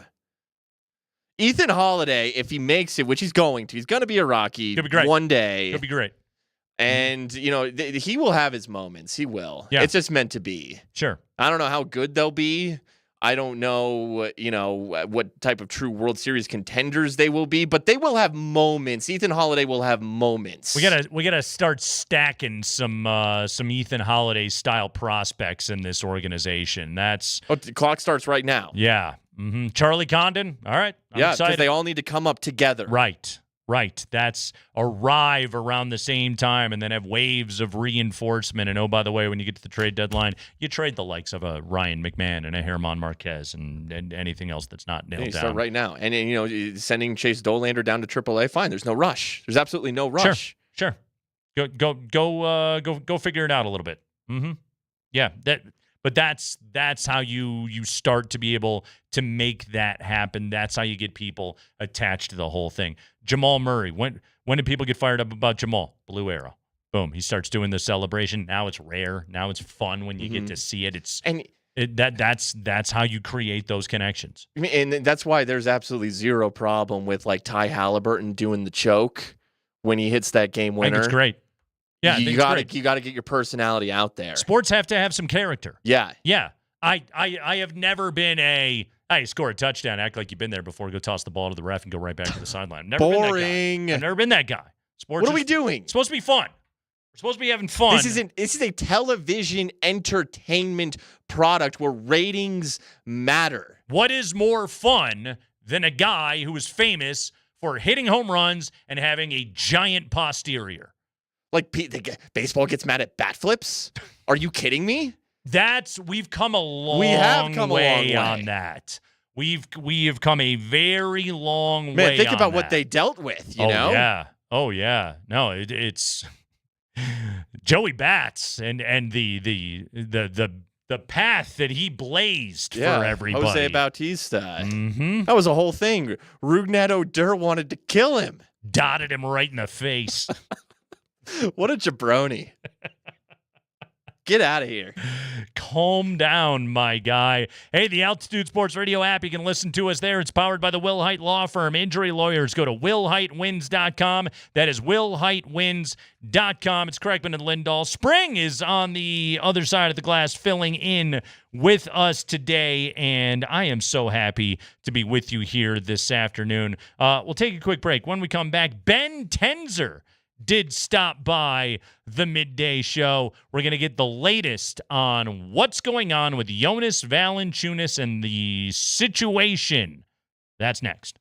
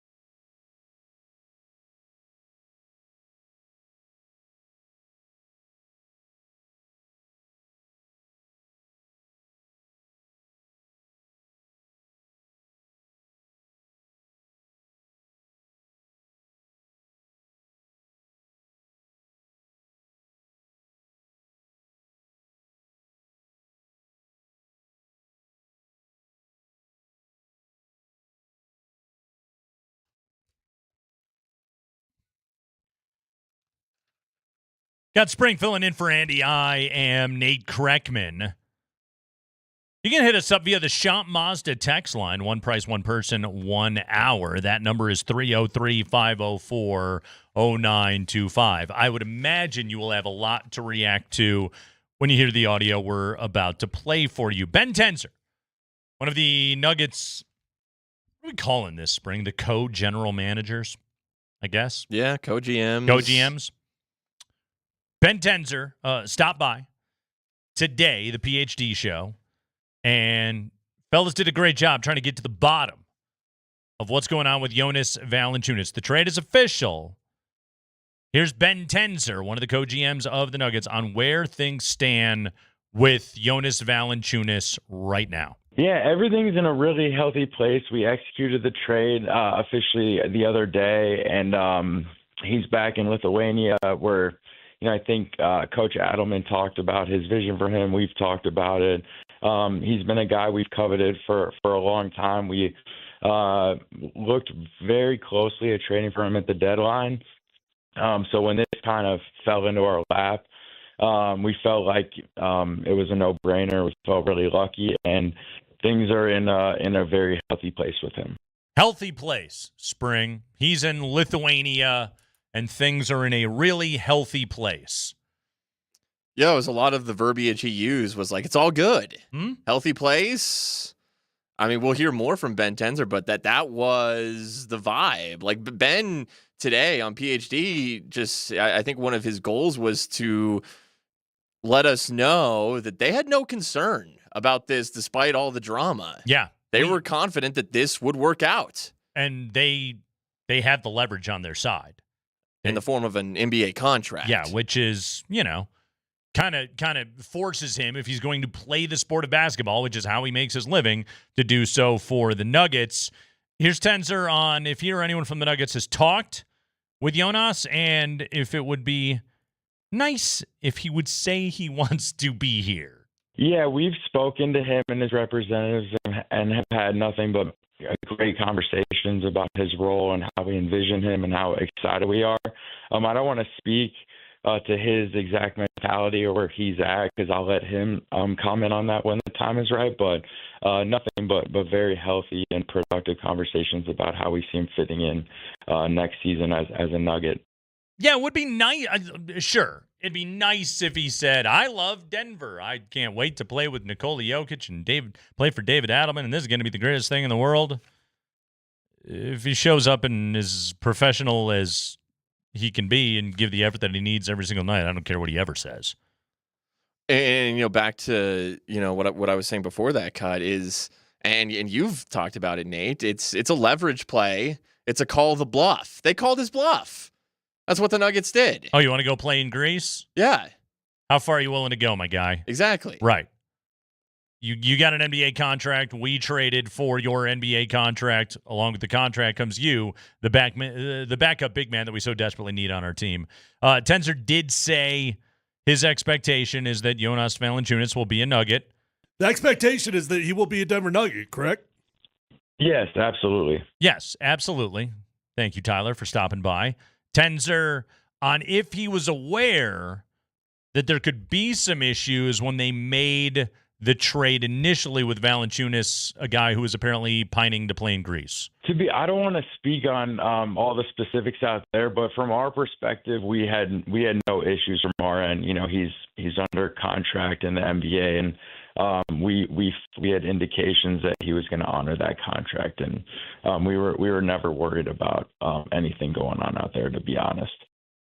We're not that worried about it. He's got an NBA contract, and we wanted this guy to play for our team. I mean, they had indications. Well, he says they had indications, like they knew it would play out this way, or it was likely to play out this way. There's not unfettered player movement or, players being able to choose the destination. Like I'm sure most of the guys on the Wizards wish they played for the Lakers.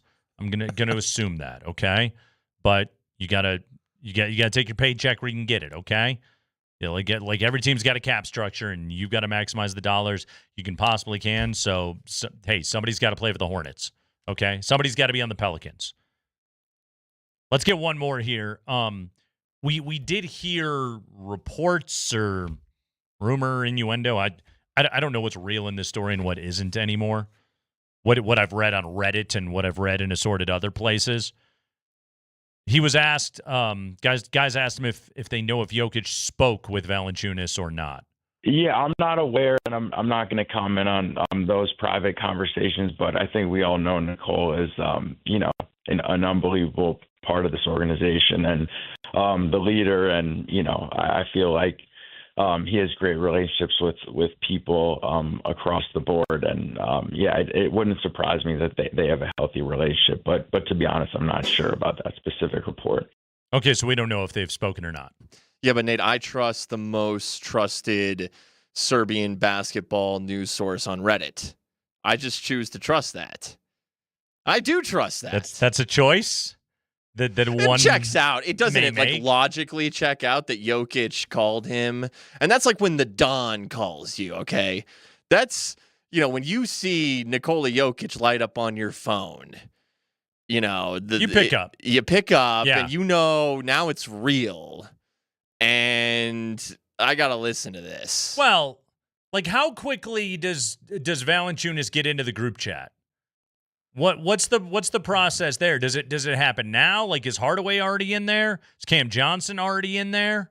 I'm sure they are. You see, their faces lit up when they were asked about playing with Nikola Jokic. As well, because that guy he gets everybody rich. Yeah, that's what happens when you get to play with Jokic.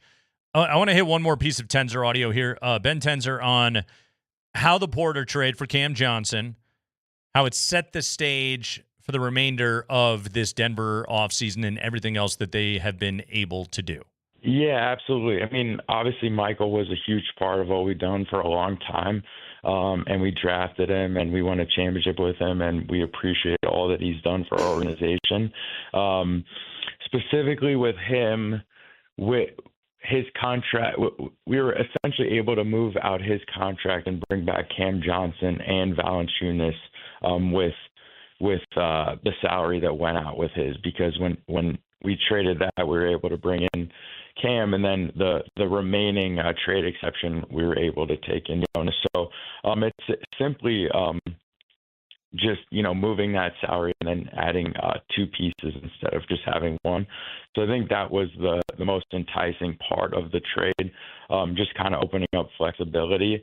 We had this great run in the playoffs, and we felt really comfortable with that group moving forward. And I think Josh commented on it, we commented on it, how we felt like there was a lot of discussions of just trying to improve internally.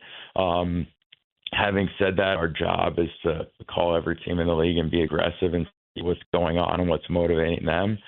And you're always trying to get better. So that was basically the genesis of that deal. The thing that stuns me still to this day, that they were able to swing that trade. In spring, we were live on the air when the trade went down, and I was stunned. I was shocked when it went down, and I was stunned in the way of, you generated the cap savings, which they so desperately needed to be able to have the flexibility to add the depth that they need to be able to have to be competitive with Oklahoma City and Minnesota, and I'll put Houston in that conversation now as well.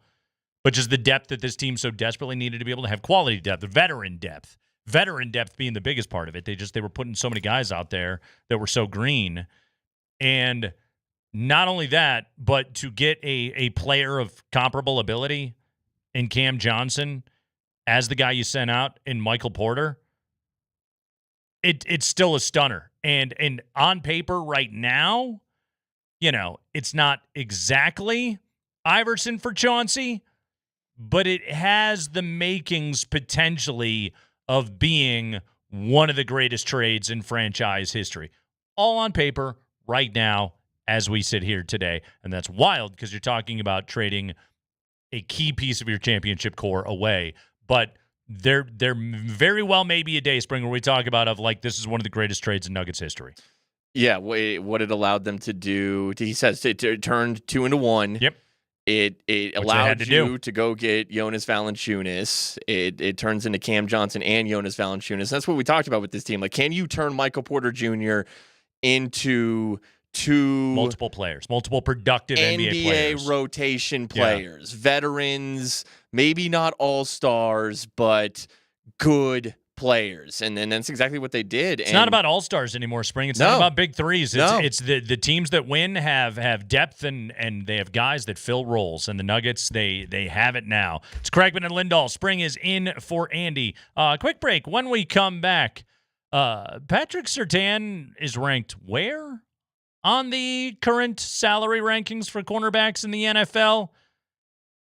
He keeps falling on the list. We'll tell you who's above him next.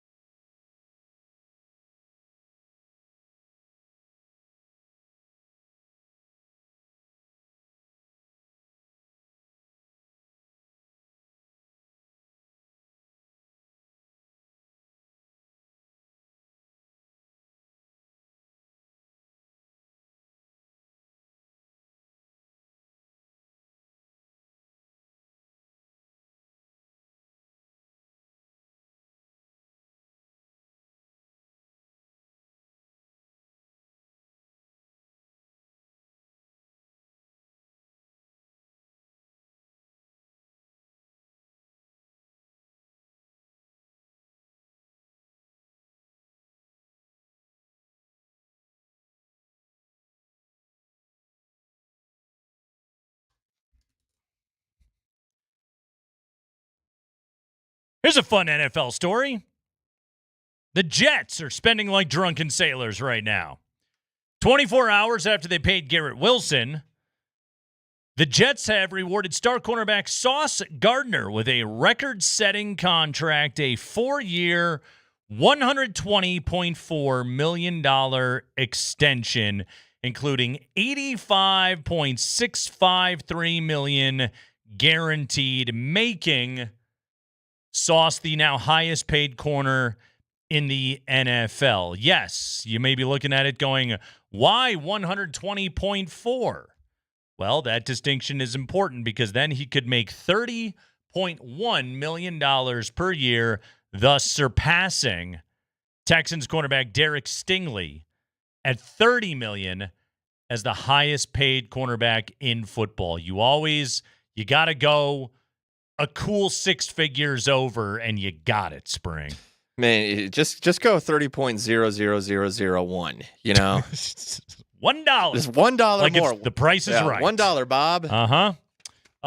J.C. Horn this is starting with the 2025 season, or the average annual of the contracts. I'm not going off of – I'm not getting in anybody's bonus cap or whatever dollars. Like the actual amount of earnings, I'm sure, will vary. Let's just go off contract averages, okay? That's what's meaningful here.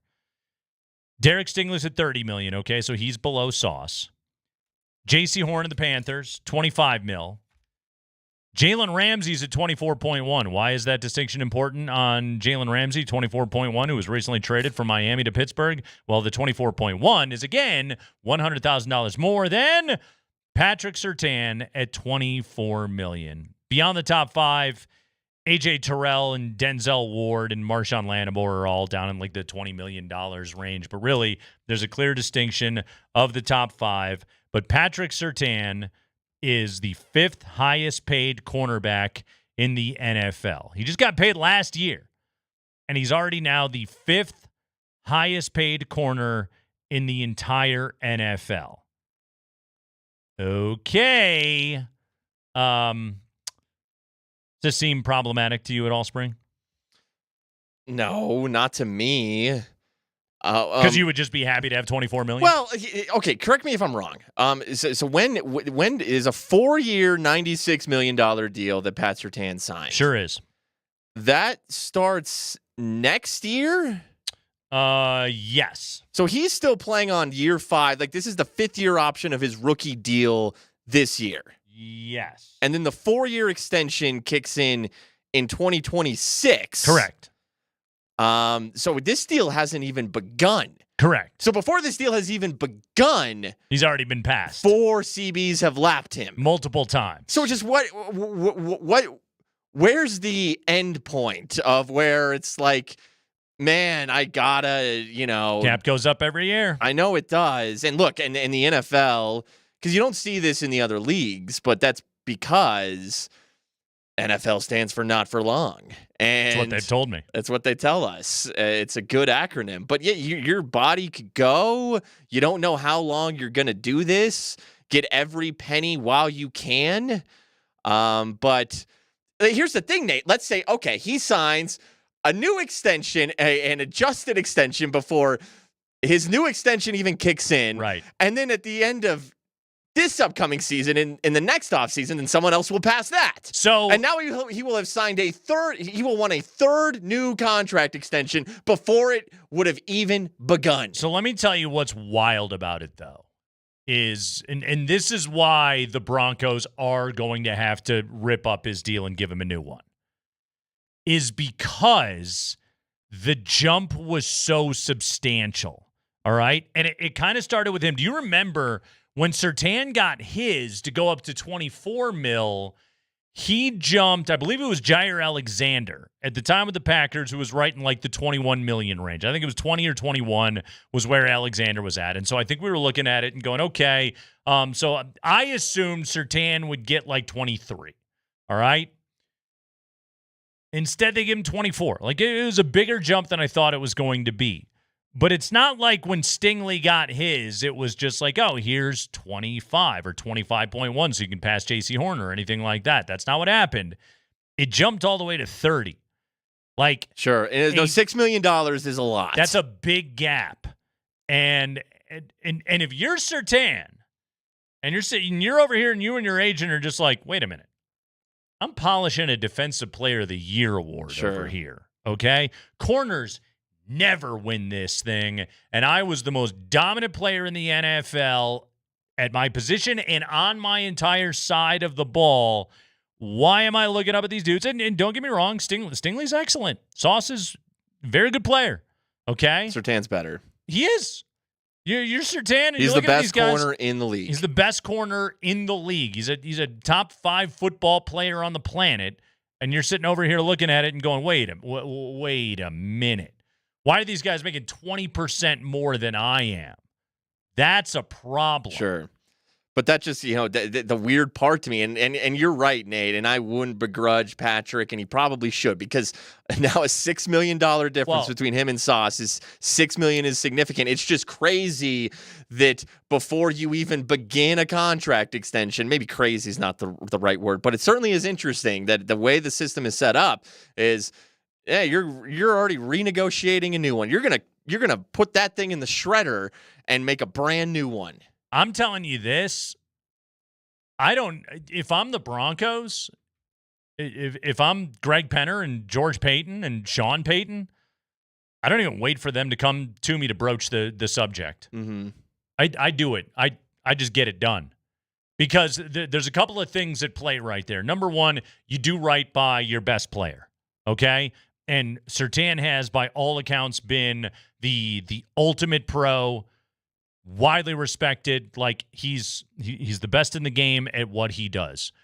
And that gets noticed, okay? There's going to be a lot of dudes on that Broncos team that are over here going, the hell is Sauce getting $6 million more than my guy? Okay? That's not right. Like, this is one where the Broncos could buy themselves some goodwill and go in there and say, let's make him the highest paid corner in the NFL right now. We know an injustice when we see it, and let's go do it. Now, who knows? Maybe Surtain's camp would go, I'm cool with my $24 million, and I'm good, and you use it to find another tight end or something like that. Whatever, whatever you need to, or save it for Benito, or whatever you want to do with the money. Save it for Zach Allen, whatever you want to do with the money. I doubt that's the case, though, because football players, the system doesn't work like that. The members of the Players Association, it is incumbent upon them to earn maximum dollars at every single opportunity. It's kind of unfortunate for the Broncos because they probably want to pay Nick Benito. Yeah. You're going to have to pay Bo Nix, when there will be overlap between Surtain's now new raise. You have, 2 more years till you got to worry about paying Bo? But there will still be overlap, I think. Right, but you will have at least salary mechanisms. But I'm saying that, like, when Bo's in his prime, of a few years for it to kick in. Like the Broncos, like let's say Bo Nix doesn't turn into Mac Jones, as Nayland suggested yesterday, and Bo Nix just has the linear progression is there for Bo Nix, and he gets better every single year, and he cements himself as, a top 12 quarterback in the NFL. Then eventually, you'll give him $60 million a year. Yeah, but you've got some time until it kicks in. Mm-hmm. True. And the Broncos can do the proper financial planning to be able to do it. The good news about pro football is, it isn't like baseball or the NHL where you got to hand somebody like a 12-year contract. The Panthers giving J.C. Horn $1 million per year more than Surtain is like, okay, I understand, just like you talked about to start the segment, you got to make him the highest paid, but the J.C. Horn, really good player. I like him.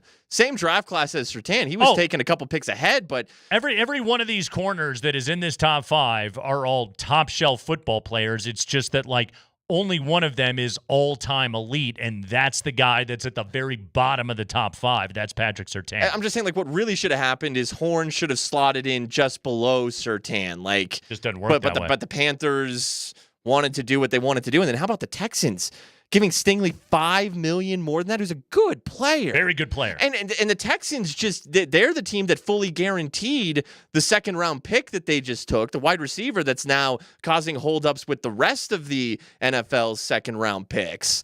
Like the Texans, like they're operating very aggressively here. I like Stingley, but to give him just straight up, not only we're not going to give you 26 mil or even 27 mil, make you $1 million or $2 million higher paid than J.C. Horn. They rewarded their guy. We're going to make you a full $5 million per year more than J.C. Horn. One of the things I always find funny is like when you go look at quarterbacks. Okay, do you realize Dak makes $5 million more annually than Josh Allen and Joe Burrow? Yeah, it's ridiculous. He's at Dax right now on average is at 60. Allen and Burrow are at 55, along with Trevor Lawrence, along with Jordan Love in Green Bay. Tua is at 53. This is a fun one. Goff's at 53, so Tua's at 53.1. Brock Purdy is also at 53. Herbert at 52.5. Lamar Jackson at 52. Isn't it comical to think back on the Ravens just fighting tooth and nail to try not to pay Lamar Jackson top of the market dollars? Mm-hmm. What are we doing right here?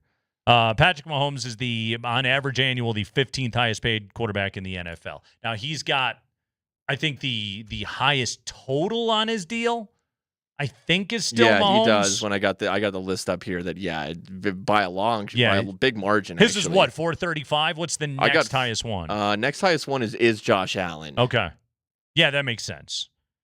But yeah, when you go by the annuals right there, it is kind of funny to look at. That's the thing about NFL salary caps and the way that they do bonuses and to get that average. None of the numbers are real. Yeah. None of the numbers are real. I'm so cynical when it comes to anytime anybody's just like, hey, running out of cap space. Liar. You'll find it. You'll figure it out. The only thing that really matters is, we saw with Russell Wilson and the Broncos is the dead cap hit that you would get if you trade or cut a player in the first 2 years after that. Defer, whatever you need to do. Kick the can down the road. How the hell do the Eagles have the salaries that they had last year? You just kick it down the road. And everyone's like, it's going to catch up to you someday. When? The TV dollars are only going to go up. They're all going to be fine. Oh, yeah. In terms of like the play, you wait in the NBA now, you wave and stretch in terms of the players getting the money themselves.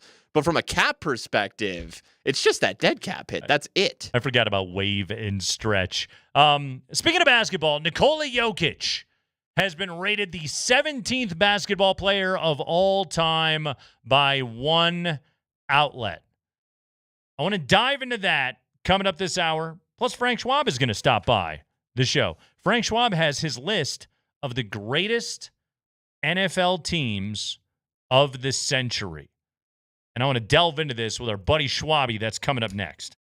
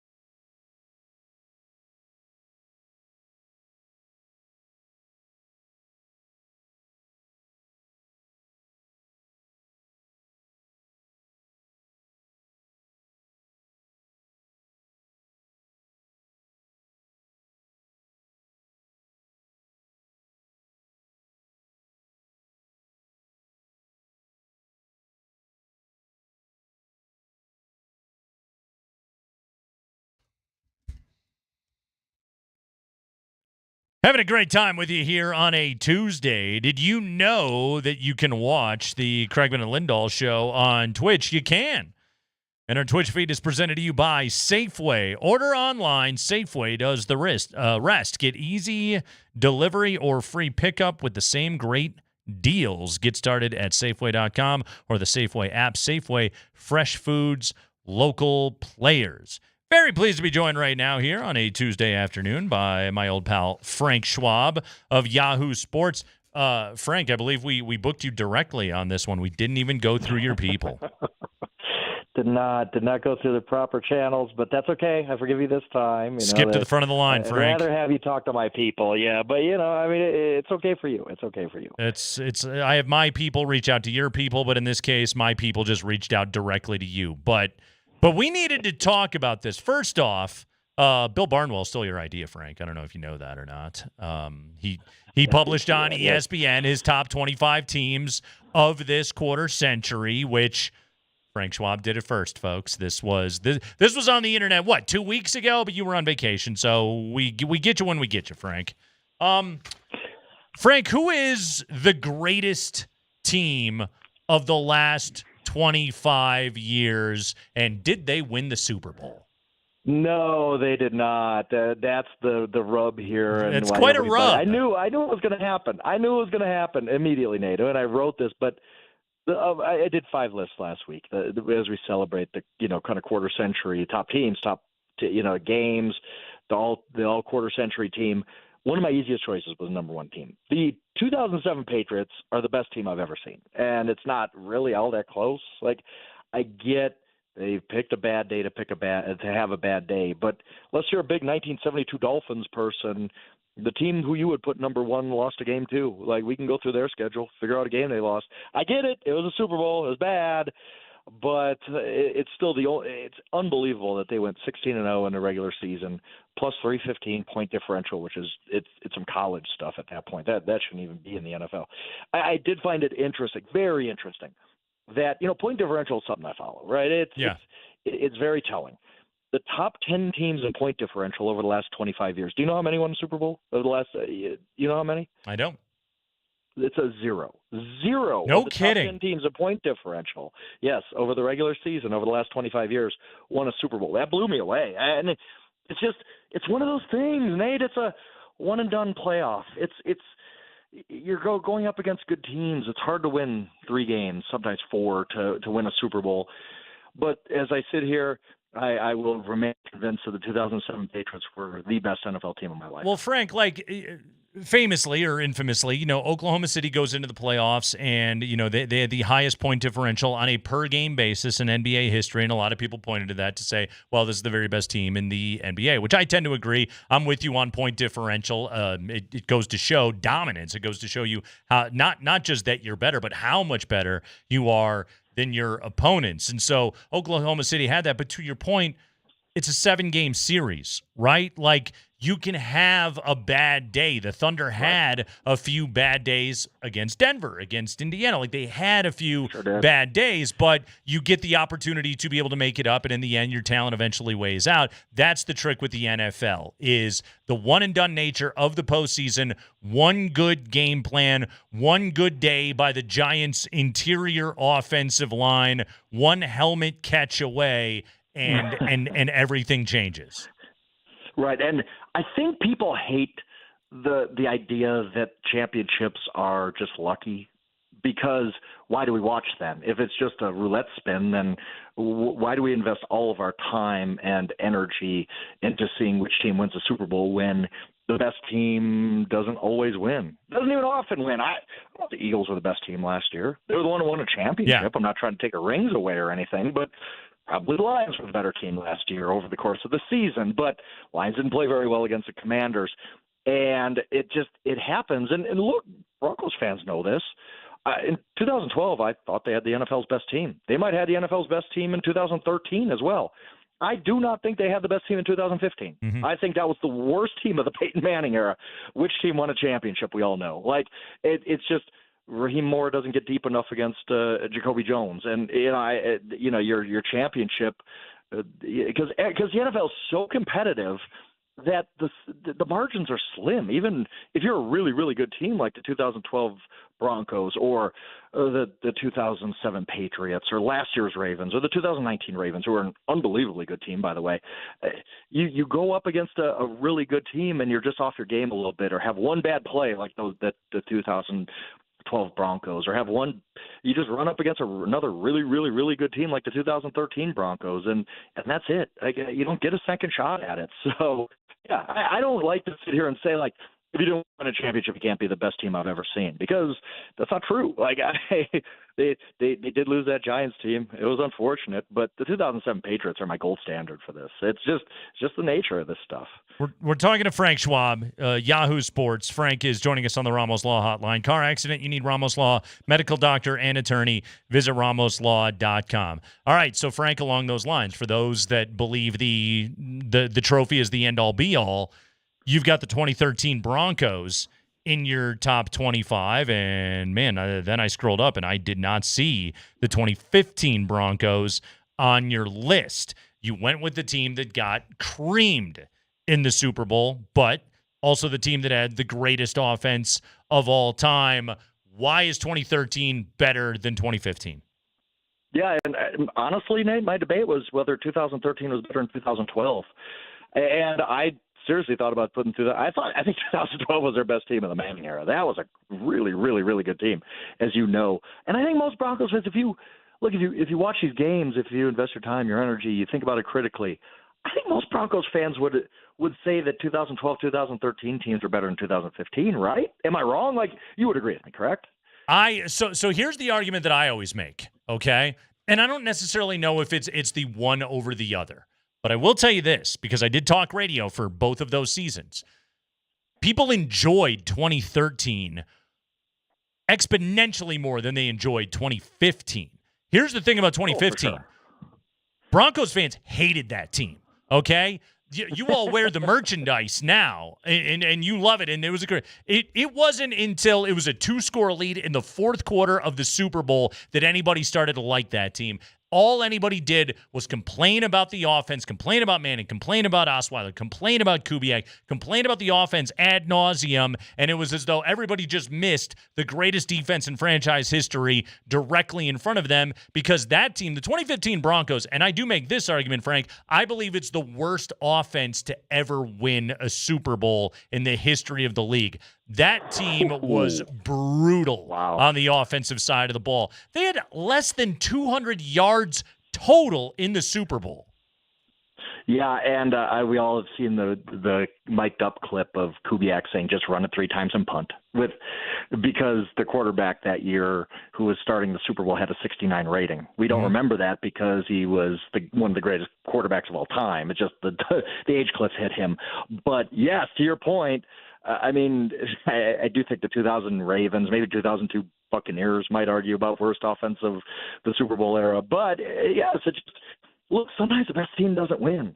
It doesn't take away from the feeling of winning a championship. As a player, as a fan, you're not gonna cut short the parade because you weren't the best team, quote unquote, in the league. Like, sometimes it doesn't matter. Like, it's just these are the rules. This is what we're playing for. This is what we celebrate.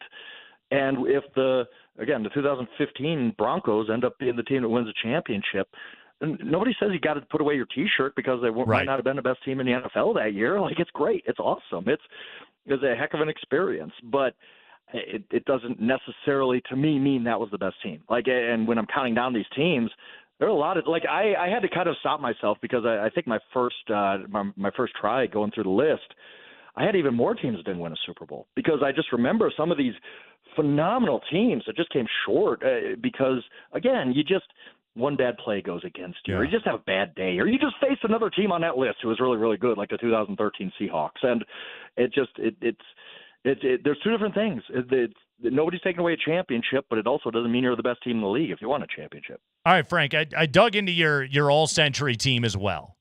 And the only Bronco I believe I saw on the list was Champ Bailey. You gave honorable mention to Manning, obviously, but you put Champ in there. I know there's a personal connection there because Champ goes back to your beat writer days, the old days at the Gazette where you used to go in and cover Champ Bailey, but you also used to watch him practice every single day. What did you appreciate the most about watching Champ Bailey play football? I think it was that there's a few things. I mean, I could go on and on. Champ Bailey is probably the greatest player I've ever covered. And I covered Brett Favre when I was coming out of college, and obviously covered a lot more guys, and even nationally. Champ Bailey ranks very, very high because he was just so good at every facet of the game. And I'm not just talking about tackling and covering. I'm talking about the mental side of it, the physical side of it. I mean, Champ Bailey, as you know, you were around Champ a lot too. Champ's one of the smartest dudes you're ever going to meet. He was so sharp when it came to football and other things. He's a smart guy in general, but just in football, you talked X's and O's with him for a while, and you're like, wow, this guy is operating at a completely different level than most of the field. And you pair that with a guy who he just athletically made everything difficult look easy. I remember one time, and I think it was the first off season. It's been a long, long time, my friend, that we're just out there watching a mini camp or it's an OTA or something, and Champ just is in a zone, and he just kind of floats back and levitates, and he makes this one-handed interception. And I was kind of looking around like, did everybody just see that? Because I don't think that was human. I didn't think a human being could move that way and jump that way. And Champ Bailey's 2006 season, absolutely robbed the Defensive Player of the Year, was just about perfect. Like, you can't play better at cornerback than that was his 10-pick season, right? Yes, the 10-pick season where he gave up. I think Pro Football Focus or somebody had him giving up like 20 catches all year, but he had 10 interceptions. Like, that's how good he was. That was an easy pick. I put him above Revis. I put him above Woodson. I put him above any other cornerback you can give me. He was the best cornerback I've seen in the last 25 years. Along those lines. And now we're gonna get to Von Miller because Broncos fans have really been on me about no Von Miller. I was surprised you didn't go with Von Miller. Your edge rushers, you went Myles Garrett and TJ Watt. You went with TJ over you had JJ on there, right? Yeah, you did. Okay. So, for sure. but going with TJ Watt and Myles Garrett over Von Miller, over DeMarcus Ware, Julius Peppers, dude, you left him off the list? Okay. Yeah. Man, it's hard. It's hard to make these lists, Nate, I promise you. And when you're sitting there saying, how do I leave Larry Fitzgerald off of this team? You're like, well, I'm not kicking Terrell Owens off. I'm not kicking Megatron off. What do you do at that point? This is the reason why you had to put T.O. on there. Going back to the last guy we were talking about, T.O. is the only player I ever saw make Champ Bailey look bad. He's the only dude I ever saw do it. Chad Johnson did on Monday night, too, which kind of speaks to – that was a shocker. I think that was Champ's first year in Denver where they went in on Monday night, and Chad got the best of Champ Bailey that day. It is rare. But you're right, yes. T.O., one of those just freak guys. But getting back to Von, which actually he's easily been on that list. I mean, he played what I still think is the best game a defensive player has ever played in a Super Bowl. Yep. Like, that was – he just took over that game, period, point blank. I just think Myles Garrett and T.J. Watt are just a little bit better. Not by much. I mean, not by much at all. And maybe I was allowing awards to kind of seep into my head a little bit. Von Miller's never won Defensive Player of the Year. The other two guys have. And that's not the be-all, end-all. I agree with you. But part of making these lists and making these teams is, all right, you put Von Miller on there, who are you taking off? You taking T.J. Watt off? Because T.J. Watt is just an unbelievable football player. We're going to walk into Canton on the first ballot. Like, I have a hard time taking a guy off who had a 22.5 sack season, So I get every argument from everybody, and the funny thing is people are like, did you just forget about Von Miller? No, I understand Von Miller. I watch Von Miller. I didn't forget about him or Bobby Wagner or Larry Fitzgerald or any of these guys. I do recognize these guys. It's just hard when you make a list like that. And I just had Myles Garrett and T.J. Watt a little bit ahead of Von. You went with Gronk over Travis Kelce at tight end. Easy. That was actually easy. Over Tony Gonzalez. Yeah. Okay. Was Gronk that easy in your mind? Yes. Because here's why. I have always said this about Gronk. If Gronk never caught a pass for the New England Patriots, he would have still been a valuable starter for them for 8 to 10 years because that's how good of a blocker he was. Yeah. He was such a good football player all around, and nothing against Travis Kelce. Travis Kelce is amazing too, but Travis Kelce doesn't bring that. And then you add on top of that Gronk setting some records at tight end as a receiver, and he was just such a complete football player at that position that he's the best tight end I've ever seen. I don't care that he had some injuries that shortened his career a little bit. He was, yes, that was an easy, I hate to say it because, yeah, I did. Look, I had Kelce in my mind. I don't want to be totally flippant about it, but Gronk is the most dominant tight end I've ever seen because of just what he did all around as a football player. And maybe I'm giving too much credit to some of the play calling around Kelce and some of the creativity with he was used. But the thing about Gronk, and this is what you're not wrong about, because you mentioned the injuries right there. Gronk was a guy that really, like, his career was shortened by how dominant he was because the only way to tackle him was to hit him in the knees. Yeah. Like, you had to cut his legs. You had to hit him low, and dudes didn't like doing it because I bet it hurt like hell to have to do it, but also it turned his knees to sawdust and ultimately shortened his career. Right, and it gives me even more respect for Derrick Henry. Not that you turn on you, but like, how do you tackle that guy? Right. They're the same. They're similar dudes in that if you see that guy in the open field, you're just like, oh, I can't dig a hole right now because the whole nation's going to laugh at me, and I'm going to turn into a TikTok video. Like you just have to pray for the best when those guys are coming at you. And yeah, Gronk, like you said, Gronk. I mean, there was a time there where defensive backs were like, what else am I going to do? I just have to dive at his knees and pray. Like, and that did cut his career short, but I haven't seen a more dominant tight end. Not as far as he was just as good of a receiver as tight end, as Kelce, maybe just a little bit behind him, but the blocking was just, he could have played, he might have been able to play offensive tackle. That's how good of a blocker he was at his peak. You gave some love to Clinton Portis on honorable mention at running back. You named, obviously, LaDainian Tomlinson, Adrian Peterson. I can't really push back on any of that. I think Christian McCaffrey could battle for that list, but health has gotten away from him, been elusive for him a little bit at times. Good to see Marshawn on there. But you gave some love to Clinton Portis. Is that because of his camp quote that I believe you had written on your whiteboard in the Broncos media room? Camp do suck. Camp really do. No, I was shocked at. I'm going to get the stat wrong. I wish I had prepared because I think that he was. I think he was fourth in the last 25 years in yards or something like that, or some marker he hit where you're like, it's these three like surefire Hall of Famers and Clinton Portis. Yeah. Like, we kind of forget how great he was, not just with the Broncos, but then going on to Washington. I mean, heck, Washington, I mean, it seems like a million years ago, maybe a lifetime ago, but Washington traded not just Champ Bailey in his prime, but also added a second-round pick to get Clinton Portis in a trade, okay? Like, that's how good Clinton Portis was for a while. And he was really good with Washington, too. So I think Clinton Portis, if you go look up his Pro Football Reference page, you'll be surprised that we've kind of forgotten how great he was. He kind of just faded away like most running backs do. But man, he was better than I guess history is. History hasn't been as kind to Clinton Portis as it should be. Frank, last thing I want to ask you about, speaking of running backs, okay, is I never thought that anybody would ever score more goals in the NHL than Wayne Gretzky, and Alex Ovechkin did it last year. It's one of the unbelievable sporting accomplishments that we have seen in our lifetime. You know, the baseball records, it gets a little bit tricky, and there are some baseball records that to me are obsolete. Wins, complete games, things like that. Right. Those things are just obsolete. The career rushing record, Emmitt Smith, 18,355 yards. The active leader is Derrick Henry, who is about 7,000 yards behind Emmitt Smith, and Derrick Henry is already starting to get up there in years a little bit. Can you see a world? Can you concoct a scenario by which anybody ever rushes for more than 18,355 yards? Never. It's almost like one of those Cy Young, like 511 wins stats where you're like, this guy would have to do this for this long. A guy could put up a 1,200-yard season for 15 straight years and still need more to get Emmitt Smith. Like, that's how good he was. And Emmitt Smith is a dude who, you know, I grew up in the era of that, you know, Barry Sanders, and everybody, Barry Sanders is the best, and Emmitt Smith is just the offensive line and blah, blah, blah. And then you get removed from it a little bit, and my my appreciation for Emmitt Smith has just grown and grown and grown. You should not be able to rush for 18,000 yards in the NFL. It's insane. I don't care who your offensive line is. I don't care if you're playing on one of the best teams of all time. Emmitt Smith, 18,000 yards.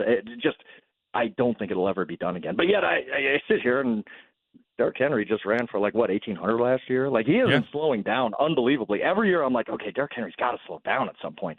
And yet Derrick Henry just keeps chugging along. So maybe in some alternate universe, somebody does challenge 18,000 yards, but man, it's hard. Again, you have to be so not just great, but you have to be great for so long that it just seems like one of those unreachable records. And the analytics of football have essentially made running backs devalued, and nobody hangs on to them, and nobody wants to pay them, and so there are a lot of reasons why that record remains untouchable. By the way, Frank, do you have any big speaking engagements at Circa coming up this year, getting ready for football season? I know you're big in those parts.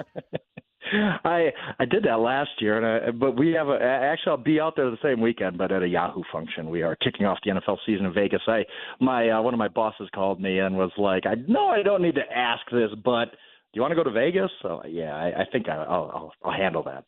Twist my arm, right?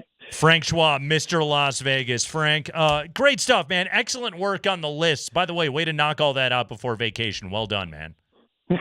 That was the biggest part. Yeah, I could enjoy New Orleans last week, I guess.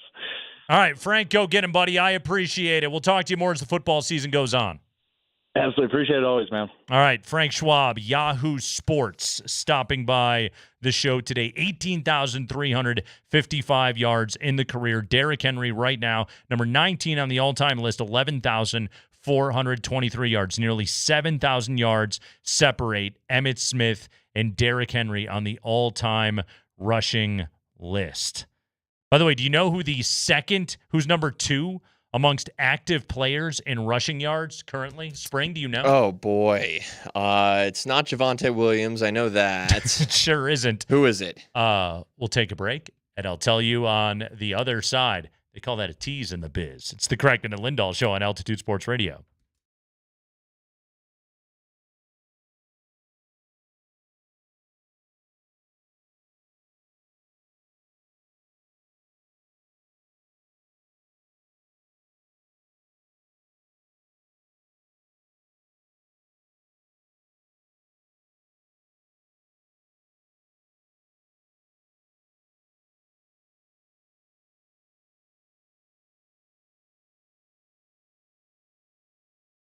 Hey, it's Nate Kreckman for Roller Auction. Go to roller.bid/altitude. That's the URL, roller.bid/altitude. And you can sign up for the email list with Roller Auction. Then they send you an email.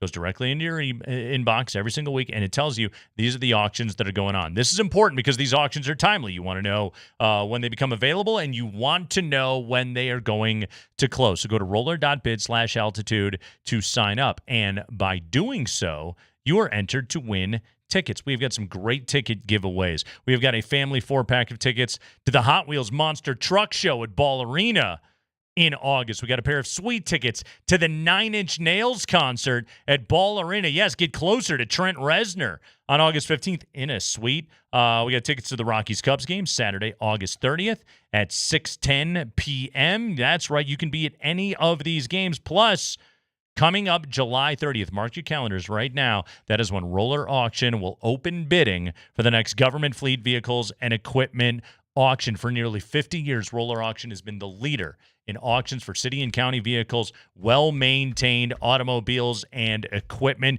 Go to roller.bid/altitude. Sign up. You'll be entered to win some sick tickets, and then you get that email into the inbox. You know exactly when these auctions open, just like that government fleet vehicles and equipment auction, which opens on July 30th. Get to roller.bid/altitude this moment.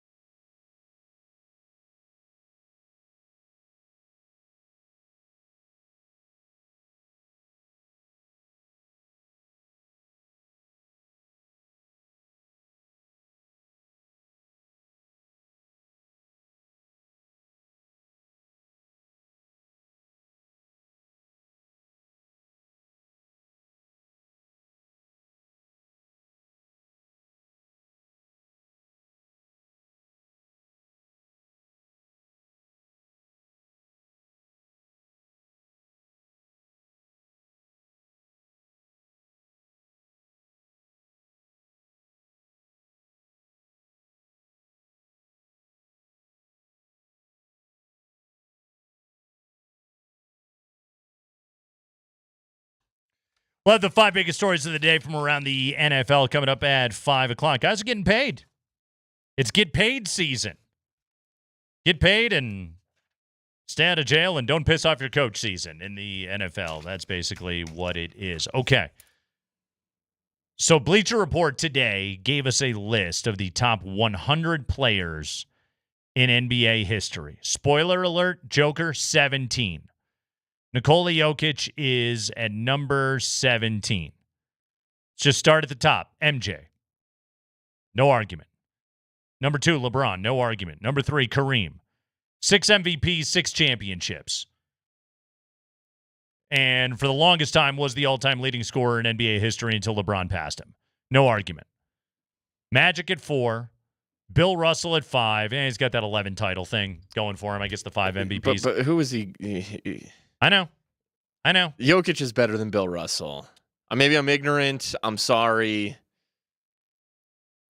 Going head-to-head, I would agree. But also, like, you can only...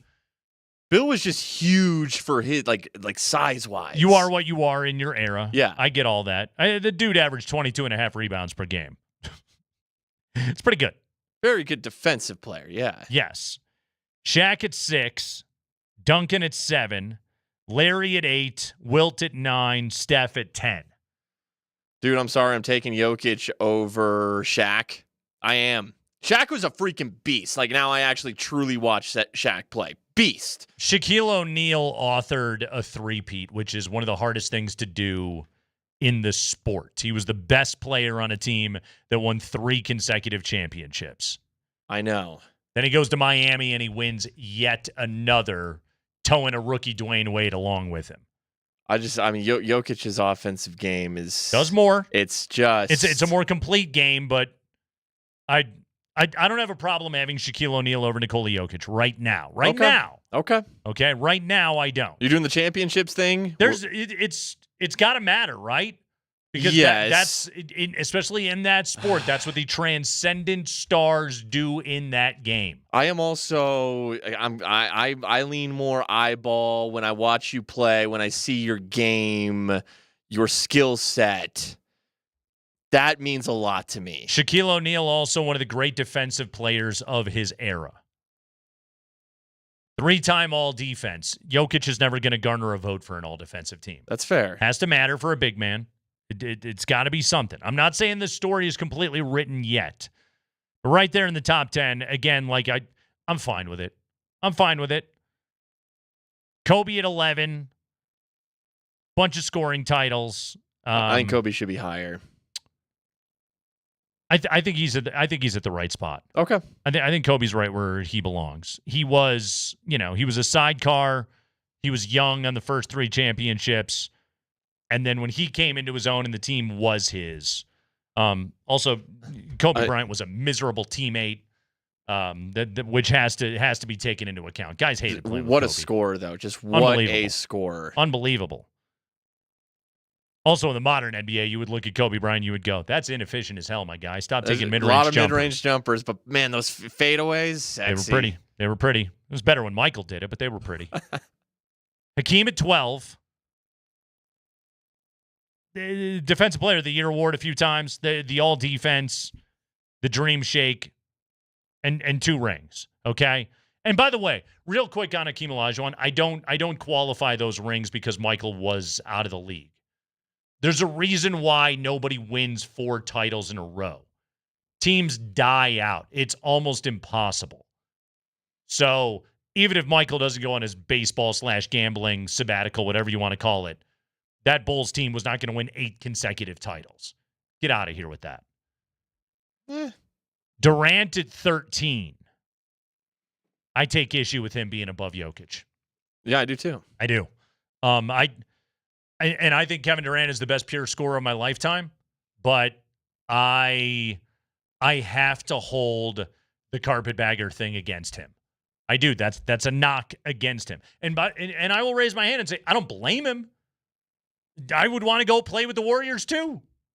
Especially the salary cap took a huge jump and you could get paid and go play on the best team in the NBA. And look, he was the best player on that team. When he arrived in Golden State, he was the best player on that team. That's why he was the Finals MVP twice when they won titles. That's why Steph didn't get one until 2022. But I got to hold that against him. The Big O at number 14. No. Great player. Not better than Jokic. Well, but he was like a triple-double guy. He was the original. Yeah. First to ever average it in a season. Jerry West at 15. Never won an MVP. Never won an MVP award. KG at 16. Jokic is better. Jokic is better. Again, Kevin Durant was a great player and a dominant defensive player, but Kevin Garnett did not impact the game and elevate teammates the way that Nikola Jokic has. And then Joker at 17. So right there, like based on my evaluation of it, I would push Joker up to 13 right now. I can't the 12 above that spot. I can see how they would be above Jokic right now. And again, we're talking about all-time greats, okay? I'm not talking about throwing any of these guys down the list. I'm just saying I think Nikola Jokic, as a 3-time MVP, as a guy that finished top 2 in the MVP in 5 consecutive years, at a time when the league is better than it has ever been, what are we doing here? What are we doing here with him all the way down at number 17? He's a 3-time MVP, and you could make a really strong case he should be a 5-time MVP. And also, he's got to play in the new CBA apron era of the NBA. Well, he's only just now starting to get even top 20 love. Like, everyone's behind. I think we're living in Iowa time with Nikola Jokic. We're just a couple years behind, at least nationally. They are. That's fair. Dude, I'm telling you, from an offensive game standpoint, the only big that I would say you want to put him ahead of Jokic, that's fine, is Kareem. Even Tim Duncan. Are you calling Duncan a big? Yes, I am considering Duncan a big. The big fundamental.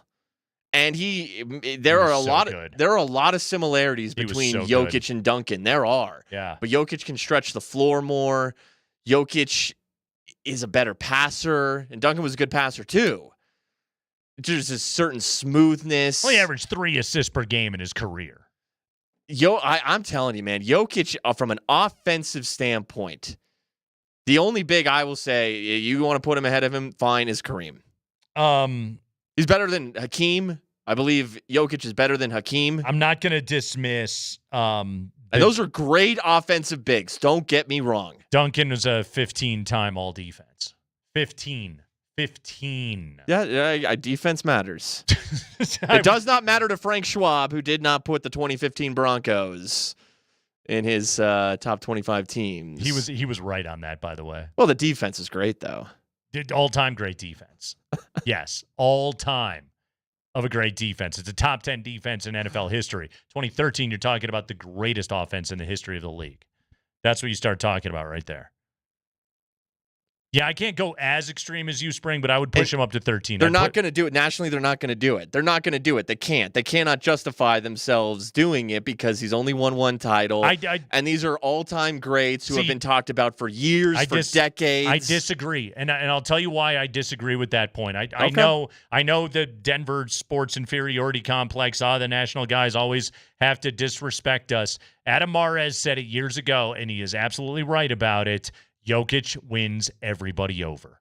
He wins everybody over. Time, and especially for people that take these jumps. He's a 3-time MVP, Spring. There's 9 guys in the history of the NBA. Should have been 5. Like you said, it should have been 5, and it should have been 3 of them. And you know what? And I say that, and you know what? Like, Jordan should be a 7 or an 8-time MVP. Why the hell did Karl Malone win an MVP? Why the hell did Charles Barkley win an MVP in MJ's prime? Like that's absolutely ridiculous. Like LeBron should be a 6-time MVP. Why did Derrick Rose win it? Because that's the way, the nature of the MVP award. You have to be so friggin' great that you transcend the turn-taking nature of that very award, and that's what Jokic is, that he is a 3-time MVP.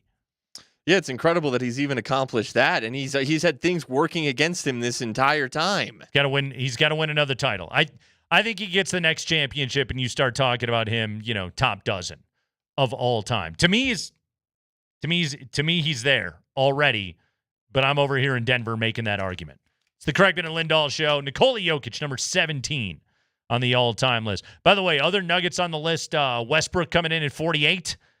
I don't think they accounted for last season when they put Westbrook on that list. Alex English spring was on the list. I think Alex was in the 60s. Dikembe Mutombo coming in at number 81 on this list. So sort of Nuggets are on there. As far as I know, Yakuba Diawara was honorable mention. There you go, everybody. 5 biggest stories of the day from around the NFL. That's next.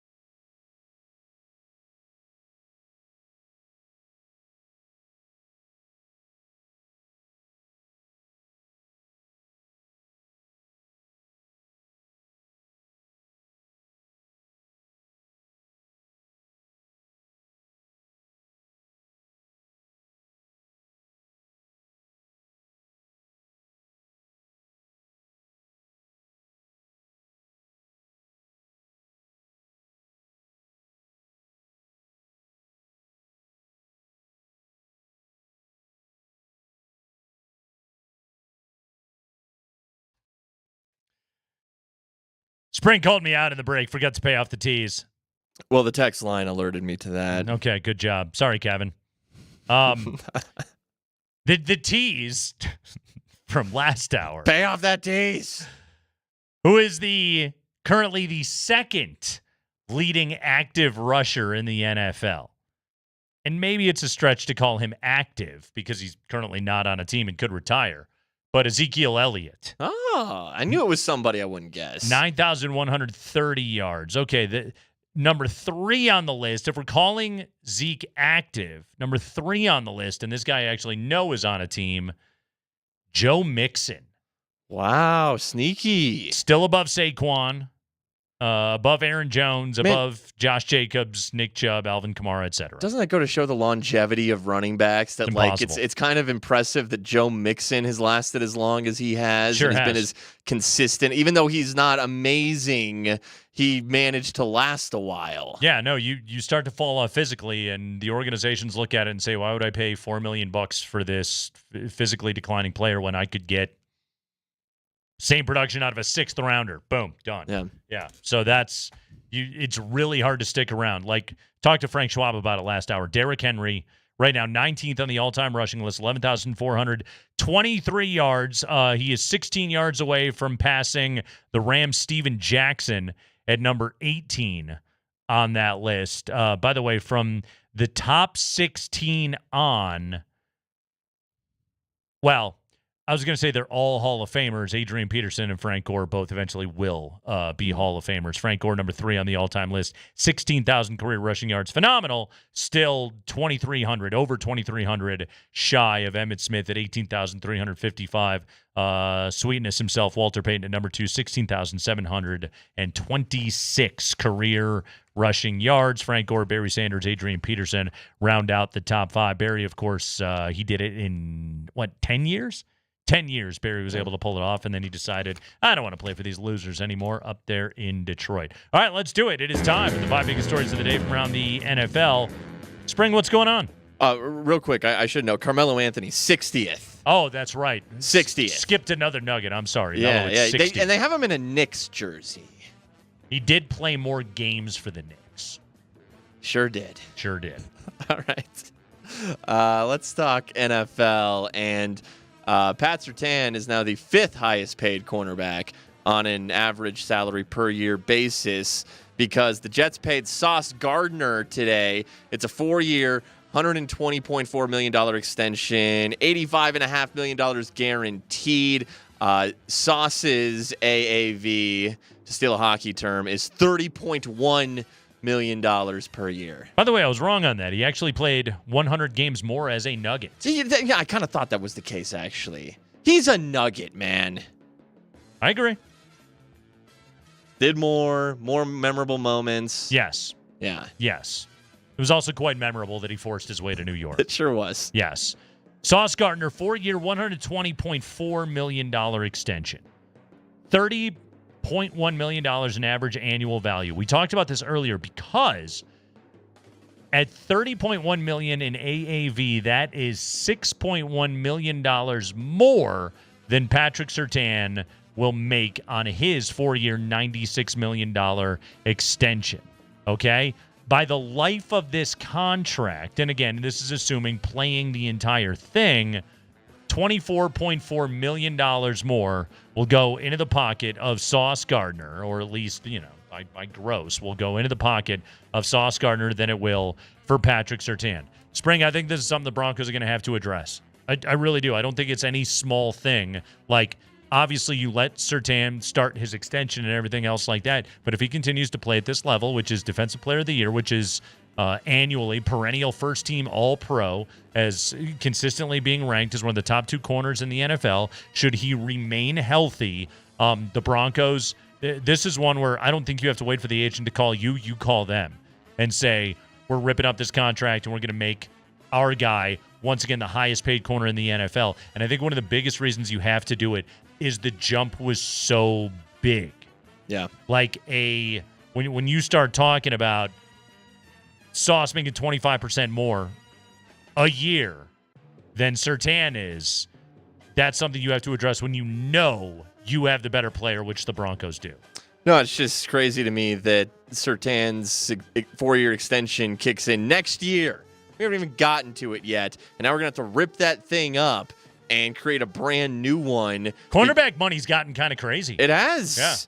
And honestly, like Surtain winning Defensive Player of the Year kind of speaks to that a little bit. And we talked about it with Legwald before. Like Frank Schwab last hour, he brought up Champ Bailey in his 2006 season, which was unbelievable, right? But Champ did not win Defensive Player of the Year, and a big part of it was there was a dearth of data available to show how good a corner was. You would look at his interceptions, and you would judge them off of that. That didn't take coverage into account. Surtain won that award last year because you could look at it and say, when matched up against opposing number one receivers and Surtain consistently shut down stars on the other teams, you could actually put numbers up and say, this is how much these guys' numbers suck when he's getting covered by Patrick Surtain. This is how dominant he is. This is his EPA per play. This is what he's putting up in terms of opposing quarterback rating when targeted, all those things. Like, that speaks to the value of these corners going up as much as it is. Like, it isn't just Surtain. Sauce has that going for him. Stingley has it. J.C. Horn has that going for him as well. It's funny how maybe this was the Chiefs, recent passing game dominance. How, the McVay Rams, man, remember that one game they had a few years ago? Just all this high pass, high elite level passing attacks and all these great dynamic fast receivers. And, one school of thought is we'll just get a lot of pass rushers and just get to the quarterback quicker. Or look at what the Broncos are doing. Drafting Barron when they already had a pretty solid cornerback room and just loading that thing up.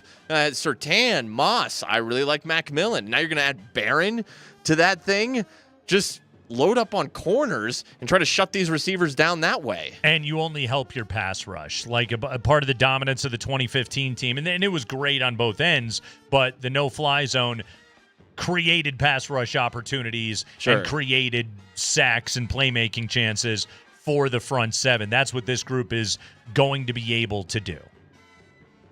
High five. Hey, speaking of the Chiefs, they have paid offensive guard Trey Smith a 4-year, $94 million contract extension. It makes him the highest paid interior lineman in league history, $70 million guaranteed. Nice. Good for Trey Smith right there. I feel like interior offensive line is another one of those areas now that we have seen an emphasis on, and in terms of the kind of money that those guys are able to make, because we talked yesterday about the way that Aaron Donald and Ndamukong Suh and J.J. Watt have been able to change things for, I feel like I said J.J. Watt like Vance Joseph right there. It's a J.J. Watt? It's a force of habit, yeah.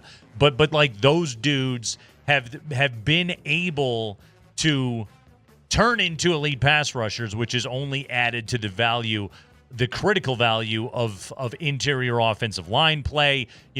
The quick passing game, like getting pressure around the edge, that's never going to go away. That's never going to leave football. But defensive coordinators are far more apt to try and get pressure up the middle, knowing that hurries and collapsing the pocket is going to make life tougher on a quarterback than waiting for an edge rusher, to burn a left tackle and make the recovery and go up and get a guy.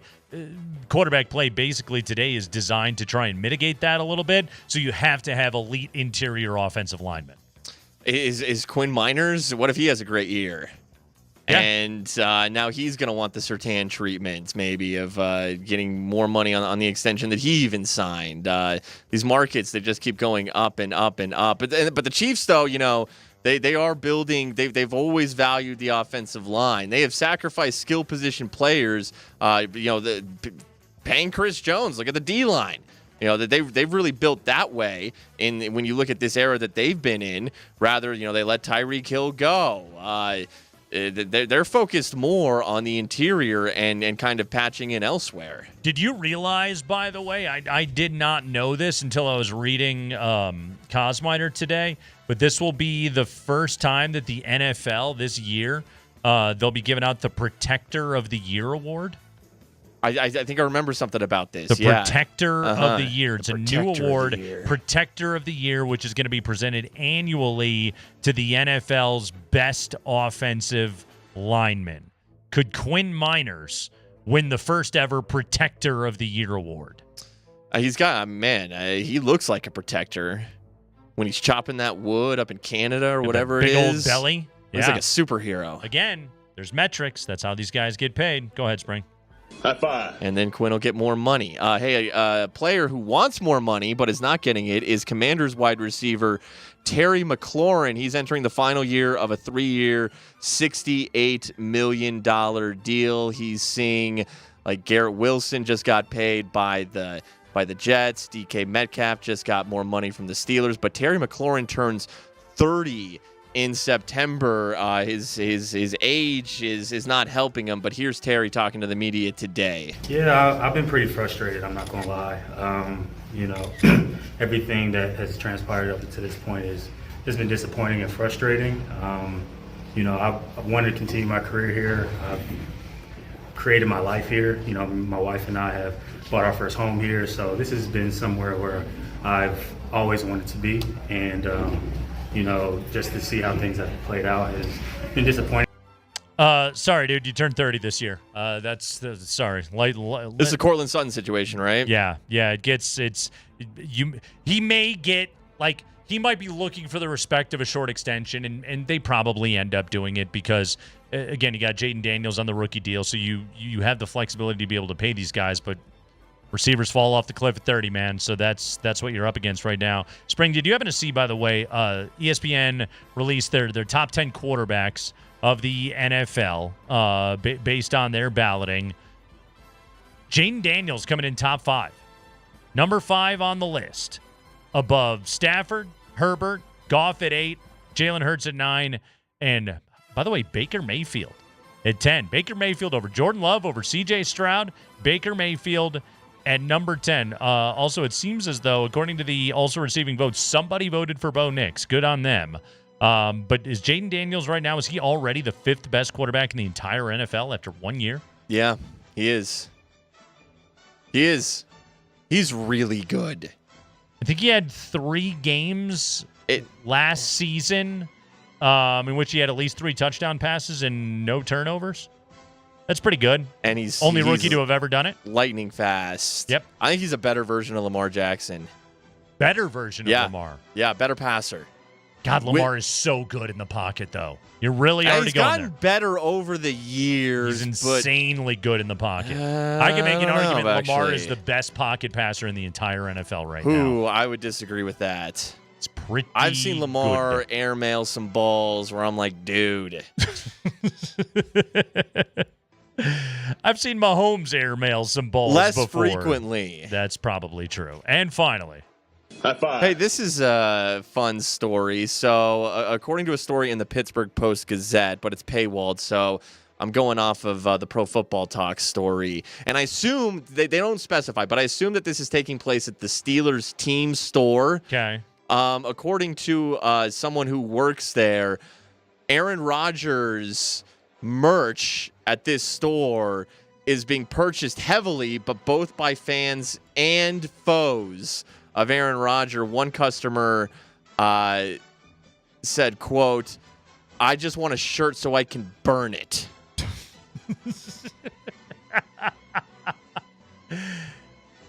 Can you just, like, first off, I don't know the toxic fumes that come off of the Chinese polyester that is in the T-shirts that we're all wearing anymore is just one thought. But also, like, can you just, like, draw a picture of him and then burn that? Is it required that you drop $46.99 on an officially licensed T-shirt and then throw that into your fireplace? It just seems like an unwise decision across the board on me. Like, I think you could get the same effect just like cutting a picture of Aaron Rodgers out of the newspaper and then setting that on fire. Why does it have to be the T-shirt? Because guess what? The burning of the shirt, it's been done, man. Come up with something else. Figure out another way to burn him in effigy if you hate him and he plays like crap. Yeah, so some of these customers will go out of their way to tell the employees there that they don't like Rodgers. I don't like this guy, but I'm still going to buy his T-shirt. Yeah, and the guy that works at the store is like, I don't care. Thanks for the money. I don't give a crap. But what they you do with still this they thing when you leave. like. See, here's the thing about Rodgers is, and you think about him in his prime, fun to watch. And all it's time. Kind of fun that he's on your team now. I'd rather have him than Russell Wilson. I would. So, like, they're excited, even though they know there's a ceiling, but they don't want to admit, they don't want to be like, oh, but I like the guy as a person. It's in many ways, signing Aaron Rodgers right now is like getting Russell Westbrook right now, okay? There's a high likelihood of disaster, but there's always that sliver of hope. Yeah. Hey, Russ had a couple of triple-doubles this year, spring. Don't forget it. He did. Hit some big-time shots. He did. Great in that Clippers series, okay? And then later, not so much. Not so much. The Kreckman and Lindahl Show. Quick break when we come back. If you have a quarterback on the field and you're believing in him to win you a game, how would you rank the AFC West quarterbacks? Well, by one measure, people are really believing in our guy around here. Should they be? We're talking Bo Nix next on Kreckman and Lindahl.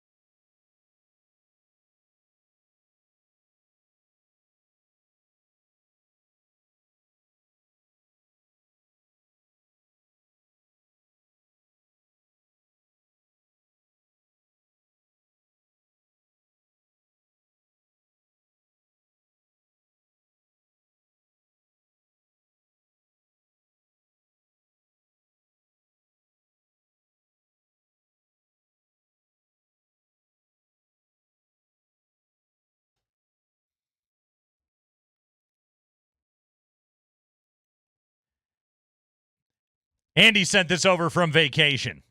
This is from the Twitter account of Good Morning Football. That's how you know there's no off days for Andy Lindahl. He's still getting his Good Morning Football on even when he's sitting on the beach. That is classic Andy. Excluding Patrick Mahomes, which AFC West quarterback would you trust with the game on the line? Your options: Justin Herbert, Geno Smith, Bo Nix. Justin Herbert, this is the results of the poll. 34.2% of the vote, 34% for Justin Herbert. 10.5% for Geno. 55% for Bo Nix. 55.3 to be exact. Bo Nix overwhelmingly. Got to hit the H in there. Yeah. What are you talking about? Bo Nix overwhelmingly. First off, this just tells me, man, Broncos fans, you guys love a poll. Someone in the right Twitter sphere, Broncos Twitter, retweeted this thing. You guys love yourselves a poll. That's what that tells me. The results of a Twitter poll are never flawed. I see no statistical problems, actual scientific problems that could happen. Scientifical too. Yeah. Look, man, I got Bo Nix optimism. I'm very excited to see what he and Sean are going to cook up this year. This is one where, like, I'm starting to wonder. Not that Broncos fans, Broncos land, Bronco Nation, not that they would ever Bronco land, Broncos Nation. Not that they would ever get ahead of themselves on anything. Or just this might not be a lot of Broncos fans. This could just be because. Do you want to know something, Nate? The Drew Lock hype train. This worries me, Spring. This one is like. So very clearly, you think it should be Justin Herbert, and you probably think that there's no debate. Geno has 9 game-winning drives in the last 2 years. Bo has 3 in 1 season in the NFL, which is great. Okay, but like, can we be honest with ourselves about Geno Smith? And I don't. Like, I respect Geno Smith. He's 34 years old. Yeah. He's going to be 35 in October. Yep. Okay, that's an interesting stat on game-winning drives. How many of them do you look back on and you're like, holy crap, Geno Smith, or what a talent? I've never really had that moment. I've had moments where I'm like, that's a good quarterback. Geno Smith's a good quarterback. But I've never had a moment where I'm like, oh, boy. Have you ever been wowed by Bo Nix? Well, it was his rookie season. Amazed? There were Thrilled? actually a couple moments. Sure. There were a couple. Yeah. I've been wowed by Geno a couple of times. Absolutely. I've never been wowed. Yeah, I've been wowed by Geno Smith a couple of times. I will say that is true. He's put up some massive numbers and been a very good quarterback in the NFL in the last couple of years. I'm not here to say that like Bo Nix's ceiling will not surpass that of like modern Geno Smith, or that Bo Nix's current ceiling won't even put him in the conversation with Justin Herbert. Although I think he's quite a ways away from that right now. But what I am saying here is, like, we got a year of sample size, and it was good. To be sure, it was good, but we're really already saying, nah, this guy is because really what you're saying when the question is who you trusting when the game on the line is who is the second best quarterback in the AFC West. Sure. That's really what you're asking right there. And people have said that, according to this poll, 55% of respondents have said it's Bo Nix over Herbert over Geno, and that I think is getting way out in front of ourselves right now. Okay, but I do think that there is something to the idea that it is when the game is on the line, when it's crunch time, when it's clutch time. And look, we've seen a few years of Justin Herbert now. We've seen Geno Smith in big games, and he's had weapons. He inherited the Russell Wilson situation with DK and Lockett. Good receivers. And they bring in a Kenneth Walker. There were weapons around him. Sure, no doubt. Geno's, I think, a different conversation because I really do think he's a quarterback who just is what he is. But Justin Herbert has all the tools. All of them. the size. He can move. He's got a great arm. You're every tool. But we've seen him in clutch situations. We've seen it for a few years now. I don't know if this is Brandon Staley's fault. 16 career game-winning drives in his 5 years in the league. Yeah, but when push comes to shove, we've seen him and the Chargers flame out. 12 career fourth-quarter comebacks in his career. This according to, these are just the metrics from Pro Football Reference. Sure. But we remember the end of the season. We remember the ones that matter the most. The Jaguars game. Yeah. So Bo gets the benefit of your doubt because his team wasn't even in it in the fourth quarter? Because it was his rookie season. Because we haven't been disappointed yet. And you get the benefit by the way, of... Herbert won the Rookie of the Year. His rookie season. Bo finished third. Well, Jaden Daniels is incredible. Brock Bowers pretty incredible, too. He is, too. Yeah. Because Bo hasn't disappointed us yet. That's the key. Because Herbert's been doing this for a hot second because now. It's an unknown. And now, because it's an unknown, yes. That's where we go with Nick. But I saw things I really liked from Bo. I did, too. This is what I'm saying, though, is I saw parts of Bo Nix's game that really impressed me last year. I think he has fantastic poise. I don't think the moment gets too big for him. Like those lend themselves well to being a good fourth quarter quarterback, to be sure. I also saw a lot of things out of Bo Nix that that was a good first step. Now, what is the next step, okay? And the thing that I don't know about Bo Nix, and this is where, I gotta let this thing breathe. I gotta let it marinate a little bit, is what does the ceiling look like, okay? He is an older rookie quarterback, an older young quarterback in the league, if that makes sense, which I hope it does. Yep. Is he closer to the ceiling? As Nayland suggested yesterday, could he be just Mac Jones? Now, again, I think he's in a vastly better situation. I think he's got the that Sean going Payton for him. thing is huge. It's probably going to make his career. Actually, it's massive. I think he is in the right. He's in the right system. He has got the right coach. He has got the right organization that has bought into his development. Bo Nix has got a great opportunity to be able to become, I think, the best NFL quarterback that he can be, which I think is he's going to be a tier 2 NFL quarterback, which that's nothing to sneeze at. Those are $50 million a year guys. Those are guys that go to the playoffs basically on an annual basis. That is, I mean no diss here. I believe we're never going to put him in the same sentence as Mahomes, Allen, Lamar, Burrow. I'm not ruling it out. Okay.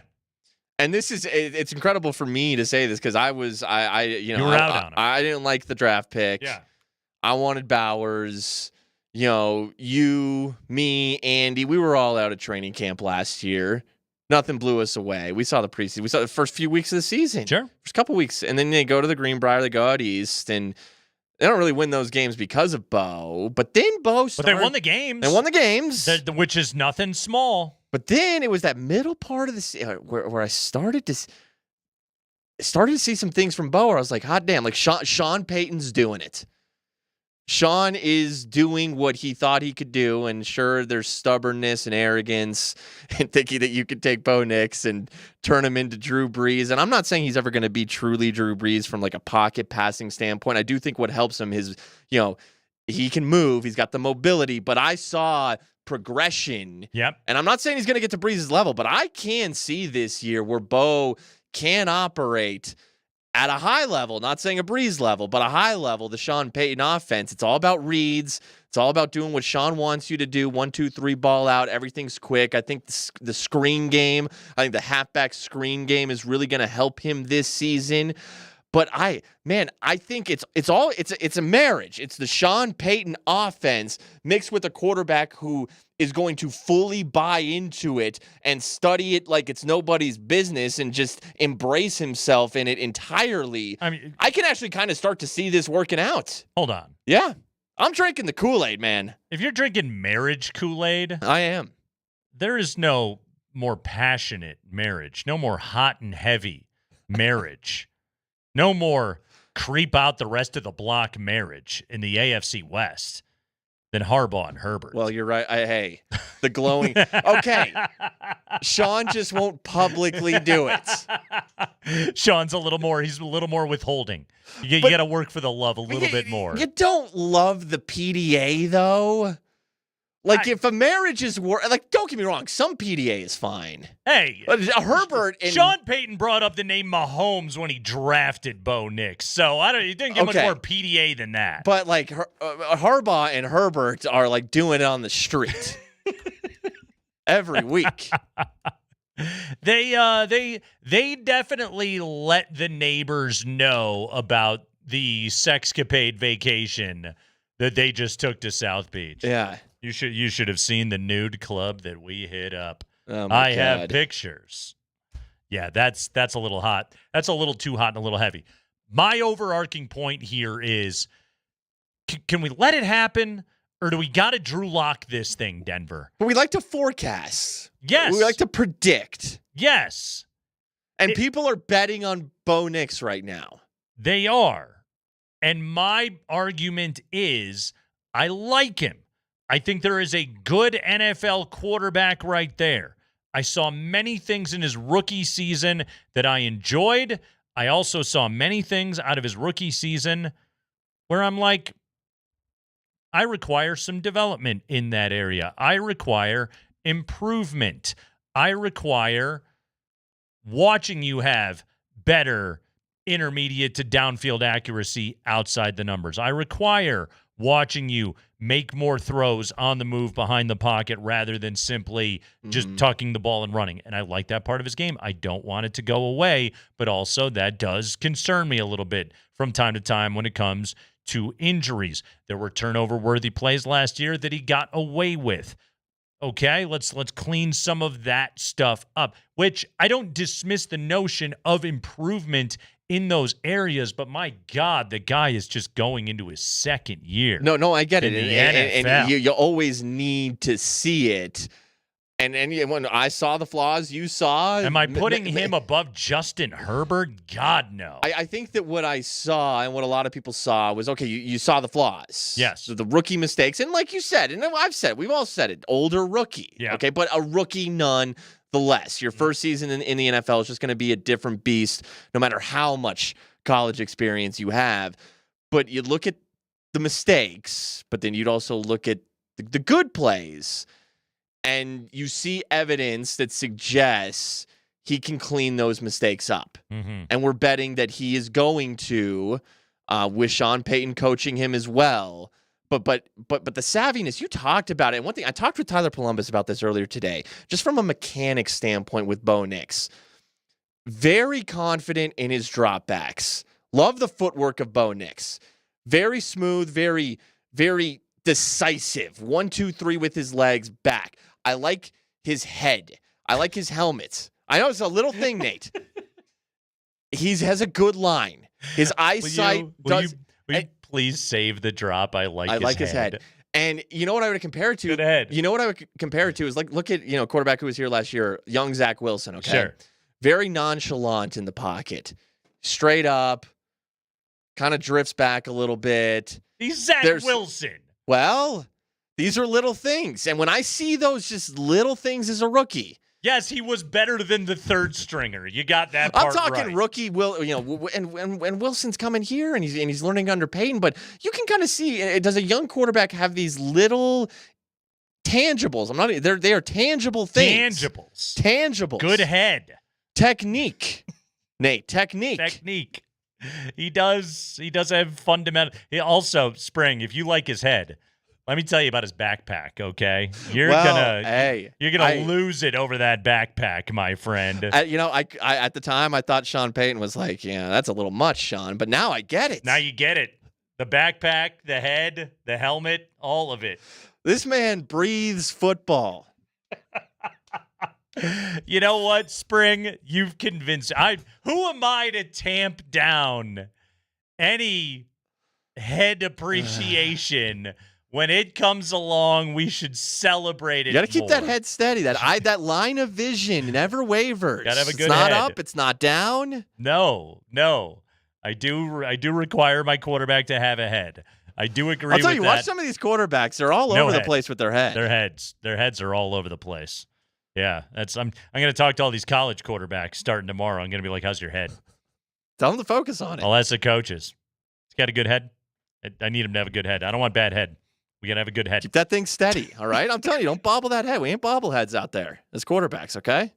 Okay. Maybe not we, but they. I will pump the brakes, and Spring will be in the express lane on C470, zooming past me, head pointed directly down the highway. Yeah, damn right. And who am I? Who am I to judge that guy going 90 miles an hour in rush hour? I'm with you, Spring. You know what? I'll put my head out the window. I'll be reckless. But Bo is going to keep he's going to keep his steady. Focused head. I've enjoyed this conversation. This is hell yeah. You know what, man? The id of Broncos Nation has been here, and we have learned. Let loose. I spent too much time around Mark Bertinoli, perhaps. Yeah. Stop telling me that this guy, after 17 games in the NFL, still has something to prove, okay? No, you just dive in. What's in that pool? I don't care. I'm in. Live, laugh, and love. Whatever the pillow says. Mark Springer says Bo Nix. He's got that good head. It's the Kreckman and Lindahl Show.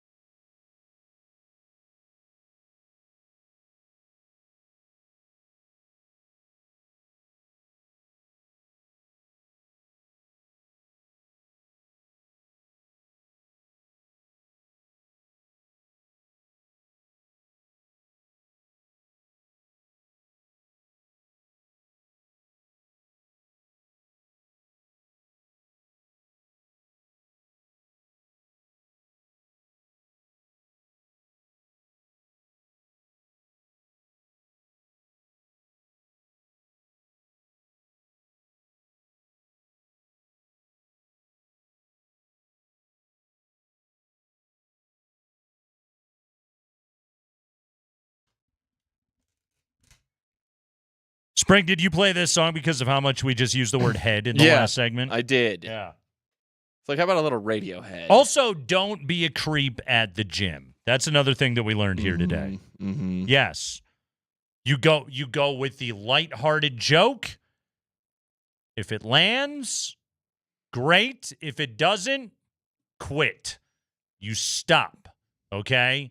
That's how it goes at the gym. Don't be a creep if you want to talk to somebody at the gym. Yeah, that's the rule. If you see, that's the problem. If you're rejected, accept it. Take the L. Yes. Take that L on the way out. Michael Malone said it.